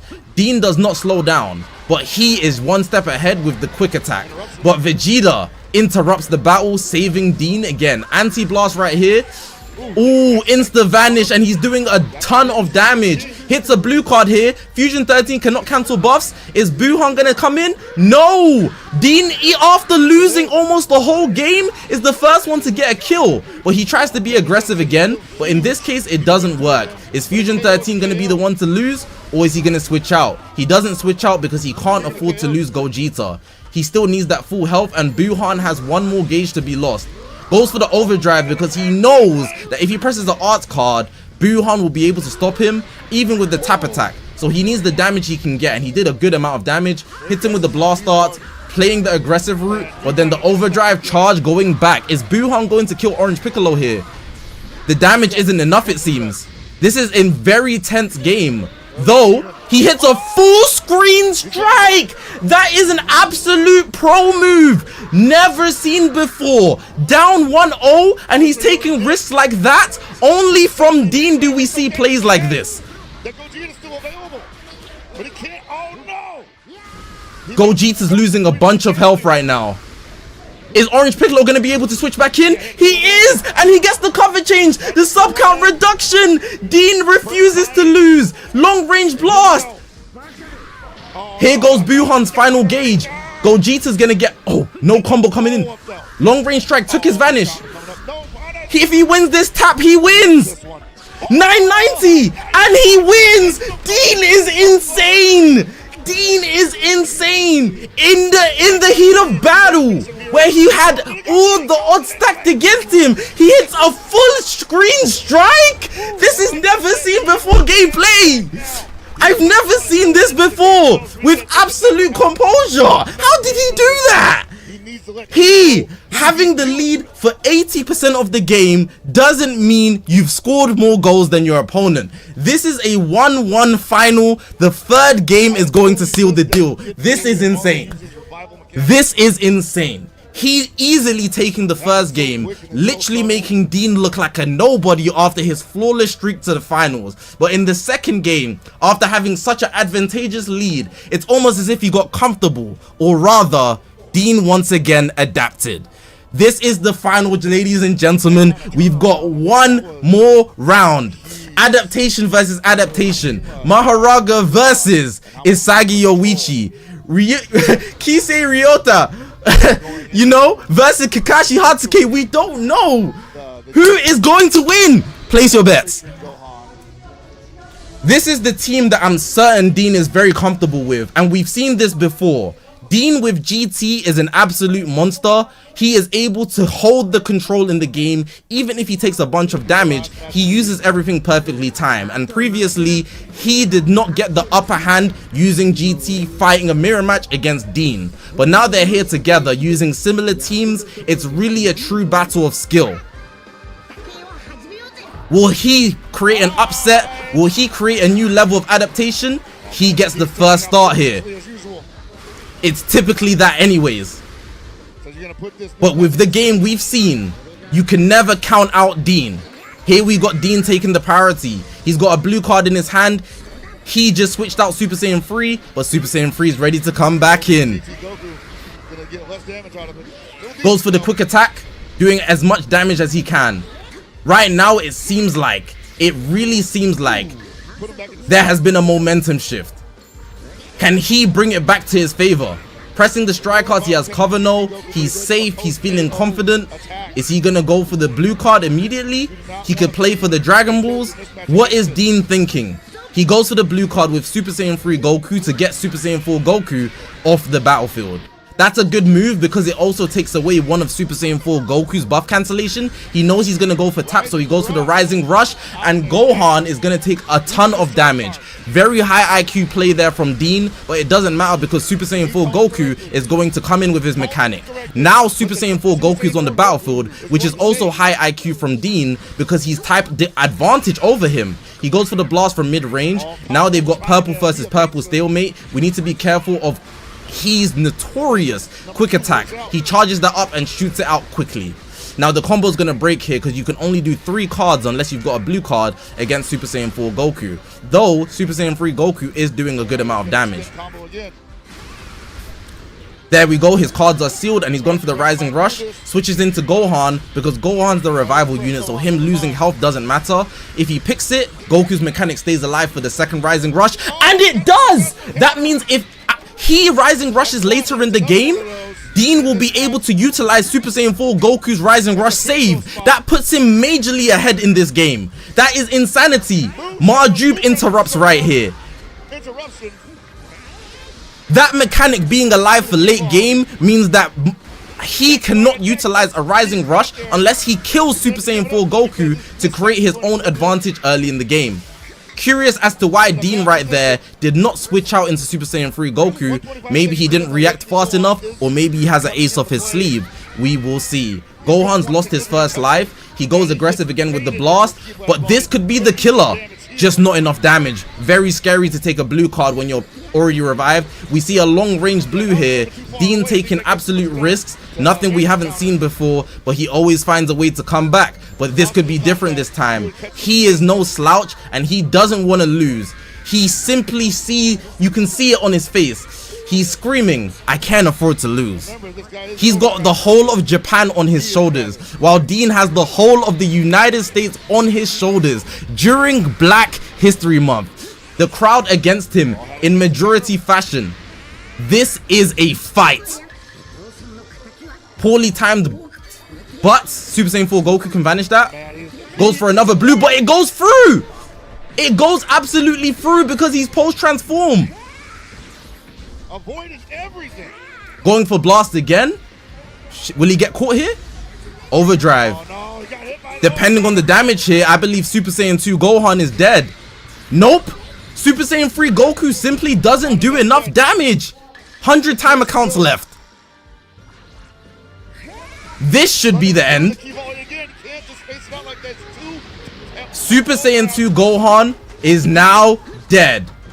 We have to fight Super Saiyan 3 Goku from Dean and Super Saiyan 4 Goku from Dean versus a Gohan who hasn't revived yet and the 2 GT units that Dean also has. He is way ahead right now. The tides have flipped, but let's not get too excited yet because Dean has shown us that he can make a comeback in a moment's notice of doing some insane damage. Goes for the green card, building himself up. Gets PV'd. That's very bad, but Super Saiyan 4 Goku is the one keeping Dean alive. Every time he switches back in with the sub count manipulation, it's simply 3 cards, your cards get sealed. It doesn't give you an opportunity to fight back. So as long as Super Saiyan 3 Goku on Dean's team is alive, Dean will have a true fighting chance. He also needs to be very careful when initiating because he can't afford to lose even 3 more priorities. That will be the end. He is currently in flow state, catching him at every moment's notice. Super Saiyan 4 Goku's health extremely low. He lets the endurance go. The Rising Rush comes out. And Dean will be able to survive this because he picked the earlier Rising Rush. Super Saiyan 4 Goku's on the battlefield now, saves the day. Super Saiyan 3 Goku's basically on 1 HP, and there's a clear lopsided, battle right here. Dean is clearly getting swept. Ooh, but Dean manages to time that perfectly. Presses the green card. Presses the ultimate here. Super Saiyan 3 Goku comes in. Just to note, Dean's Super Saiyan 3 Goku has no main ability. So he's going to have to stay in most likely with Super Saiyan 4 Goku. But he needs a blue card to get his vanish. No, he opts in to switch out. Hits the tap attack to stall him. Probably going to have to work with a vanish here. No, the blast get clashed. Gets a PV, but Marjube saves the day. Maharaga, save me! Green card gets pressed here. Catches him on the sidestep. Dean is refusing to back down. Dean is close to getting his second Rising Rush, and that could allow him to win off damage, even though it's very apparent the current winner at the moment is he. He is leading the battle. But if Dean is able to get this second Rising Rush off, that will completely flip the script. And also, depending on who lands the Rising Rush, it will make a huge difference. If it's going to be Super Saiyan 3 Goku on Super Saiyan 4, is it going to be Super Saiyan 4 Goku on Super Saiyan 2? It will make the difference. Dean right here has no endurance. He needs to be very careful on the damage he takes. There's 10 timer counts, and that means his next priority will make or break the game. 8, 7, 6. Oh, that's very bad. We're going with the Rising Rush to end the game. Does Dean win off damage? Does Dean win off damage? That's going to be the deciding factor. chance if it's over 10 mil. He gets it. If it's over 10 mil, Dean is the Dragon Ball Legends World Champion. There's no way. 1-1 deciding it 4 million? That's not enough. I fear that's not enough. 4 million? How close is this game? He's just chilling. He has adapted. He has adapted. Toji Fushiguro, coming from the losers bracket, has become the Dragon Ball Legends World Champion. Look at him with Japan on his shoulders. His name's not Zenin anymore. It's Fushiguro now. Wow. Oh yeah, no, this is how the drama builds. You usually see. There's a second set.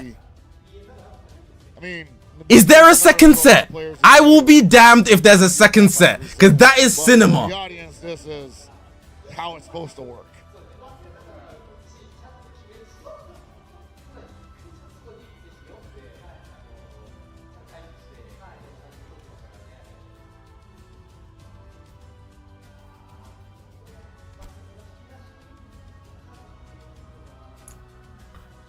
Yeah, man, he feels great right now. I gotta tell you, he's the momentum has I don't know. been in his favor. Dean definitely is giving him a challenge, but he is rising to the occasion. It seems like there's a second set. Question now is with Dean. They've got the QRs on the phone. There's a second set. And he. Unless they're gonna do a unit reveal like they did in Vegas. Oh, it's because he was in the losers bracket. They run it back. So, yet they go again. All right, one more best of 3. Yeah, because Dean had a flawless run, he gets a second life because he beat everybody without losing. He already beat he beat Amedama, he beat everybody, but he came from the losers bracket. So if Dean had won that, it would have been over. But now it's 1-1 in terms of whole sets. So it's a best out of 3 actual set. Very understandable, very fair from the Dragon Ball Legends developers, to be honest. That's caught me astray. I really thought that he would have won just off that. But it's very understandable at the same time. If everybody was allowed to lose once, Dean should also be allowed to lose once. So now we've got the final 3. And this might be insane. It's a 1-1. They're literally 1-1. Dean in the first set won 2-1 against He and went to the finals immediately. In this one, He just beat Dean 2-1. And now they're redoing the finals because they've both won 1 game each. So they need to finalize it. Let's get it. Entering in with the GT team, and this is crazy. This is crazy. Again, unbiased commentary. This is the last best of 3. They've got the stocks reset, as you can see. There's no yellow asterisks there. So it's complete. It's 3 games again, basically, unless somebody goes 2-0. Zamasu team is going to be interesting that Dean has not started with his CMZ team. He switched up and decided to start with his GT team, avoiding the mirror match later on in the game, which means that he's gonna bring out his CMZ team against something else. That's a very interesting decision from Dean. I don't know if it's going to be the best decision, but both of these guys are very sharp attackers. Who's going to be more aggressive? Who's going to adapt first? Running Gohan with 2 greens is very risky, or running a purple with 2 greens is very safe, and that's what CMZ offered earlier. But in this case, having a purple that's strong, Super Saiyan 3 Goku might be the better choice. But Super Saiyan Goku, with his team, with the way it's built, he could actually take a lot more damage than he might think. One thing I do know is that Super Saiyan 4 Goku on Dean's team did a lot of damage to Gogeta. So I'm gonna need he to be very careful when it comes to the amount of damage he takes, so he's able to actually transform into the greatest fusion of all. He here with the priority, but the combo drops. Dean actually played it slow that time, and he's locked in right now. Is his revival out off this blue card? Not enough damage, unfortunately. I think he's got him here on the sidestep. I'm not sure. I didn't hear. He did get him. Nice. Can he fight back? We're going to need him to get more defensive, oppressive, so he can actually get the lead as he was having just a second ago. Oh boy. He goes for the blue card before the half health breach, and he's type neutral. Doesn't do the most damage though, but it's damage nonetheless. He went for the tap attack, but Dean is notorious for going ahead straight away with the blast attack. In some cases, he gets perfect vanished. In other cases, he gets the priority. And right now, it just seems like this game here, Dean has got the priority. We are watching Dean's perspective. He takes out Orange Piccolo. All he has to do is take out one more person, take out the KO guard, and then he will be completely vulnerable. The switch up of teams at the start might have been the best thing Dean could have ever done. I don't know what happened there, but it seems like he did a singular tap and then he went ahead with the strike straight away and caught him. In any case, that's great for he.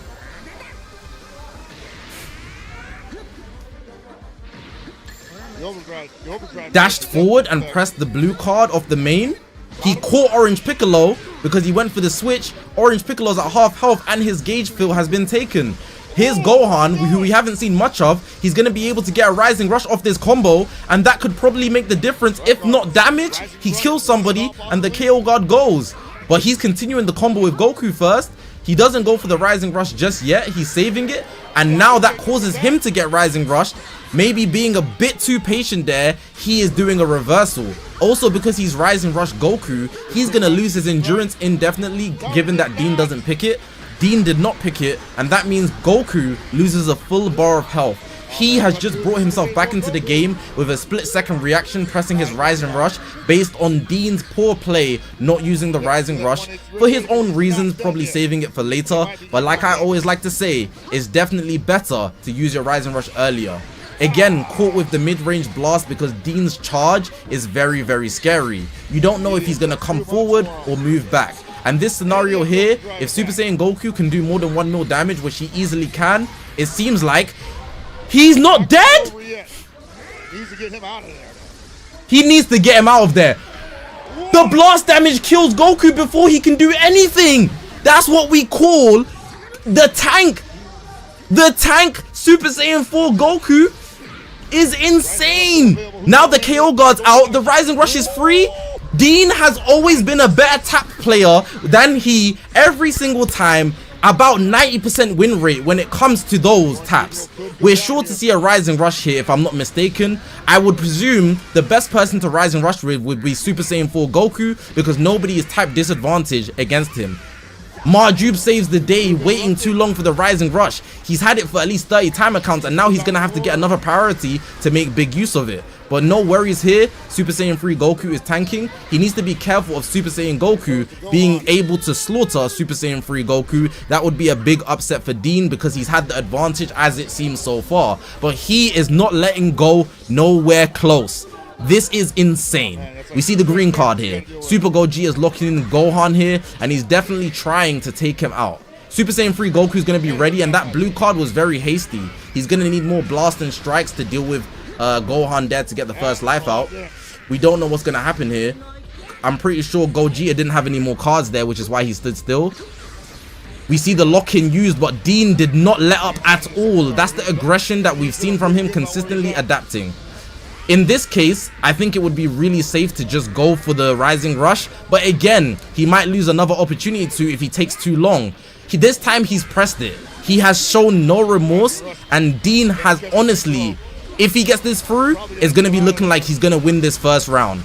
Even if he doesn't, Orange Piccolo stays at 1 HP. Unfortunately, he cannot pick this rising rush, which puts him down 1 unit. No survivability, no KO guard.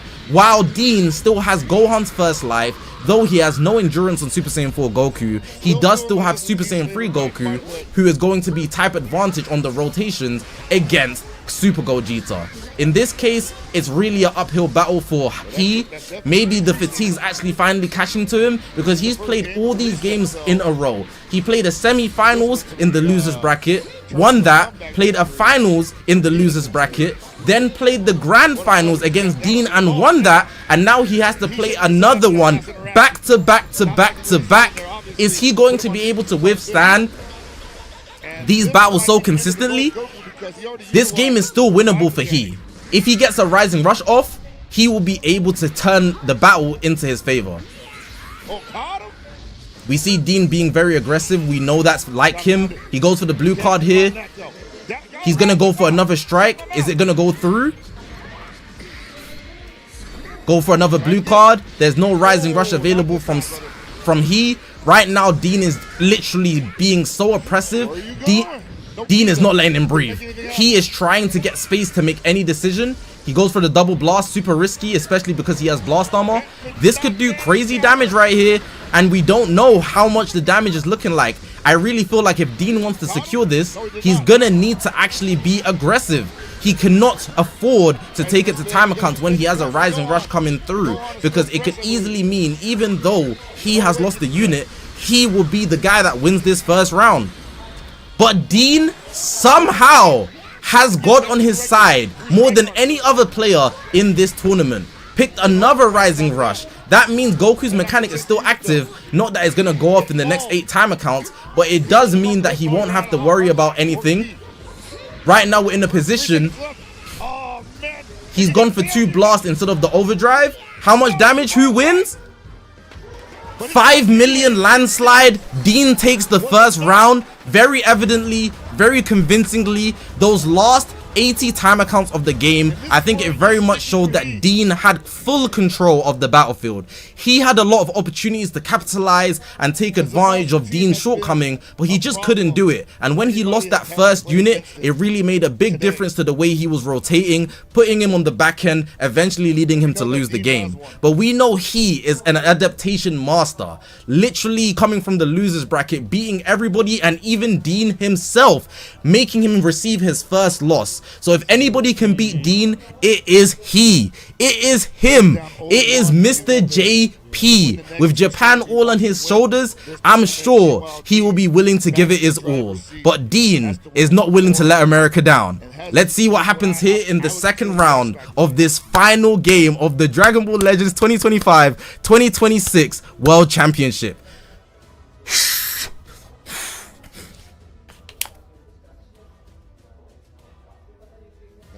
Pretty long about this one. This commentary is not easy to do, bro. I'm giving you guys peak performance.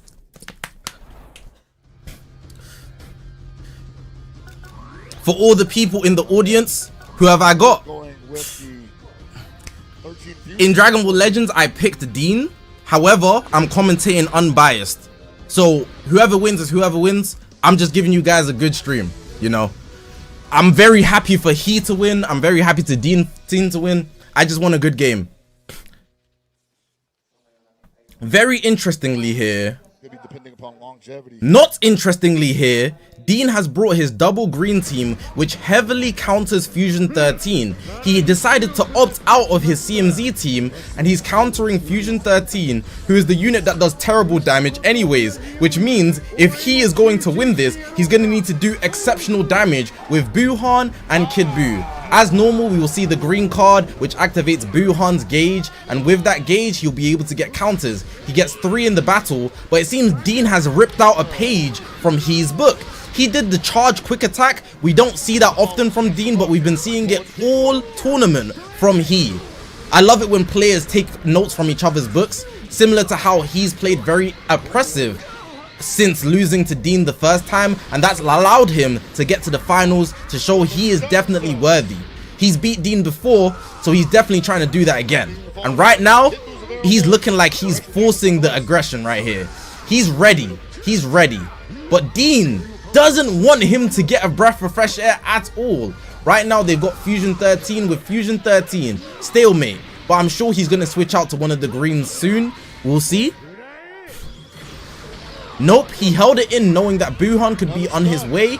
He needs to be very careful. Kid Buu's gauge is filled, and when Kid Buu's gauge is filled, that means he's able to do a lock-in blue card, which pretty much will allow him to do crazy damage. The drop combo there, it seems like we're going to see a big attack right here. Nope, it's an explosive green. He can't afford to switch out to Super Gogeta though, so Dean's not going to do anything, and he's going to let Orange Piccolo go. He doesn't know what's in he's hand, so he can't afford to lose the greatest fusion of all, gaining that second life later in the battlefield. But he still also has the half health breaks from Super Gogeta's kit, Goku and Vegeta both sides. Now in this case, this is not good. He played super passive there, and if I was him, if this doesn't kill, he's gonna need to get him out of there. Luckily, Piccolo's gauge went off, he healed a bit, he's staying in, nope, he's brought in Fusion 13, he's gone back on the offensive. It seemed like for the past 20-30 timer counts, he has absolutely had Dean on ropes. Dean is feeling the pressure, I'm definitely sure. He is putting up a good fight, but right now in this priority, we obviously got Dean here doing damage with Gogeta. He doesn't seem to be tag switching, so he's avoiding switching to build up the fusion, which we would usually see from everybody playing Gogeta. Maybe because he didn't want the green card instantly, but now it's been destroyed anyways. He needs to be very careful. Kid Boo's gauge isn't filled, so there's no lock-in blues, so he can be a bit more reckless, but he's gonna have to keep his eye on it. Now he's got Buhan here, right? And Orange Piccolo's health is extremely low. Buhan has been doing a lot of ultimate damage, and I really feel like this could one tap Fusion 13 from full health to 0, taking out his first life. Just like that, lost a full bar of health from simply one ultimate. The adaptation here is perfect, and Buhan on his side is not to be underestimated. Dean has a lot less to lose in this game because he's 1 up, but that doesn't mean he should slow down on the gas if he wants to win this game. We've got the taps, and we've seen Dean be absolutely consistent, but he also gets 997, one of his highest taps, if not his highest tap ever, beating Dean for maybe the first time ever. Vegeta saving Dean right here. It would have been really dark if he was able to get that off. We know he is going to hit the quick attack. He's hit the lock-in blue. Super Gogeta dies. No Gogeta, the greatest fusion, will not be making an appearance in this game here. We still have to get out his Fusion 13, and because of that, it's looking real bleak for Dean. It doesn't seem like he's going to be winning this game, but he's not up to give up the fight. Again, a lot less to lose because he's already got 1 game, but the pressure's going to be on in the 3rd game. Fusion 13's down, Orange Piccolo 1 HP. Let's prepare for the 3rd game. Unfortunately, Dean has taken this L here. Very unlikely he wins this game. He has this thing where he refuses to give up. He goes for the overdrive charge. Who's going to be taking this? How much damage is Piccolo going to be doing? He's going health 3 times in a row. That's insanity. Look at the damage he just did there. Almost improbable. He's gonna have to use his rush. Honestly, with the way the game's going, if I was Dean, I would have let the rush go through to the point where Dean's even losing the taps, getting 800 in Japan. That's the first 800 tap I've seen from Dean. That game, his heart was not in it, and it's very evident that that team for Dean is his worst team. He brought out all the fire for that 2nd game, and now we have the final, literally final game of the World Championship. We're gonna see his GT team, and we're going to see Dean's CMZ team. The CMZ team is very valuable in countering the GT team, which freely rushes knowing they can't get rushed either because of what Super Saiyan 4 Goku can do. But in that same way, CMZ is type advantage against Super Saiyan 4 Goku and can also deter rising rushes. There's also a lot of counters going on because of Buhan, and he's gonna have to also deal with, I believe it's Fusion 13 on Dean's side. They've got good advantages on both sides here, but I really feel like the damage output is gonna be exceptional on his side, which could be giving him the edge this game. I'm looking forward to see the damage that he can do this game, but I also feel like Dean's defenses and his crafty movements could give him the edge. This is the final of the World Championship 2025-2026. I apologize, I believed it was Fusion 13. It's actually Kid Buu. So we're going to be seeing lock-in blue cards potentially from Kid Buu, and that is very, very useful for Dean if he's able to catch Super Saiyan 3 Goku, as he can get advantage. Dean has brought Marjube as the supporter, and he has brought Barber, who's going to be able to overturn rising rushes, making them go through.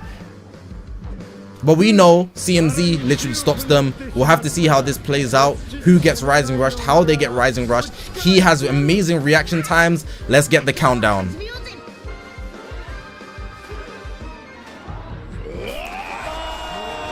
We get the Buu start. That's typical. The green card goes in. This is the biggie. He has baited Dean right there, but the counter goes off. Dean has lost his vanish, but I believe he switched out, so he's gonna go for the blue card there to do good damage. Is this gonna do good damage towards Gohan? Nuh-uh, because Super Saiyan 4 Goku cancelled those buffs.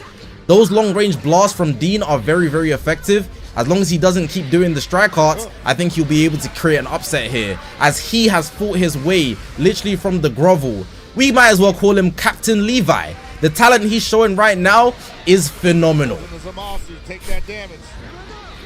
Bringing in Buhan here, he knows he can't withstand this combo, so he's got 2 counters taken away in the first 20 timer counts of the game. That is very, very, very, very risky, because he's not going to be able to take advantage of that later. Unfortunately, the game only spawned in blast starts. That's a very bad RNG pull for Dean, but it doesn't mean it's the end of the game. He just has to get around it and take a bit of damage.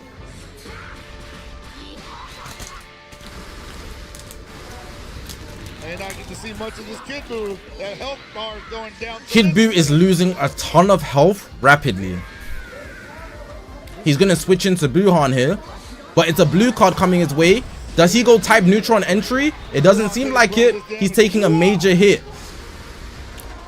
Not looking good for Dean at all. Dean is getting obliterated damage wise.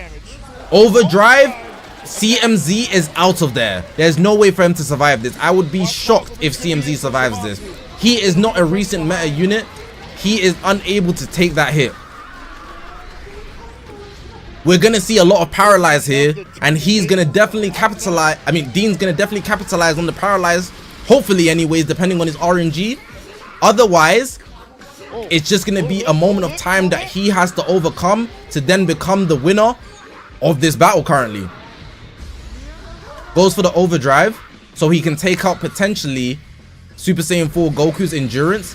He's getting the success, but he's just not doing enough damage. Super Saiyan 4 Goku simply tanks way too much, and he tried to be super aggressive, but Dean did not let that slide. He goes for the lock-in blue. Super Saiyan 3 Goku is dead. They've both lost a unit.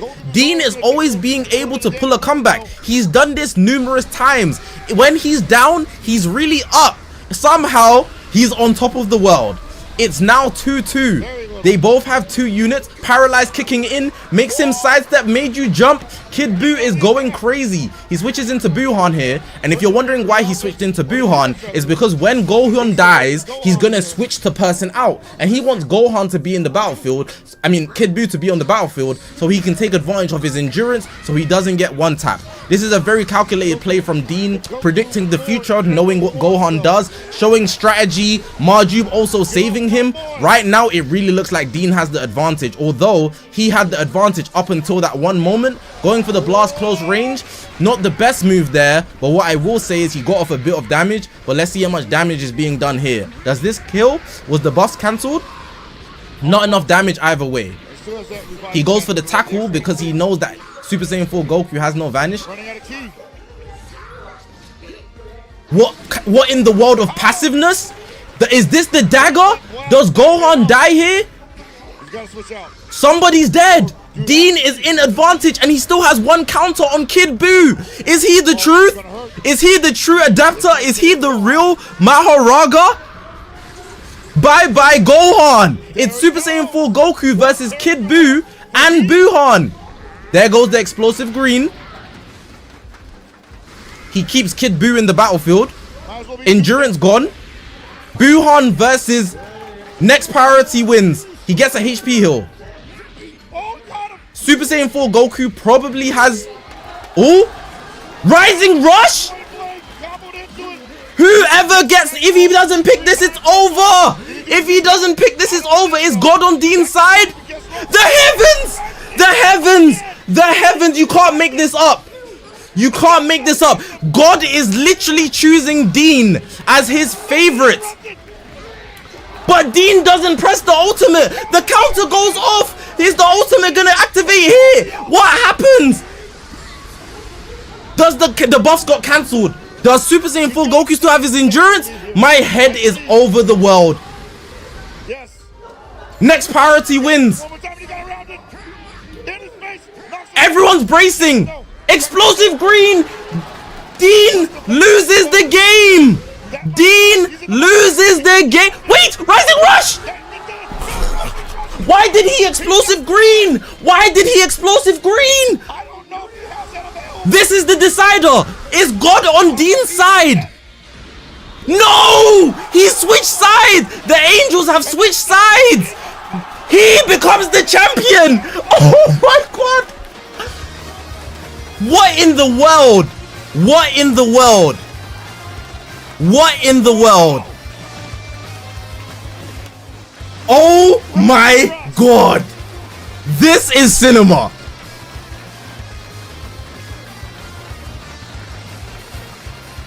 Champion. That's the champion right there. Incredible set. He's the truth. He absolutely adapts down to the wire. That is the PvP game of heaven and hell.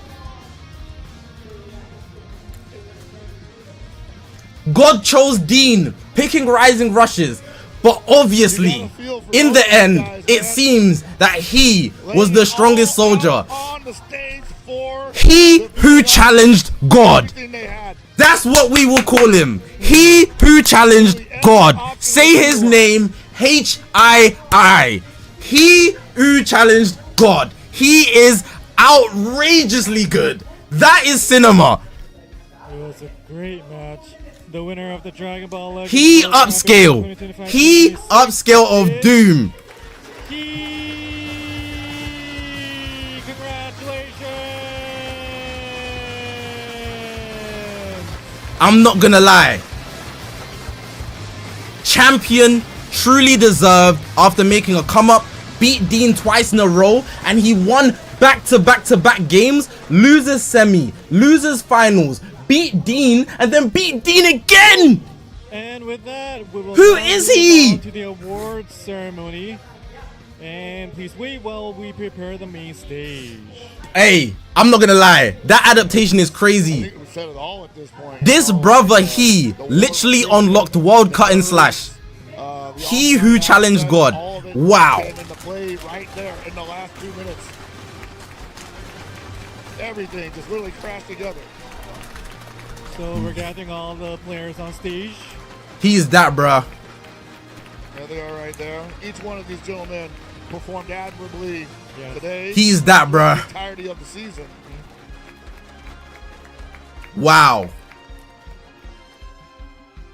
Have a hard time believing that if you follow Dragon Ball Legends, this will be the last time you see these 8 people. He upscale of Doom.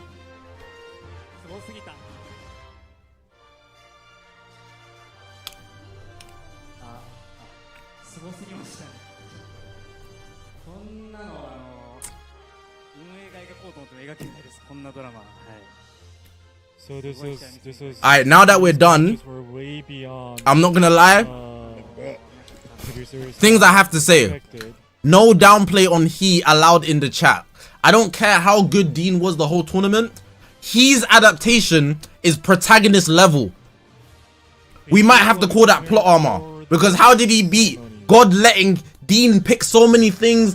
Oh my God, my head's blown.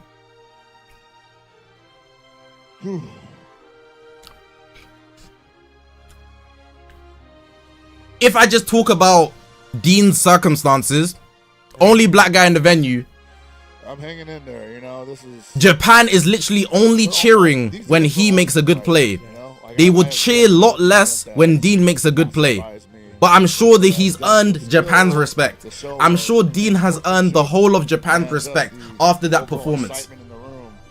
This, as once again delivered, we had twists and turns, we had favorites, upsets, and then in the end, we had probably the most dramatic finish in this game's lifespan. Correct. Exactly.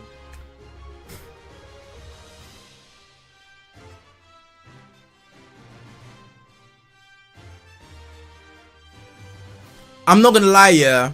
He has that type of face. You know that type of face where you just know he's a good person and he'll always try his best. He has that protagonist face. He has that protagonist face where he's like always proud and cheery and happy. Jesus. Jesus.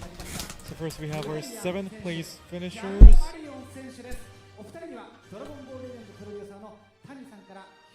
It's not rigged, bro. Stop coping.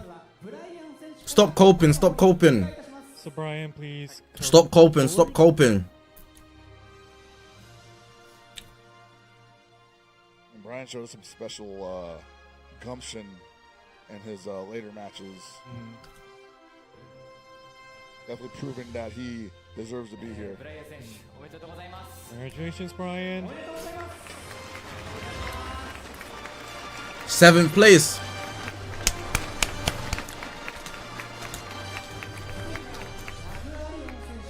And also in 7th place, Jagarian.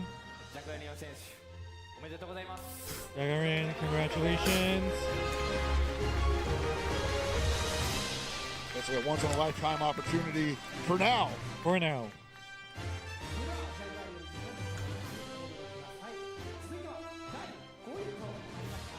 Moving on to 5th place.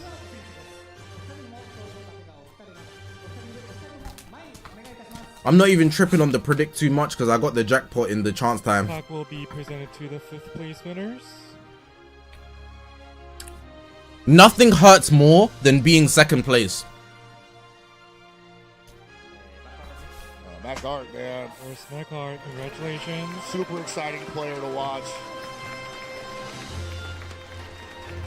Nothing hurts more than being 2nd place. When all the odds were stacked against you anyways, Varanchi. and then still coming 2nd place, Varanchi. I'm not gonna lie. Let's say everybody in this room, right? It can only hurt. It would, like, if we had to scale who it would hurt the most. Dean coming 2nd place is by far the number one when it comes to pain. Washimo definitely gave it everything he had. Congratulations. Congratulations, Washimo. Even though Washimo came 4th, I have to say. And moving on to 3rd place, Amidama. I cannot enjoy his gameplay. Amidama's going to take it all the way here. Yeah. Started out so strong, so calculating, solid play, consistency. Congratulations, Amidama.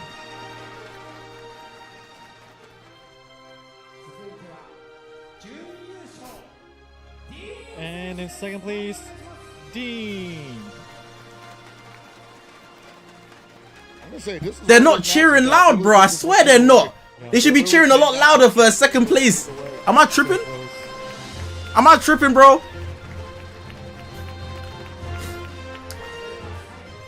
Now, the player who has claimed the title of world champion. I swear they cheered louder for Washimo. Please step forward, he. No, I think I'm tripping. It's just the recording. I think it's just the recording. I'm not gonna lie. The last match was really astonishing. You are. All right, now show he using a new Super Vegito, and show Dean using a new Charlotte. Thank you. And to our champion will be given a trophy and also the Dragon Balls. Why does Shun commentate like he's in pain, man? Of the Dragon Ball Legends World Champion 2025-2026 is he. Congratulations. Guys, is this the good ending or the bad ending? Honestly, after that last game, I cannot be mad. So everybody tuning in, everybody in the venue, thank you very much for coming, watching, and please give a big round of applause for our players for an amazing, amazing tournament filled with wonderful matches.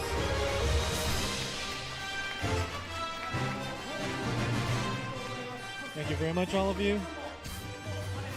And great work to all of our players. So, Tani-san, Mr. Tani, we hear there's some exciting news to share. Mr. Tani, Mr. Tani. before an announcement. Why Tiny wearing white gloves like he Michael Jackson?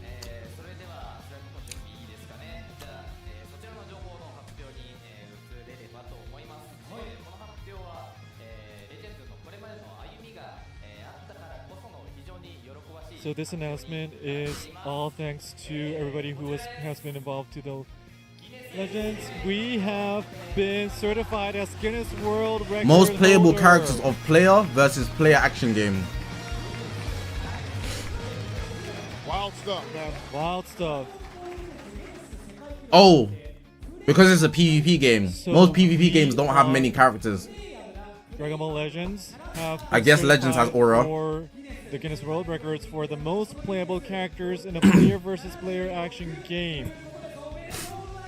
So the count is 676, and Dragon Ball Legends holds a record as of today. I don't think it's ever gonna get broken, man. So we're honored to have an official Guinness World Records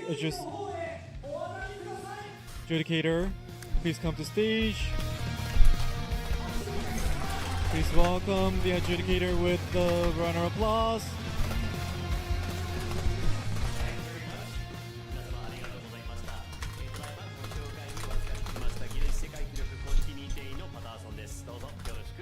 I am the adjudicator of Guinness World Records. Thank you very much. So we have certified Dragon Ball Legends. Allow me to read this. Player versus player action game is 676 and was achieved by Dragon Ball Legends Japan, released by Bandai Namco Entertainment Incorporated as verified on 21 January 2026.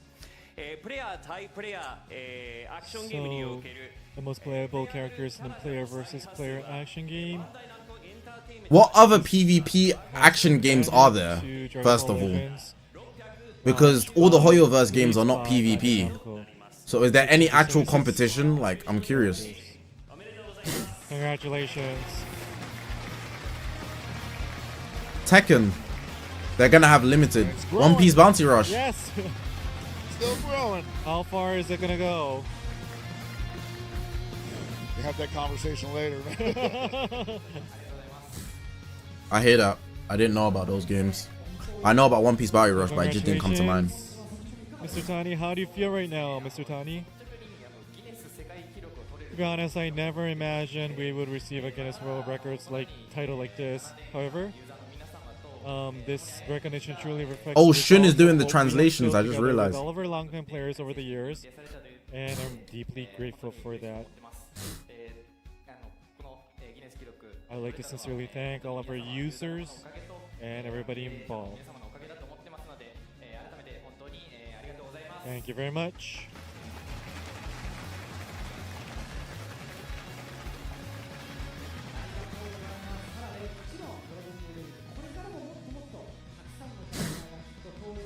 And I'm sure that this game will continue and the record will keep on growing, and we'll be looking forward to the future.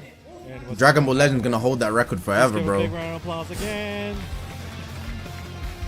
for the certification of this Guinness World Record.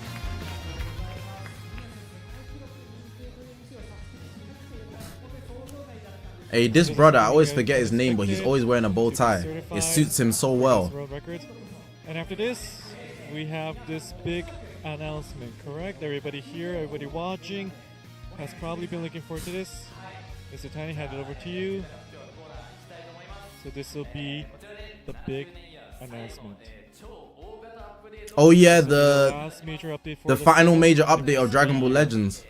So what we are going to introduce from now, this announcement, you can take photos, you can take videos.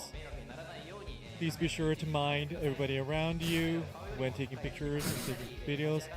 No live streaming is approved. Live streaming is prohibited. So just take videos, take pictures just here in the venue. So if you're in the venue, you can't stream, but you can take pictures and post it anyways. And please share this announcement together with the hashtag. That's interesting. Why? What's the difference? This is the big announcement. Please take a look. I think this is gonna be something pretty cool. Let me look at this. Alright. The Blue Bros Resurrection F, it's not just Vegeta, it's Goku. Do they have like a new mechanic or something? Alright, the aura looks very good. I'm liking this. Hold on, let me look in. Upgraded auras and the blue hair, we like to see it. The fits as well. We've got a new Blue Bros. It's been a while, I'm not gonna lie. Ooh, Vegeta's animations are insane. The facial expressions on him are low-key. Not even low-key, they're better than Goku's. They put in more effort on Vegeta's looks. I like that. But what's the announcement following? Boss Giants raids? What are they playing? Whoa, whoa, whoa! What are those? Okay, so Rocket Challenge. The OG goats. I remember when Legends looked like this, man. New Vegito. Maybe new rarity? Maybe a new rarity?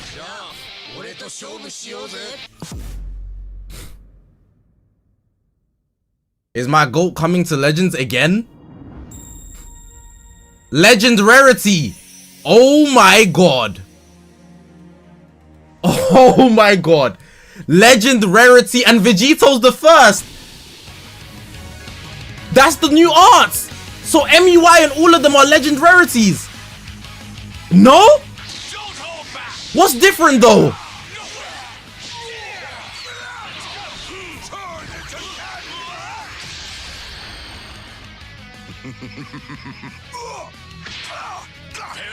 Even in this form, my strength is the same. Candy Vegeta! What's going on?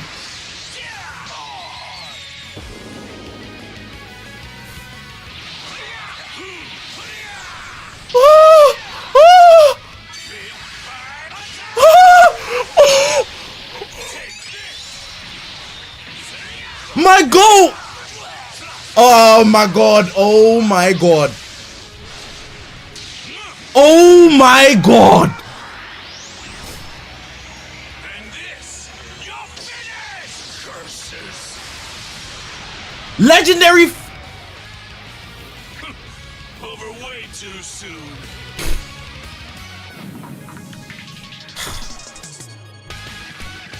The ultimate fusion. The ultimate fusion, bro. The ultimate fusion. Get ready to glaze. We're here.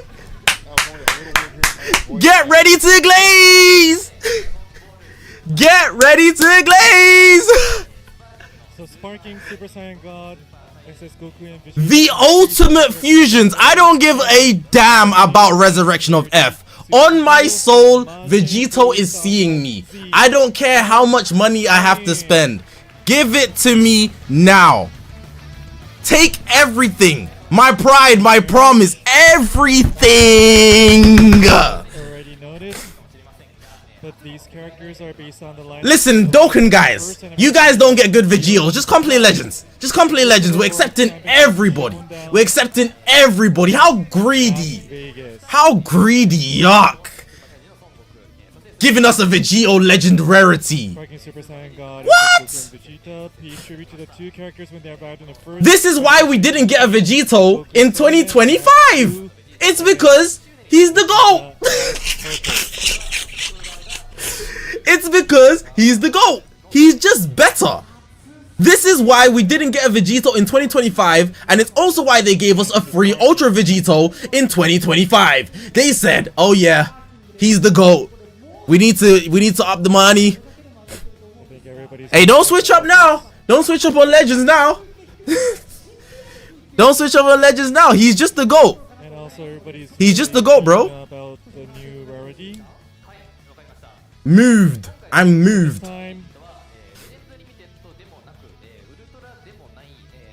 How much is each summon? I don't care though. Do you know what I mean? Brand new rarity legend. How much is each summon? But I don't care. Like, I'm there either way. I just want to know. The new Journey legend rarity. Please take a look at this. This new legend rarity combines unique animations with outstanding abilities and joins Ultra at the forefront of Legends battles. Legend characters boast not only overall powerful abilities, but also excel in battle with the legend. I'm not gonna lie, you have to sell your soul, come back to life, sell your soul again, come back to life, sell your soul a third time, and you only get a chance to pull this Vegito. Because what the hell? Feel and visual presentation. Now let us explain the key points of the new legend rarity. Code is appreciate the donation, my boy. This is an action unique to legend characters. Area change attacks activated from designated areas. Joins Ultra at the forefront of battle. Depending on the character, this can be activated either from the low area or the high area, and it's even comboable with special moves and ultimate arts. Exclusive unique action, legend action, superior attributes that boost advantageous attribute effects, special ink tone action effects and illustration transformations. Legend arrives. A new rarity joins Ultra at the forefront of battle. Wow. Next, here's another distinct feature unique to the legend rarity. Look at the impact when he hits the ground. Look at the smoke. Why is Legends looking better than Kakarot? As the name suggests, super elements are enhanced versions of existing elements. When you have the element advantage, ink effects in game 1.75 times instead of the normal 1.5. Lastly, the third point is how the illustration extra element advantage. So normal element advantage does 1.5, but extra element advantage you now get 1.75 by limit breaking. There's 3 limit breaks. So 1 star, 8 stars, and 14 stars. Dramatically to a luxurious illustration theme in black and gold.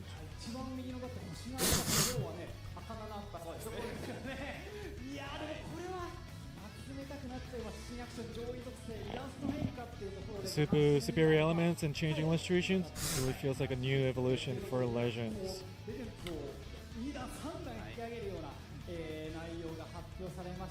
Me and Playbox. Oh. After this, Mr. Tani and Mr. One Touch will ask you about. He's purple just like the Legends Limited. Welcome home, Super Vegito.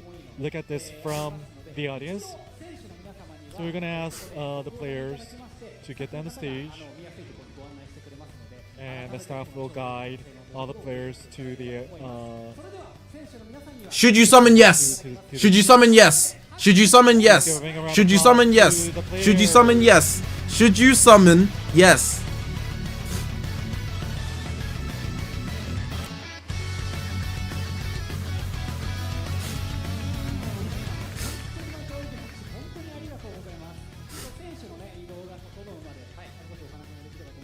What the hell was that Candy Vegito stuff though? Over the past years, we've rolled out numerous updates, including the introduction of the ground. Not a fan of the extra element damage. I think it's necessary to keep him alive in the game. If he's gonna be the highest rarity, he should be more powerful. But what it does introduce is a new level of power creep. But I really feel like they shouldn't introduce more of these consistently. We should get only maybe one of these a year.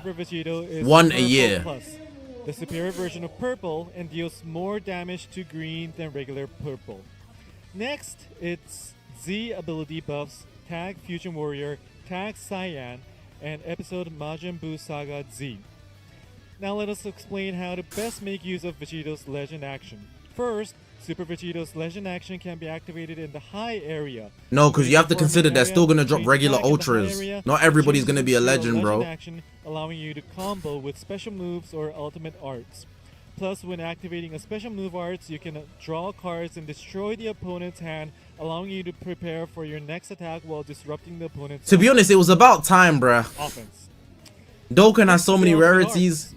EXs have been power crept. enemy attribute upgrades and buff effects when the unique An base is exclusive released. Dokabaki impact animation Even against Ultra green element Buhan. characters who have unfavorable element factor nullification for damage received, you can still attack with an element advantage. That's kind of And funny. Thanks to the superior element, you can expect So much massive aura damage from against its Vegito. shoot. Finally, Vegito inherits the powerful offensive abilities of the Super Vegito that first appeared as a LL rarity. The damage of each art increases depending on the card. Vegito's so making cool, each man. individual He's the attack coolest. become He's just the extremely coolest. Powerful. He's just the Lastly, coolest, bro. This Vegito comes with powerful abilities such as wide-range special arts nullification and endurance. It also features an exclusive Dokabaki impact animation with ultimate. I want them to show him losing, though. We've recreated the incredible scene where Vegito overwhelms Boo even after being turned into. Wait! There's a Legends Limited on the banner with the Vegito legend! loses, so be sure to check that out as well. Welcome Now, back, the first for the anniversary. New legend rarity, it will have a 0.5% drop rate and will appear with an unbelievable 2000 Z power, the same as Ultra characters. The summon featuring these new characters will begin next week on February 11th UTC, so please look forward to it. February the 11th. Once again, the Wallahi, new we're not legend leaving the rarity house for features Valentine's unique Day. animations with outstanding abilities, making it an extremely luxurious and powerful rarity. No one leave the house on Valentine's Day. All Legends week we're and playing Ultra Legends. And All with week each we're one playing having Legends. styles, All we week we're create a playing more Legends. strategic battle environment. Babe, chill. I have Vegito to grind for. Next, we have some campaign information to celebrate the arrival of the Babe, new Legend chill. rarity. We're I'm planning playing a typical Legends. campaign. Here are the prizes. We will be giving away exclusive foil stamped acrylic How much panels CC do I featuring have? the new That's Legend the Super real Vegito question. to 10 lucky winners Chat, can we get a selected CC at check? random. How many Chrono The Crystals you campaign got right is now? scheduled to begin soon, so be sure to check out the official Legends X account and stay tuned. One more time, the Sparking Super Saiyan God SS Goku and Vegeta and the new Legend rarity Super Vegito that we've introduced today are scheduled for release on Wednesday, February 11th UTC. To celebrate the new rarity, we'll be giving away 1,000 Chrono Crystals. I've got on the 16,000. date of the release. Be sure to claim them and try your luck at I got obtaining the 16K, new bro. character. Imagine summoning for Ultra Buhan. Guys, Zach summoned for Ultra Buhan. Summon for Ultra Buhan. Summon for Ultra. Wild that day. Fuck. 2019, and I was like, oh, that sounds familiar. And I was like, oh, that's sick. And when they did it again, I'm like, oh, now I see why I'm here. All right. Yeah. I just show up when Vegito does. You've been around since that time, right? I've been around since that time. Yeah. That was my first Dragon Ball Legends commentary. I worked with the English voice actor for the main character from Legends. What can we say? Like, Vegito is just the greatest of all time. He's the greatest fusion of all. I've been saying that about Gogeta all day just because they say it in this trailer, but Vegito is truly the ultimate fusion. Like, there's the greatest fusion, but there's the ultimate fusion. You know, it's just ah! So much so much It's news, just- so much announcement. Woo! Straight up. Woo! I can see how these events definitely bring a lot of weight with them when you're gonna make a big The Gogeta art it doesn't work like that. Shall I tell you why it doesn't work like that? Everybody's so excited about, so Because Vegito, this is his second art, if I'm not mistaken. 2019 was that. Vegito also got the World Championship art. Those arts they released, they could be legends, but there's a second Vegito art, so I don't think they are. The game developer playing Super Vegito. Oh, wow. It was pretty mismatched, honestly. wow. We got Super Vegito, and it's not that art. We got Shallot, we got MUI Goku, we got Super Saiyan Goku, we got G4, and we got Gogeta Blue. And those arts, because Vegito got a completely new legend art, they can't be legend arts. I know which ones you're talking about. Yeah, it's just the same art in the same style, but those aren't units most likely. We own that. Oh, sweet. That is. Ultra Shallot is on the way. If they're increasing the bar for rarity, we might get a legendary finish Shallot or an Ultra Shallot. 10 lucky winners. This is a new Legend Super Vegito. An exclusive foil stamped acrylic panel, which we mentioned earlier. Guys, YouTubers can finally stop using this. All the YouTube bait can stop. We can stop using this. Finally, we got new food, bruv. We got new food, bruv. Finally, bruv. I was starving. I can stop using that flipping image. That image has done damage to Dragon Ball Legends videos. Oh my god. We're gonna look back and be like, remember this image? That's crazy. Yeah, man. They're gonna mess up the market, dude. The economy, economy of the tank. Just give it out. So thank you very much to Mr. Tani and Mr. One Touch. Mr. Tani and Mr. And One it's time to say goodbye. Low-key, I'm trying to end stream. This is outrageous. Let me check if they dropped the kit for the Brody G. I hope they haven't. I really hope they haven't dropped the kit. Thank you. I hope they haven't dropped the kit, bro. Don't drop the kit, bro. I think it's Don't drop the kit, bro. Thank you. They didn't drop the kit. I Thank almost you. cried looking at the last match. Thank you. Thank you. Tell me about it. I think it was a really good match. And also because it's a tournament, an offline tournament, I think we were able to feel the tension in the air and also the cheering from the audience. And also thank you very much everybody involved, all the players, everybody here. Thank you very much to everybody who took part in the online preliminary. Thank you all very much. Thank you very much, Mr. Tani. And with that, this concludes the Dragon Ball Legends World Championship 2025-2026 Finals. A huge thank you. Oh, before we finish, we had forgotten about Mr. One Touch. So we're from One Touch. So everybody here at the venue, and watching the stream, we thank you very much. And I'm really happy that I got to enjoy this tournament with everybody here today. I'm planning to continue making good content, so please continue playing.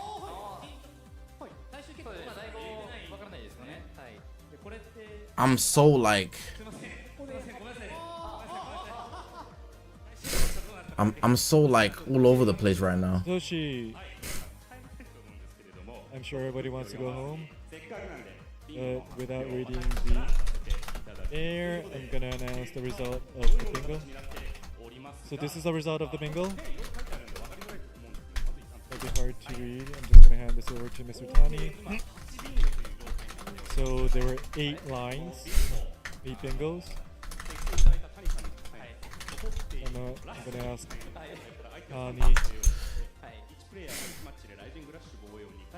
So I don't think there's anything else. else. Triple KO with 1 character remaining, and also player wins the Rising Rush wager on defense 2 times in 1 match.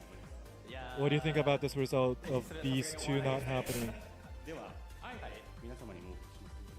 I contend that one actually happened, but they didn't explain the rules on it because there was 2 successful defenses in 1 match. They were from both. I'm not gonna lie. They never said it had to be from 1 player. Oh, but in Japanese it says 1 player. Lost in translation. Lost in translation. I was supposed to go gym today. That's not happening, bruv. I got Vegito to attend to. Special exception that they somehow made it. We're gonna say that we had 10 bingos. So they're gonna give out more. So thank you very much, everybody here. You're welcome, guys. I made it happen. And with that, this concludes the Dragon Ball Legends World Championship 2025-2026 Finals. A huge thank you to all the players who gave us such incredible, world-class, fantastic matches, and to everyone who joined us here in the venue and online. Last word from you, No Pocket. Want to say once again, very honored that you guys would invite me out here. I had a wonderful time. It's a great game, it's a great atmosphere, and I can't wait for the next one. Yes. So let's keep enjoying Dragon Ball Legends together. So we'll see you again very soon. Goodbye, everyone!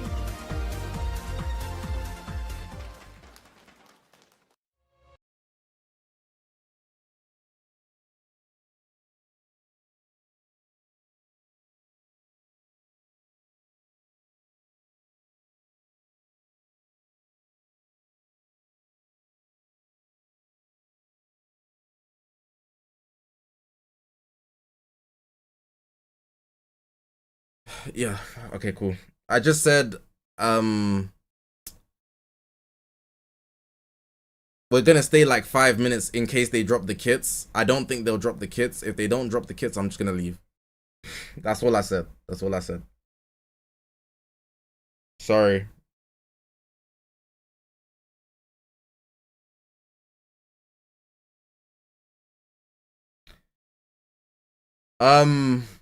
Shout out to he. I'm kind of upset that they didn't get to use Vegito. I thought they would have let him use Vegito.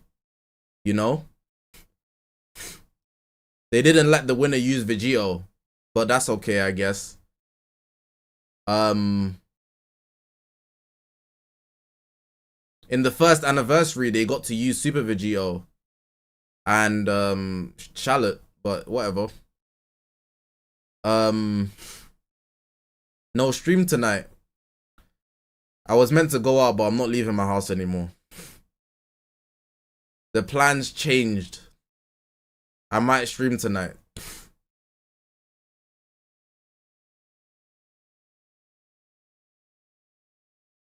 I'm not gonna lie, yeah.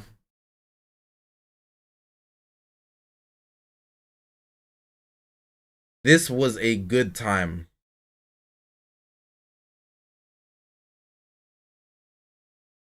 My head is gone. Like, do you guys have any words? Like, what do we say to that? What do we say? What do we actually say to a stream like that? Like, what do you want me to say, bro?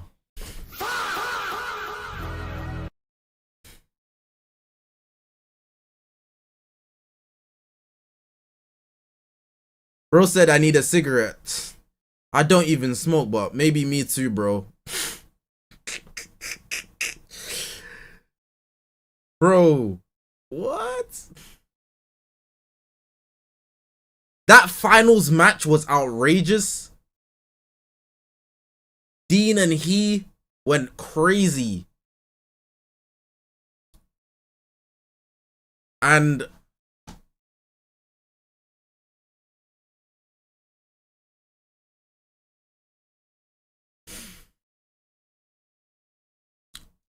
I don't know, bro.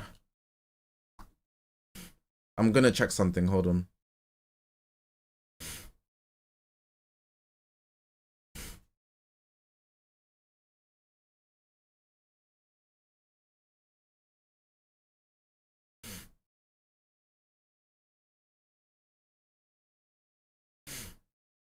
Whoever runs the DBR account, yeah, was in the venue at the back. That's killing me.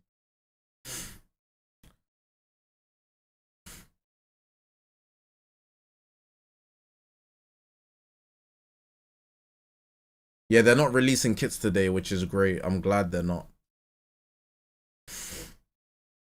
It said the rates are 0.5, if I'm not mistaken. They're the same rates as Ultras.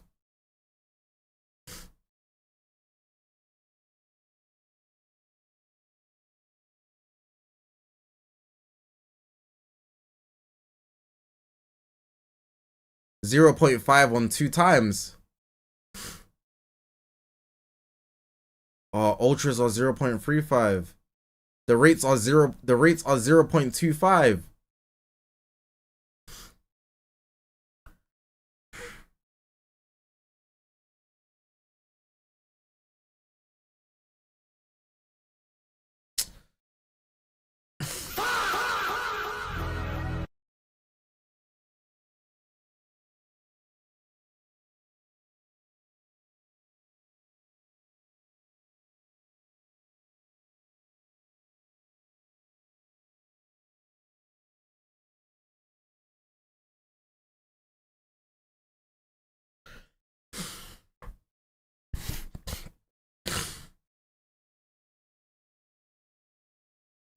from all that commentating, my mouth is so dry, bro. Pause. Okay, I'm gonna end stream. Anyways, I don't have anything else to say, honestly. I've been streaming since 1 a.m. It's now 11. I've been streaming since 2:30 a.m. It's now 11. They were meant to finish 3 hours ago. That just didn't happen. So yeah, we're here now. Let me refresh one more time. Maybe they'll show me something. She looked good with her toes done. I guess my last words are just thank you for watching with me. I hope I entertained you in some way, shape, or form. I tried to do my best with the commentary. If you're wondering why I'm so good at commentary, I do all my videos non-scripted. I just speak into the camera and I can just naturally do that. Yes, I know it's aura. Yes, I know most people can't do that. Yeah, I know I'm just better. I know. I'm joking, but like, I'm just capable of doing that. Some people are not good speakers. God bless me with the ability to be a good speaker. I'm capable of explaining yourself. But yeah, it was just a good time. I don't see it as a service. I enjoyed myself. I hope you guys enjoyed yourself. I know a lot of you guys weren't staying up, but because the stream was energetic, you guys were able to stay up. So if you messed with the stream, I will see you next time, you know? I'll probably stream tonight, so maybe pop in. Support the channel, you know? I do stuff, bro. God of War starting on Monday. I can't even play God of War anymore. I said God of War on Monday. I got Vegeta all week. I was meant to start God of War next week. I got Vegeta all week. I'm not going to sleep. I'm staying up for another 5 hours editing stuff for Vegeta. The ultimate fusion. The ultimate fusion, bro. That's crazy. You know how guys on TikTok are saying, don't touch the Cinco. Don't touch the square root 25. Don't touch the fifth son of Sony. That's how I play about Vegeta, bro. It's not a game. It's not a game, bro. It's not a game, bro.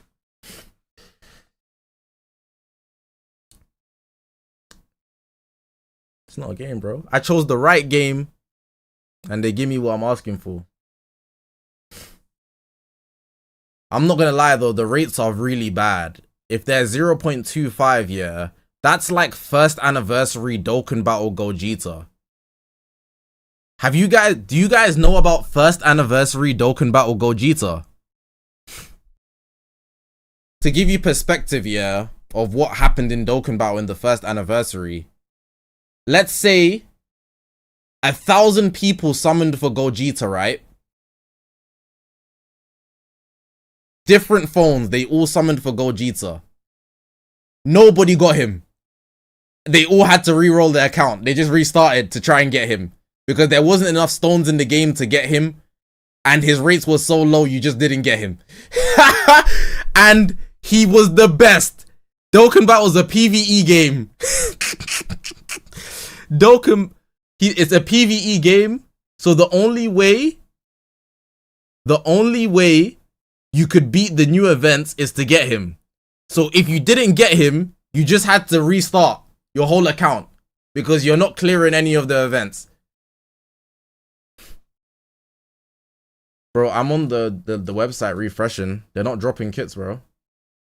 Oh, they dropped the kits. No, why would they do that today? What is wrong with these niggas? Ah, no. They dropped the kits. Why would they do that? Why would they do that? I'm on 0 hours of sleep, bruv. Everybody's tired. Wallahi, they bugging. Oh my god, bro.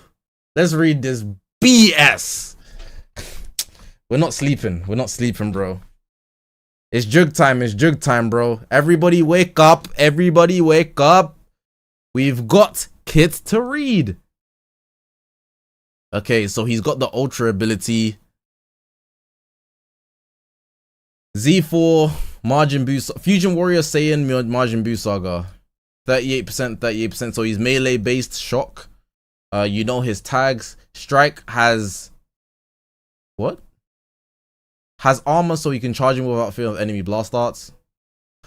Blast art armor. You even gave 30% damage guard penetration on activation. What? So he has blast armor, but just off pressing the strike, you get 30% to damage guard penetration. So you're gonna do more. Oh, you're gonna do more damage. Okay. Woo! I thought he gets more defenses, so he's just gonna take nothing. He's got the Ultra Super Vegito, but for health enemy rush, basically every blast he's gonna reduce health restoration. The blue card, massive damage impact. On activation, destroy entire hand, then draw 3 cards. Special move damage plus 30% free counts. Also, I'm gonna make an exception for this guy, high key. I'm gonna drop her best teams and equipments if this dopamine keeps up. I don't want to drop any of those, but for Vegito, I'll switch up. Wallahi, I'll switch up. I ain't dropped one of those in a minute. But I need to drop that to say that I don't make the videos anymore. But this is an exception. Destroy entire hand, draw 3 cards on activation. Blue card, 30% to blue card damage. Unique gauge is a release type. I don't really like that gauge. Plus 30 key. Destroy 3 enemy cards. Cannot be cancelled by most special moves. So he's just better than other people. You won't get Dokabaki impacts if you go blue for blue. I think it's a long range, right? Because it would have blast armor otherwise. Green card. Draw 2 cards if he has 3 or fewer. Key plus 50. Vanish engage 70% 3 times and nullify cover changes, sorry. Legend rarity Super Vegito. Also, based on arts in hand. Strike arts. Damage on next strike 70% hit non-stacking. Okay. Basically, your next one of every single card is gonna do crazy damage. Destroy entire hand, then draw 4 cards. Ultimate damage 50%. Nullify endurance free time accounts. Also, if unique gauge is release type, nullify. Bro, I need Dokkan music. I can't think. Like, my head isn't working.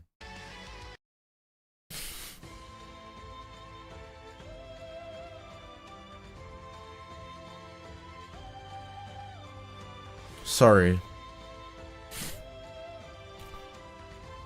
Also, if unique gauge is release type, nullify element disadvantages, uncancelable. Overall type neutral if he's on release type, and it's uncancelable. So he can get permanent type neutral as long as he's on release type, and he cancels enemy buff effects, which is nice. So if they have type neutral, right, you cancel it, which is nasty. Main ability.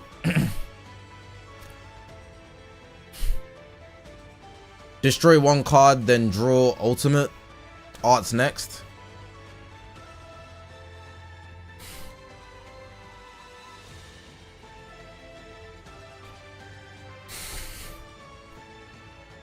This is messed up, I'm not gonna lie. Dokkan gets that poopy tag 4s and Vegeta, and then we're getting legend this. Fairs, man. Destroy 1 card, then draw ultimate card next. HP, key, unique gauge charge rate, plus 100%, 60 counts, uncancelable. Enemy key, minus 100.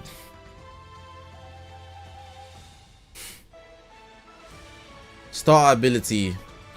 Naturally, we have to compare the star ability. So we're going to compare the star ability to the newest Ultra in the game, Ultra Buuhan. Ultra Buuhan star ability, 330 damage, 320.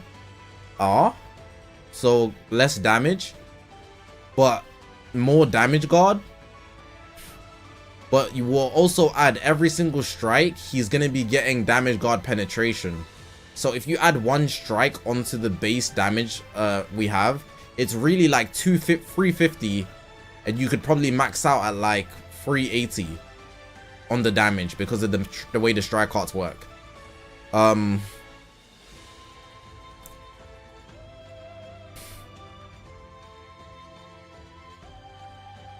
He's gonna have better stats, of course. He nullifies AoE greens. Yes. Twice. That's greedy. That's greedy. Nullify AoE green cards 2 times. Kid Buu. Safe. Gohan. Safe. Forku. Safe.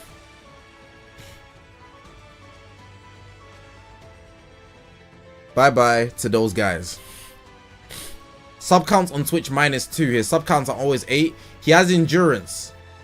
He has endurance. Does he have buff cancellation? Are we going to see buff cancellation in this kit? On battlefield entry or area change.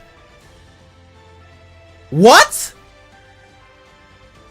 Sorry, stop the music. Stop the music. Area change. So that means if you want to immediately draw 2 cards, drop the combo and punch them to the ground or punch them to the sky. I'm bugging or I'm not bugging. The combo does drop, but you get more cards. You'll always have cards, bruv.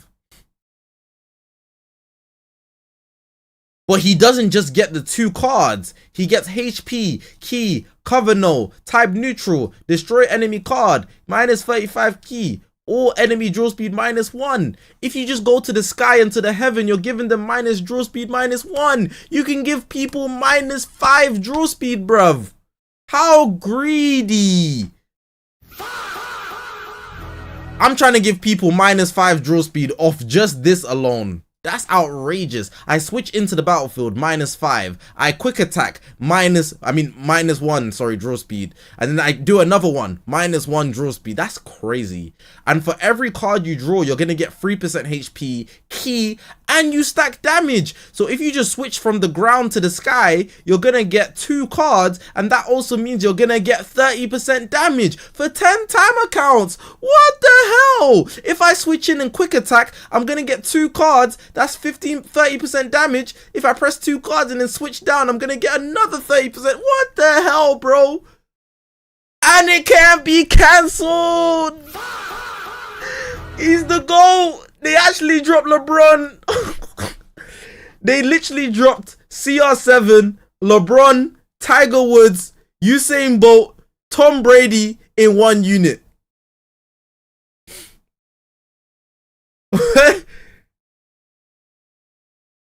They dropped every athlete in one unit, bro.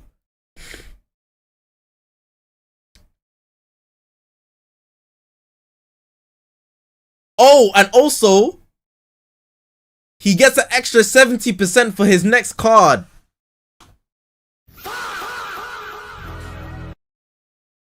$70% for his next. If he wins a Dokabaki Impact, the extra 20. Release type on vanishing step. Destroy 1 card and draw a green card and what next? Activations reset when ally is defeated. So this is technically 2 times. Cristiano or LeBron. That's so stupid. Oh, here comes the buff cancellation. The buff cancellation entered the chat.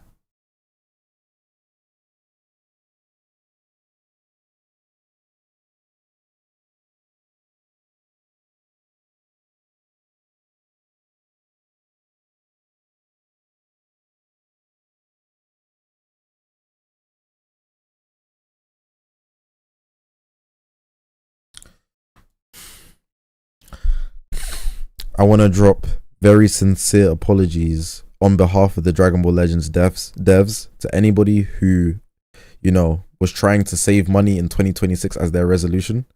Anybody who was trying to be more financially responsible in 2026 as their resolution. I've seen cases, for example, Darks. I know he spent over a ridiculous amount of money for Super Saiyan 4 Goku just to go to Pity, and not even 2 months later he has to go for Vegito now. I'm sorry, bro. Hold that. Yeah, everybody just has to deal with this. Everybody just has to deal with that, bro. It's dark. It's dark, bro. This is evil. This is evil. Strike cover change, right? And here's how they explain his gauge. Why his gauge got so much writing, bro? Attack type to release type. Starts as attack type. When unique gauge becomes full, switch to release type. Draws special moves, so he draws a blue card when it switches. He gets key and cancel boost attribute downgrades and abnormal conditions. Also, if there is a defeated battle member, he destroys one card and draws an ultimate arts next. He can get a second ultimate.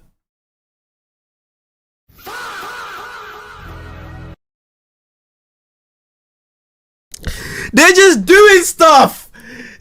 They're just doing stuff, bro. They're just doing stuff. They're genuinely just doing stuff, bro. And he protects his hand, so you can't destroy that second ultimate. While release type, extra 50% damage. Oh my god, bro. I'm not gonna lie, bro. I might as well become an accountant the way I'm counting numbers when I play Legends, bro. Let's do some quick maths, bro. Let's do some quick maths. Let's do some quick maths, right? Because this is dumb, bro. Like, did I do economics in flipping uni? We got 320 here, right? So you got 320. Like, we got 320 there. Let's find where there's more damage. Off the green card, let's just say we're focusing on strikes. So you get 70% in addition. So we went from 320 to 390 if we're just focusing on the strikes, right? Cool. Off the strike cards pressing it, let's say you just press 1. You got damage guard penetration. So you go from 390 to 420. You're at 420 now, right? And all you've done is pressed 1 strike cards and a green card. Let's continue though, because his kit is greedy. If you draw 2 cards when you enter the battlefield, you get an additional 30%, right? So let's say you drew 4 cards because every card draw is 15%. That's 60. So we go from 420 to 480. Outrageous. Outrageous, bro. Outrageous. Let's say you just happen to win a Dokabaki Impact, right? You're now at 500. 500, right?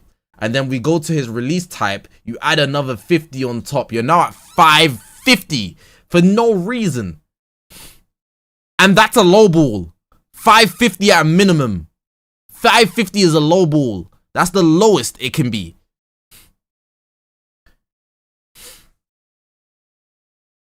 $550, bro. He's basically, do you know when Gohan hits you with a blue card? You know, blue Gohan, you know, he goes crazy. That blue card post revive is crazy. Vegito's like that all the time. He's like that all the time.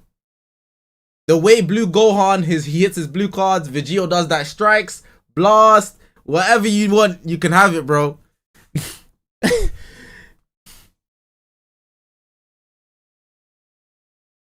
Overdrive gauge charge rate, 50%. Jesus Christ. We just watched the most insane players play Dragon Ball Legends in the World Championship, and you saw how important it was for them to charge to get infinite ki. So you're telling me he charges to overdrive 50% faster than everybody else, which means he also basically has infinite ki.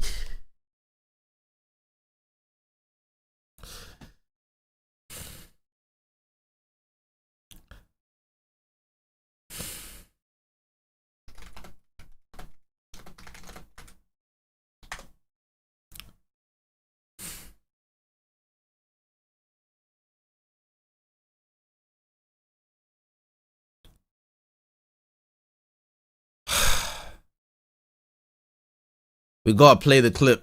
He was a serial killer who bragged about killing people, and he professed and confessed to be a demon. He was that, bro. If he wanted you out of there, he'll go do it himself on feet by himself. Vaughn gave me a lot of passes. He could have Bro, it's over, bro. It's over, bro. He was a serial killer. He professed and confessed about murdering people.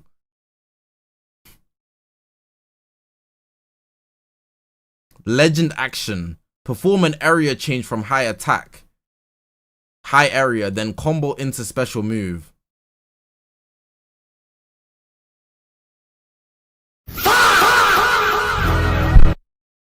If he knocks you down, he can combo the blue into it for free.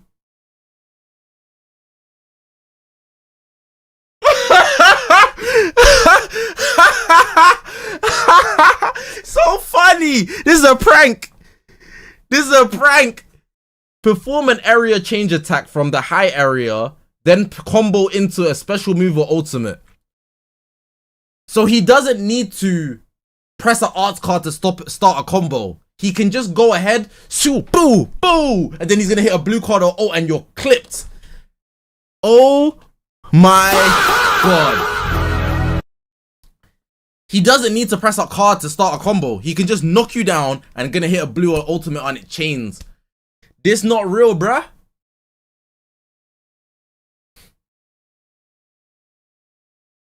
This is a prank.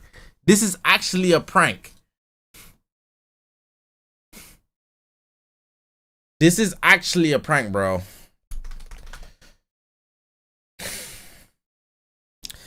Give me a second, bro. Give me a second, bro. Oh.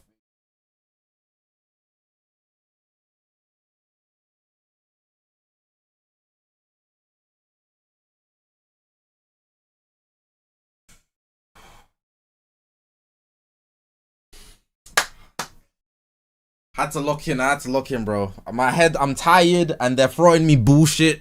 I can't, bro. I can't, bro. This is outrageous. This is outrageous. This is top 1 outrageous Dragon Ball Legends releases ever.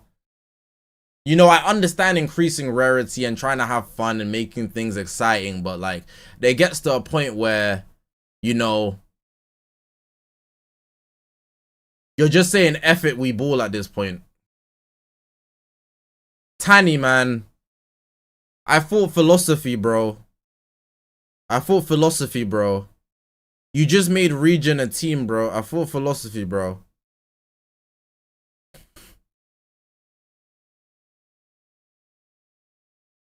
Guy introduced the philosophy. Next day, man just topped him off, Famalam. Oh my days, broski. Just chefed him up.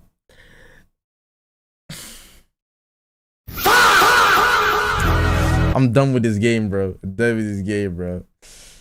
I'm gonna go make a video. My head's tired. I want to sleep, but I can't. I'm gonna be up for like 4 hours, bro. I'm gonna be up for like 4 hours, bro. I'm gonna do a should you summon on Vegio. It's just gonna be yes, you should summon. You just should summon, but like, what the flip?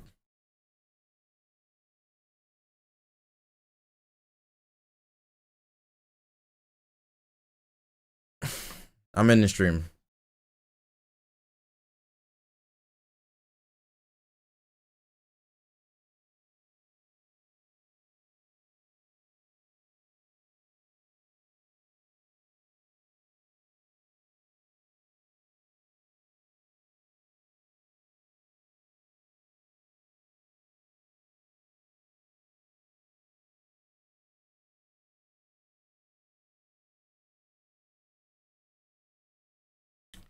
Yeah, I'm in the stream, bro. I'm in the stream, bro.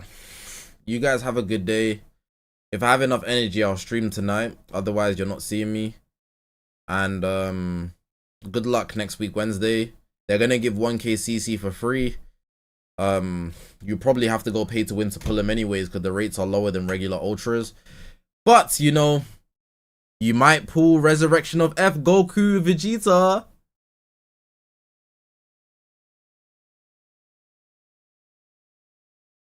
Take care, guys.